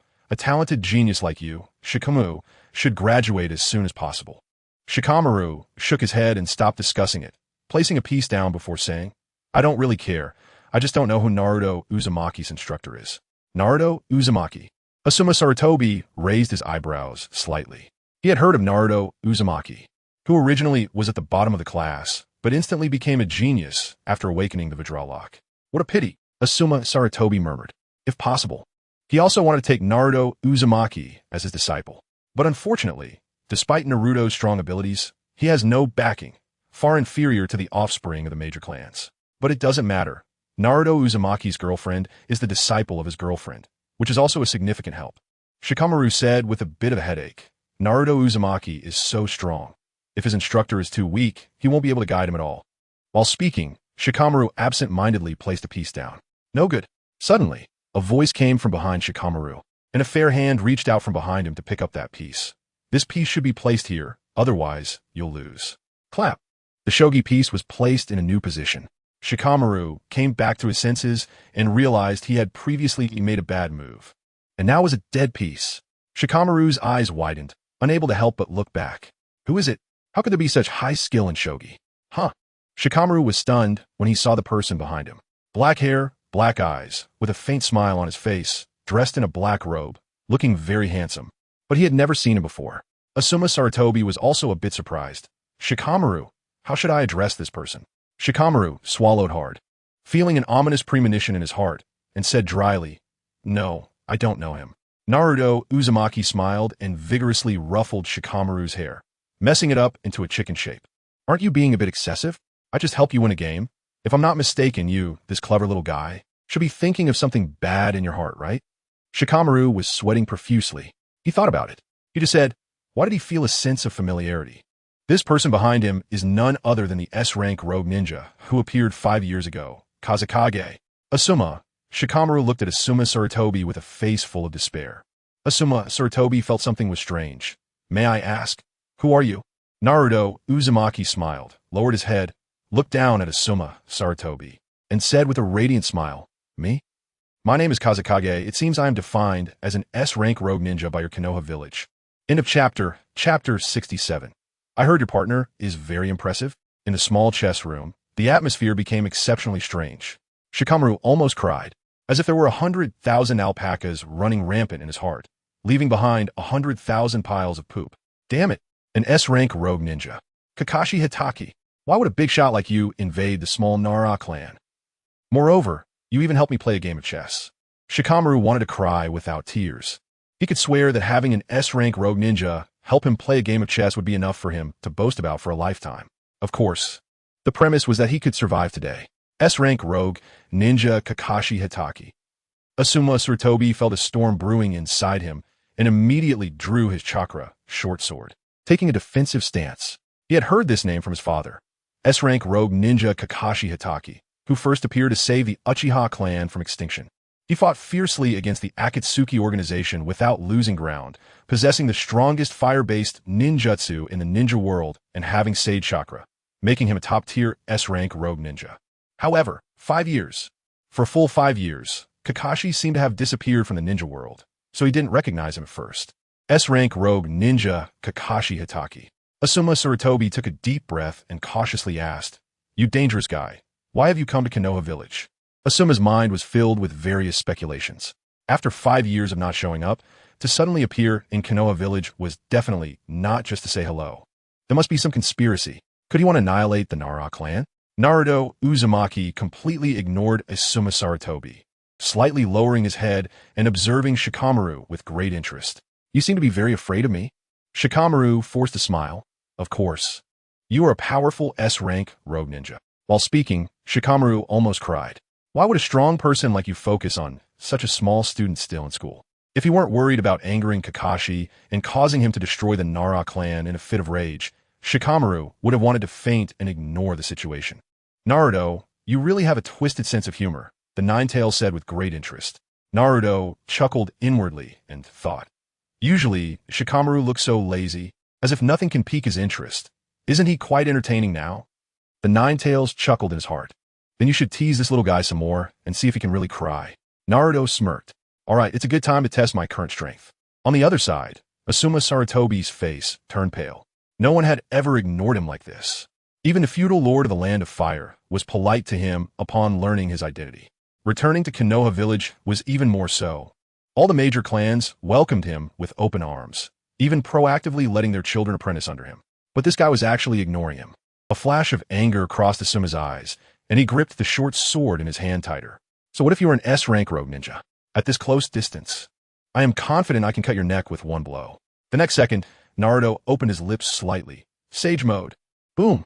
The violent Sage Chakra spread out from Naruto's body, the red Sage Chakra seeming to ignite a fire around him. Crack, crack! Naruto's bones made a series of cracking sounds as 2 enormous red wings spread out from his back. Crack, crack! The walls emitted a sound of shattering. Seemingly unable to withstand such violent chakra, collapsing into ruins.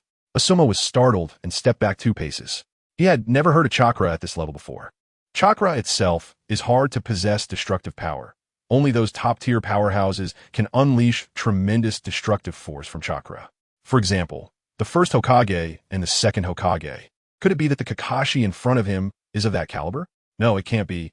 It must be that he has too much chakra, which gives him such power. But that wasn't the end. Naruto opened his lips again. Bone pulse. One by one, pale bones pierced out from Naruto's body, especially on his back, merging with the wings of Sage mode. Bones protruded from his arms, gradually forming a long blade covered in dark red chakra. Scorch release. Melt release. Blazing. Flames ignited out of nowhere, the red wings transforming into fiery wings, and his arms were also engulfed in scorching flames, almost giving off a feeling of being cooked. Asuma felt his scalp tingle. What kind of monster is this? First wings, then bones, followed by flames and magma. It was a complete fusion of monsters, not resembling a human at all. Naruto smirked, slightly lowering his head to look at the stunned little guy. "Little guy, are you all right?" Shikamaru thud. The 12-year-old Shikamaru was so frightened that he fell to the ground, tears welling up in his eyes, almost scared to wet himself.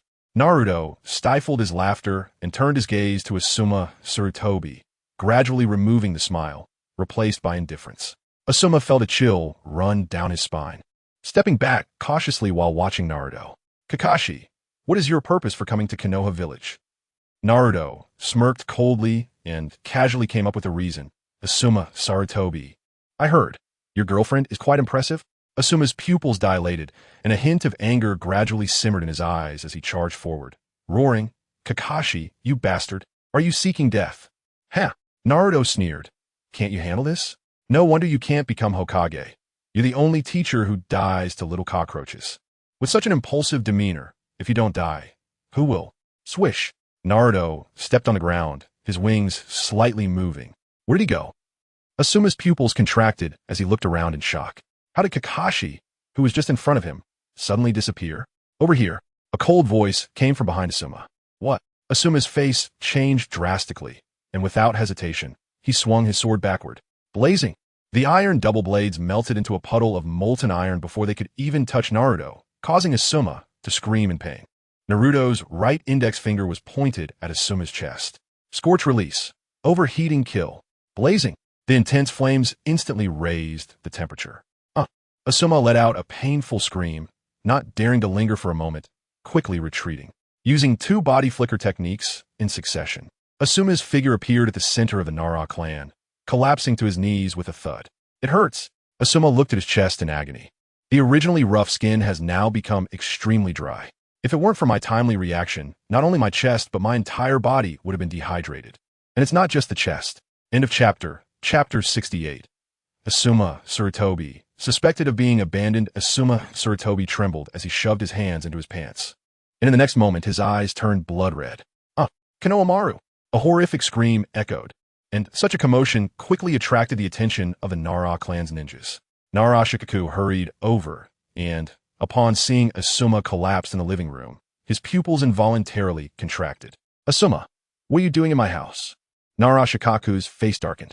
Hearing the screams, he rushed over only to find Asuma kneeling on the floor with his hands in his pants. What the hell was he fantasizing about? Nara Shikaku felt an urge to curse, but given Asuma's status, he held back. Asuma raised his blood-red eyes, clenched his fists, and roared, Nara Shikaku, are you deaf? How can you not hear such a loud noise? Nara Shikaku was a bit annoyed too. What noise are you talking about? All I heard was your scream. The muscles at the corners of Asuma's eyes twitched as he gritted his teeth and said, with such a huge commotion and such immense chakra. You tell me you didn't hear anything? What? Konohamaru? Nara Shikaku's expression changed. Are you saying Konohamaru appeared in our Nara clan? Of course. Asuma gritted his teeth and shouted. Nara Shikaku was stunned. He had been at the Nara clan's house and hadn't gone out. So why didn't he feel the chakra Asuma mentioned? Where was he? Nara Shikaku's expression grew serious. He knew Asuma wouldn't lie about this. Though he didn't know what method Konohamaru had used, he was definitely in the Nara clan. Thinking of the Uchiha clan's tragic fate, Nara Shikaku gasped and quickly pulled out a signal flare from his ninja tool pouch. Asuma gritted his teeth. He's in the chess room. Nara Shikaku's body instantly stiffened, and he turned his head like a machine, staring blankly at the chess room.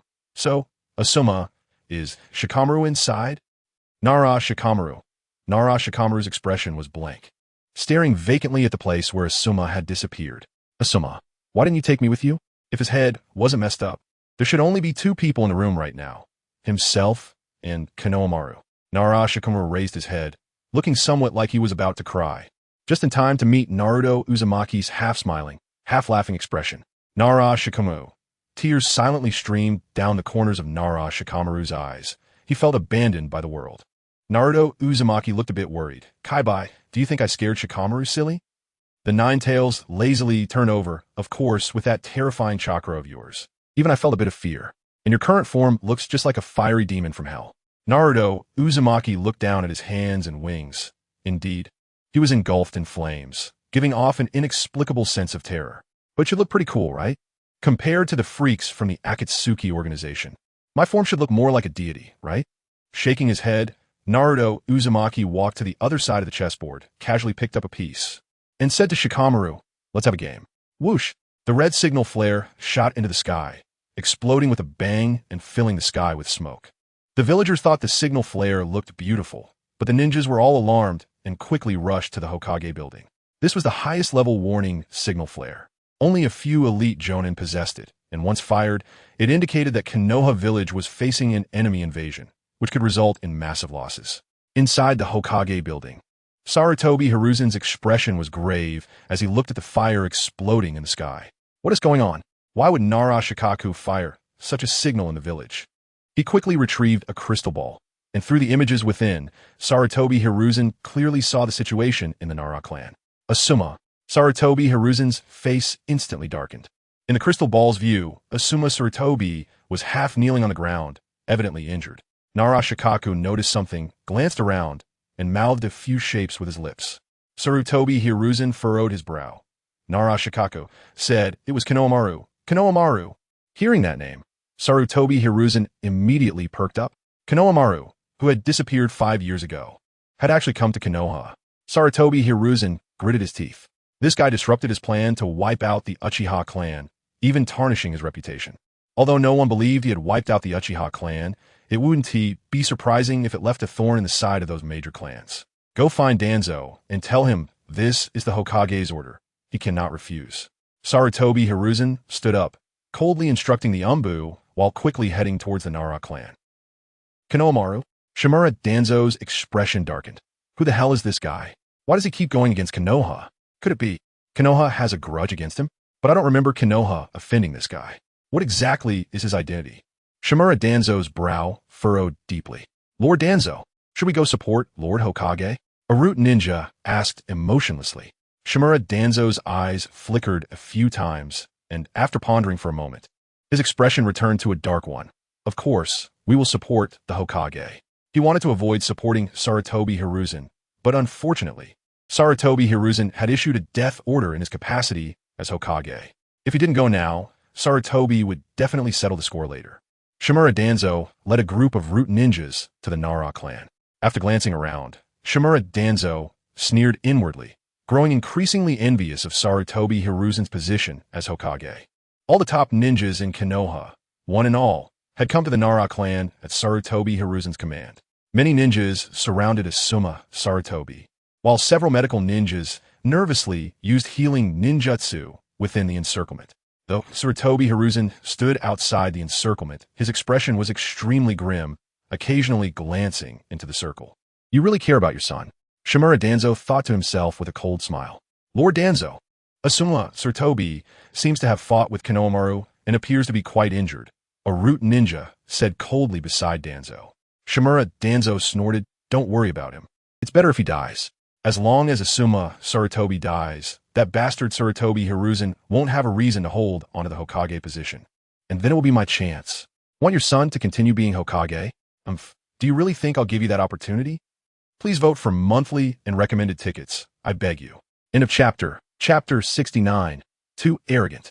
Shimura Danzo walked towards Sarutobi Hiruzen with a dark expression.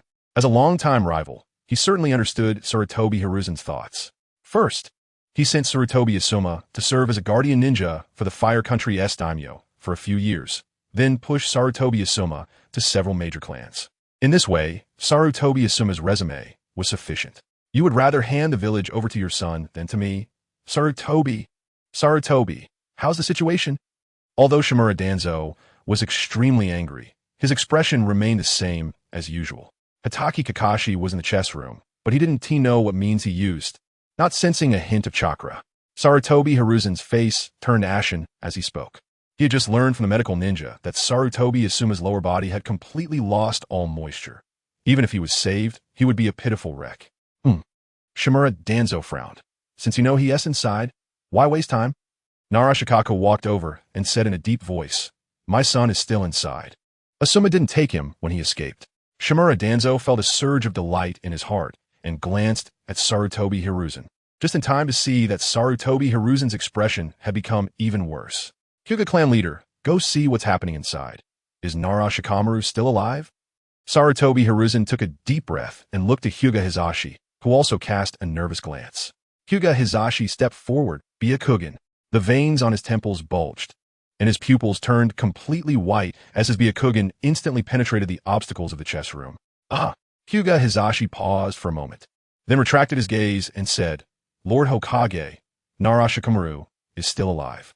Narashikaku let out a sigh of relief. Shimura Danzo said in a deep voice, what are they doing inside? They're playing chess. Huga Hizashi replied dryly. Silence. The ninjas of Konoha were dumbfounded. How arrogant is this? Not only did they invade Konoha, but they also leisurely played chess under the siege of hundreds of ninjas, treating them like clay. How dare they look down on us like this? Sarutobi, we can't wait any longer. Shimura Danzo angrily looked at Sarutobi Hiruzen. In the chess room, Naruto Uzumaki smiled as he took a piece off the board. I made a mistake just now. Can we restart? Narashikamaru stiffly nodded. Are you crazy? You can hear the voices of the ninjas outside. Why aren't you escaping quickly? Are you trying to use me as a scapegoat? Just as Nara Shikamaru was lost in thought, Naruto Uzumaki suddenly showed a hint of a smile. We're not playing anymore. The person I'm waiting for has arrived. As he spoke, Naruto Uzumaki reached out with his long fingers to grab Nara Shikamaru by the collar. Everything is over. Nara Shikamaru despairingly closed his eyes. The next second, water release, water shockwave. Water release, water shockwave. Water release, water shockwave. Sounds of ninjas echoed from all directions, and the raging water surged like a tsunami, instantly smashing the small chess room. The tsunami-like water rose dozens of meters high, violently crashing down towards Naruto Uzumaki and Nara Shikamaru. What? Nara Shikamaru's eyes widened in shock, his eyeballs nearly popping out. He hadn't even been rescued yet, and the outside was already starting to attack. Was he not going to die at the hands of Itachi Kakashi, but instead die at the hands of Konoha ninjas? Lord Hokage. Nara Shikako looked at Sarutobi Hiruzen with a grim expression.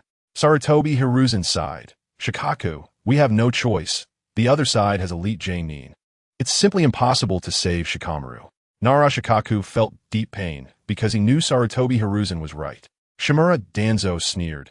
Over 30 water release ninjas are using water release. This time we have the advantage of terrain. Itachi Kakashi, let us see how arrogant you can be. Just as Shimura Danzo was speaking, a strange red light suddenly shone from the center of the raging water. Lava release, magma explosion. Naruto Uzumaki's indifferent voice emerged from the water, and a fiery magma fist suddenly smashed out from the turbulent water. Boom! The ground was smashed into a large hole by the magma, and a pungent smell of smoke spread out. What? Shimura Danzo's pupils widened. This Itachi Kakashi. He is stronger than 5 years ago. 5 years ago, Itachi Kakashi's lava release definitely couldn't break through such a violent water disaster, but now it could, indicating that he had also made progress. This guy is a young ninja. His improvement is only natural. Where is he? Nara Shikaku ignored Shimura Danzo, nervously scanning the surroundings, fearing he might see his son's corpse. Over there, Huga Hizashi pointed in a direction for Nara Shikaku. There on the roof of a certain building, like a demon or a god, Naruto Uzumaki stood majestically with wings spread wide. In his palm, he was holding a boy who was foaming at the mouth. Shikamaru. Nara Shikaku couldn't help but shout out. Naruto Uzumaki smirked and casually threw Nara Shikamaru over. This kid has decent talent, just a bit too lazy, clan leader Nara. You should supervise him more in the future. As his words fell, Naruto Uzumaki stepped on the rooftop, instantly crushing the entire building. Using the reaction force, Naruto Uzumaki shot like a meteor straight towards Sarutobi Asuma. Danger! Without saying a word, Sarutobi Hiruzen slammed both hands on the table. Earth release, earth flow wall. Boom! A massive earthen wall rose from the ground, resembling a mountain, perfectly blocking Naruto Uzumaki's path. Useless! Naruto Uzumaki's eyes burned with intensity, and a violent chakra gathered in his left fist as he aimed a punch at the massive earthen wall in front of him. Boom! A deafening roar echoed. The earthen wall, towering dozens of meters and comparable to a mountain, was instantly shattered by Naruto Uzumaki's punch, causing the ground to tremble twice. This strength is no less than Lady Tsunade's monstrous strength. Kakashi's pupils contracted as he took a deep breath. Lightning flashed in the palm of his right hand, as if 1,000 birds were singing from it. Chidori. With a shout, Kakashi's body shot towards Naruto Uzumaki like a bolt of lightning. Naruto Uzumaki coldly glanced over and just happened to see Kakashi and Guy charging at him from both sides. Come on. Naruto Uzumaki licked his lips. His resentment towards Kakashi had long been brewing, and it was just the right time to retaliate. As the dazzling lightning approached, a flash of bloodlight appeared in Naruto Uzumaki's eyes, and his right hand pierced out like lightning. Snap! Kakashi's right wrist was firmly grasped by Naruto Uzumaki, and the blinding Chidori was only half a meter away from Naruto Uzumaki's heart. Yet no matter how hard Kakashi tried, he couldn't pull it out. This power is too great. Guy. Kakashi, seeing he couldn't pull his hand out, gritted his teeth and shouted towards Might Guy. Might Kai shouted excitedly. I know. End of chapter. Chapter 70. Sharingan? Shikatsumiyaku? As he spoke, Might Guy's blue chakra surged, clearly having activated the 8 gates, and he kicked fiercely towards Naruto Uzumaki. Konoha Great Whirlwind. Naruto Uzumaki didn't move an inch, his lips slightly parted. Shikatsumiyaku? Suddenly, sharp, pale white bones erupted from Naruto's body. Might Guy's expression changed drastically, but his attack couldn't be retracted. Bang! The sharp, pale bones deeply pierced Might Guy's thigh. He let out a painful grunt and awkwardly pulled his foot out. Blood flowed from the wound onto the ground. But Might Guy couldn't care less, staring in disbelief at the pale bones growing on Naruto. Shikatsumiyaku. This is the Kekkei Genkai of the Mist Village. Might Guy shouted. He had learned about the Shikatsumiyaku from the Mist Village. As awakening this Kekkei Genkai meant one would become the strongest taijutsu ninja. Kakashi's eyes were filled with shock. Lava release, melt release, Shikatsumiyaku, super strength, sage chakra. Who on earth is this guy? How can he have so many Kekkei Genkai? A normal ninja would be praised as a natural-born strongman with just one Kekkei Genkai, but this guy before me. The number of Kekkei Genkai is dazzling. Naruto coldly glanced at Kakashi, a smirk creeping at the corner of his mouth. Shikatsumiyaku? Bang! A sharp, pale bone pierced through Kakashi's wrist, blood splattering instantly onto the ground. Kakashi fell to one knee, cold sweat pouring down his forehead. Hiruzen Sarutobi gasped in shock. His two elite Nin couldn't even buy time. And what about Asuma? Has he grown too fast? 5 years ago, he couldn't do this. Hiruzen gritted his teeth and roared at Danzo. Danzo! Seeing Naruto getting closer to Asuma, Shimura Danzo sneered inwardly but said, I understand, leave it to me. Although he said that, he only assumed a defensive posture. Asuma, you cannot become the 5th Hokage. That position is mine. For my ideals, just obediently die. As Naruto approached Danzo, he noticed to his surprise that Danzo actually took a step back. Even at this point, still playing tricks. With a cold laugh, Naruto pretended to be unconcerned and threw out a lava fireball. Danzo seemed startled, retreating 4 or 5 steps, directly exposing Asuma. Danzo! Hiruzen's eyes were about to burst, but Danzo revealed a hint of a smile. In that moment, Naruto smiled at Danzo and softly said, Eternal Mangeki Sharingan. The black eyes of Naruto, after disguising, instantly turned into blood-red double pupils, the Sharingan spinning rapidly. Oh no! Danzo's face changed drastically. Uzumaki Naruto actually has the Eternal Mangeki Sharingan. He finally understood that Naruto's purpose for coming to Konoha was not for Rin, but for himself. He had been waiting for Danzo to arrive. However, it was already too late to react. Tsukuyami. As Naruto's voice rang out, Danzo's head was suddenly trapped. At the same time, a 3-tomo Sharingan under the bandages on Danzo's arm gradually turned gray, the pupils slowly closing.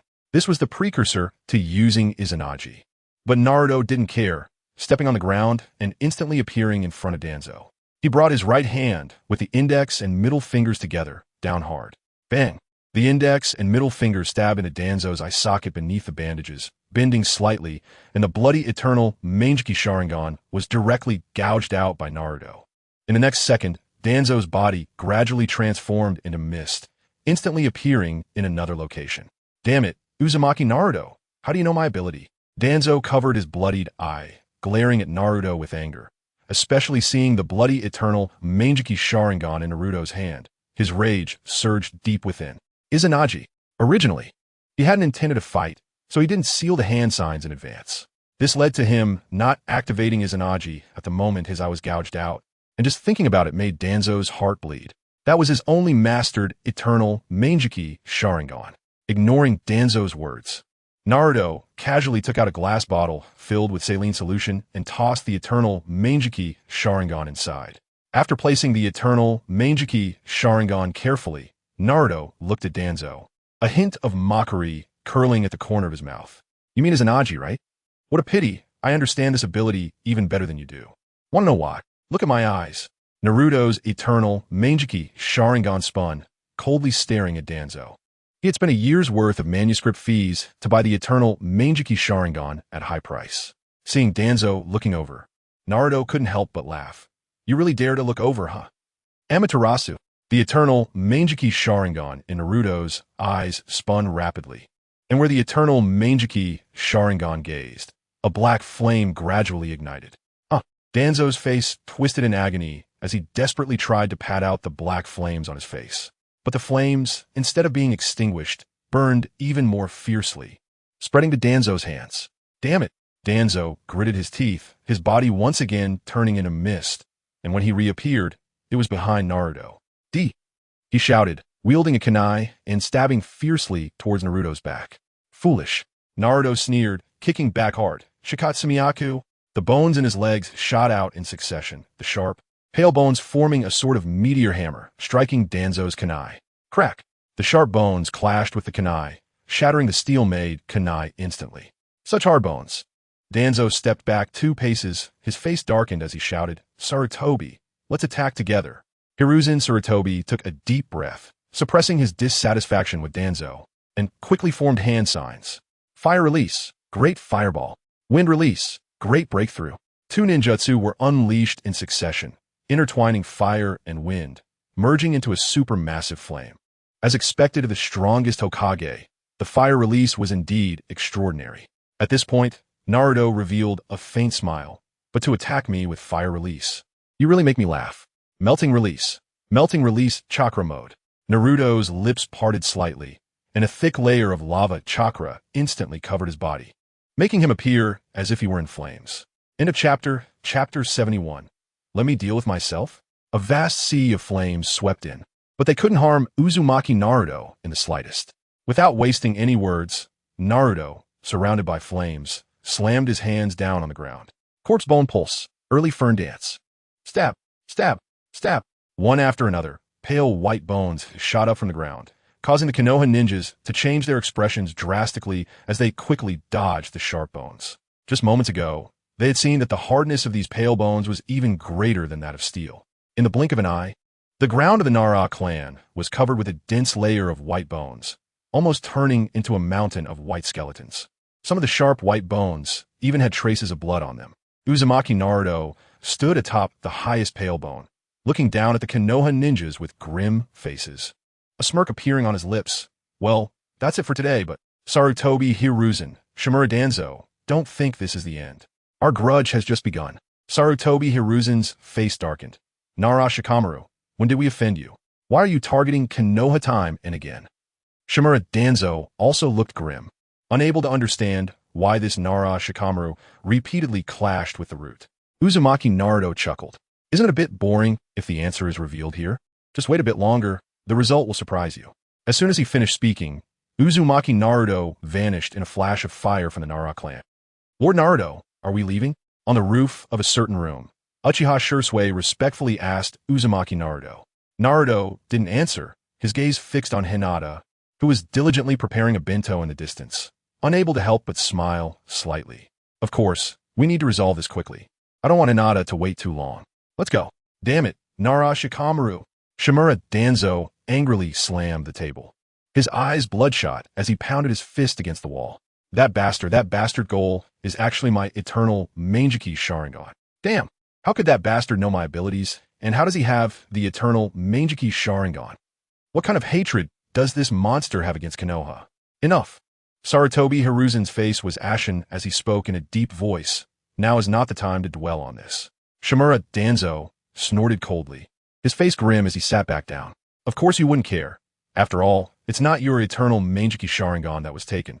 It's your most important trump card. Thinking about it now makes my heart bleed, Sarutobi Hiruzen said solemnly. Now we need to consider how to deal with Nara Shikamaru, this S-rank rogue ninja, who clearly has a grudge against our Konoha. Can you think of any way to capture this guy? Shimura Danzo, Tiyama Koharu, and Mito Kaien all furrowed their brows. No way. I can't think of anything. Nara Shikamaru's bloodline limit is too numerous, and his chakra is extremely vast. We can't find a weakness at all. Shimura Danzo shook his head. Hokage advisor Mito Kaien nodded. That's right, theoretically his strength should be comparable to Kakashi's. But his bloodline limit was able to defeat Kakashi in an instant. Tiyama Koharu said. His chakra is also extremely vast, plus he has sage chakra and can fly. Such an enemy is too troublesome. Suddenly, a person appeared in Shimura Danzo's mind, and he said solemnly, Sarutobi, what do you think of Uzumaki Naruto? The adamantine sealing chains have the ability to extend infinitely and conceal chakra. I think it should be able to restrain Nara Shikamaru. Sarutobi Hiruzen's eyes lit up. Right? How could I forget about Uzumaki Naruto? Don't be fooled by his quiet behavior these past 5 years. 5 years ago, he could directly invade the Huga clan. Sarutobi Hiruzen made a quick decision. As long as Nara Shikamaru dares to come over, let Uzumaki Naruto take action. By the way, Danzo, go contact that Akatsuki organization. Haven't they been exploring Nara Shikamaru's whereabouts for the past 5 years? Shimura Danzo nodded and then said darkly, but I don't trust that organization. If they find Nara Shikamaru's trace, I want to take Uzumaki Naruto with me to take him down. Sarutobi Hiruzen frowned. Are you going to leave Uzumaki Naruto with Danzo for a while? Isn't that just letting a tiger return to the mountain? After a moment of contemplation, Sarutobi Hiruzen still nodded. Okay, but don't think about any crooked ideas. However, I can allow you to use that forbidden jutsu. Shimura Danzo was taken aback. You want to use that jutsu? Sarutobi Hiruzen said solemnly. This is a last resort for Konoha. I can't let such a dangerous guy lurk outside. As he spoke, Sarutobi Hiruzen recalled Asuma's current tragic state, clenching his fists tightly. Nara Shikamaru, I must kill you. He has appeared. Nara Shikamaru has appeared. Uchiha Obito looked at Zetsu with overwhelming joy, unable to help but ask again. Has that guy finally shown up? After receiving a confirmed answer, Uchiha Obito couldn't help but burst into laughter. Damn, 5 years, and I finally waited for you to appear. Heaven is merciful. I have been starving and sleepless for 5 years. Closing my eyes is just seeing Nara Shikamaru. You finally appeared. If I don't kill you, it's like I've lived in vain. Quick, let the Mist Village increase their search for the Uchiha clan, and bring Kisame and Itachi along. This time we must take that guy down. Uchiha Obito impatiently ordered. Good. Aren't you good at fire techniques? Fine. Then I'll let the strongest water-style ninja compete with you. Water overcomes fire. Let's see if you can still be as arrogant as before. Suddenly, Uchiha Obito thought of something and spoke again. By the way, Nara Shikamaru can also fly. Uchiha Obito pondered for a moment and stood up. I need to find Nagato. This time we must ensure success. Into chapter 72. Taking action against the daimyo of the land of water.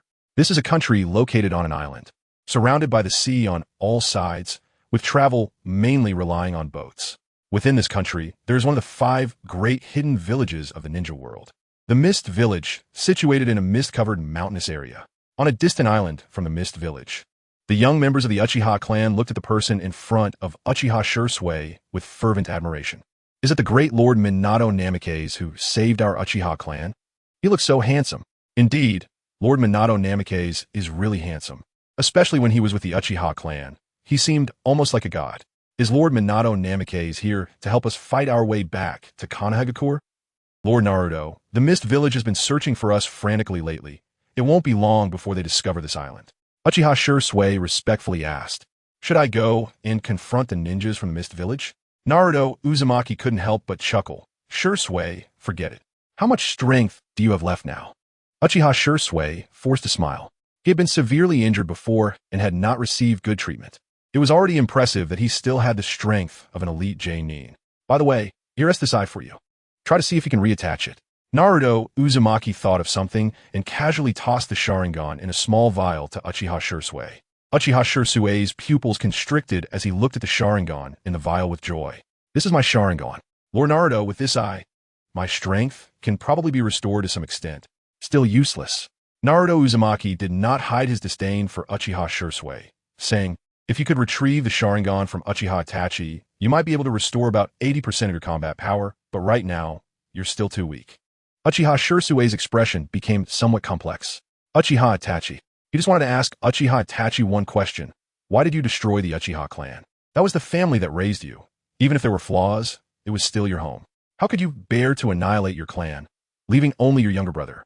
Naruto Uzumaki, however, did not pay much attention and asked, Shisui, how much money do you have left? Uchiha Shisui shook his head with a bitter smile. None. Besides a few million for buying daily necessities, we don't have much financial income left. Naruto Uzumaki pondered as he looked at the system in his mind. Host, Naruto Uzumaki, money, 5,460,000 Ryo. Purchased Kekei Genkai, Blaze Release, Lava Release, Diamond Lock, Sage Body, Corpse Bone Path, Sharingan. Purchased Ninjutsu, some Fire Release Ninjutsu. Body Flicker Technique, Shadow, Clone Technique. Purchased Taijutsu, Super Strength Fist. The attribute panel had many more abilities than 5 years ago, and some abilities were not even displayed. For example, Rasengan, Otama Rasengan. However, it was still somewhat insufficient. Naruto Uzumaki murmured to himself. Once I expose my identity, my enemies won't just be Konohagakure.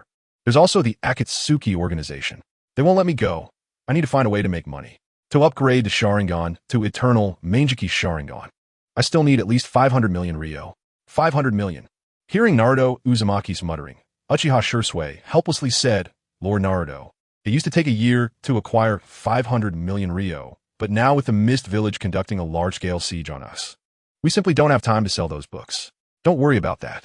Naruto Uzumaki revealed a bright smile as he looked towards the land of water. Hey Shisui, you've been in the land of water for 5 years. Do you think the daimyo of the land of water is rich? Uchiha Shisui was taken aback for a moment. Then his expression changed drastically, hurriedly shaking his head. Lord Naruto, you can't take action against the daimyo. That's absolutely not allowed. Ninjas cannot act against daimyo. It's a taboo in all countries. Once you take action against the daimyo, it means offending all the hidden villages in the ninja world. Naruto Uzumaki sneered. Then I want to try. Why should ninjas obey ordinary people? He had wanted to say this for a long time. Ninjas clearly have such powerful strength. Why do they still rely on daimyo and even follow their orders? Is being a dog for daimyo so comfortable? Or is this just the base nature of humanity? Pack up and come with me. I want to see what the consequences of acting against the daimyo will be. Uchiha Shisui, seeing that he couldn't dissuade Naruto Uzumaki, could only smile bitterly and agree. All right, in the capital of the land of water, a plump old man with a big belly sat in a chair, surrounded by several beautiful women, looking angrily at his ministers. How come you need funds again? How much money have those greedy guys from the Mist Village asked for during this time? The minister helplessly replied, the Mist Village has been searching for the Uchiha clan lately, so they need a large amount of money. This time they probably need several tens of millions. The daimyo of the land of water snorted. Impossible. They failed in the last Ninja World War. What qualifications do they have to negotiate with me? Tell them that this year's funding has already been given. The land of water cannot support a useless hidden village. By the way, I've recently taken a liking to a beauty. Go have the ninjas from a Mist Village help me catch her back. Suddenly, a slightly amused voice echoed in the hall. Shisui, did you see that? The one who commands the entire Mist Village, hailed as the ruler of the whole country, is just such a wine sack and food bag, with his eyes only on the breasts of the fat pigs. End of chapter 73. What is a daimyo? The mysterious voice in the empty hall was extremely penetrating. Logically speaking, at this moment, two ordinary people should be feeling very fearful, but the daimyo and the ministers not only felt no fear, but were instead filled with unusual anger. Who is it? Come out. Don't you know you should maintain silence in front of the daimyo? One of the ministers said angrily. The daimyo snorted and said, it's fine. It must be those guys from the Mist Village again, coming to kneel and apologize. Naruto Uzumaki couldn't hold back and let out a laugh. You guys, have you stuffed your brains with lard? Stepping forward, Naruto emerged from the shadows. Uchiha Shisui followed behind Naruto, looking quite embarrassed. Although he knew that these high-ranking ministers and the daimyo were generally quite arrogant, he never expected them to be this arrogant. Two ordinary people actually dared to make a ninja kneel and apologize. They didn't realize that if a ninja was in a bad mood, they could be killed in an instant, dozens of times over. These guys really have no idea of the situation. How can anyone be loyal to such trash? Shisui lamented sincerely. Naruto was taken aback and looked at Shisui in surprise. Shisui, how can you say something like that? Shisui was stunned. Why was Naruto saying this? Because you were once an idiot loyal to this fat pig, right? You even paid with your life for it, Naruto said curiously. Although the Hokage and the daimyo were two different concepts, their positions and powers were quite comparable. How could a Navi fool who was loyal to the Hokage, only to be betrayed by them, have the face to mock those ninjas loyal to the daimyo? Shisui felt like crying without tears. It seemed that every time he saw Naruto, he would be humiliated with this reason. But he had indeed been foolish back then, thinking that his life could stop the war between the Uchiha and Konoha. You too. Why aren't you kneeling when you see me? I am a daimyo. Do I need to go find your Mizukage? The daimyo of the land of water was furious, dragging his obese body to stand up, pointing at Naruto and Shisui as he scolded, if the attitude of your Mist Village is like this, then I will consider whether to fund the Mist Village next year. Enough. Naruto's expression turned cold, interrupting the daimyo. He flicked his right fingers. Bone release. 10-finger bullets. The bone joint at the tip of his right index finger shot out like a bullet, piercing through the wall behind the daimyo with a bang. The body of the daimyo froze in an instant, cold sweat dripping down his forehead as he turned his head to look at the wall behind him. Originally smooth and flat, the wall now had a small black hole, from which wisps of blue smoke emanated. Thud! The daimyo of the land of water suddenly knelt on the ground, his face showing immense fear as he stammered, "Why you? How dare you? I am the daimyo of the land of water, your lord. How can you treat me like this?" Naruto rubbed his temples in frustration. Do you still not understand the situation? Really, how spoiled have ninjas in the ninja world become? In this situation, shouldn't you kneel and quietly listen to me? On the other side, a minister swallowed hard and suddenly ran outside, shouting, "Help! Someone is trying to assassinate the daimyo. Hurry and protect the daimyo."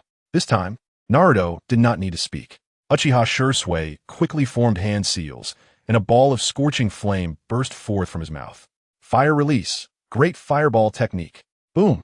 The fiery blaze instantly struck the minister, engulfing his body in flames.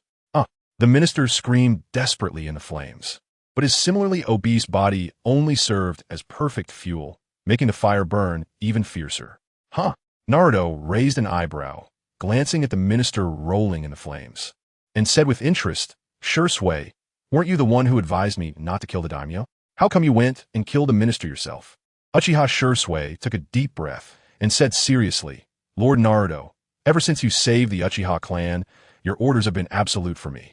Whether it's killing the daimyo of the land of water or going against the ninja world, even if it means killing Itachi, I will follow you." Naruto's smile gradually faded as he said solemnly, "I understand, Shisui. I won't let you regret your decision." Shisui respectfully nodded, listening to the conversation between Naruto and Shisui. The daimyo of the land of water had tears and snot streaming down his face, and his lower body felt a bit damp. Heavens! Heavens! Heavens! What kind of madman are you? You actually want to kill me? No, please don't kill me. I am the daimyo of the land of water. You can take anything you want, just spare my life. Having never faced danger before, the daimyo completely broke down at this moment, starting to cry and plead for mercy. Naruto looked at the daimyo with disdain, taking a couple of steps back to avoid getting his shoes dirty, and then said, "Money. How much money do you have now? Since you claim to be the daimyo of the land of water, you should have quite a bit of money, right?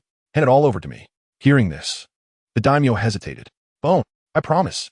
The daimyo of the land of water shivered all over, raising his hand and shouting loudly, "I will give you all the money. All the money in the treasury is yours. Please spare me." Only then did Naruto nod in satisfaction. "Lead the way." The daimyo of the land of water, dragging his nearly 500-pound body, stumbled and crawled ahead. Servants along the way stared in shock, dropping the food and drinks they were carrying without realizing it. This is the daimyo? The daimyo was actually crawling on the ground. Who were those two behind him? Oh no, oh no! The daimyo has been kidnapped. Hurry, someone help. The palace of the land of water was instantly thrown into chaos. Uchiha Shisui produced a short knife in his hand, asking, "Lord Naruto, shall we kill them?" Naruto glanced at the terrified servants and shook his head slightly. "No need. They're just ordinary people. We can kill them anytime or capture them anytime." Thus, the daimyo of the land of water crawled and rolled all the way to the treasury. "Two lords, this is our treasury. All the money is inside." Naruto licked his lips as he looked at the door before him, feeling inexplicably regretful. He had indeed been influenced by this world. Daimyo, what is he worth? End of chapter. Chapter 74. How many hundreds of millions does a country have? He can rule over those enslaved ninjas, but in the end, he is just a fat pig full of grease. If I had known it would be so easy, why bother writing books? I could have just come here to rob. But it's not too late now. Daimyo of the land of water, daimyo of the land of fire, daimyo of the land of earth. Uzumaki Naruto said, "Open the door." The daimyo of the land of water turned around, revealing a face full of despair. "My lord, I don't have a key on me. Usually, as the leader of the country, there is no need to personally come to the treasury, but now, threatened, he forgot to bring the key in his panic. Useless thing, get lost." Uzumaki Naruto frowned, pointing his right hand at the door in front of him, and molten lava covered his fist as he punched out. Lava release, great fireball. Boom! With a deafening roar, the sturdy treasury door was blasted open, crashing hard against the wall inside. The daimyo of the land of water trembled in fear, curling up on the ground, his body shaking uncontrollably. At that moment, samurai and ninjas hurried in from the entrance of the palace to provide support. Seeing the daimyo of the land of water under Naruto's feet, their faces changed dramatically. "Daimyo-sama, damn robbers, do you know what kind of crime you have committed? How dare you lay hands on the daimyo? You're truly asking for death. The entire ninja world is your enemy now. Quickly release the daimyo, or you won't leave alive." Multiple samurai and ninjas glared angrily at Uzumaki Naruto and Uchiha Shisui. They never expected such a madman would dare to risk becoming a public enemy of the ninja world by attacking the daimyo of the Land of Water. This had never happened before. The fallen samurai. Uzumaki Naruto's expression was cold as he turned around, white bone spikes spreading from his body, instantly transforming into human weapons. My lord, leave this to me. Just as Uzumaki Naruto was about to take action, Uchiha Shisui stepped forward, blocking Naruto's way, drawing his short blade. I can't always let you take action. I'll handle these small fries. Uzumaki Naruto gradually retracted the bone spikes, raising an eyebrow. Are you sure? Uchiha Shisui nodded vigorously. Although my old injuries are still there, after all, I'm Uchiha Shisui. Dealing with these small fries is still no problem. All right, then it's up to you. Uzumaki Naruto didn't waste any more words, his cold gaze sweeping over the daimyo of the Land of Water, who was crawling in front. Damn it, you bastards, hurry up and release Daimyo-sama. Quickly take him down. The samurai and ninjas became anxious, brandishing their weapons, ready to rush forward. Fire release, Phoenix fire technique. Dozens of flaming shuriken were fiercely embedded in front of the samurai and ninjas. The footsteps of dozens of samurai and ninjas halted, staring at the flaming shuriken in front of them, looking gravely at Uchiha Shisui. Such a technique.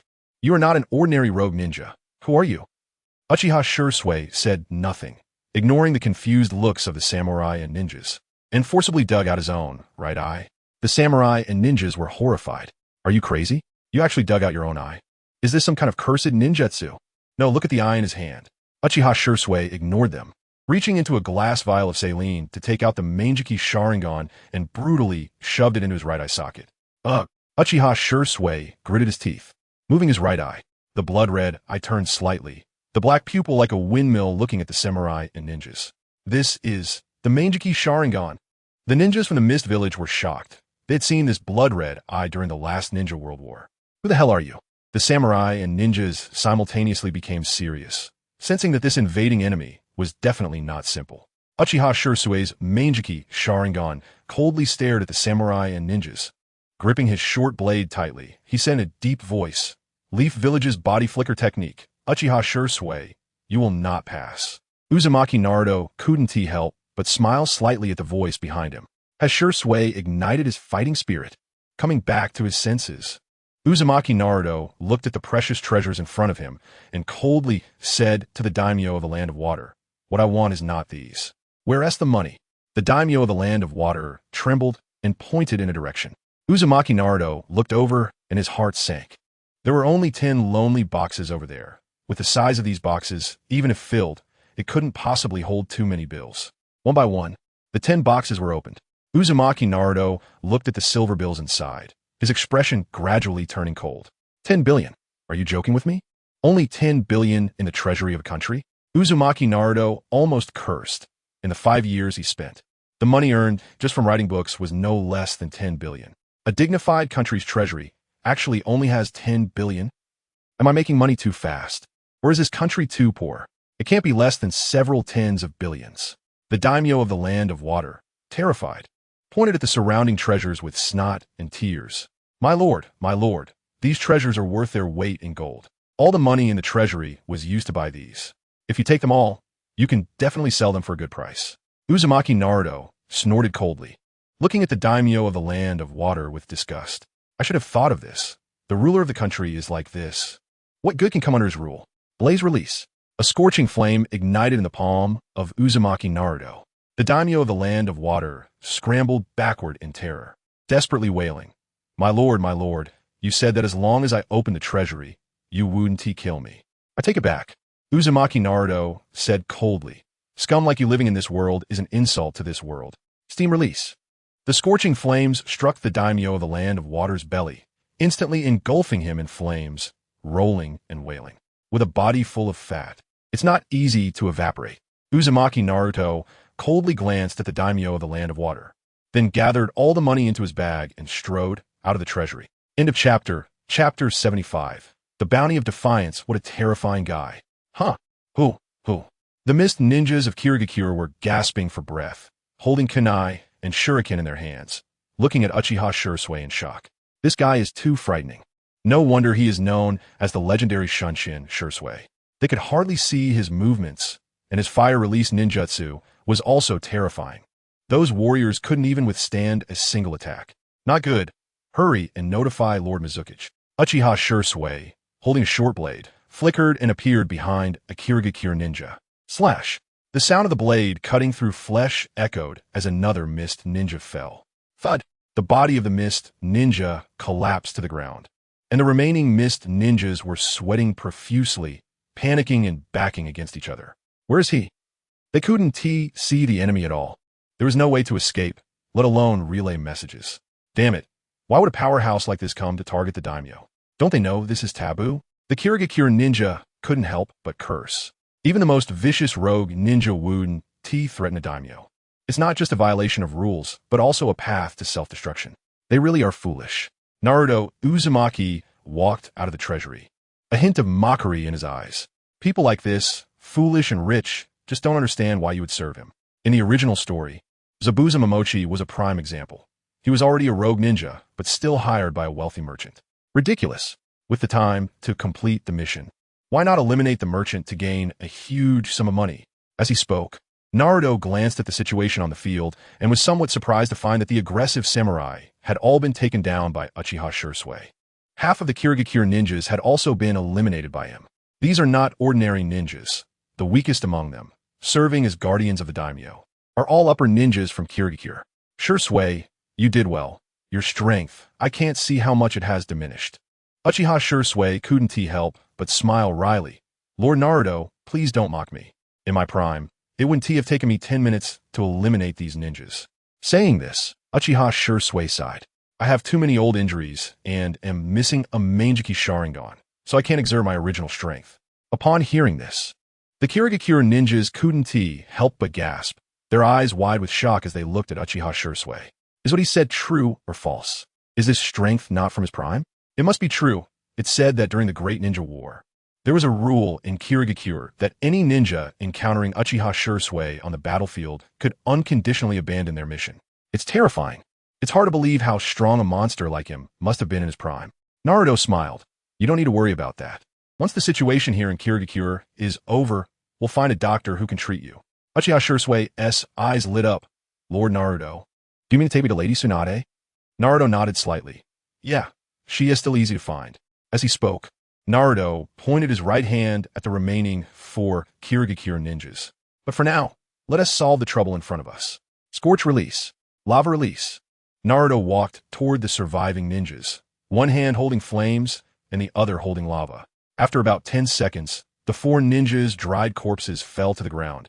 Their moisture evaporated, resembling desiccated corpses. Shisui, let us go. Naruto left the capital of the Land of Water without a second thought. Uchiha Shisui glanced in shock at the bodies of the Kirigakure ninjas before quickly following. Lord Naruto, you've become stronger than 5 years ago. About an hour later, reinforcements from Kirigakure arrived late. Looking at the scene of devastation, the Kirigakure ninjas broke into a cold sweat as they cautiously entered the treasury. Upon seeing the fatally dried bodies on the ground, the Kirigakure ninja collapsed in shock. This is the daimyo. The assassination of a daimyo is such a severe event that it quickly spread throughout the ninja world in various ways. The daimyo were all frightened and sweating profusely. Even during the most dangerous Great Ninja War, there had never been an incident where a daimyo was killed. Feeling the gravity of the situation, the daimyo of various countries issued stern condemnations of such actions and put out bounties for Naruto Uzumaki and Uchiha Shisui. Not just Konoha, but even other hidden villages dispatched assassination teams to eliminate these arrogant criminals. In the underground exchange, the bounty on Naruto and Shisui skyrocketed. Thanks to the successive increases from various daimyo, the bounty had more than doubled.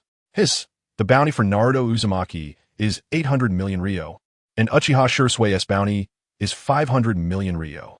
The bounty hunters gasped at the high bounties. The combined bounty of the two was a staggering one. 3 billion, an unprecedented amount. Normally, the bounty for elite Jonin ranges from 20 to 30 million. The bounties for these two are too high. If one could take down either of them, they would never have to worry about money again. So what are we waiting for? I heard these guys are in Kirigakure. Let us go take them down, huh? Meanwhile, Uchiha Obito wore a grim expression as a cold smile crept across his face. This is quite something. These two are truly crazy, daring to take down a daimyo. Don't they realize their actions mean they become public enemies of the ninja world? Nagato, as Pain, spoke coldly. For the sake of our plan, and for their bounty, we must eliminate them. Kisame, wielding the Samahata, grinned with shark-like teeth. Exactly. I want to see what the strongest fire-release ninjutsu in the entire ninja world is like. However, Uchiha Itachi frowned. Robbing the treasury of the Land of Water is not something Uchiha Shisui could do. In his impression, Uchiha Shisui was a very upright ninja. And even as a rogue ninja, he wouldn't target a daimyo. Is it because of that Naruto Uzumaki? A ninja of this caliber would actually rob for money. It feels somewhat familiar. Uchiha Itachi recalled Naruto Uzumaki's figure. It seems Naruto also has a strong liking for money. Then Uchiha Itachi shook his head. Impossible. Naruto is only 12 years old now. End of chapter 76. I don't believe he can evaporate the entire ocean. Although I have the strength of an elite jonin at this age, Naruto Uzumaki does not have the same good resources as I do. He cannot even access excellent ninjutsu. Shisui. Uchiha Itachi looked complexly at the distant island. There, Uchiha Obito coldly gazed at the distant island. According to the information provided by the Mist Village Ninja, Namikaze Minato and Uchiha Shisui are on the island ahead. Are we not going over there? Pain of the Deva Path asked while standing on the water surface. Uchiha Itachi and Kisame Hashigaki also looked at Uchiha Obito. They found it hard to understand why they would watch from a distance when the enemy was right in front of them. Uchiha Obito sneered, his Manjiki Sharingan spinning slightly in his eyes. No, compared to us, there are more suitable people to deal with Namikaze Minato and the others first. As he spoke, Uchiha Obito turned his gaze toward the approaching ship in the distance, which had many people on it. Uchiha Itachi's expression slightly changed upon seeing those ninjas. This is bounty hunters. The ship was filled with numerous bounty hunters. Although they were bounty hunters, in reality, they were rogue ninjas who would do anything for money. Among them were some strong individuals, like Haiden from the Akatsuki, who was a bounty hunter before becoming a member of the organization. With so many people involved, it was hard to say whether there were any strong ones among them. Pain of the Deva Path nodded slightly and said coldly, "So, you've leaked the information about Namikaze Minato and Uchiha Shisui." Uchiha Obito sneered. Of course, targeting the daimyo means they have already broken the rules in the ninja world. The bounty on the two of them is probably the highest in history. People die for wealth, birds die for food. Let's have these guys wear themselves out for us. At this point, Uchiha Obito's mouth curled up beneath his mask.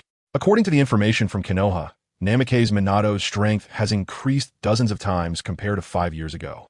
He possesses lava release, melt release, corpse bone bloodline, sage body, and even Sharingan. Thus, we must test the waters first. Uchiha Itachi couldn't help but gasp at this. Madara, are you serious?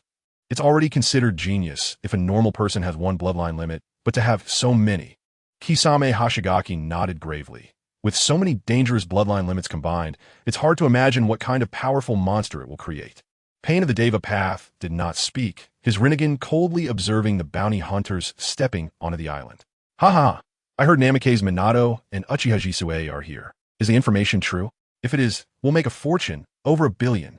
Yes, even if we only take down one.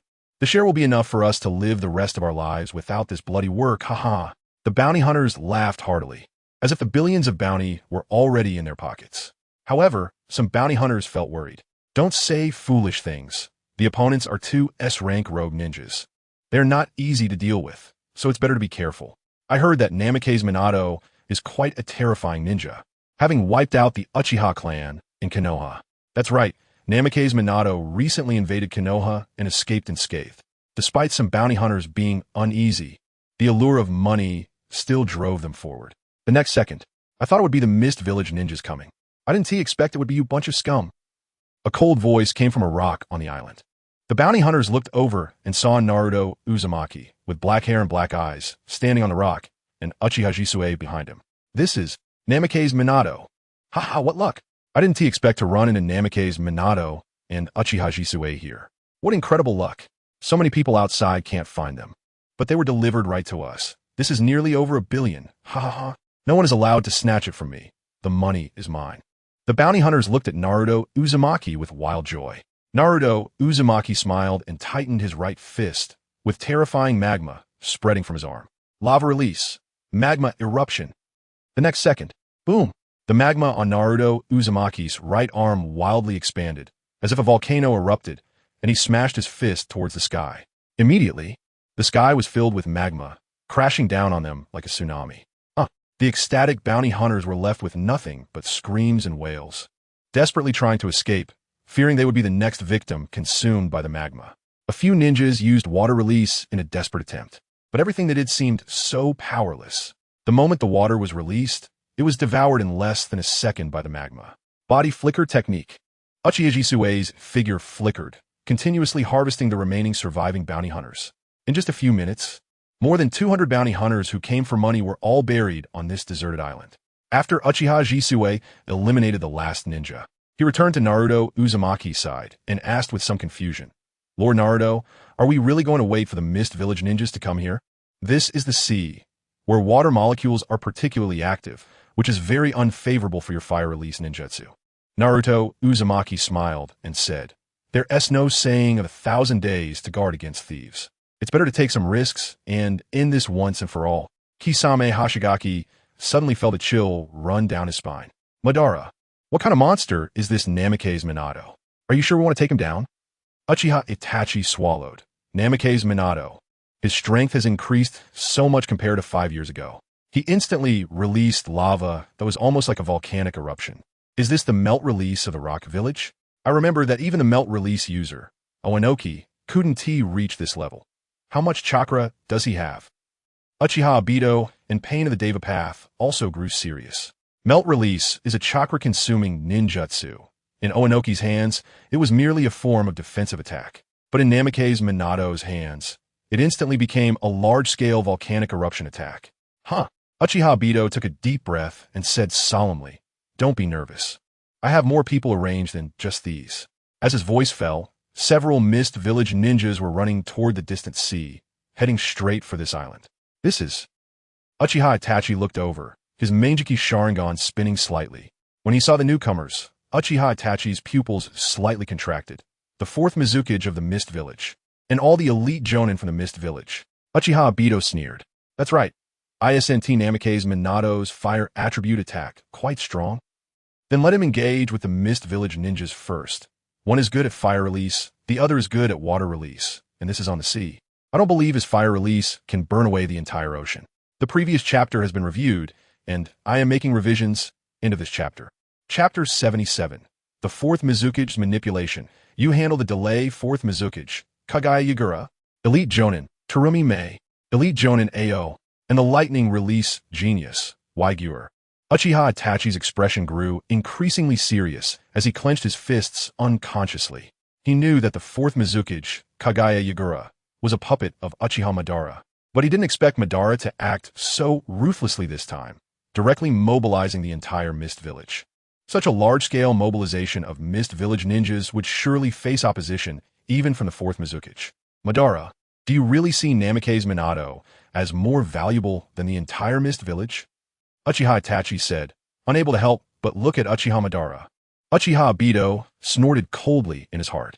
Of course, the fourth Mizukage is a useless puppet. How could he compare to that Namikaze Minato, who makes me feel wary? Here we go again. Uchiha Shursui's Manjiki Sharingan spun, and when he saw the enemies this time, his expression changed dramatically. This is fourth Mizukage Kagaya Yagura, Terumi Mei Ao Waigure. Lord Naruto, the ninjas from Mist Village are coming, and they're coming in full force. This is bad. A cold sweat broke out on Uchiha Shursui's forehead. He believed in Naruto Uzumaki's strength, but the opponents were the entire high-end combat force of the Mist Village. Especially since this was on an island, surrounded by the sea, the power of water release ninjas would be nearly doubled here. Understood. Naruto Uzumaki's eyes gleamed with fire as he stood up from the rocks, fists clenched. This is a trial. The enemies we will face next are 100 times more terrifying. If we can't even deal with this kind of enemy, how can we achieve my goals? Shursui, leave the fourth Mizukage to me, and you buy time. Hearing Naruto's words, Uchiha Shursui calmed down and nodded slightly. All right, I'll delay the remaining elite Jonin. As he spoke, Uchiha Shursui couldn't help but touch his right eye, a hint of blue chakra gradually extending out. This eye hadn't used much ocular technique, and its chakra was still abundant. It should still be able to use that ocular technique once more. Susanoo, Namikaze Minato, Uchiha Shursui. Looking at the two on the island, Terumi Mei's beautiful eyes showed a hint of difficulty. To fight against such top-tier ninjas, whether winning or losing, would bring great losses to Mist Village. Ao glanced at the fourth Mizukage ahead, turned to whisper, Lady Terumi May, it shouldn't be that bad. Although the fourth Mizukage is a puppet, his strength shouldn't be underestimated. Terumi May shook her head. You're mistaken. Just Uchiha Shisui is a troublesome enemy, not weaker than the fourth Mizukage. And that Namikaze Minato is even more powerful. Uchiha Shisui is merely his subordinate. Not long ago, he invaded Konoha and crippled the Hokage's son and still managed to retreat unscathed. Do you really think Mist Village's strength is stronger than Konoha's? Hiss. Ao gasped. I didn't know this information. That's too outrageous. To cripple the Hokage's son and still escape unscathed. It definitely isn't that Konoha's strength is lacking. The only answer is that Namikaze Minato's strength is too strong. However, Ao couldn't help but ask, Lady Terumi May, since you know how terrifying Namikaze Minato is, why did you still follow the Mizukage here? Terumi May smiled bitterly. I didn't want to. It's just that things happened so suddenly, and I don't have the confidence to turn against the fourth Mizukage yet. While speaking, Terumi May felt an unusual bitterness in her heart. If only she had a few more months, she would have the confidence to usurp the fourth Mizukage and eliminate him as a puppet. Unfortunately, she could only hope that the fourth Mizukage's strength was still the same as before. Terumi May exhaled. Ao, you and I will deal with Uchiha Shisui. Your Byakugan can restrain his Sharingan. Yes. Without any communication, the two groups exchanged glances. The battle was about to break out. Water release. Water Dragon Jutsu. Water release. Water Dragon Jutsu. Water release. Water Dragon Jutsu. The ninjas from Mist Village all formed hand seals, water flowing behind them, gradually forming water dragons.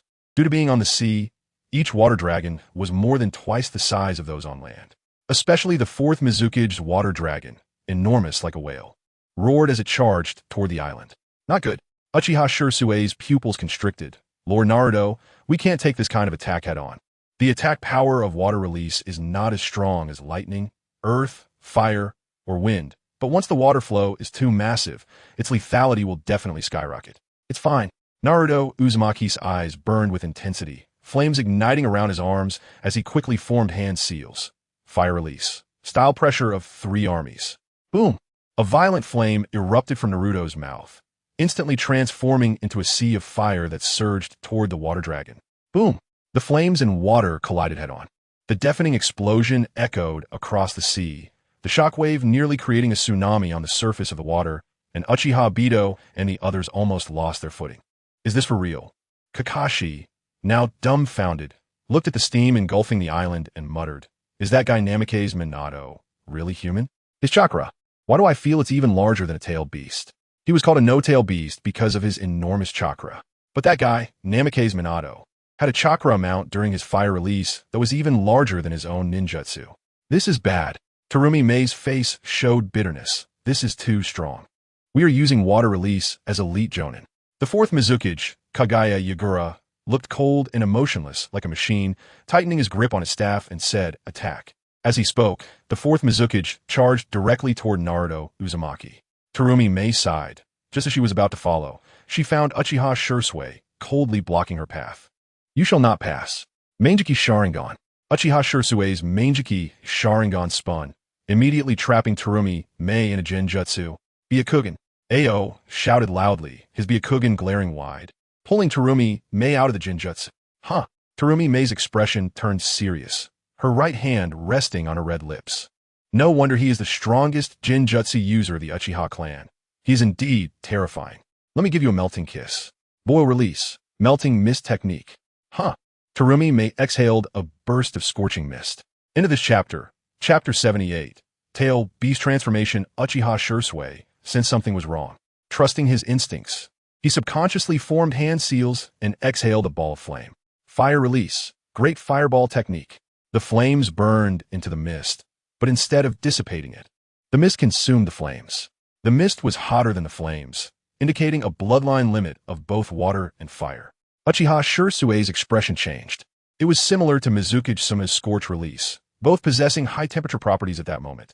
Linji Yuri let out a maniacal laugh and plunged her dual blades into the ground. Lightning release. Lightning gate. Boom. Thunder roared from the sky as several terrifying blue bolts of lightning struck down, targeting Uchiha Shisui's head. Body flicker technique. Uchiha Shisui remained unfazed and vanished in an instant. Boom! The ground was blasted into several large craters, emitting wisps of blue smoke. Uchiha Shisui reappeared on a tree branch, and before he could catch his breath, he heard a voice behind him. Water release. Water dragon bullet technique. A massive water dragon slammed into the tree branch where Uchiha Shisui stood, knocking the tree down. Watching the tree fall, Ching shook his head in disappointment. Did he dodge it? Uchiha Shisui's figure appeared in the distance, gasping heavily. This is troublesome. These guys are not easy to deal with. Meanwhile, Terumi Mei and the others were thinking the same thing. Truly troublesome foes. No wonder he was once known as Shunshin Shisui. His body flicker technique is extraordinary. It's difficult for us to take down Uchiha Shisui in a short time. The only breakthrough point is the fourth Mizukage, Kagaya Yagura, who is currently fighting against Namikaze Minato. If he can gain the upper hand unintentionally, the ninjas from Kirigakure and Uchiha Shisui simultaneously turned their gazes to the other side. That was the battlefield where fourth Mizukage Kagaya Yagura was fighting Namikaze Minato. Only their battle could determine the course of the fight. This glance was alarming. The members of Kirigakure nearly had their eyes pop out. The fourth Mizukage, hailed as the strongest, was being pressured by Namikaze Minato. Water release, hidden mist technique. The fourth Mizukage Kagaya Yagura awkwardly formed hand seals, and mist enveloped the surroundings, gradually obscuring his figure. The next second, Naruto Uzumaki charged straight into the mist, his hands ablaze with molten lava, instantly vaporizing the water vapor. Water release, water dragon bullet technique. Water release, great waterfall technique. Water release, great exploding water shockwave. As the Jinchuriki of the three tails, and being at sea, the fourth Mizukage Kagaya Yagura recklessly used water release ninjutsu, winning by quantity. Naruto Uzumaki looked at the towering waves and couldn't help but sneer inwardly. You're a Jinchuriki, and so am I. Thinking you can exhaust my chakra is laughable. Lava release, scorch release, fire release. The continuous bombardment of fire and water ninjutsu clashed, resulting in flames engulfing half the sky, with Naruto Uzumaki's fire overcoming the water. Such massive chakra, the fourth Mizukage Kagaya Yagura stared in shock at Naruto Uzumaki, realizing that as a Jinchuriki, he had lost in the chakra contest. Looking at the doll-faced Mizukage not far away, Naruto Uzumaki ignited a fierce fire in his palm. Scorch release, overheating kill. The fourth Mizukage, seeing no way to evade, did not back down and coldly struck out with his palm. Coral palm. Bang! After a loud crash, Naruto Uzumaki staggered back 2 steps, while the fourth Mizukage Kagaya Yagura was sent flying, crashing into a reef, smashing it to pieces. ZZZ, the fourth Mizukage Kagaya Yagura stood up, covered in dirt and ash, looking down at his palm, which was now scorched red instead of its usual fair skin. Naruto Uzumaki also gazed at his palm, where coral had grown in his once fair hand, continuously devouring his chakra. What an irritating ability, gritting his teeth. Naruto Uzumaki used a kunai to slice off the skin and coral from his palm. After a painful grunt, his palm visibly healed at a rapid pace. Sage mode. The fourth Mizukage Kagaya Yagura muttered to himself. Although it was a puppet, it still had its own combat awareness. This enemy is quite troublesome. Before the fourth Mizukage could finish his thoughts, Naruto Uzumaki tore off the upper half of his clothing, revealing his chiseled muscles, and coldly declared, "Corpse bone pulse. Dancing pine." Thud, thud, thud. Sharp, pale white bones protruded from Naruto Uzumaki's joints. Each sharp, pale bone had a hardness greater than steel. With a stomp, Naruto Uzumaki charged toward Kagaya Yagura, a pair of red wings spreading from his back, terrifying chakra gathering in his palms. The fourth Mizukage Kagaya Yagura tried to repeat his old tricks, but this time, as their palms and fists made contact, Kagaya Yagura's expression changed dramatically. Boom! It was as if he was hit by a grenade. The fourth Mizukage Kagaya Yagura was sent flying, soaring like a meteor across the island and crashing into the water. With a loud roar, Kagaya Yagura hit the surface, sending waves up to dozens of meters high, rolling continuously on the water surface. After rolling, the fourth Mizukage Kagaya Yagura half-knelt on the sea, letting out a pain scream. Ugh! Such immense power, and the corpse bone pulsed. The fourth Mizukage Kagaya Yagura painfully looked at his wounds, bloodied all over, with several places pierced by sharp bones. His left arm hung limply over the sea, shattered bones, fractured ribs, and several punctures. All for just one hit. This immense power combined with the corpse bone pulse bloodline limit is truly the strongest human weapon, the strongest taijutsu ninja boom. Naruto Uzumaki showed no signs of letting up, charging across the water like a raging dinosaur, each step creating violent waves. Seeing this, the fourth Mizukage did not dare to take it head-on, dragging his pained body to retreat quickly. Forming hand seals, water release, water mirror. 3 water mirrors appeared on the ocean in front of Naruto Uzumaki. The mirrors reflected Naruto Uzumaki's figure, and soon, the Naruto in the mirror stepped out. The ninjutsu looked extremely dazzling and cool, but it was only impressive for 3 seconds as Naruto Uzumaki charged in like a raging dinosaur. With punches, kicks, and sidekicks, he shattered the 3 water mirror clones into pieces.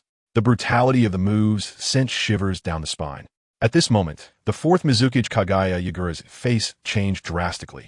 But before he could retreat again, Naruto Uzumaki grabbed his collar, and his left fist slammed down. Boom! As if a meteorite struck the ocean. Waves surged up to over 10 meters high. Boom! Boom! Boom! Naruto's iron fist struck down one after another, each time causing violent waves to splash on the surface of the water. The fourth Mizukage, Kagaya Yagura, had his nose crooked and his face distorted from the beating, continuously spitting blood, realizing he was about to be beaten to death. Cough, cough, cough. Isabu's Beast Transformation. End of this chapter. Chapter 79. Ice Release? Tail Beast Transformation. The ninjas of the Mist Village were taken aback. The fourth Mizukage is about to enter Tail Beast Transformation already. Terumi looked incredulously at the fourth Mizukage, Kurama Yakura. How much time has passed since then?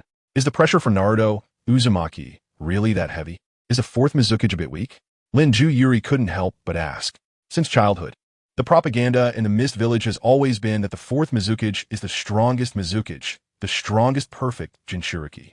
This is also the reason why, although there are many crazies in the Mist Village, no one dares to lay a hand on the fourth Mizukage besides Zabuza Momochi. Uchiha Shisui looked strangely at the ninjas of the Mist Village. Doesn't every hidden village promote their current leader as the strongest? Didn't you know that? The ninjas of the Mist Village, their faces turned inexplicably dark, especially Terumi, whose pretty face was almost shrouded in a layer of black mist. It turns out that I already have the strength to challenge the fourth Mizukage, but I was intimidated by his reputation. Uchiha Shisui felt somewhat speechless. Isn't it common sense for the current leader to claim to be the strongest? Just like Sarutobi Hiruzen boasting about being the strongest Hokage, otherwise. How could a hidden village submit? Boom! The fourth Mizukage Kurama Yakura let out an inhuman roar, dark red chakra swirling around his body, and 2 tails extended from his back. A huge turtle shell appeared on his back, covered in sharp spikes, looking extremely sharp and sturdy. Roar! With another inhuman roar, the tails behind the fourth Mizukage Kurama Yakura fiercely struck Naruto Uzumaki away. Water release. Great exploding water colliding wave. In his half-tailed beast state, Kurama Yakura's body was surging with dark red chakra, and a roar erupted from his mouth as a torrent of water gushed out. In an instant, the sea surface surged, the ocean violently fluctuated, and inexplicably, the seawater surged higher and higher, almost reaching a level that could block out the sun. Waves over 100 meters high, like a tsunami that could destroy the world, rushed towards Naruto Uzumaki. The ninjas of the Mist Village and several members of the Akatsuki organization gasped in shock. Is this the destructive power of a perfect Jinchuriki? A casual A-rank water technique could create such a tsunami. Indeed, the fourth Mizukage must be the strongest Mizukage. Uchiha Shisui was deceiving us. The ninjas of the Mist Village glared angrily at Uchiha Shisui. Uchiha Shisui's mouth twitched. He hadn't expected the Jinchuriki's half-tailed beast transformation to have such destructive power. Could it be that the fourth Mizukage is really the strongest? The confidence of the Mist Village ninjas surged. Such a disaster-level destructive power. The fourth Mizukage is bound to win. That's right. Even if the opponent can resist the fourth Mizukage, they would definitely be overwhelmed by the tailed beast-level chakra. Just go die, you damn guy, who made us look for you for 5 whole years. Naruto. Uchiha Shisui looked worriedly at Naruto Uzumaki. He knew that Naruto had the ability to counter the tailed beast transformation of the fourth Mizukage. However, whether it was the adamantine sealing chains or the tailed beast transformation, Naruto was unwilling to use them. Naruto, who are you truly worried about? Is there an enemy stronger than Konoha? Naruto, do you need my power? In the sealing space, the 9 tails waved its tail that could block out the sun, revealing its fangs, and growled. I'll lend you my power. Go wake that useless big turtle up. It's ridiculous to be controlled by a mere man-GQ Sharingan. No need, it's still too early. Naruto Uzumaki rejected the nine-tail suggestion. He touched his forehead with his right index finger and said with a smile, I want to try the sage chakra that I've gathered for 5 whole years. The nine-tails was taken aback. Then its expression turned serious. You mean that violent natural energy? Naruto nodded. The nine-tails growled. Then you must be careful. The chakra on your forehead is even shocking to me. Naruto smiled. I know, sage chakra is very dangerous. Sage bodies can unconsciously absorb natural chakra from the surroundings. And once they absorb too much, they can go berserk.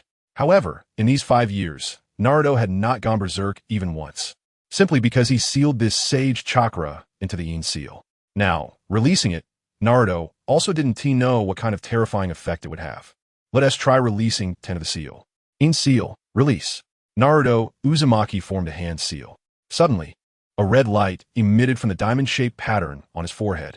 The red pattern spread from the diamond position, crossing his eyebrows and cheeks, gradually forming a brilliant red pattern. Boom! A terrifying chakra erupted from Naruto Uzumaki's body, burning like dark red flames, as if he was wearing a cloak of fire. The previous Naruto had a deep aura like an iceberg, and now, Naruto, with red curse seals on his face and a flame-like cloak, revealed a hint of charm. The next moment, the dark red chakra of the half-tailed beast transformation. The bright red chakra of Naruto Uzumaki. The two types of red chakra collided fiercely, seemingly competing to see whose chakra was stronger. Everyone turned to look. When they saw the two flames-like chakras, their pupils shook, and they said in disbelief, what? A massive chakra? Human chakra actually dares to compete with tailed beasts in consumption. What kind of monster is this guy? I don't know. His identity is particularly mysterious, and no one in ninja world knows his true identity to this day. Uchiha Shisui was no exception. Naruto, is this your true power?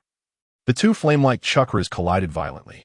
As they burned and boiled, both were crazily consuming chakra, and in just 10 seconds, the chakra consumed was equivalent to that of 100 Kakashi. In the end, the half-tailed beast transformed fourth Mizukage unwillingly retracted its chakra. Everyone felt even more shocked. The chakra capacity of Naruto Uzumaki is actually greater than that of a tailed beast. Naruto Uzumaki smiled. His 6 months' worth of sage chakra is not something a mere 3 tails can compare to. Let's try it.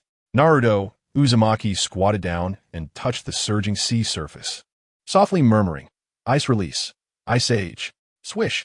A pure white color rapidly spread from Naruto Uzumaki's palm, instantly covering nearly 1,000 meters, as everything seemed to turn pure white. Ice release. In a chapter, Chapter 80, Complete Tailed Beast Transformation. The Mizukage's family, the Mizuno Kazuki clan, possesses the bloodline limit of both water and wind attributes, enabling them to create ice. After purchasing the Manjiki Sharingan, Uzumaki Naruto specifically acquired this bloodline limit to prepare for battles at sea. The effect was remarkable. Pure white ice encased the vast expanse, with everything in sight shrouded in white. The violent tsunami raised by the fourth Mizukage instantly transformed into a pure white ice sculpture under the white cover, and a chilling aura enveloped the sea. The ninjas of Kirigakure felt their scalps tingle, unsure if it was from the cold or fear. The entire sea was frozen. Was this the ice release of the Mizuno Kazuki clan? What a joke. Such a range couldn't possibly be the bloodline limit of the Mizuno Kazuki clan. It was almost a natural disaster. This completely counters our water release ninjas. All the surrounding water has turned to ice. The terrain can even be altered. How strong must wave wine Menma be? The ninjas of Kirigakure were in shock as they discussed. Terumi Mei looked around, her beautiful eyes filled with astonishment. Everything she saw was white, almost without boundaries. This kind of power, is it divine? Terumi Mei murmured, although she knew this was caused by wave wind Menma. How terrifying must his chakra be to achieve all this? Lady Terumi Mei, wave wind Menma is truly a monster, Ao said, wiping the cold sweat from his forehead. The sea was frozen. The dry fish shark struggled to pull his feet out of the ice, glancing around again, unable to help but say, Abido, the idea of using water release to counter wave wind Menma seems impossible now, with such a vast range of ice release. It's not that I can counter him. He should be countering me instead. I can't believe a human's chakra can be this immense. He must truly be a tailed beast. Sweat trickled down Obito's face beneath his mask. Ice release, is this real?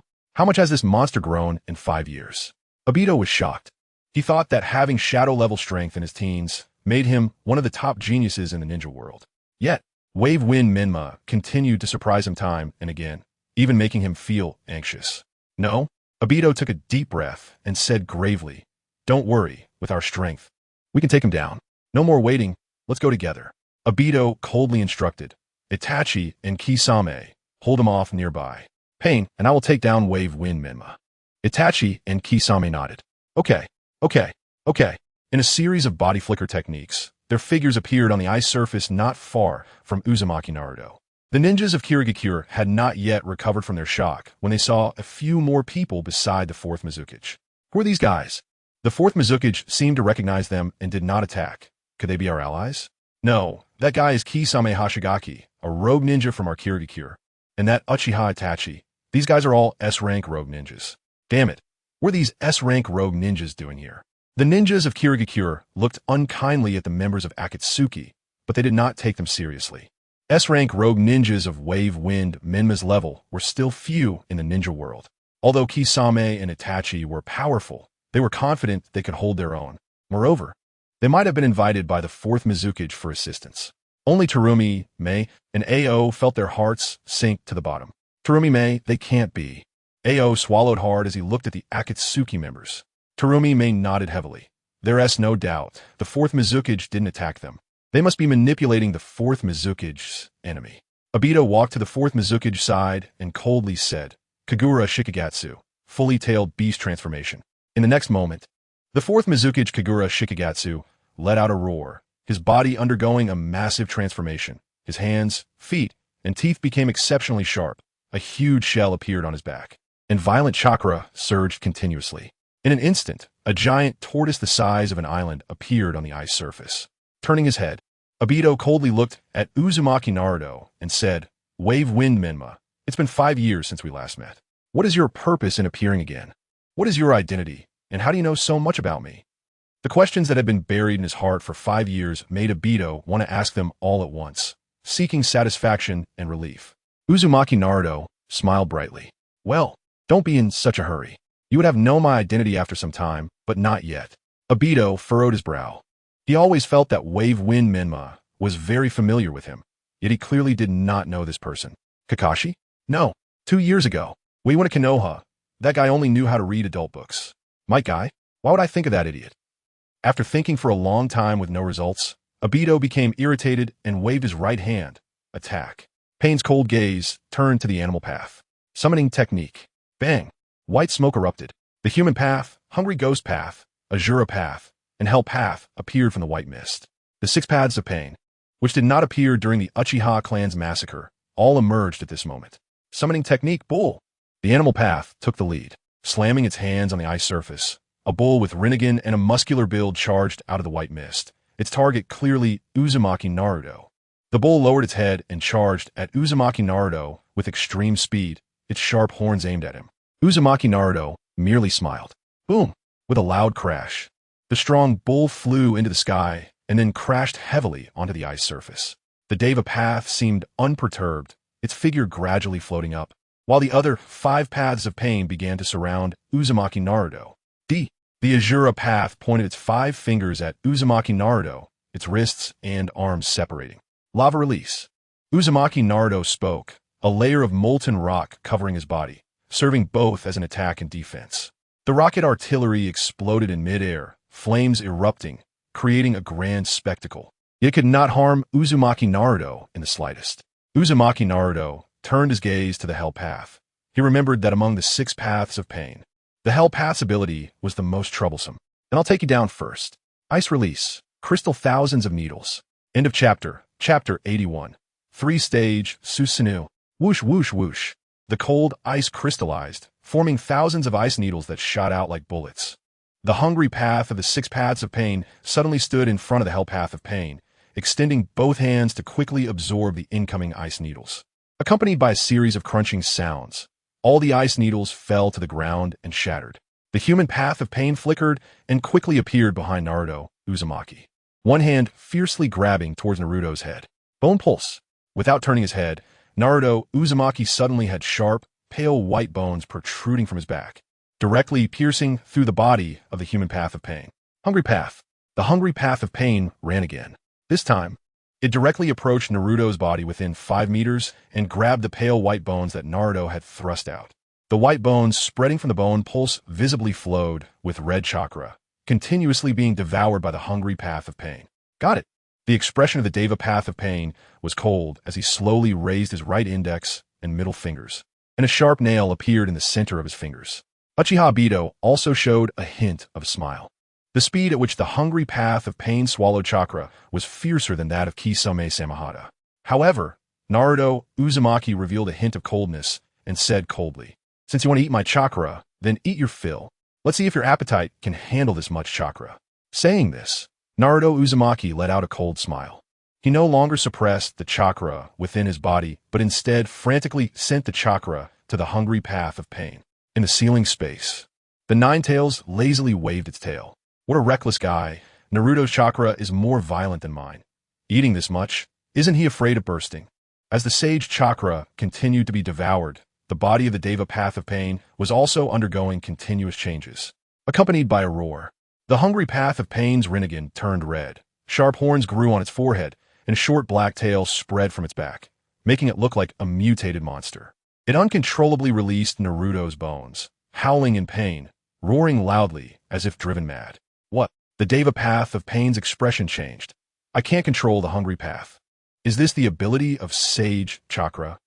Uchiha Obito furrowed his brows and shook his head. He also did not understand the abilities of sage chakra. In fact, each type of sage chakra has different abilities. The sage mode of the toad, cave, can turn people into stone. The sage mode of Jiraiya causes bodily mutations. And the sage mode of the dragon cave makes one resemble a snake more. With the hungry path of pain going berserk, its red eyes punched the human path of pain to the ground. No, the Deva path of pain's expression remained cold as he directly severed his control over the hungry path of pain. Thud! The hungry path of pain fell to the ground like a monster, unable to move anymore. Just as the human path of pain wanted to retreat, Naruto Uzumaki quickly grabbed its neck in extreme speed, lifting it up. Flame release. Overburn. The raging flames instantly evaporated the human path of pain's body into nothingness. The Deva path of pain revealed a hint of anger amidst his indifference. In just a few minutes, 2 of the 6 paths of pain had been eliminated. With the index and middle fingers pinching the iron nail, the Deva path of pain coldly said, "How many floors can a bag of rice carry?" Stop. The iron nail shot towards Naruto Uzumaki's heart like a bullet. Useless. Didn't the Uchiha clan teach you a lesson back then? Naruto Uzumaki coldly looked at the Deva path of pain, flames and magma erupting from his body simultaneously, burning the iron nail to ashes before it could reach him. The Deva path of pain coldly spoke.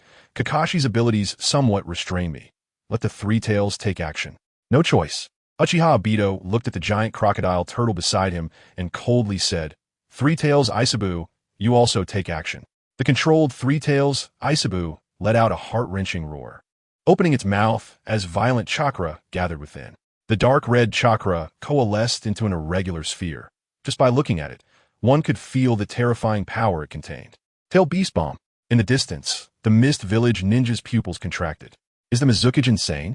No. Look at the Mizukage's eyes. They're in the shape of the Manjiki Sharingan. Damn it, it's that guy in the mask. He controlled the 4th Mizukage?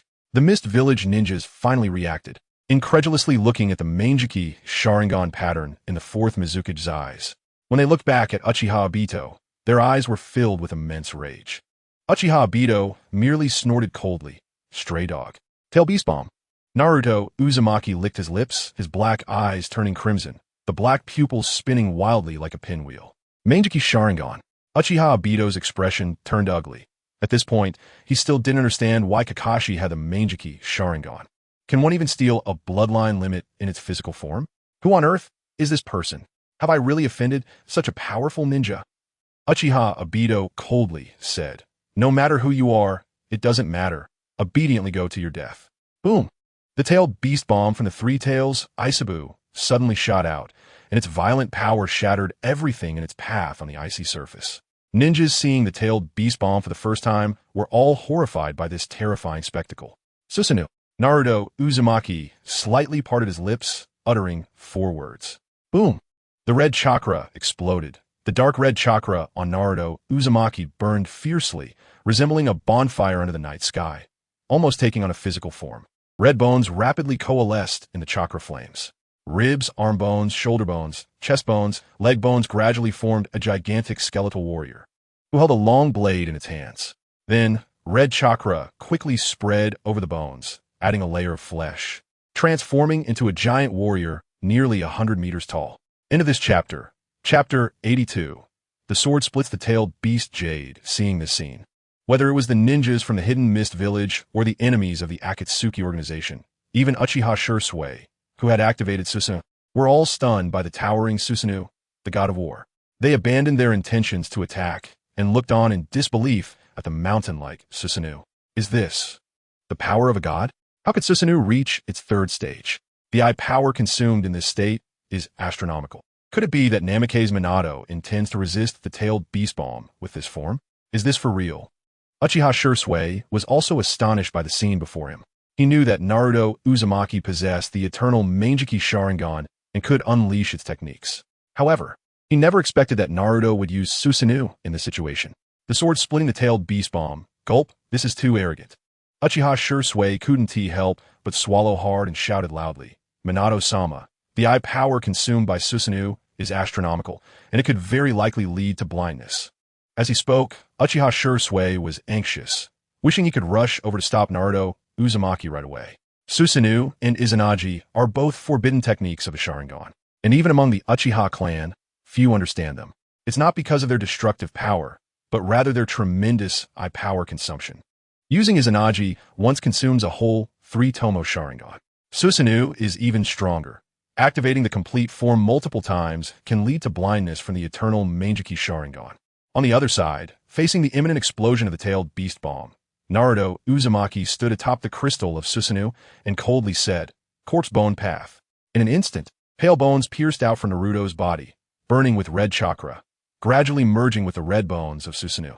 Originally, the bones of Susanoo were merely chakra formed, but after merging with the bones from Corpse Bone Path, they instantly gained substance. 1 plus 1 does not equal 2, but rather 3. Under Naruto Uzumaki's control, the Susanoo god of war took a step forward, immediately cracking the solid ice surface beneath it, which appeared ready to collapse at any moment. The fusion of Susanoo and Corpse Bone Path was an unprecedented method. Uchiha Obito's expression was grave. Although he also had Susanoo and the eternal Manjiki Sharingan, he lacked the overall eye power to activate Susanoo. After all, this was his first time witnessing someone else activate Susanoo. It was hard to imagine how much destructive power the fusion of Corpse Bone Path and Susanoo could bring. Just as Uchiha Obito was deep in thought, Naruto's eyes spun wildly with the eternal Manjiki Sharingan, controlling the godlike Susanoo. With Susanoo raising its great sword, Naruto coldly declared, Slash! Gulp! The dark red great sword swept through the heavens and earth, colliding with the tailed beast bomb. A flash of red light engulfed the land.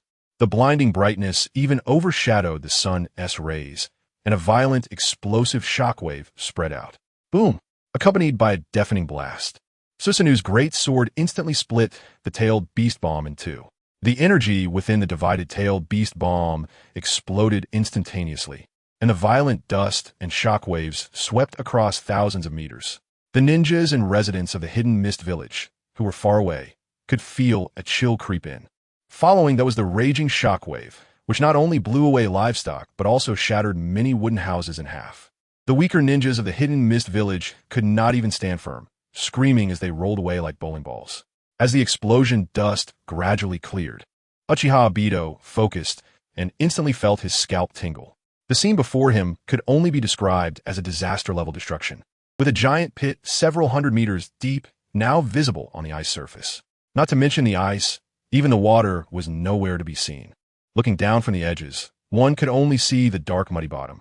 This was indeed destruction beyond what humans could achieve. The opponent's power was too monstrous, almost like a monster. The terrain had even been altered. Is this the power of a top S-rank rogue ninja? On the opposite side was the fourth Mizukage. He shouldn't be in danger, right? The ninjas of the Hidden Mist Village were either shocked, terrified, or fearful. Various emotions made them tense as they stared at the dust-filled area. In the center of the ocean, as the mist gradually cleared under the gazes of the crowd, they finally saw the scene beneath the water surface. However, upon seeing it, the ninjas of the hidden mist village were completely stunned, standing there like wooden stakes. The towering Susanoo god of war stood majestically, appearing majestic and without a single scratch on its body. In contrast, the rampaging Three Tails Isabu appeared weak and was painfully trying to crawl back into the water. Has the Mizukage lost? The ninjas of the hidden mist were in an uproar. Although they recognized that the fourth Mizukage was being controlled, it was clear that the fourth Mizukage still had his own combat consciousness. Yet even so, the fourth Mizukage was still pushed to the brink of rampage. And after he had completely lost control, the power he unleashed was instantly obliterated by the opponent. Is this really the fourth Mizukage?